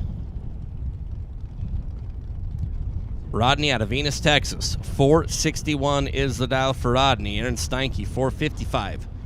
The winged dragster out of Panmure, Alberta. We've made several mentions. I mean, it's just been awesome having everybody from Canada, everybody from Mexico converging here at the Strip Las Vegas Motor Speedway with a great car count. Aaron, 004, looking over at Rodney Parks and going to break out is Aaron Steinke. Got to the finish line by 14 to break out 2 thousandths of a second. Ouch. Rodney Parks was 16 dead on 0 as Rodney Parks takes out Aaron Steinke after Steinke breaks out is Michael Needham and Cassie Pennington.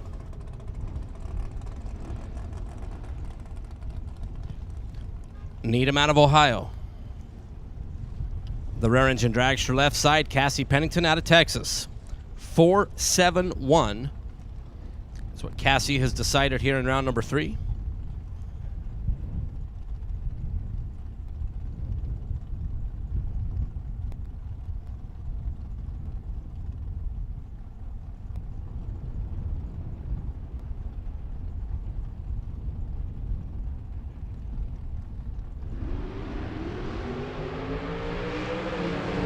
Needham. Big starting line advantage alongside Cassie Pennington and pays it off. 008 to be 508.4 on the 508 is 12 total. Cassie's just wasting fuel. 37 green and a 144 mile an hour parade lap there for Cassie Pennington. Michael Needham takes out Cassie Pennington as Craig Merrilees.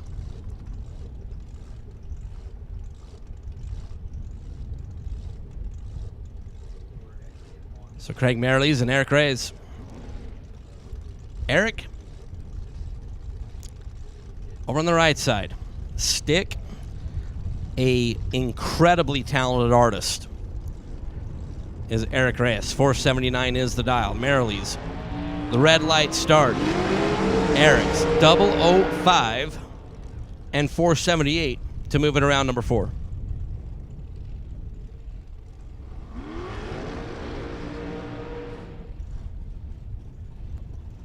Merrilees, after being big red, was then also too quick and breaking like all the rules there are. As Gene Heaton, Travis Theobald. Gene for Team Fig Speed, 459.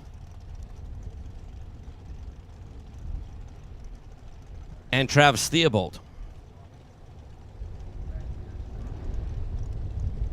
Theobald Motorsports, Group 484. That's what Travis has decided for this round. As we are in ATI Performance Products, round number 3. So we are whittling our field towards our final champion of the week here on FTI Performance Saturday.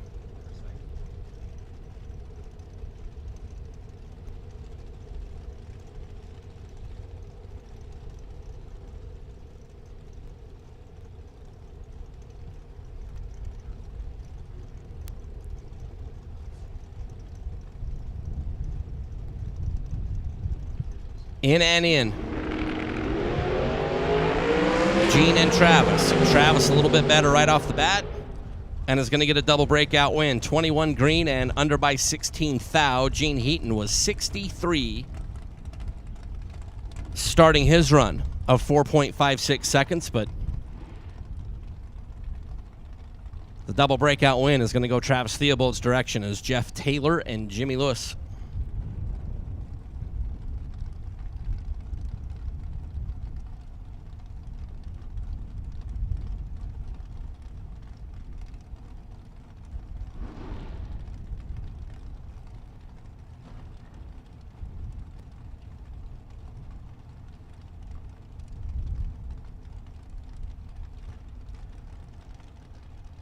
So Jeff out of Apache Junction.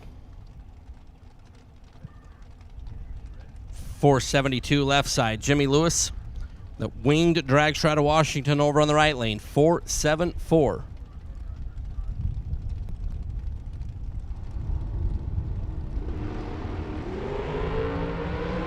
One teeny tiny one is the difference on the starting line.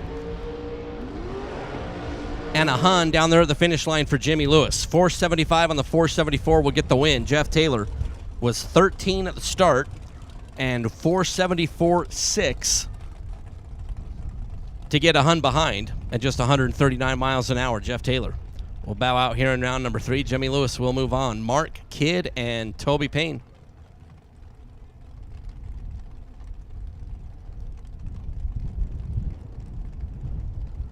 Mark out of Twin Falls, Idaho for Kid Performance Dyno. 467 there for Mark. Toby Payne out of Indiana. 454 the dial. Kid will get a lead first. One driver is perfect, and that driver is Mark Kidd. And Mark Kidd, perfect run for Mark Kidd. 3 zeros, dead on 0 for Mark Kidd.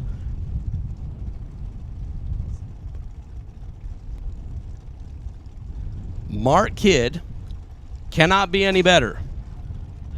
Perfect. You know, we've talked about this before. I don't understand what the big deal is about a perfect run. Like, isn't that like the whole object of the game? Be perfect at the starting line and dead on zero?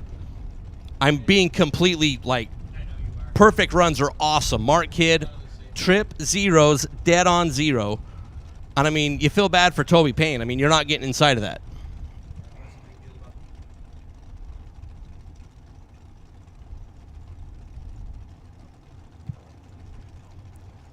Peyton Janik and Chris Whitfield. Peyton Janik Motorsports for PJ over there on the left side, and Peyton is red by 2,000. Chris Whitfield for Go Fast Energy is 009 and 464.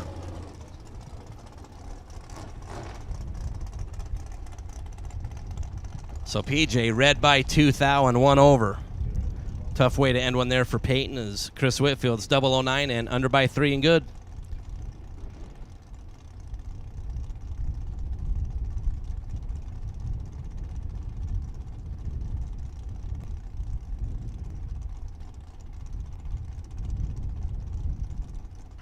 Jeremy Wilson and Jessica Bogacki.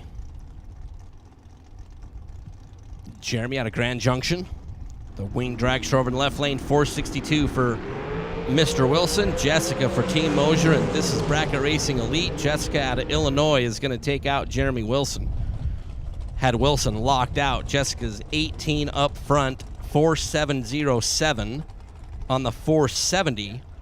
Makes 25 with all the numbers. Jeremy Wilson is 27 green and had no chance.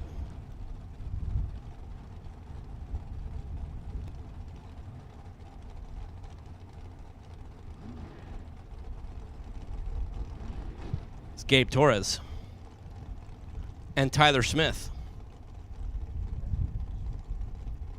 G Money out of La Puente for Val Torres Racing, Val Torres Construction. 471. There for G Money. Tyler Smith out of Rancho Cucamonga. Miller Dragster, 469.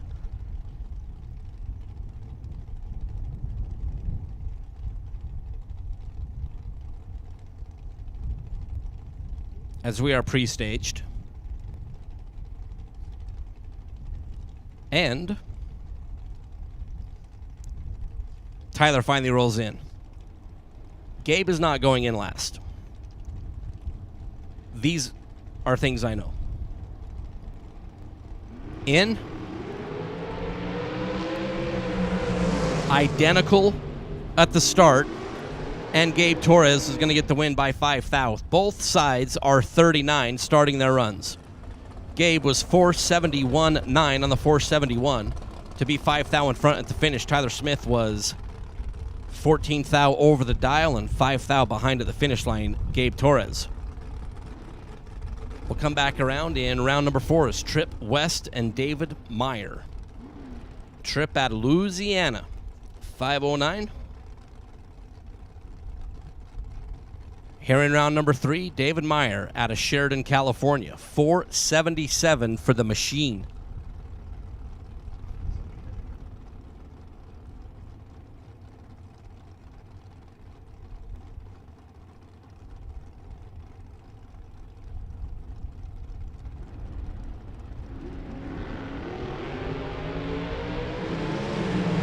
Two tiny ones the difference at the start.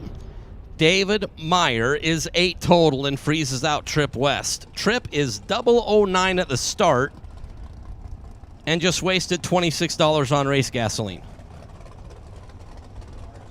David's 007 dead on one.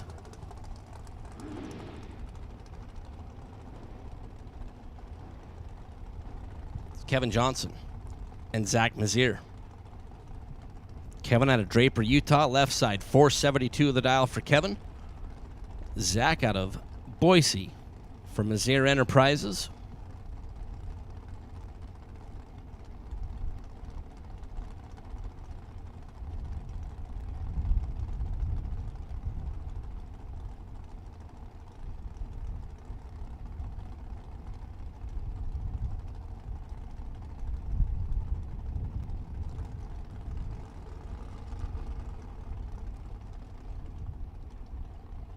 Zach left side, Kevin right side. Or sorry, Kevin left side, Zach right side.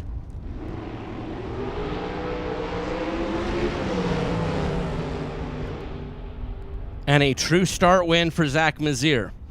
Both drivers out in front of green. Zach left first, was 3 red. Kevin Johnson left second and was 4 red. And through true start, Zach Mazier, as Kyle Seipel is smiling down upon us. Whenever he sees one of those true start situations come to fruition, Zach Mazier, via true start, is going to get the win. Jake Jones and Ramiro Rivera. Ramiro for Team Mexico out of Monterrey, Nuevo Leon. 526 is the dial. Jake Jones from right up the I-15 in South Jordan, Utah. 462 for young Mr. Jake. Red light start for Ramiro. Jake Jones will move into round number 4. 19 on the starting line, 4602 on the 462. We'll get a comeback and play. Ramiro is red by 4, and then the red light parade.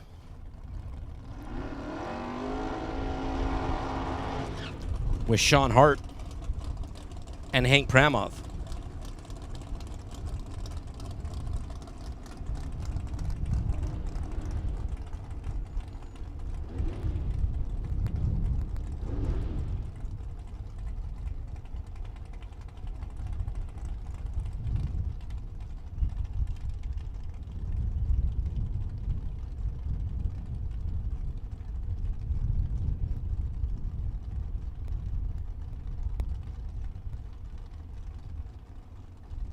So Sean Hart, the painter boy out of Layton, right up there on I-15. I mean, by right up there on I-15 by like 6 hours up there on I-15. 487 for Sean. Hank, the IT guy in the Vega out of Colorado. Looking over the left shoulder, here comes Sean.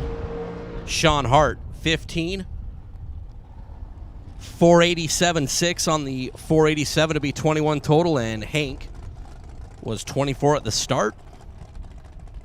And there was nothing that Hank was going to do to move the win light over onto his side.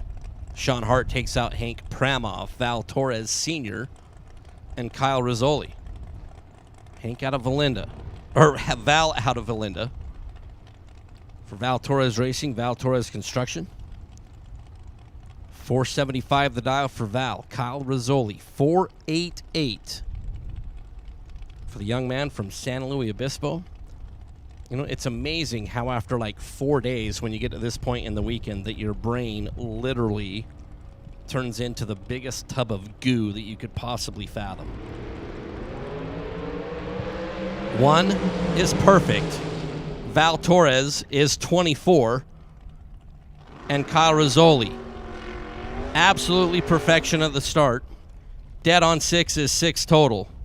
Val is 24 green and 4756 on the 475. I mean, Kyle Rizzoli is good in everything, but he pales in comparison to Mark Kidd,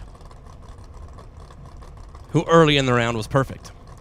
Sean Page and Brad Pierce. Like Mark Kidd, I mean, right there, Kyle Rizzoli was perfect and good. Mark Kidd was perfect and perfect. Sean out of Boise, Idaho. Brad Pierce out of Riverside. The Corvette is red by 8. Sean Page is 3 zeros. And 493. As we continue to go further in the rounds, the intensity is ratcheting up a notch or 5.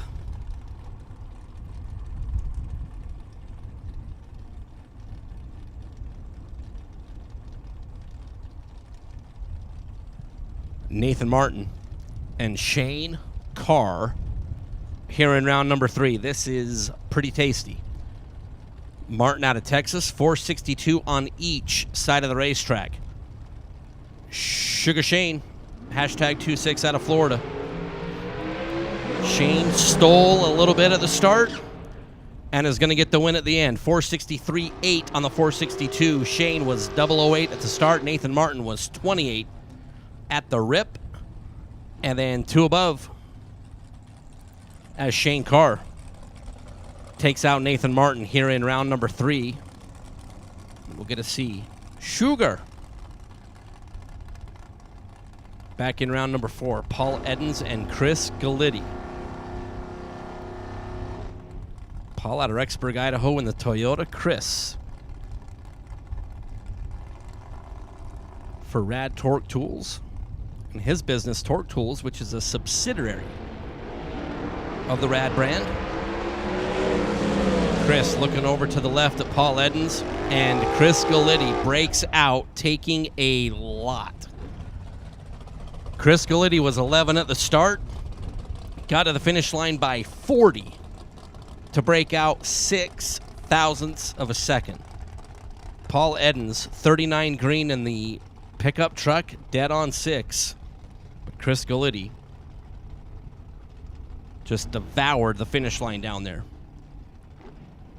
And will bow out in round number 3 in this entry. Austin Schoenfeld and Morgan Rose. Austin, the front engine dragster out of Magna, Utah. We see 503 on the left lane scoreboard. And Morgan Rose.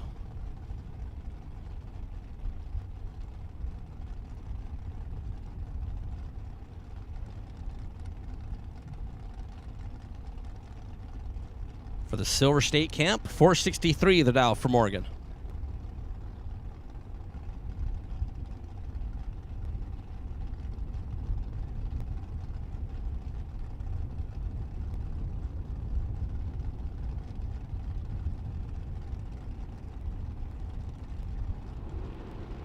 Austin and Morgan.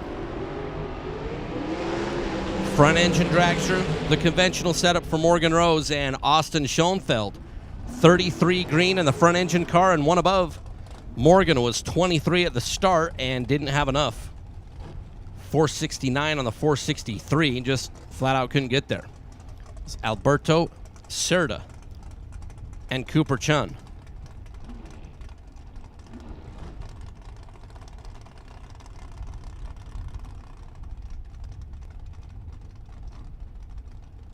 Alberto, the winged dragster on the left side. Cooper, the wingless Mullis machine. 531 on that Pennzoil scoreboard.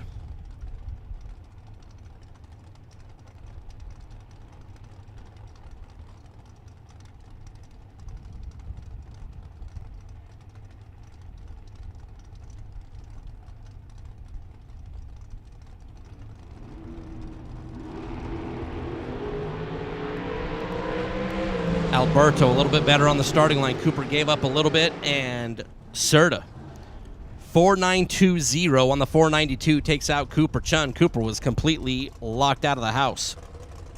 21 green, dead 0. Cooper was 31 with no opportunity. It's Kyler Hergemuller and Peeps Pennington. Hergemuller, Brighton, Colorado. Just like the shotgun scoop on Kyler's machine. 462 is the dial. Peeps out of Three Rivers, Texas. 468 will leave first. There for Mr. Pennington.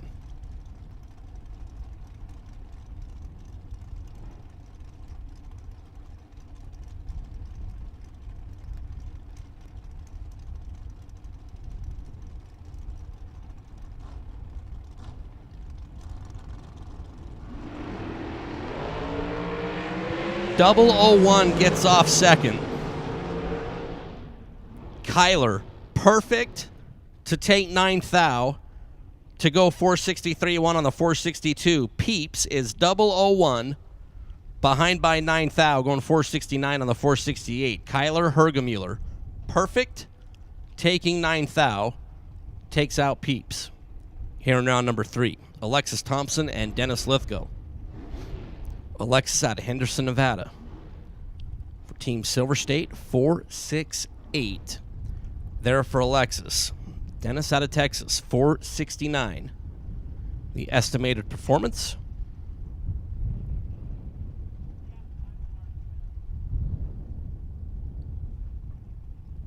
For the dragster out of Texas. Opportunity to lead first will be Dennis.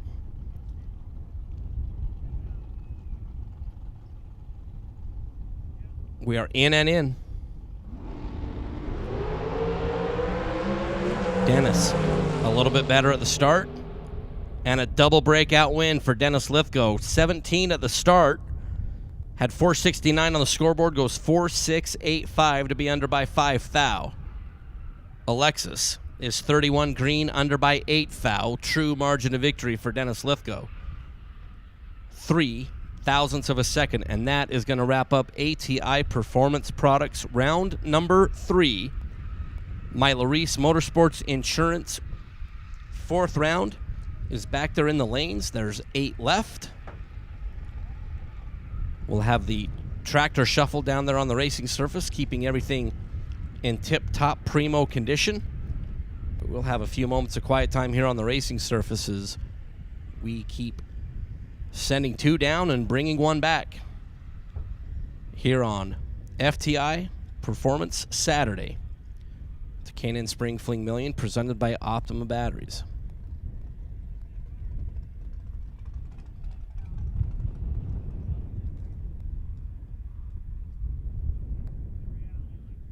Here we are at the Spring Fling. I'm with one of the craziest b****s in the pits, Chris Galiti. This guy's f***ing nuts. I may have it for a minute. Was that rolling? Yeah, it was. We're rolling. Test. Dan Provost. Red. Let's do that over. Founder of. All right, you ready? Hello, racers. We're here at the Spring Fling in Las Vegas, and I'm joined with Dan Provo and Chris Galiti. Dan is the owner and founder of Red Torque Tools in Canada, and not only has he been a big part of bracket racing, but he's also sponsoring Dallas Glenn in the Pro Stock car. Dan, you have a successful business. You're here racing at the Fling. First of all, how's your experience so far this week? Oh, it's been really good. Unfortunately, I couldn't drive this weekend from a small injury, but I got 2 Top Guns in my seat, and they're doing good. Went to the 5th round last night, and going to go far today, too. The race has been great. Everybody's been happy. It's been well organized, and yeah, we're so pleased to be part of it. Dan and Red Torque is the primary title right sponsor for our Fall Fling event at the end of the year in Bristol, also our Spring Fling in Galat. He stepped up really big, so his business is basically not directed towards drag racing or drag racers, but he does it because he loves the sport. So if you look around the pits at any of these Fling events, you'll see Red tools on the side of the car. So why would you give back to the racers like you're doing now, where I know there's a ton of different ways you can advertise? Why do you choose to give back to the racers? I think drag racing, which he's responsible for, he got me licensed back 15 years ago in Houston, Texas, so I blame him for all of this. But no, it's our second family. We love it.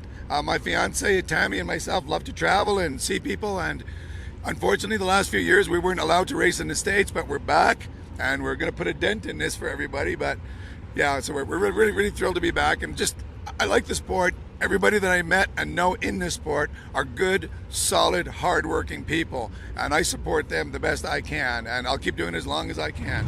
This is Chris Galiti. He owns Torque Tools, which is an affiliation of, basically a distributor for Red Torque. 18 years now. 18 years. 18 years. So Chris, tell us a little bit about your business. Torque Tools Incorporated, we started in 2004 with the Rad Torque equipment. Torsion X equipment we brought on as a hydraulic line. The tools that we provide out to the industry have become the name brand, the Coca-Cola brand. Rad's really came a long way in 8 years now. And Dan and I are proud to be a part of the Fling and help out the other racers out here. Yeah, and Chris was helped be responsible for linking up Dan and myself, and Dan filled in where we needed a title rights, and I really appreciate these guys. Now, Chris is a tough racer in his own right. His son is a killer racer. Thank you. You have gone some rounds this week. You've gone a lot of rounds this week. 35 laps so far. 35 passes. Your logbook's not big enough. I'm about to fill it up. Well, I didn't know you were that good. Only 40 hits allowed in there. Only 40 hits allowed in that book. I underestimated him. How do you feel about your chances today? I feel good, confident. The car's really good. The track's solid. You know, this is a state-of-the-art facility. All the flings are at the best racetracks in the country. I feel good. We just won first round, and hopefully we can win, carry some doubles a long way today. Chris has been going a ton of rounds this week, and I know him for a long time. Great guy. Appreciate you guys. Appreciate you guys' participation at the Fling as racers, and also stepping up to be title right sponsors. Perfect. Appreciate it.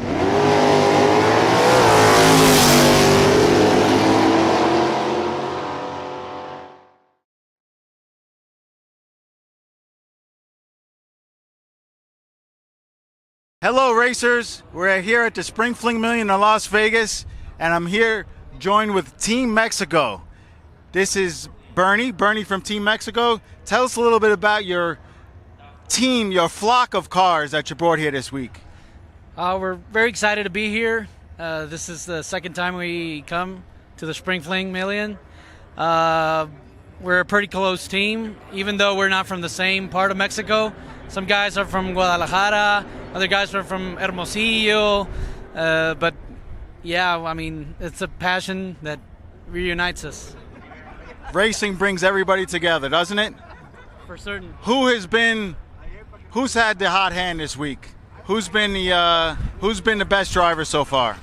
I mean, these guys are the best. I mean, this is the best you can get over in Mexico, and so what you're saying is they can stand up to the best of the best in the United States. Oh yeah, they do. Yeah, they do. They don't get intimidated? No, they don't get intimidated. That's one thing I've learned about you guys. Watching you guys on the starting line, you guys have so much emotion and just so much fun. And that's at some point some of us take this sport a little bit too serious. Watch Team Mexico when one of their cars are driving. That's what it's all about. Any predictions today? Last day to win $30,000. Hopefully we do better than yesterday, and we can bring something home. Bring something home to Mexico, yes, like a big $30,000 check. Yeah. Well, I appreciate all of Team Mexico. You guys show up every year, and heck yeah, yes. Good luck today, guys. Thank you for supporting the Fling for all these years. Tequila, baby. Yes. Es the best tequila? Es el mejor tequila que hacemos en México. It's good stuff, is what you're saying. En Jalisco. Jalisco. Ajá. Top shelf. Es para usted. Gracias. De nada. Chido. Team Mexico. Nos gusta el tequila. Nos gusta el tequila. Yeah, tequila.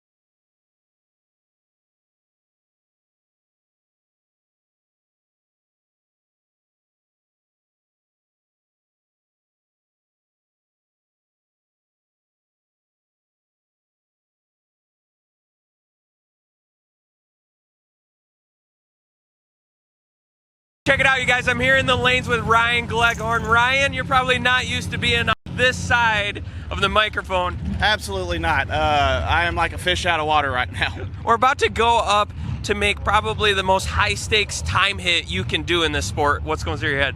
Well, currently I'm not in the million, so I'm set up on nothing, trying to lay down best run if I can, and it comes up perfect on both ends. We're going to be really happy. What would you do for 50K right now? I do a lot of bad things for 50K right now, Tom. A lot of bad things. All right, put the box in the basement, buddy, and good luck. Let's see it go trip zip. We're going to try.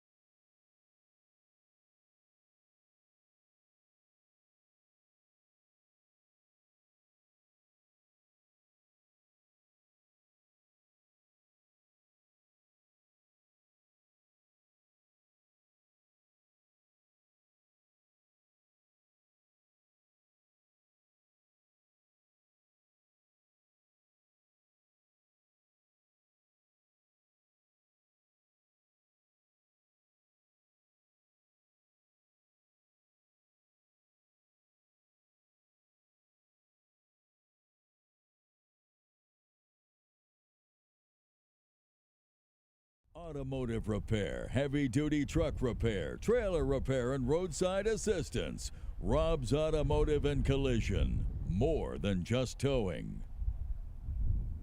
Are you looking for a new chassis? Or maybe someone who understands what you need for your current race car? Check out Race Tech Race Cars and Components. Race Tech Race Cars. For winners only. At Impact Race Products, we are a company that takes your safety to heart.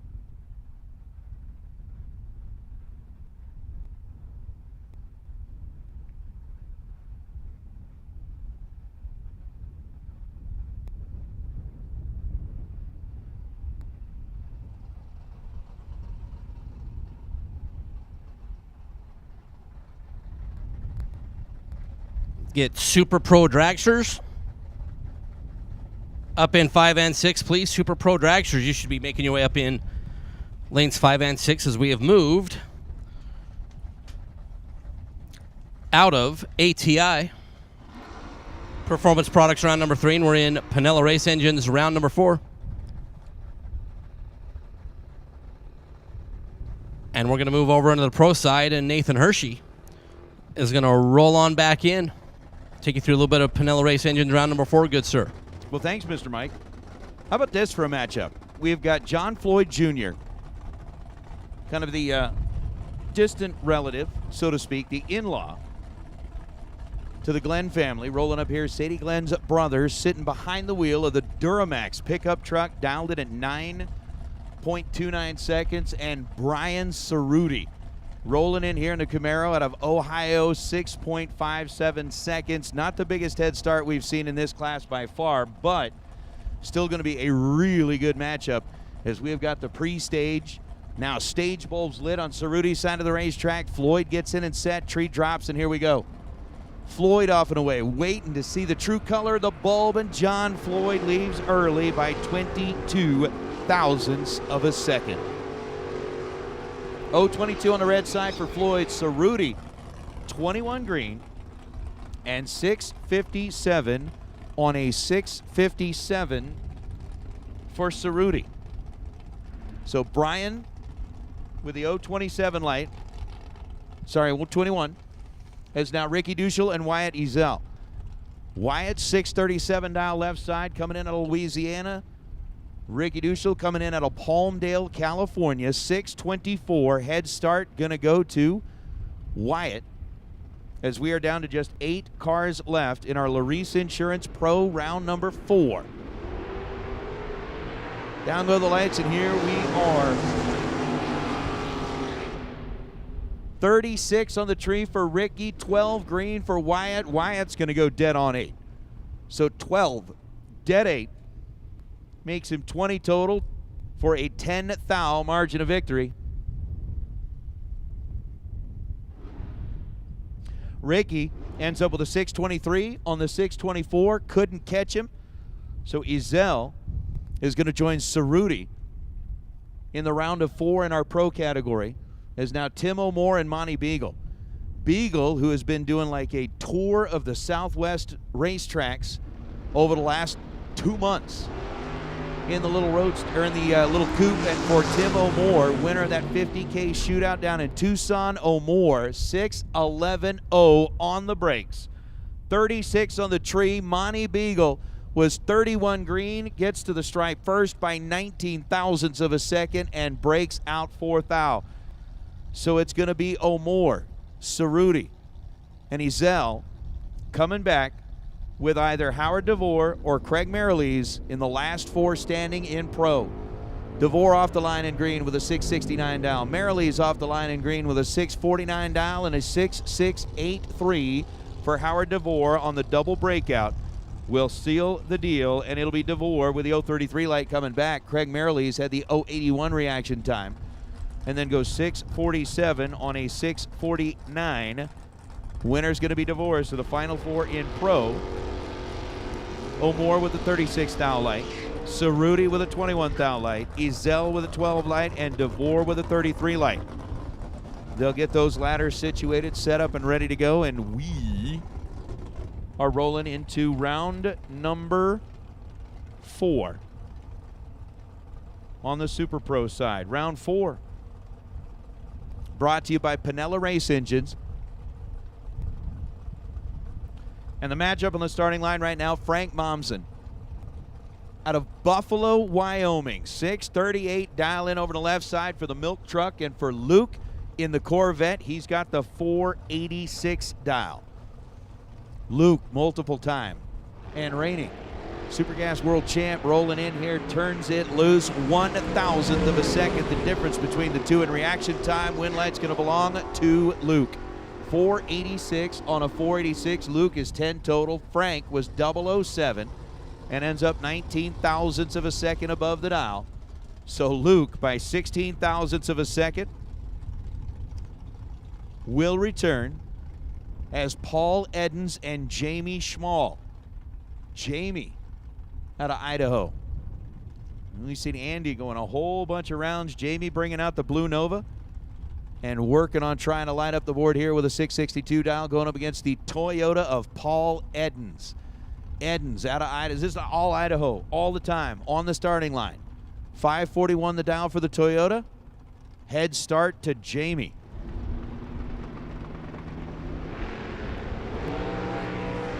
Oof. Paul Edens has got a whole lot of work to do, and Jamie Schmall is not going to let him get away with it. Edens 008 and 6. Or excuse me, Edens was 58 on the treat at Jamie's 008. 5 hun the difference in reaction time. Jamie goes 6.666 on a 662 as Paul Edens gets to the stripe first by 5 thou, breaks out 9 thou Schmall. Moving on to round number 5 here on the final day of the fling, as next up going to be Bill Kidd and Greg Sabatino. Sabatino's pickup truck, if I just overheard the conversation behind me correctly, has got Ryan Gleghorn salivating. He's like, that is a hillbilly truck that needs to be racing in the South. So Bill on a 663 dial trying to get it done. Oh my goodness. Oh boy. Greg Sabatino 002 and takes just way too much down at the finish line. Gets there first by over 700ths of a second and breaks out 662 on a 668. Bill Kidd 27 green and 9 thou under to get the win light. As Sabatino bows out, Bill Kidd moves on. It's going to bring up Chris Johnston, Scott Hess. Hess, another of the Novas, down 569. Johnson in the Camaro out of Keyport, Washington, with a 6.23 second dialing up on the scoreboard, and a 6.220 for Chris Johnson. Gets him a win light after he's 18 thou in reaction time. Scott Hess had the 032 light and then runs 567 on a 569.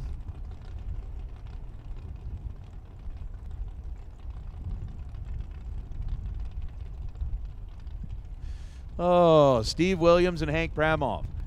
Steve, the 2010 bodied Pontiac G5. 584 lining up on the left side of the racetrack, and for Hank Pramoff with a 581 dial, 300ths of a second, going to be calculated by the timing system, as Steve will watch his side of the tree drop first, and then Hank Pramoff will do the chasing.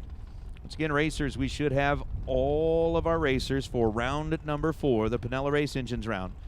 Back into the staging lanes, getting ready to roll as we have got a green and a green advantage going to Hank Pramoff. He was 29 on the tree, but Steve Williams, former world champ, lights up the board, 583 on a 584. 44 green and 8 thou under the dial gets the win light for Steve Williams. Hank Pramoff was 29 green, take 26 thousandths of a second down at the finish line to end up 19 thousandths of a second under what he predicted and bowing out in the Pinella Race Engines round. That's going to bring up Brad Pierce, his topless Corvette out of Riverside. 549 is the dial over on the left. And for Jeremy Waterman, 525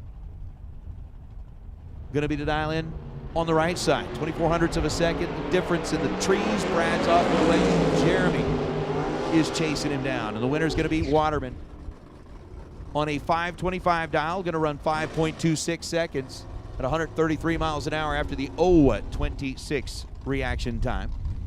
Brad Pierce was 34 thousandths of a second behind the green line, runs 5:50 on the 5:49. So Waterman punching the ticket into round number 5 on a $30,000 to win FTI Performance Saturday here at the K&N Spring Fling Million, presented by Optima Batteries. The Ferrari rolling up now. Kevin Burnett out of Colorado with a 5.28 second dial and a 5:02 number for Corey Jackson. Red light start for Kevin. By 15 thousandths of a second, Kevin will end his day. Corey Jackson on a 5:02 dial is 15 green and goes 6 thou under the number to get the win light and bring the orange Corvette back as Chris Northup. Funny car going up against Kyle Rizzoli. Big matchup here between a couple of the West Coast cars. Rizzoli, again, talking about champions on the racetrack. Left lane 6.30 dial for Rizzoli in the Camaro that he's been splitting the driving duties with Sean Langdon in. And Chris Northup, former resident of Idaho, moved out there to Tennessee to take over the management detail at Gleason Dragway, dialed in at 599. The 599 number has been good for that Nova. Chris has been good in the driver's seat. We'll see who will be better as we put these two side by side.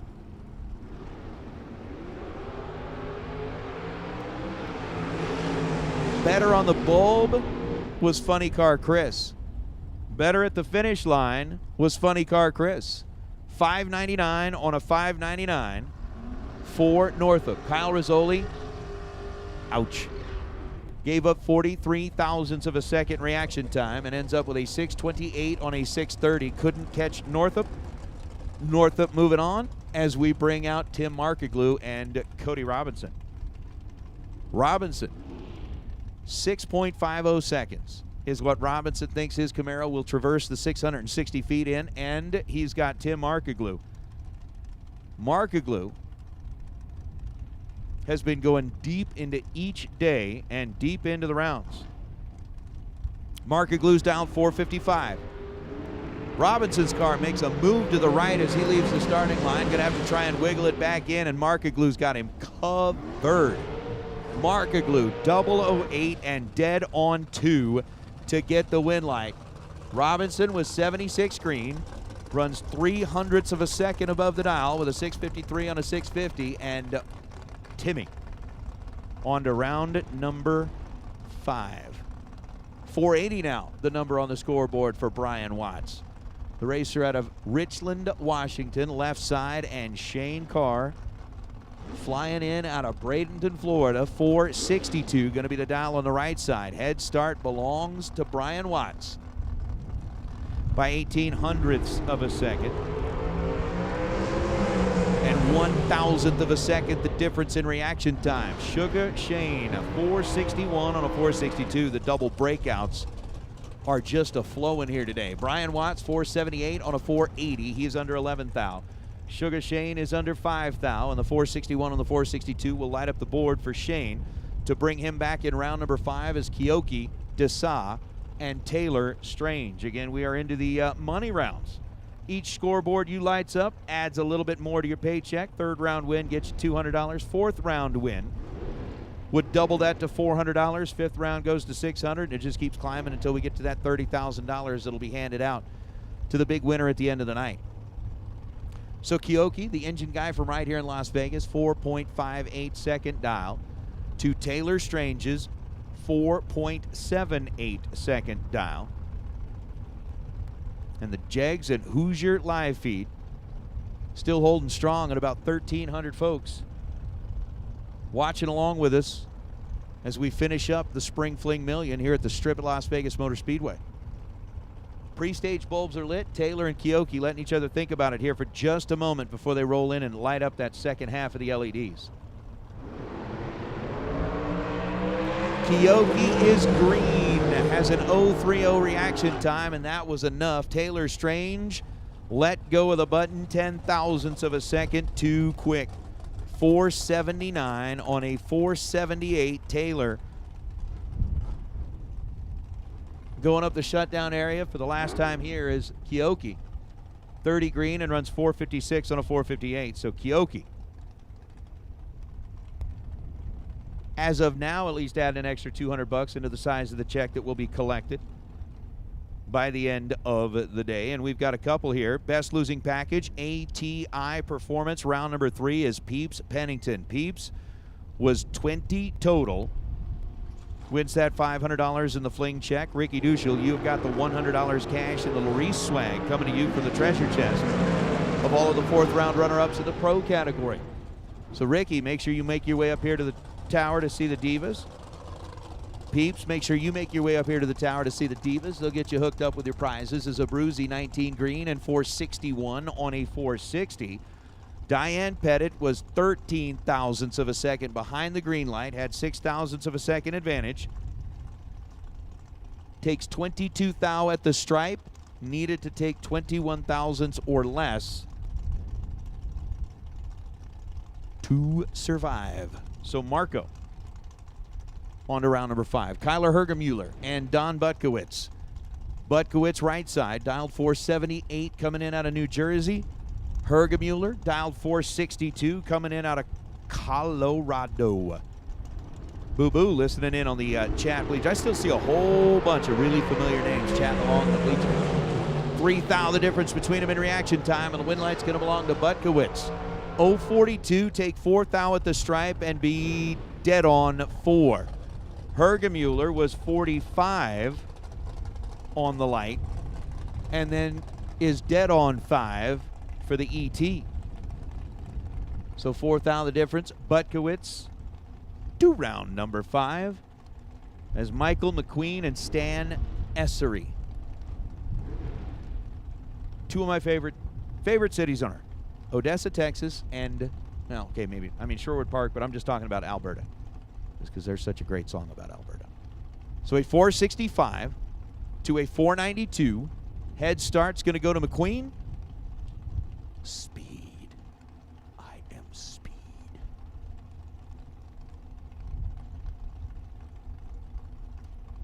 And we got ourselves a little staging duel.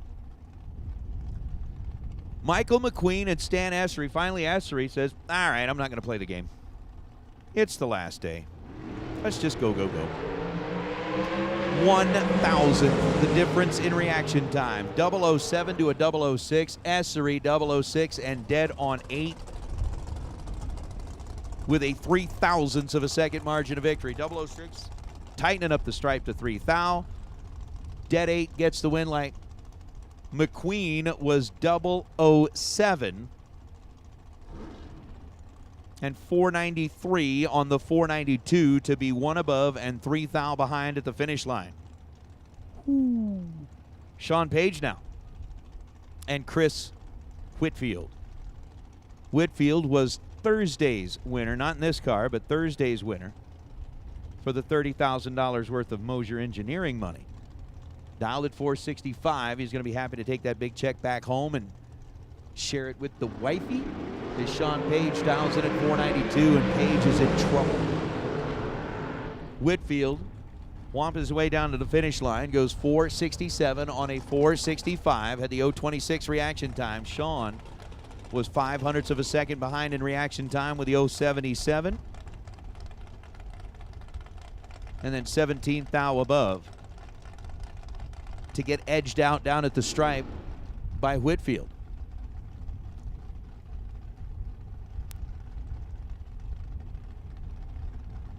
Here now is Kevin Shearer. There's a question raised a minute ago whether it was actually Parks or not. According to the number, 460 is on the board.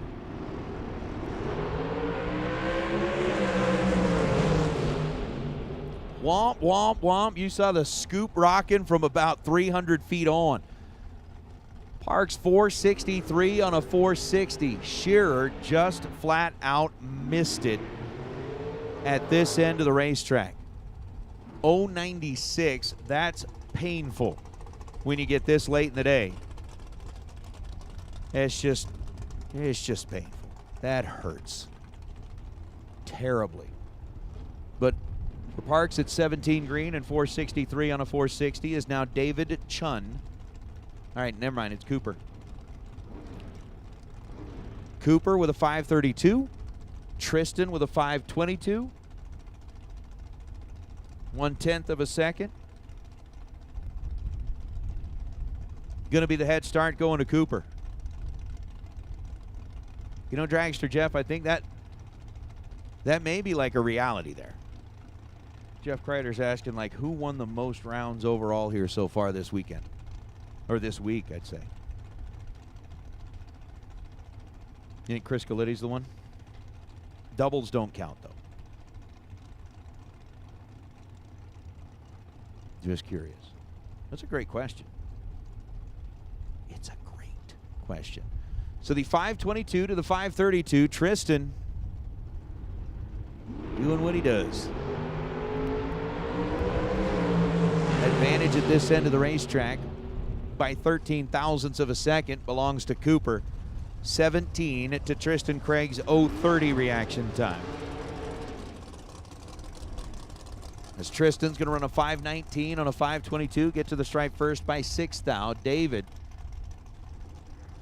right behind him goes 5:31 on a 5:32. David is under 7 thousandths of a second. Tristan is under 26 thousandths of a second. Win light to Chun as Jessica Bogacki and Michael Needham. Needham, 5.08 second, the predicted run. Jessica, 4.69 seconds. The projected run, and as we say kind of over and over, it's cha-ching time. Every time you see your side of the scoreboard light up, it's cha-ching, cha-ching, cha-ching. Michael Needham looks like he's in a really good position to go cha-ching, and he will. 007 and dead on 1. 8 thou total for Michael Needham. Getting an 8 thou margin of victory. Jessica was 28 on the tree and runs 467 on the 469. Jessica locked out on this one as Needham puts up 8 total. Here now is Travis Theobald and Dennis Lithgow. Lithgow 468 dial on the right side. Travis 483 dial on the left side. And the racer out of Washington, Utah, going up against the Mansfield, Texas-based car. Over on the right side.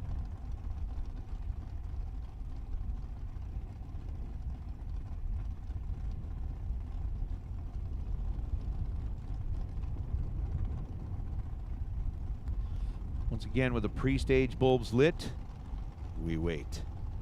Hey, Larice Pro semifinalists. Let's get you headed to the staging lanes, please. Larice Pro semifinalists. Let's get you headed back to the staging lanes, please. Double breakout. Travis Theobald had 12 thousandths of a second in his pocket. Got down to the finish line to be there first by 29 thousandths of a second and needed to take 20 thousandths or less as he breaks out by 9 thousandths. Dennis breaks out by 1 thousandth of a second, and Travis exits. Dennis advances as Leroy Duran and Zach Mazier. Yo, Leroy. We're throwing out a couple of the Beastie Boys references from time to time. 502, dial for Leroy. 486, dial for Mazier. Mazier's on the right side. Leroy's on the left side.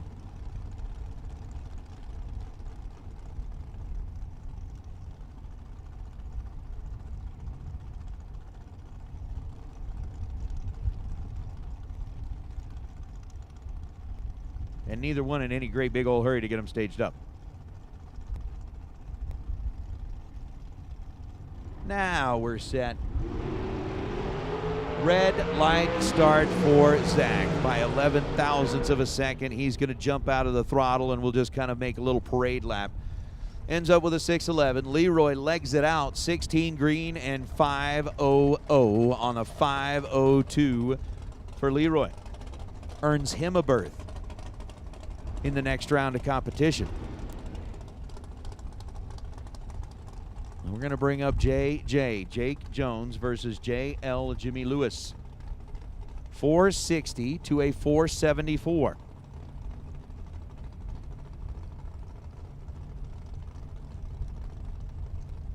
So with a 1400ths of a second difference, the right side of the tree will drop first. Jake Jones out of South Jordan, Utah. Jake Jones out of South Jordan.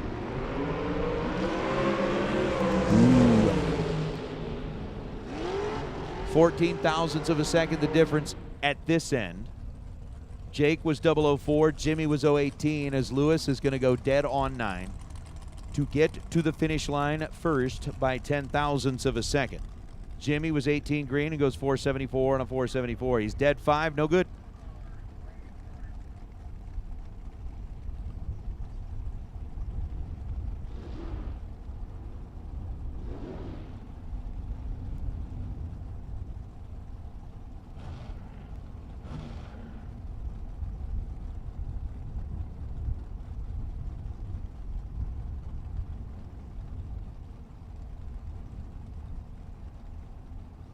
Sean Hart. Carson Campbell. Carson with a 493 dial. Sean with a 486 dial. Again, Larice Pro semifinalists. Looks like we got, or should have, the 4 of you back there. As a 486-0 on a 486 is going to light up the board for Sean Hart, Painter Boy. 17 thousandths of a second, the reaction time for Sean. Carson was 13 green, so had a 4 thou advantage there. Carson gets to the finish line first by 11 thousandths of a second. He goes 492 on a 493 to break out 7 thou. Ouch. Ouch. Here's Austin Schoenfeld and Dave Meyer. That is something that I miss. Utah needs to bring them back. Scone cutters. Somebody needs to resurrect the scone cutters in Utah. I don't know that I don't know if there are any anywhere, but. So a 477 dial for David. A 504 dial for Austin. The other thing they need to do is bring shipping stones. Win light's going to belong to David Meyer. Both drivers breaking out here. Meyer 14 green. Austin was 32 green. Meyer gets their second to be 100th of a second under the dial. Schoenfeld gets their first to be 36 thousandths of a second under the dial. The win light will be David. How about this one? Tanner Theobald and Eric Reyes. Tanner 483 dial, Eric 480 dial.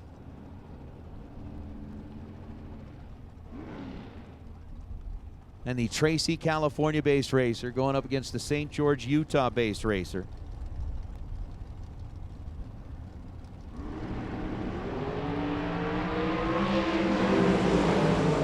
$1,000th the difference between the two in reaction time, and that one was harsh.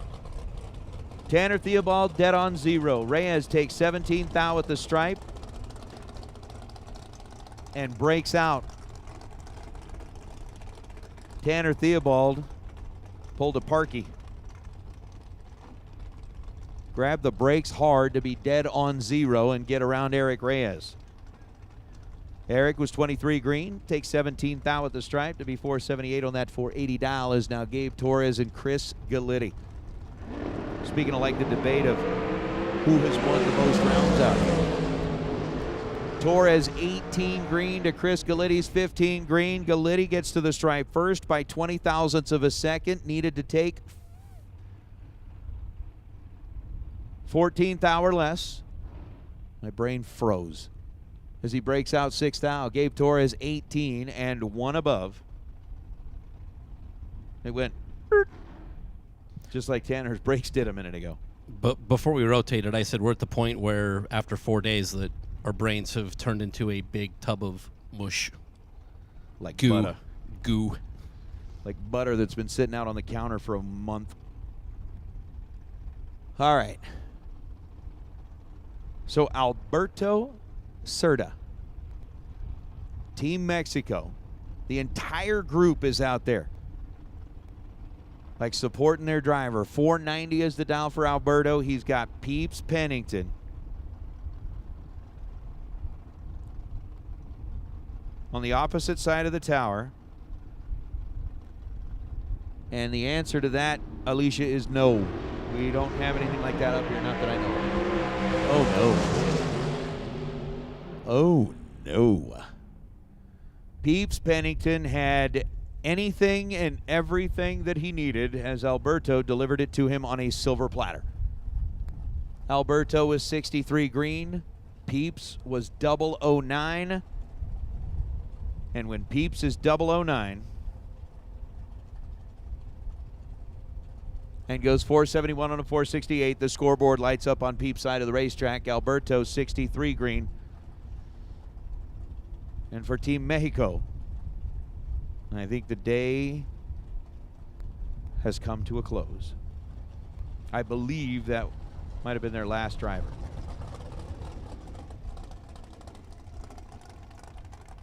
I don't really remember there being any others still out there in this last round.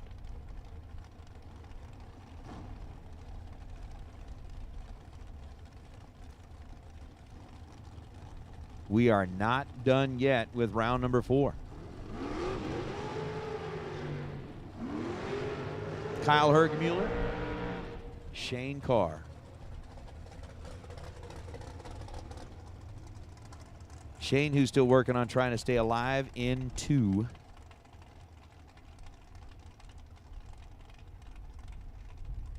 The last? He is the last. The last airbender. Oh, 460 is the dial for Shane. 462 is the dial for Kyler. And Hergmuller, who has kind of served as the giant slayer here today, is getting another one. We're going to try to get another one.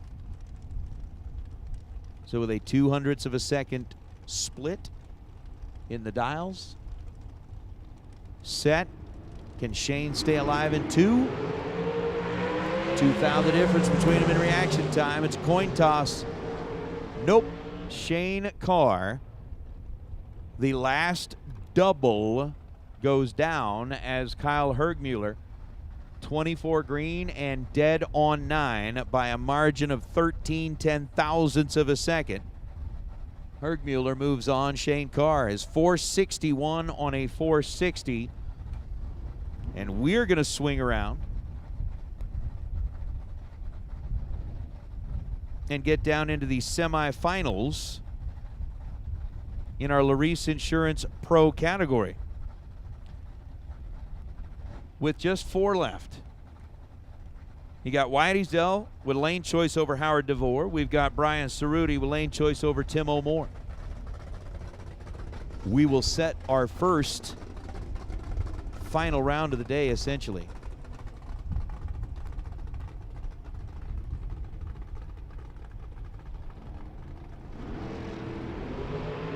After we get through Mark Kidd and Kyle Rizzoli. Rizzoli bowing out here on the double breakout. Mark Kidd, who was Mr. Perfect last time down the racetrack, is 16 green this time and goes 465 on a 466. So Mark getting the win light over Rizzoli. Rizzoli was 17 green. Mark was 16 green. Rizzoli goes 486.5 to be 5 thou under. Mark Kidd goes 465.7 to be 3 thou under. And Kidd will return. Here we go. Pro, the Larice Motorsports Insurance Pro Round 5. That is Howard DeVore on the right side. That is Wyatt Ezel on the left side. That is Howard DeVore in big trouble. Wyatt 14 green to Howard's 062 light. And with that 48 thou advantage, Wyatt Ezel takes the stripe by 25 thousandths of a second. And Ezel with the 014 light going to take on the winner of this pair, either Tim O'More or Brian Cerruti?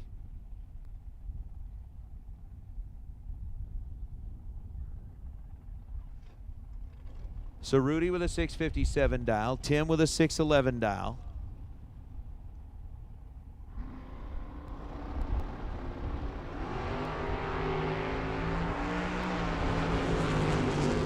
And a 9,000 split in reaction time results in Brian Cerruti lighting up the scoreboard.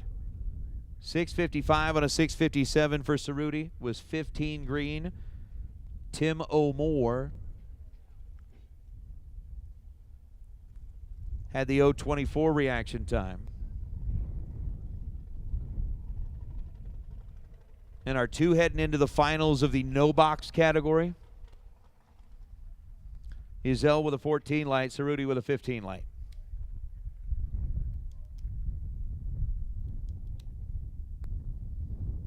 So the last two have been decided for the pro category. For more than a decade, FTI has strived to become the leader in the aftermarket performance transmission and converter industry. We've joined forces with McLeod Driveline Components under the leadership of Top Fuel Funny Car pilot Paul Lee, and now have a larger distribution network, more resources, and more power. Come see us in the pits and ask how you can join the FTI family. It's not cheating, it is the competitive edge.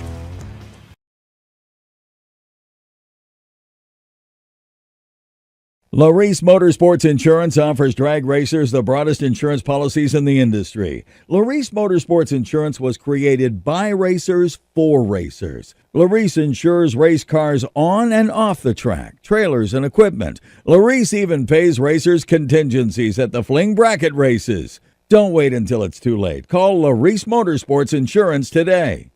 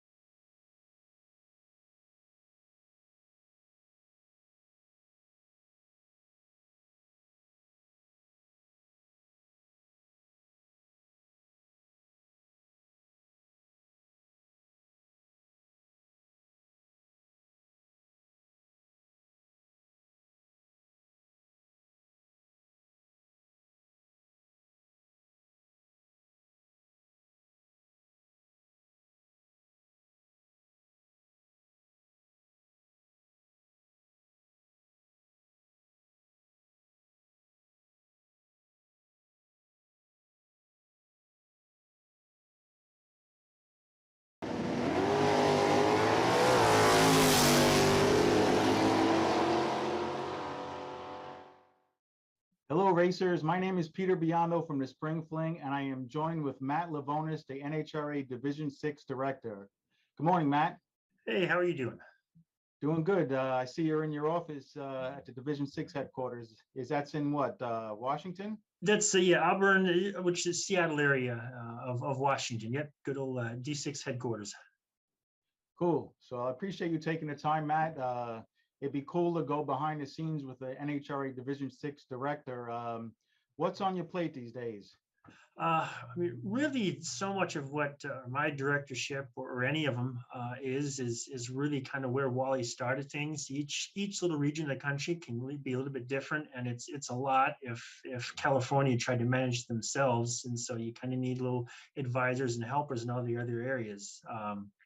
different in the U.S. Obviously, 7 of them in NHRA's regions now breaks things up, but we really just kind of helped really sportsman racing as a whole. We don't deal nearly as much with the pro side, but everything, grassroots hobby participation on through, from street legal stuff, guys just getting into the sport, all the way up through kind of the top echelon of sports and Lucas Oil, just kind of keeping activity going with, and so much of it just with member tracks, keeping things open, activity going, however we can help the member tracks, and which helps racers to get out there so they can start, driving their mom's minivan and go all the way up through running alcohol dragster and bracket stuff and all the way through. So. Yeah, I've always liked how NHRA ended each division director, and each division for that matter encourages the beginners to get involved with the sport, with the grocery getter. I mean, I started with my father's station wagon. It was dual purpose. It was his work vehicle. It was just went to shopping with it, and we towed the car with it. And it was also my first trip down a quarter mile with a Buick 1986 station wagon. So I encourage, just like NHRA does and you guys do, to for people to start out, if it's their grocery getter or what have you, because there's no everything's handicapped, so you can have just as good a shot as your mom's minivan as you would in your buddy's Porsche. Yeah, even, I mean, hell, you're 7-time world champ and got your start in a station wagon. So just shows everybody's got a place to learn, and you can go pretty far with that. So Matt, absolutely. As a division director, what are some of the what's the hardest part of being a division director, and what's the best part of being a division director? Really, probably 2 answers that would be true for both. The people, really, it is all about the people, just kind of the car culture, hot rodding in general. We all get together, we can be like-minded. You get in a competition scenario, and sometimes if things don't go your way as a competitor, you can get pretty hot-headed, and sometimes it maybe make things more personal and kind of take shots at people. And obviously for anyone, that's no fun to be on the receiving end of things. But in the same, it's, I guess as a director, you try not to take too much of that personally, and just understand on the other end, hey, in the moment things can be pretty hot, but in the end, we're doing what we love, and it should be fun. So you just kind of take that in stride of it. But so that's kind of the good and the bad, and really, I'd probably say the fun of it too, all the opportunities that come with the sport, the traveling, meeting new places, new people, different places, and you can kind of bring the family along. And I mean, it really is a fun, cool family sport that might give you opportunity with things that, I don't know, if kids and such, if they were just sticking around home, seeing all kinds of people, food, places that you might not get to see otherwise. So the sport's pretty cool in that aspect, but travel is also travel. It takes away from home a lot with that. So there's good and bad, but overall, I think it's the good far outweighs the bad of it. Yeah, they say the family that plays together stays together, right? Yep. And when you're traveling, you're in high demand. I mean, not only your division director, but you have twin babies at home. Well, I call them babies, but they're what, 2 or 3 now? Yep. 2.5. Yep. And you have Livonis Art, which a whole nother part of you that I never knew until I got to know you better. Jamie Schmall. Schmall rolling up right side of the racetrack in the blue Nova. Johnston rolling up left side of the racetrack in the silver Camaro. 6:23. The dial for Johnston. Giving up 0.4 of a second to Jamie Schmall, dialed in at 6:63.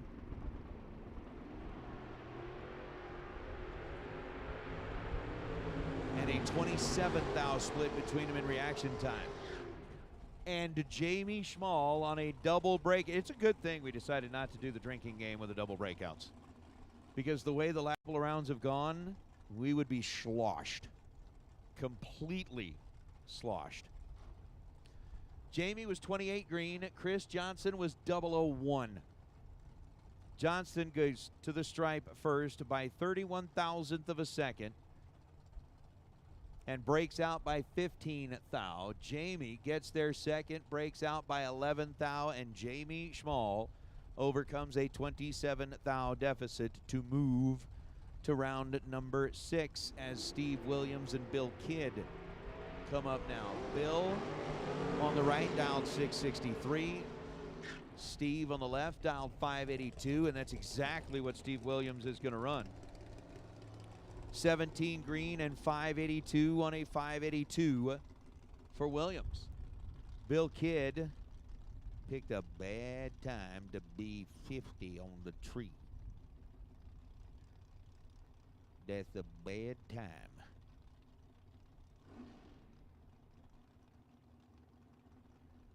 Isn't that right, Deputy Dog? All right, Luke Bugaki and Corey Jackson.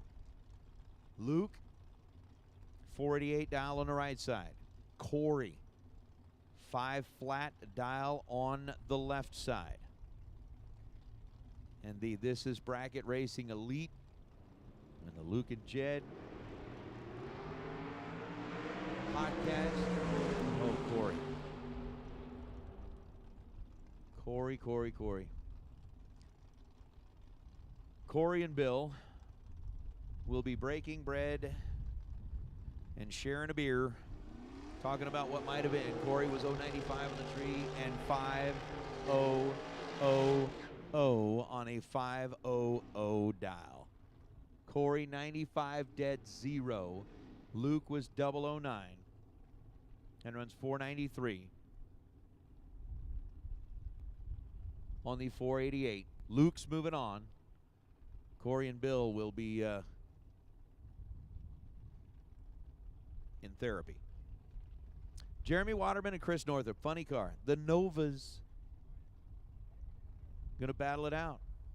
Missing 2 of the dragsters. Okay, missing 1. 523 to a 597.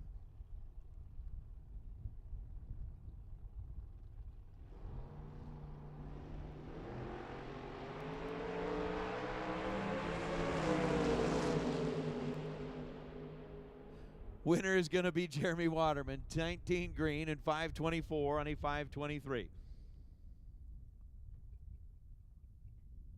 Chris Northrup, 13 green and ends up 600 on a 597. Ended up dialing it down 2.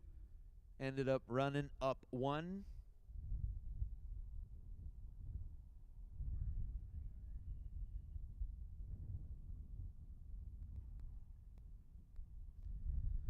As Jeremy Waterman solidifies the spot, and it sounds like we have just gotten the word that we are now complete on the dragsters down there. Super Pro, round number 5, the Mickey Thompson round.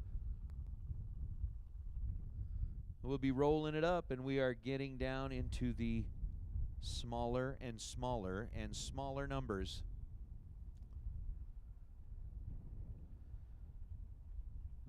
As Tim O'More has won $100 cash and the Larice swag.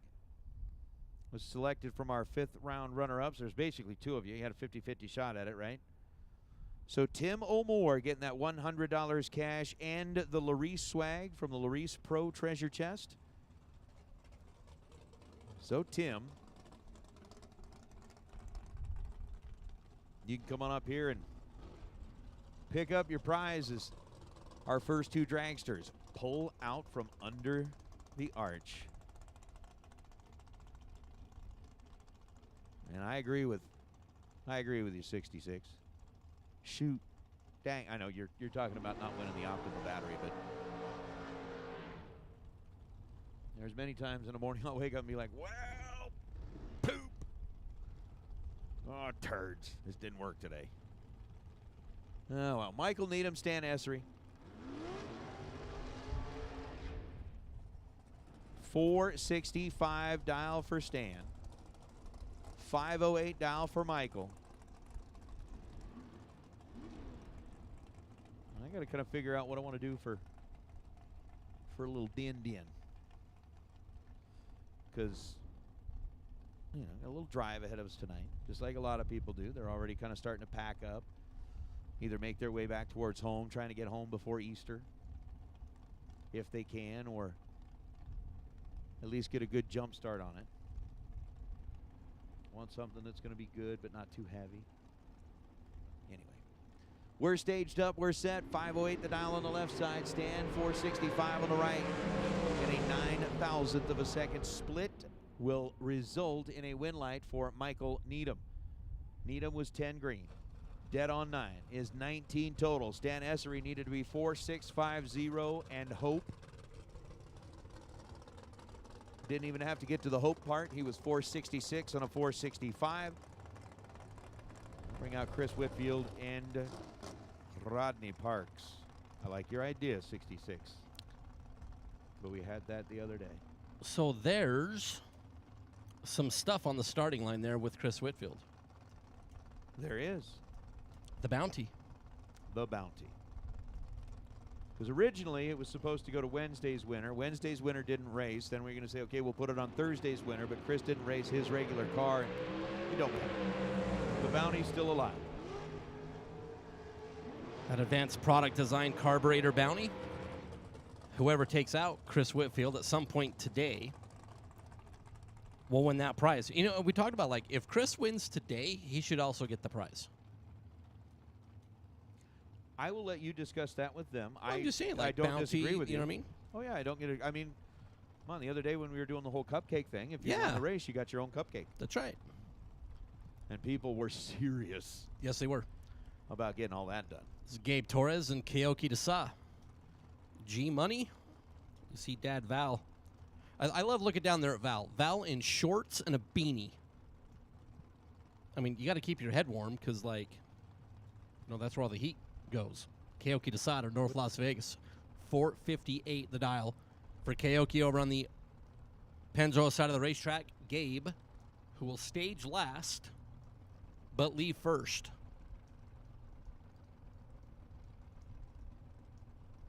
See, I told you. Gabe will stage last.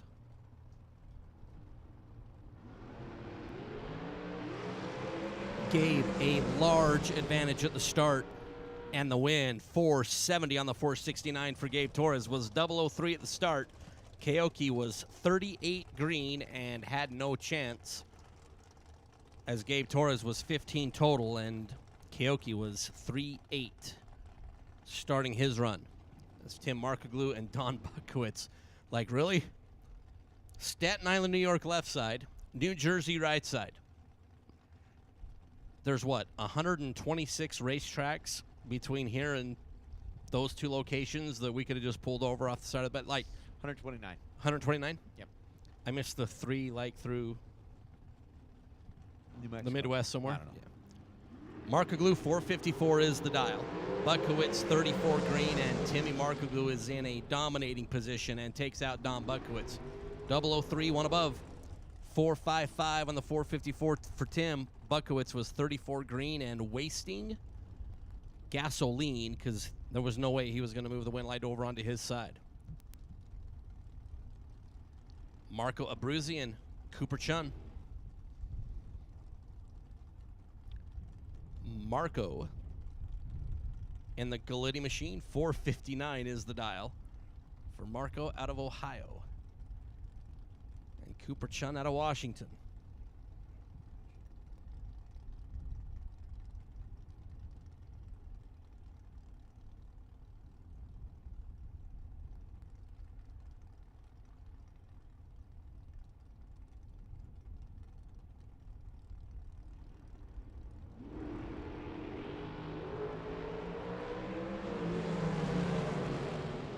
Fourth out is the difference in the drivers, and Cooper Chun gets to come back around and play again. 15 green, dead on 5 for Cooper.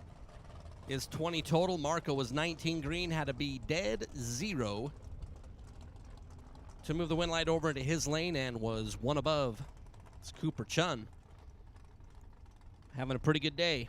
Takes out Marco Abruzzi as Leroy Duran and Tanner Theobald. Leroy out of Sun City. Paul Lorton over on the left side of that machine. 502 for Leroy. Tanner Theobald out of St. George for Theobald Motorsports.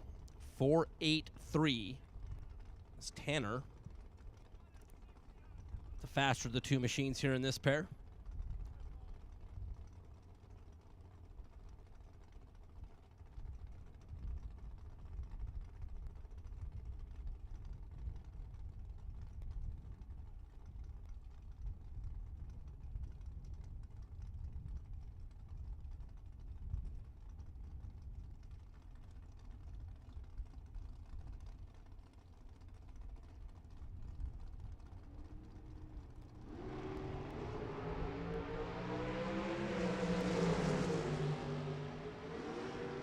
Leroy Duran, 001 and breaks out by 4 thou, taking 26. Tanner got down there and like, when I say throw anchor, I mean there's like divots in the finish line down there. That's how hard the anchor bounced off the ground. Tanner Theobald ends up on the right side. Leroy Duran got fed a bunch and breaks out by 4 thou. Sean Hart and Peeps Pennington. So I need my pro final back around to the lanes, please. Mr. Cerruti, Mr. Ezel. If you can make it back around for me, please. Wyatt Ezel, Brian Cerruti.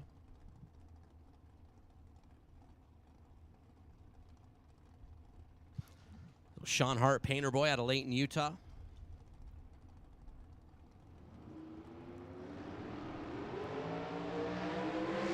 Both drivers a little bit late compared to what they were earlier today, and Peeps Pennington, 23, 467 on the 467 to be in front by 1 thou at the finish.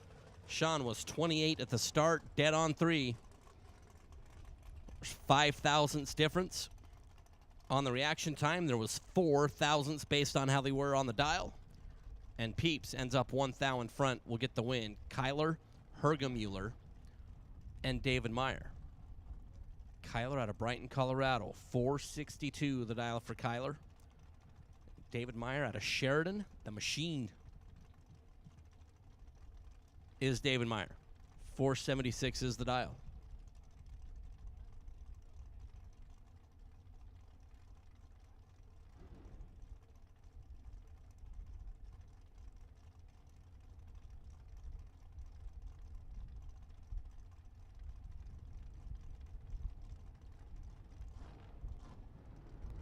So Kyler and David. Meyer stole a couple up front and is going to completely freeze out Kyler. Meyer, 476 on the scoreboard, goes 4.767. Was 0.04 at the start. 4 plus 7 is 11, and Kyler was Michael Jordan at the reaction time. And one above and no good. 23 at the light there for Kyler. David Meyer. We'll move on. Is Mark Kidd and Dennis Lithgow. Mark for Kidd Performance and Dyno. Dragster out of Twin Falls, Idaho. 465 for Mr. Kidd. Dennis out of Mansfield, Texas. 467 is the dial-in for Dennis.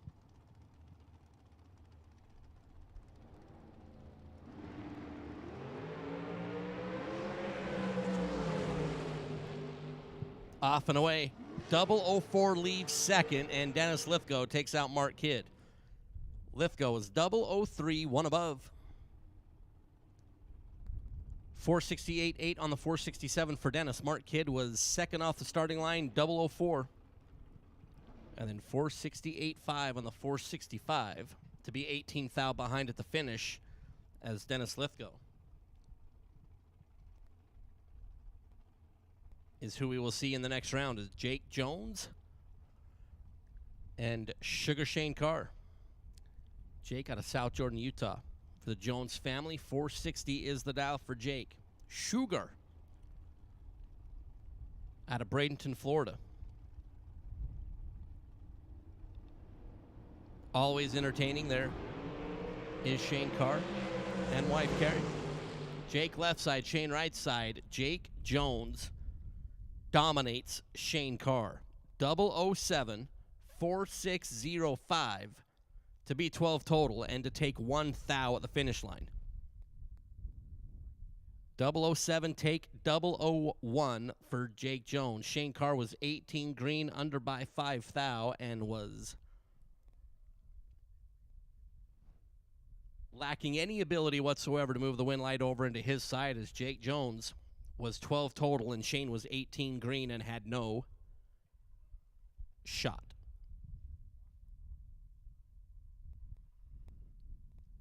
So it's going to wrap up our Mickey Thompson round number 5. Oh, no. Oh, yep. As we are whittling our field here on FTI Performance Saturday to crown our final $30,000 winner, the K&N Spring Fling Million, presented by Optima Batteries. Our Larice Motorsports Insurance Pro Field final round. Wyatt Ezell and Brian Cerruti.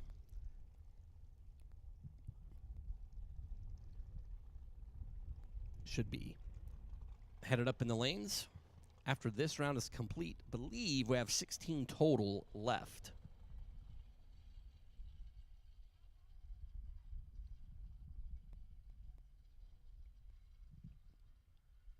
Is where we are in the program. 16 left to conclude today's event.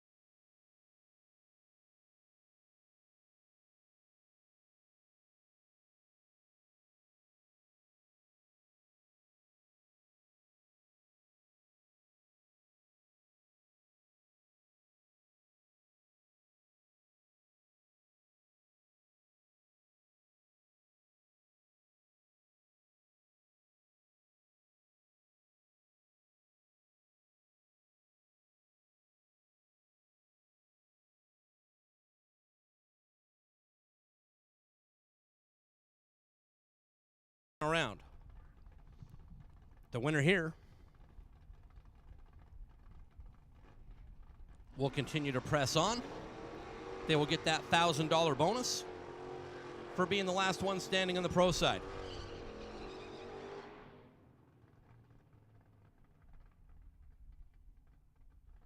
As Wyatt Ezell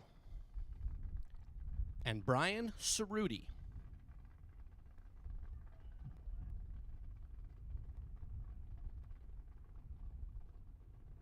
Wyatt left lane, Louisiana. Cerruti right side, the Camaro out of Ohio. 6:55 for Cerruti will leave first. Ezell 637 is the number. Green. Cerruti. A hunt ahead at the front. Rip, and dead on 7 to be 8 thou in front for Brian Cerruti. 19 green. 6:55 on the 6:55. Wyatt Ezell was 32, dead on 2, but 8 thou behind at the finish as Brian Cerruti will advance out of the Larice Motorsports Insurance Pro Field. Congratulations to Brian. He gets the bonus. And he'll get inserted over on the Super Pro side of things after the next round of Super Pro. Speaking of which, all of my Super Pro competitors that are left, there are 14 of you. Need you up in the lanes, please. Pull all the way forward.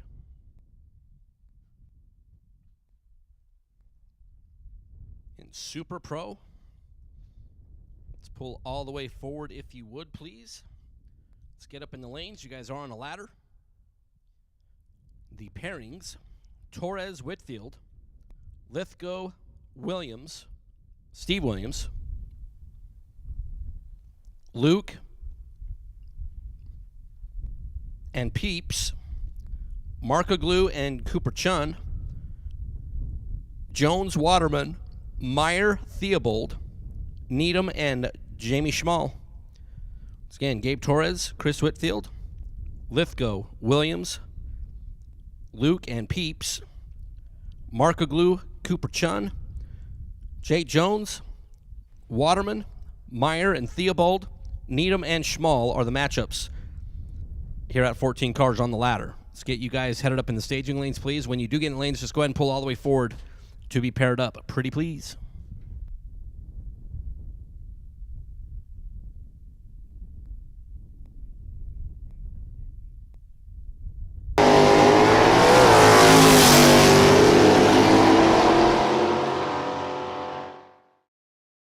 Welcome back, or welcome to Tech Talk. This is our bi-weekly email in which we try to focus on one specific facet of the tech side of sportsman drag racing, whether that is one specific product or a way of doing things that we've stumbled into or learned that works in 20 plus years of experience, with one common goal, and that is to provide some advice, again, some knowledge, some experience, in an effort to help you take a small step toward becoming a better racer, the best version of yourself on the racetrack. Today, what I want to talk about, a question that I commonly get, and I've probably got a little bit of a unique answer for, is starting line enhancers.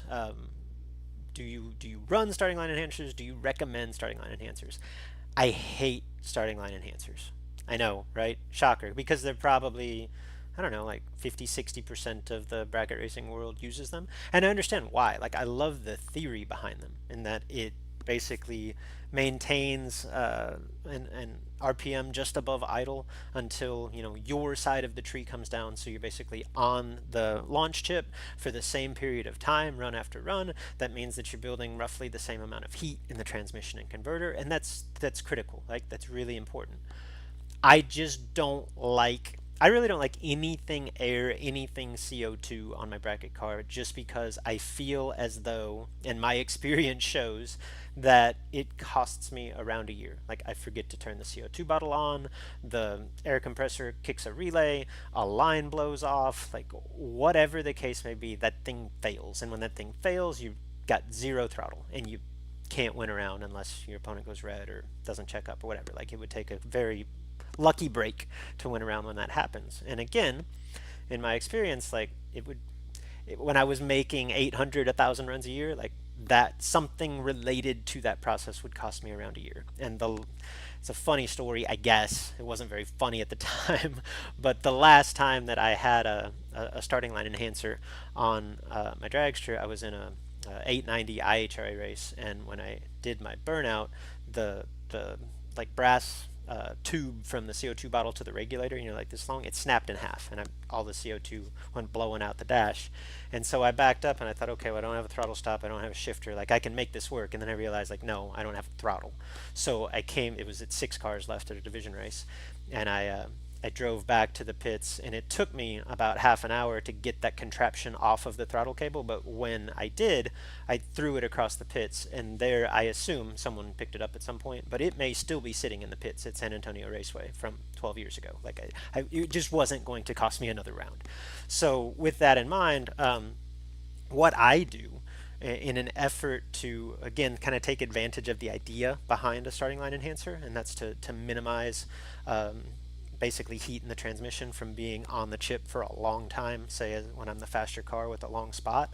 I actually wire up the output from the starting line enhancer to a separate rev limiter in the grid. That's really easy. I use the spool function, and I set that at, say, like 3,000. So let's say that I'm the faster car by 3 seconds. When I let go of the switch, I can go ahead and mat the throttle, and it'll just stay at 3,000 until my side of the tree comes down, and then it goes up to my desired launch RPM. Or like in my wife's case, she's more comfortable letting go with her foot on the floor, so she just stages and puts her foot to the floor, but again, it holds it at like 3,000 until she releases the button and her side of the tree comes down, and then it goes up to the desired launch RPM.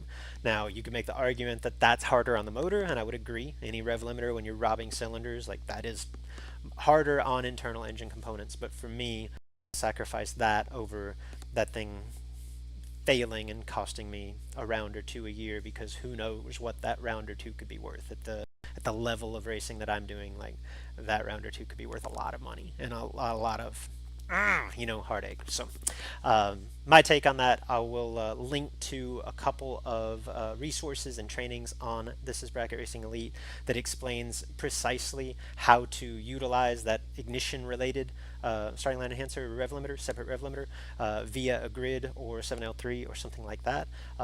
It's relatively cut and dry, but again, in my mind, serves relatively the same purpose as a starting line enhancer without the hassle of a starting line enhancer.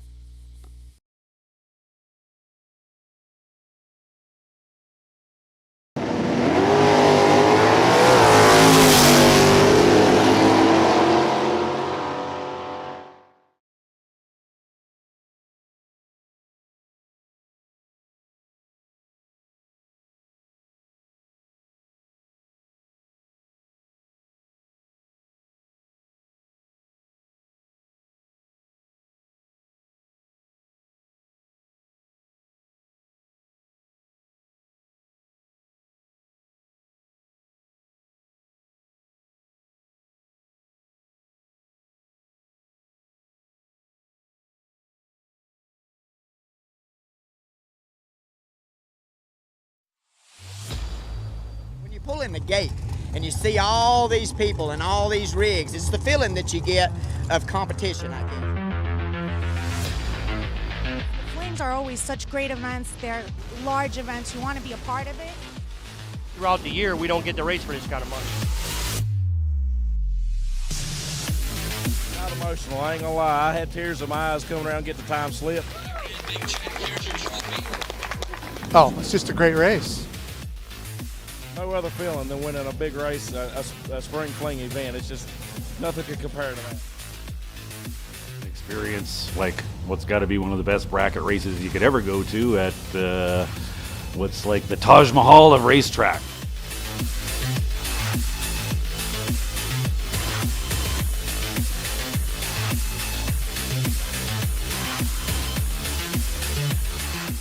Man, it feels unreal. That's the most money I ever won in my life.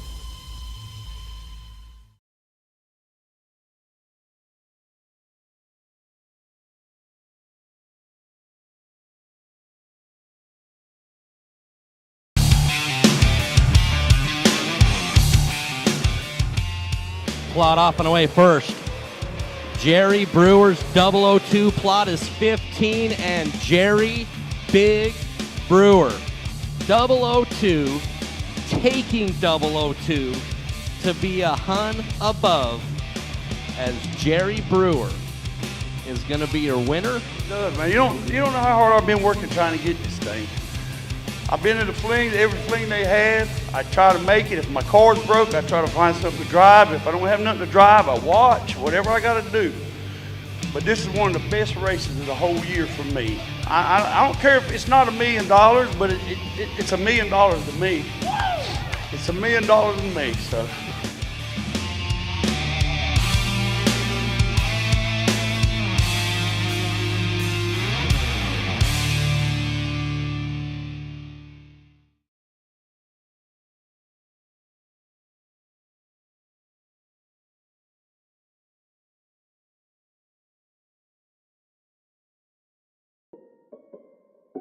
Good morning. So we are getting ready to go racing for a nice payday here at Gallant Motorsports Park here at the Rad Torque Systems Spring Fling, presented by Optima Batteries.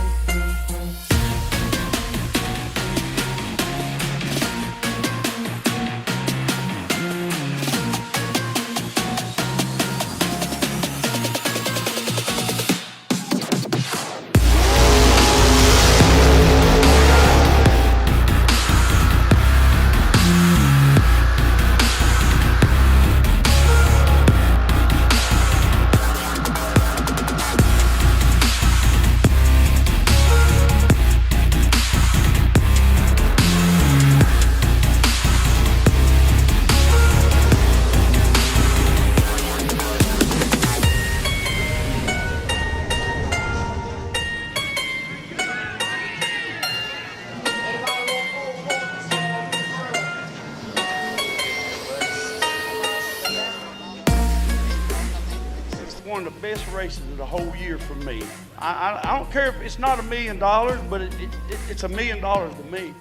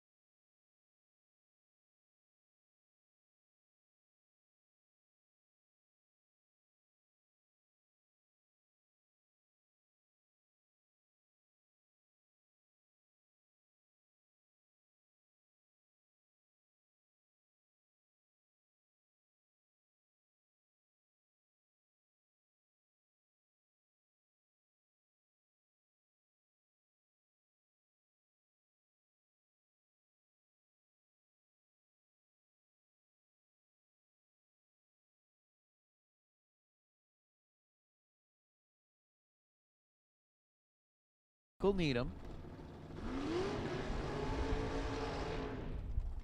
Going to be our first pair.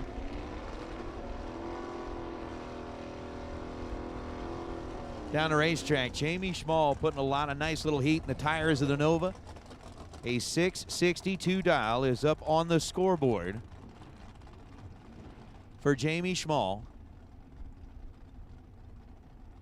Going to be getting that 1.6 second head start over the dragster Michael Needham. So a little Ohio versus Idaho as we draw closer and closer to crowning our final champion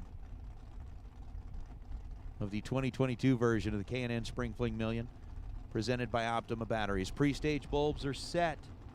7 pair to decide who will be the ones coming back to play along with Brian Cerruti, who was your last car standing in pro to get that $1,000 bonus. Advantage on the starting line goes to Needham, and 5:10 on a 5:08 for Michael. He was 27 on the tree. Jamie Schmall was 42 thousandths of a second behind with the 0.69 reaction time. Got there first by 12 thousandths of a second and breaks out with a 6:59 on the 6:62. Needham, 27 on the tree and 27 thou above, gets the win light as Timmy Markoglu and Cooper Chun. Cooper coming in out of the Great Northwest, 529 dial on the right side, and I know there are plenty of folks watching online supporting both drivers here. So a far northeast versus far northwest as Markoglu with a 453 is in, staged, and set. Advantage at this end of the racetrack is 9 thousandths of a second. The win light's going to belong to Markoglu, though. Cooper was 004. Markoglu was 13 green. Tim goes dead on 9 and gets to the finish line first by 1,000th of a second. I'm looking at the speed. I think Cooper may give it back a little bit. Jab the brakes, 5:30 on a 5:29.4. Cooper Chun. Markoglu adds another tick to the win light column as the next two going to be the machine, David Meyer and Tanner Theobald. Tanner with a 483 dial on the left side, Meyer with the 476 dial on the right. With 14 cars here, bringing back 7, add in Cerruti, we're going to be even the rest of the way through. Even Stevens all the way down to decide who gets to go home with the 30K.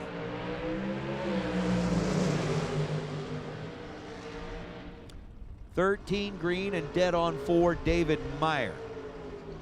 Is 17 total.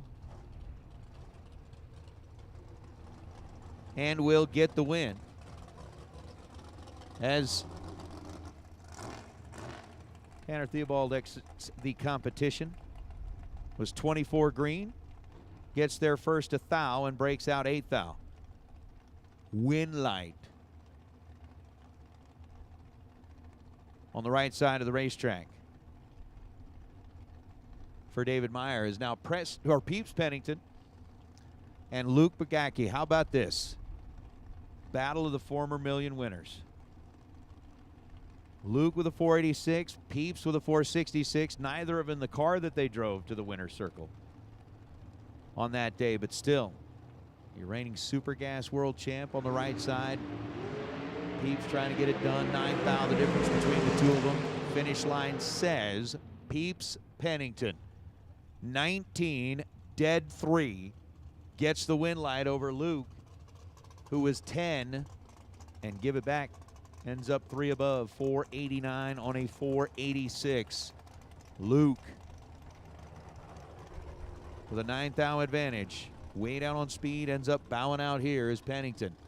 His dead 3 to move on with that 019 light. All right, so the bounty is in effect for that APD carburetor, Chris Whitfield. Thursday's winner with a 464 dial on the right side of the racetrack, and G Money, Gabe Torres, 469.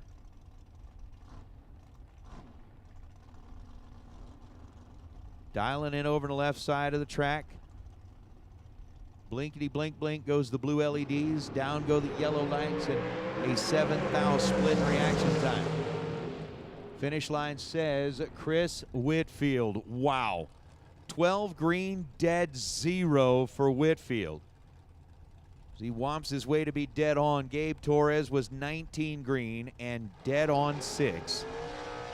Ends up 25 total. Whitfield was 12 total, and Chris punches his ticket into the round of 8. It's now Steve Williams and Dennis Lithgow. Williams, the little G5, and a 579 dial against Lithgow. The Texas-based card dialed in at 467. Oof. Oof.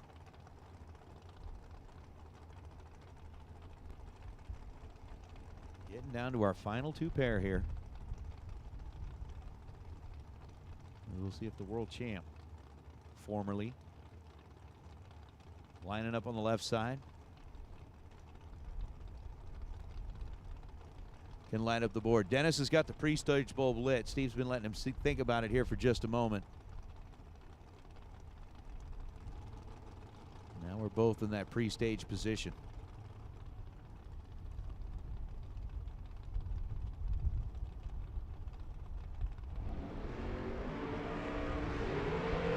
Both sides of the tree stay green. Steve Williams right up along the center line has to get out of the throttle. That thing was wiggling and moving around big time. He got way out of the groove and ends up giving up a massive advantage in reaction time. Dennis 25 green, 471 on a 467, and Dennis is gifted one there. Steve was 008. The car kept creeping towards the center line. It started wiggling hard. Steve had to lift. Dennis gets by him and gets the win light. Oh. So Dennis, spot number 7 in what will be the round of 8, or spot number 6 in what will be the, no, 7. This will be the final spot. Jake Jones and Jeremy Waterman. Waterman in the Nova, Jones in the Dragster, and a red light start for Jeremy by 0.02 of a second. 524 on a 524, Jeremy. Dead 4 after being 002 red. Jake Jones was 002 green and 461 on a 459. So, Mike, we've set our final 8. Yeah, and just a quick observation about the 8 that are coming back in this round that just happened right there. We've been here for 4 days, all sorts of amazing things. The win lights, the reaction times in this round right here.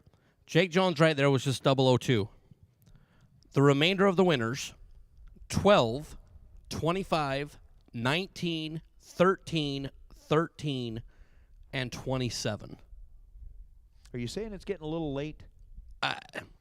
It's just weird. I mean, we've been 00 everything, and here out of those 7 winners, only one person was 00 in that round.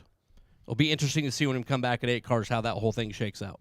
See if everybody's able to reset mentally and let go a little bit better. But we have decided our last 8 that will be coming back in competition here at the 2022 version of the K&N Spring Fling Million. So Cerruti's going to get inserted. Representing the pro side, Brian Cerruti, Whitfield, Lithgow, Peeps, Markaglu, Jake Jones, David Meyer, and Mr. Needham will be our 8 remaining. So they are going to get the ladder set up. We'll give them a moment to do it. And I know that things are going to start getting a little bit busier as we make our way through the day. A lot of folks have already kind of packed things up and have hit the road to head for home. I'm sure they've started to kind of listen in on that BANGshift live feed again as we get a moment for our 8 remaining to get back into the pit area. To Warren and to that other guy that's standing out there on the scissor lift, that, what's his name? Chad, that guy. So to Warren and to Chad, my hat is off to both of you. I mean, it's been a very long essentially 5 days when you figure, time trials, and then Wednesday, Thursday, Friday, Saturday. We've been spending some pretty decent hours getting out here first thing in the morning, not going home and taking a nap until late at night. But to be able to have all of that running, battling the wind, almost gale force winds that have come through here the last few days. Still a lot of breeze and a lot of wind is happening out there. But again, Warren and Chad, BANGshift on the Jegs and Hoosier sponsored live feed. My hat is off to you, gentlemen. Thank you very much for making this possible so that everybody watching here on property, watching at home, wherever it is that they may be watching. I mean, around the globe. We've had people checking in from around the globe. You guys did a fantastic job this weekend. Really appreciate it. Nicely done. Tip of the cap, pat on the back, and well done, gentlemen. And I'll just say ditto. Ditto. Warren did a fantastic job. We figured out that there's a way that you can get Warren to take off his shoes today. Sometimes the process of taking off his shoes is not voluntary.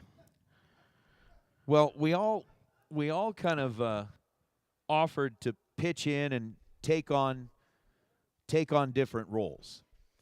And, you and I swapped off down there with Cowboy. You know what I mean? We all kind of took on different roles and we're playing along in different ways. And when somebody said, hey, look, we need somebody to go down there and check out the top end of the racetrack,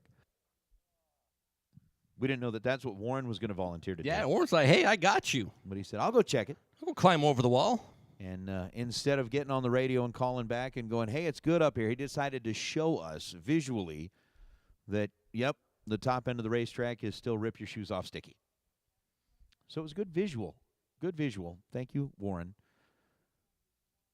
Thanks for the memories.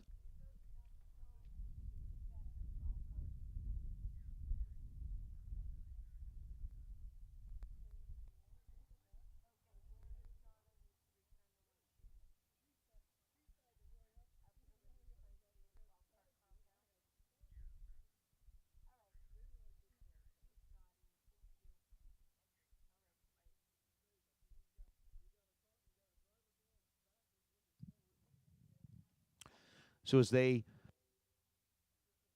figure out our best losing package from round 6, Michael McQueen was our best losing package around number 4 in that Pinella Race Engines round. Gets that $500 in the fling check. Best losing package of the Mickey Thompson round was Marco Abruzzi, getting that set of slicks.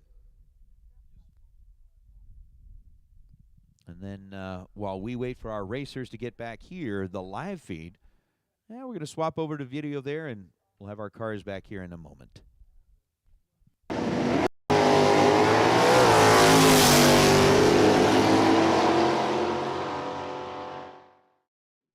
I'm here with my good friend, Anthony Bertozzi. My name is Peter Biano from the Spring Fling events. Anthony, how are you? I'm doing great, Pete, as always. Yeah, you always have, one thing about Anthony and I, we go back a long way. But he always is, if you're ever having a down day or a bad day, you just talk to Anthony. He seems to boost your mood up. And how the heck do you always stay in a good mood? Let's start with that. Well, I always look at it positive, Pete. We got a pretty good life, you and I both. And you look at the people in Ukraine, imagine being them. So I just, every day, I look at the positives and enjoy every day I get on this earth. And I've been blessed my whole life and just love life. Yeah, well, I wish everybody could take a little page one page out of your book there, because you're always pleasant to be around. And so how long do we know each other now? What, like 25 years? Dude, it's been more than 25. What was it? 90s, probably 30 some years. So we getting old, Sneaky. You couldn't even run a car when I first met you in West Palm Beach. So yeah, when I met Anthony, I came up. We didn't know each other at all. Jim Harrington introduced us, and I came off the plane as a punk kid from New York with a rat tail, and I showed up to the racetrack with my luggage in hand with a taxi cab, and the rest is history. We've definitely had some good times together. Oh yeah, you had to be probably 20, so it's got to be 30. Remember, you start with a 5 now, Sneaky. 31, yep, 31 years. Yeah. So as far as I mean, he's a great guy to be around. Pretty much keeps to himself at the races. But tell the viewers a little bit about Anthony Bertozzi. What goes on during the week? During the week, back when I first met you, I would work 12 hours a day, 14 hours a day in the drywall business. My father started, or actually my grandfather started 100 years ago. And then here lately, the last few years, I've changed that to about 3 days a week. So I come in, still run a drywall business, have some rental property, some commercial real estate. But I usually try to take Thursday, Friday, Saturday, Sunday, and either go racing somewhere. And when I don't want to go racing, I'll go to a house in Fort Lauderdale I bought a couple of years ago, or we got a house in Virginia Beach. So I try to stay grounded for 3 days a week and then enjoy life the other 4. Well, enjoy life. You definitely do. I've been with you many times over the years, and there's not a day goes by that you don't enjoy. As far as racing goes, you have the most world championships out of anybody I know. What do you have? 17 between NHRA and IHRA? I got one last year, but well, you probably counted a half of one since it was a COVID. But I got 18 now. Yeah, I got 16 IHRA and then 2 NHRA. 18 world championships. That's crazy. If you can give, let's say you had a little brother that just started racing, if you can give him one piece of advice after all your years of experience, all the championships, what one piece of advice would you give somebody if you could only give them one? If I could only give them one, it'd be learn from your mistakes and don't blame everything else for your losses. You know, look at why you lost. Most of the time, it's I've told people before, you look in the mirror, you can find the answer, but just try to figure out why you lost, what you did wrong, how you can execute better, and don't blame everything on everybody else. Most of the time, it's your fault. Take responsibility and learn from it. Exactly. Very well said in a couple of words. We can't finish this interview without one Jimmy the Shoe story, or just one story. If you could pick one story over the years at the racetrack, whether it's Jim Harrington related or not, what's like your most funniest story or your best memory at a racetrack? Well, it'd have to be the first time I met him. So I met him at Kinston, North Carolina. This is Jim Harrington, right? Jim Harrington. Yep. Kinston, North Carolina. Me and the Big Chief were down there racing, and they're getting ready to call first round. It's a New Year's race. Getting ready to call first round of the lanes. Here comes this dually with a flat trailer with a dragster hung off the back, flying across the parking lot into the grass. I mean, smoke, dust flying, pulls right up beside me and Big Chief. And I'm telling you, they were done time runs. They were calling first round to the lanes.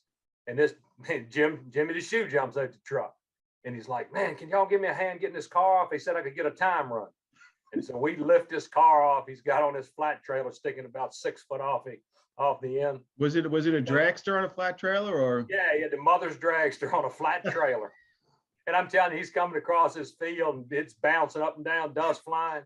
So we help him unload it. He gets a time run. I think they made a couple of rounds. It rains out.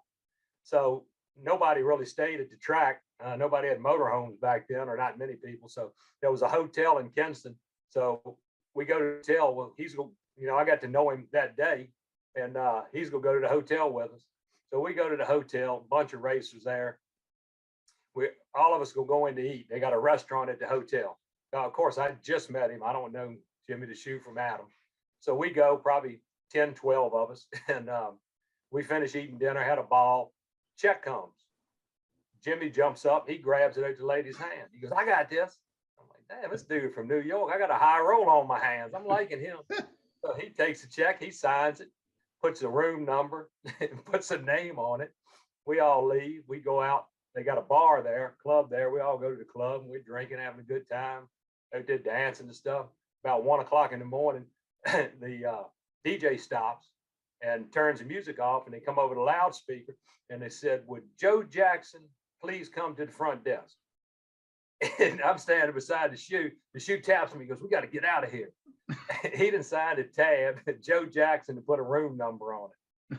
And that was my first time I ever met him. Again, I think he's some high roller from New York. And we have many stories after that. He become a really, as you know, really good friend. And one thing I love about racing is the people you meet. Of course, I'd never met you. Well, I might have, but I probably wouldn't have. We wouldn't have the relationship we have if it wasn't for Jimmy the Shoe. So we had a lot of good times with him. I mean, just everybody knows him, great guy. Just definitely was taken from us too soon. Another reason to enjoy every day. And he lived that life that way. He enjoyed every day. Didn't matter if he had a dime in his pocket. Just a great guy. Yeah, I remember after Jimmy the Shoe passed away, my father, who was also close to him, said that he lived a fuller life in his short life than most people do when they live to 90 years old. I'll agree. And that was an eye opener to me. Yeah, the Shoe. There's, if you don't know Jim Harrington, if you're a youngster or the next generation of racers, you really missed out on absolute one in a million guy. Everybody has a Jimmy the Shoe story. And I, like you said, Anthony, we may have not met if it wasn't for the Shoe, because the way we met was you told the Shoe that you had back then the Moroso 5-day was the race to be at. That was like, you know, the biggest race, everyone wanted to be there. And I remember that you asked the Shoe, you said you're gonna have a spare dragster down there. Do you have any drivers? And the Shoe said, "I know this young kid from New York. You won't be disappointed." And I guess the rest is history. We've won a lot of races together and had a lot of good times together. Yeah, we definitely did. But that's exactly how it happened. He said, "I got a guy." He actually said he's going to be the best bracket racer ever, and he won't far off. Wow, that's a yeah. He word. told me that when you were coming out of high school. Wow, I said, "Shit, send him down." Yeah, we didn't have much to lose, but we had a lot of fun, that's for sure. Yes, So moving forward, what are your plans for this year? You're building a new house. If you don't know, Anthony's house caught fire. What was that? 2 years ago now? Yeah, 2 years ago. Yeah, I was in there sleeping 1 o'clock in the morning. Caught fire, burnt to the ground. So I am almost finished. Probably 2 months. We'll be back in that. My plans are just what I did last year and the year before, running some NHRA stuff. You know, I still love the bottom bulb, love super stock. I love the bracket racing, but it's kind of, you know how it is. You're probably the only one that can come and go in it and still do really, really well. It's kind of like trying to play golf against Tiger Woods. You play once a year. You know, I bracket race 3 or 4 times a year. So I still love it, still love going and having a good time. But back when I was successful at it, back in the 80s, I would race, you know, Friday, Saturday, Sunday, pretty much every week, race 2 cars. So you get a lot of laps. And now I just enjoy, you know, I enjoy watching buddies of mine drive my stuff and do well. And, you know, until you come up with a Spring Fling thing, you was my driver. But you done left me high and dry. So now I got, you know, LaBoose, and he does well. And, you know, Cisco won the million, and Santangelo does a great job. So I'm just planning. I'm going to run probably 3 or 4 bracket races. You know, I wanted to run both your Flings, but both of them are on Charlotte. I'm going to run Charlotte, the first Charlotte, and then run the Bristol Fling. So I still enjoy it. It just, you know, it gets a little frustrating that 8th mile bracket race and top bulb, double O dead on. Just, it's a whole lot tougher than when I started in the 80s. Yeah, it's definitely the bar has definitely been raised. But you know, listening to you talk, and being with you over the years racing, you don't take racing like as serious as some other people. I can only imagine how many world championships you would have won if you do take racing as serious. You're more worried about having a good time and what everybody's eating at the racetrack that's with you and cooking for them than you are turning the wind light on. You still turn many a wind light on, so that says a lot about you. Yeah, if I put a little more effort. I remember you told me something one time years ago, and I'll never forget it, that you said, because I asked you, I said, as good as you are, Pete, why wouldn't you race every weekend?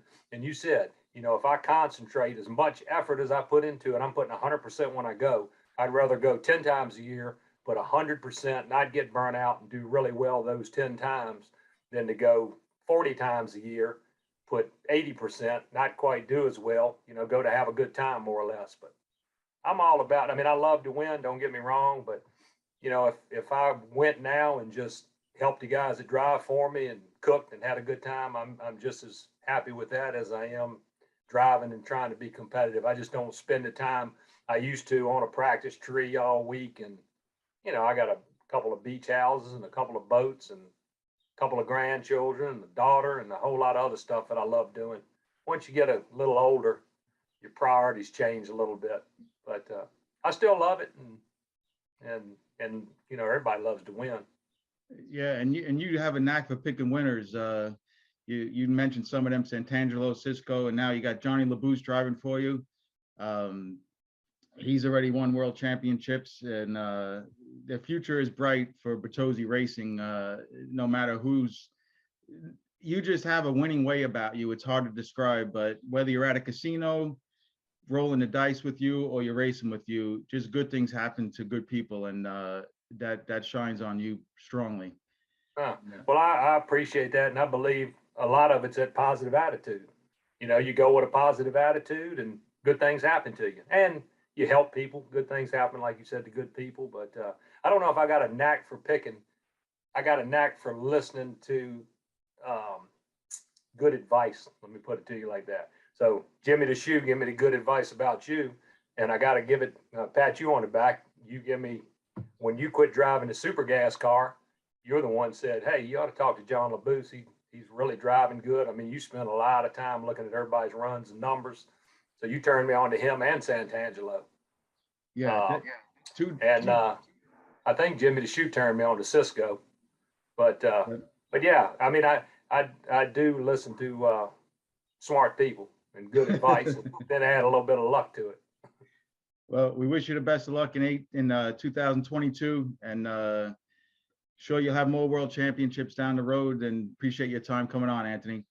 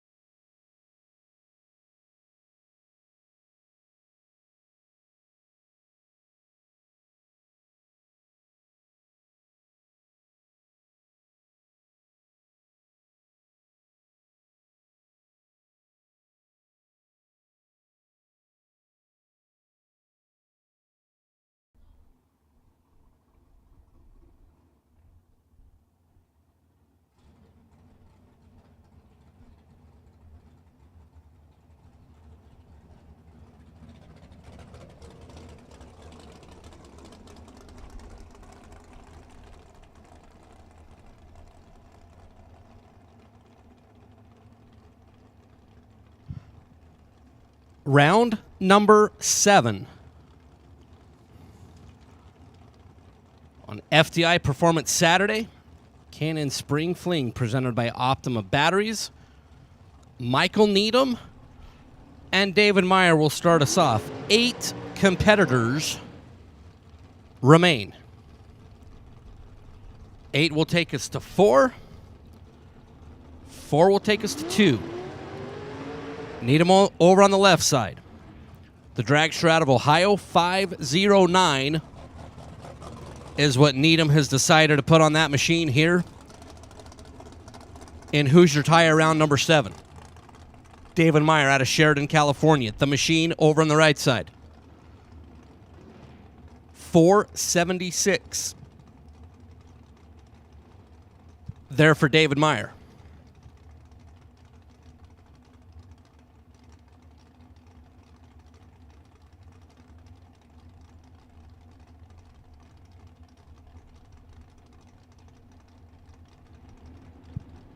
Win light here gets you one step closer to the final trophy and that $30,000 payday.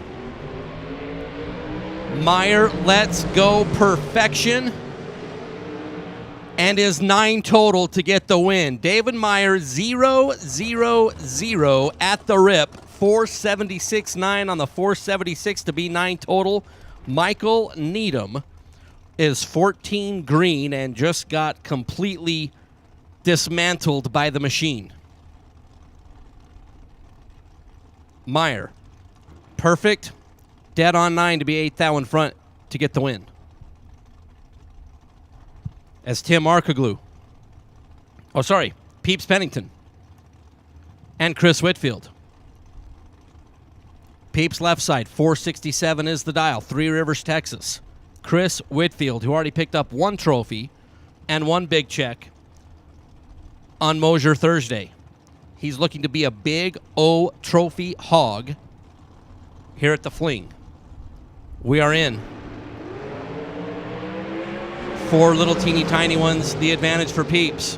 And the win to Pennington. Pennington 463 on the 467.3 on the 467 was 4 thou in front at the finish to be 9 total.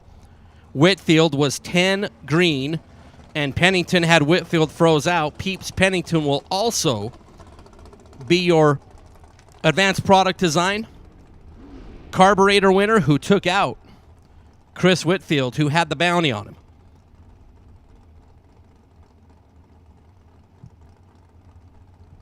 So Pennington moves forward. David Meyer moves forward. And Tim Arkaglu and Dennis Lithgow.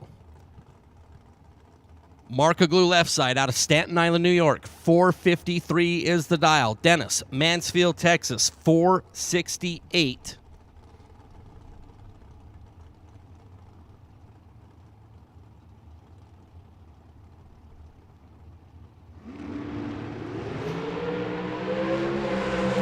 Advantage, Lithgow. Win light, Lithgow. 12 up front. 14 thou ahead at the finish to be dead on 9. Tim Arkaglu was 16 green. Put 453 on the scoreboard. And 454.9 of the racetrack. Tim Arkaglu had a really, really good event. Won a lot of rounds, but he's going to bow out at 8 cars here. Dennis Lithgow. We'll move on in our final pair. Jake Jones and Brian Cerruti. Cerruti made it out of the Larice Motorsports Insurance Pro Field to get down here to 8 cars. Cerruti out of Ohio. They're off the bottom in the Camaro. 657 is the dial. Jake Jones out of South Jordan in the state of Utah, right up there on I-15. The young man has 460 on the car over in that left lane. Cerruti is off and away. Red light start for Cerruti by 3 thousandths of a second. Jake Jones a free look at 460, and he's going to grab that time slip and look at 4613 after being 19 up front. So Cerruti turns it red by 3 thou to bow out at 8 cars. And our semifinal will be Jake Jones, Lithgow, Peeps, and the Machine. David Meyer will be our final four. So 4 racers remain. We'll get them back to their pit area, let them do their things. And our 4 competitors will be right back up around for that semifinal here on FTI Performance Saturday. Looking to get that last trophy, the last big check of the K&N Spring Fling Million presented by Optimum Batteries. So we have some quiet time on the track, and we will be back as soon as they are back. So 10 or 15 minutes from now, and we'll be good to go. Once again, the final 4, Jake Jones, Dennis Lithgow, Peeps Pennington, and David Meyer.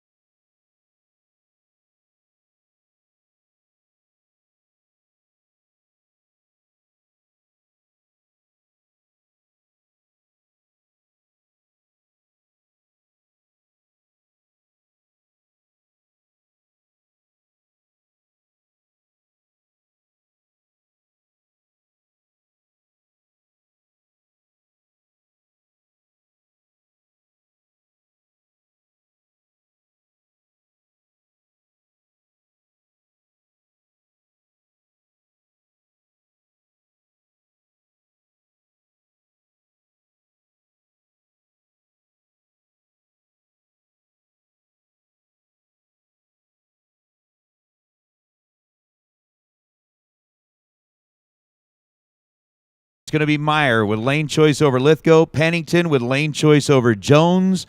Drivers, we are ready for you to make your way into the staging lanes, please.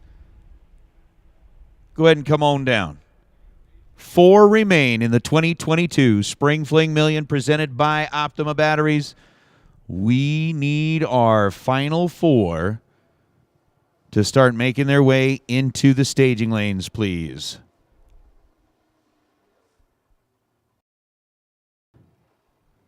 Go ahead and come on down.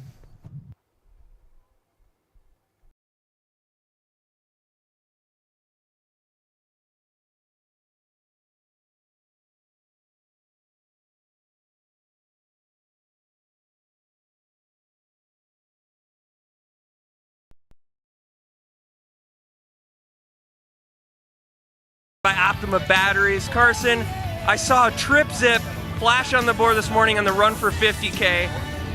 Didn't quite make it happen. What are we thinking going into round 1 here of the $1 million main event? I'm thinking throw a little bit in the box, and I mean the car was deadly from the first pass earlier, and basically just judge it off of that and let go 00 and take 00. What's going through your mind? I mean, this is a very prestigious event. There's a lot of investment to get here. Do you treat this event any different than a regular race, or what? I mean, is there added pressure? What's in your head? There's a little bit of added pressure just from money costs, but otherwise, no. I mean, I'm always set up good, and that's really what I'm trying to do. I'm just trying to set up a good package and beat the dude next to me. Carson, real quick, tell us a little bit about the hot rod that you'll be piloting here today. All right, so I got a 20 miller here. It's got a 565 with an 871 blower on it, and it's got a 1450 carburetor, and we're running it's a little light right now because we're pulling timing. Other than that, it's running good. What's going to be on the dial board? 460 or 461, we'll see. From what we've seen this morning, it looks like you're more than capable of making it happen today. We're looking forward to seeing you out on the track, and good luck. Thank you.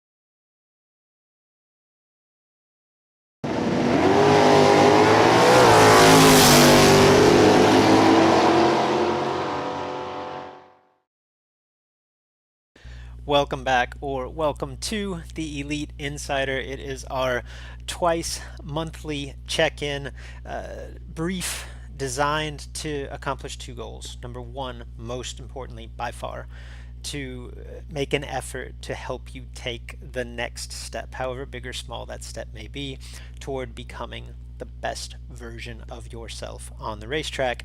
And then secondarily, to provide just a brief glimpse of what life is like within our premier membership community. This is Bracket Racing Elite. These are the types of topics and conversations that we have day in and day out inside Elite. Today, I want to take a non-traditional path, and I want to talk just a little bit about the mindset of improvement. Because if you've been racing for any period of time, there's likely a part of you that is frustrated, at least occasionally frustrated that you are not turning on more win lights, then your perception of yourself is not that of being a better racer than you are. Oftentimes, these are limiting beliefs. There are limiting beliefs that are telling you that you'll just never get there. And so the pushback mentally is to just take a step back and say, you know what, like in my racing, let's just have fun, let's lower expectations. And by and large, I'm not here to say that that's bad advice, as long as it doesn't entail an acceptance of mediocrity. Like, to me, that's a give up, saying like, well, this is as good as I can get. And ultimately, I don't think that's true. Ultimately, what I think that we're looking for as racers, as much or more so than the wins, is simply the feeling of growth, progress, that we're getting a little bit more competitive this week than we were last week, or this season than we were last season. And in my experience, like, that process simply cannot happen overnight. It is just that. It's a process. And it's a process that starts with belief. Let me share a personal non-racing related story. Like, I've been overweight for as long as I can remember. Like, I was the fat kid in like 5th grade, right? Maybe even a little bit earlier. And over the years, it became a story that I just began to justify myself and reinforce to myself that, you know, it's genetic, or I'm big boned, or like there's no, I'm always going to be a bigger kid or a bigger guy, right? And then the switch flipped for a variety of reasons. Like, I wanted to be healthier, I wanted to feel better about myself, I wanted to, you know, make an effort to live longer for my family, for my kids, like all of the normal boxes. The switch flipped, and I decided to make a conscious effort toward becoming healthier in my life, and the idea that I am capable of this, like, this is not what I'm stuck in forever, right? And it started with really small stuff, because like, you just can't go climb Mount Everest, right? Like, it was small steps at first, but over time it became a cumulative effect. And I'm proud to say that I've been able to stay the course. This has been a focus in my life for more than 3 years. Not only did I stay the course, I was able to iterate along the way, you know, and expand and explore. When I first made this decision, like, I vividly remember it was all that I could do to jog a quarter mile, like completely out of breath, exhausted over it, right? That's like 3-4 years ago. Last year, pre-pandemic, I ran a 10K. I remember getting called out for one of those like Facebook challenges to record yourself doing 30 push-ups, and I was so embarrassed because like I couldn't do half that. I couldn't do 10 push-ups. Like, what in the world, right? So it started out like I couldn't do 10 push-ups. Today, I do 100 push-ups every morning before breakfast, right? And it progressively got to that point. My eating habits have gotten progressively better. Not optimal, not awesome, but way better than they were 3 or 4 years ago. Over the course of that, 4-year span, I'm down nearly 50 pounds, like literally 1 pound at a time at the most. I got out of the shower the other day and glanced in the mirror. Like, my big thing for the last year has been daily exercise. Like, I think I worked out like 260 times in 2020. Yes, maniacal about goal tracking, right? But I get out of the shower, looked in the mirror, and I'm like, oh my God, I have abs. Like, for the first time in my life, I can see my abs. And it seemed like that happened overnight, but obviously it didn't. It's just the cumulative effect of putting in that work day after day, that monotonous work that doesn't feel like you're getting anywhere. In the long run, like, you do get somewhere. My point here is I am overcoming my own limiting belief. You can overcome your own limiting belief. And if that limiting belief, or one of those limiting beliefs, centers around racing and competition, I think we can help.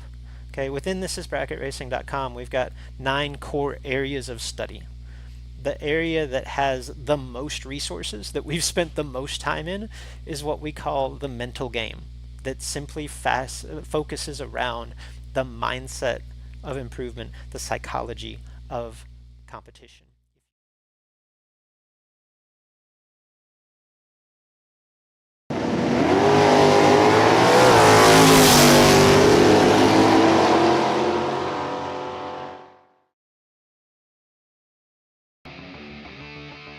Race it, experience it.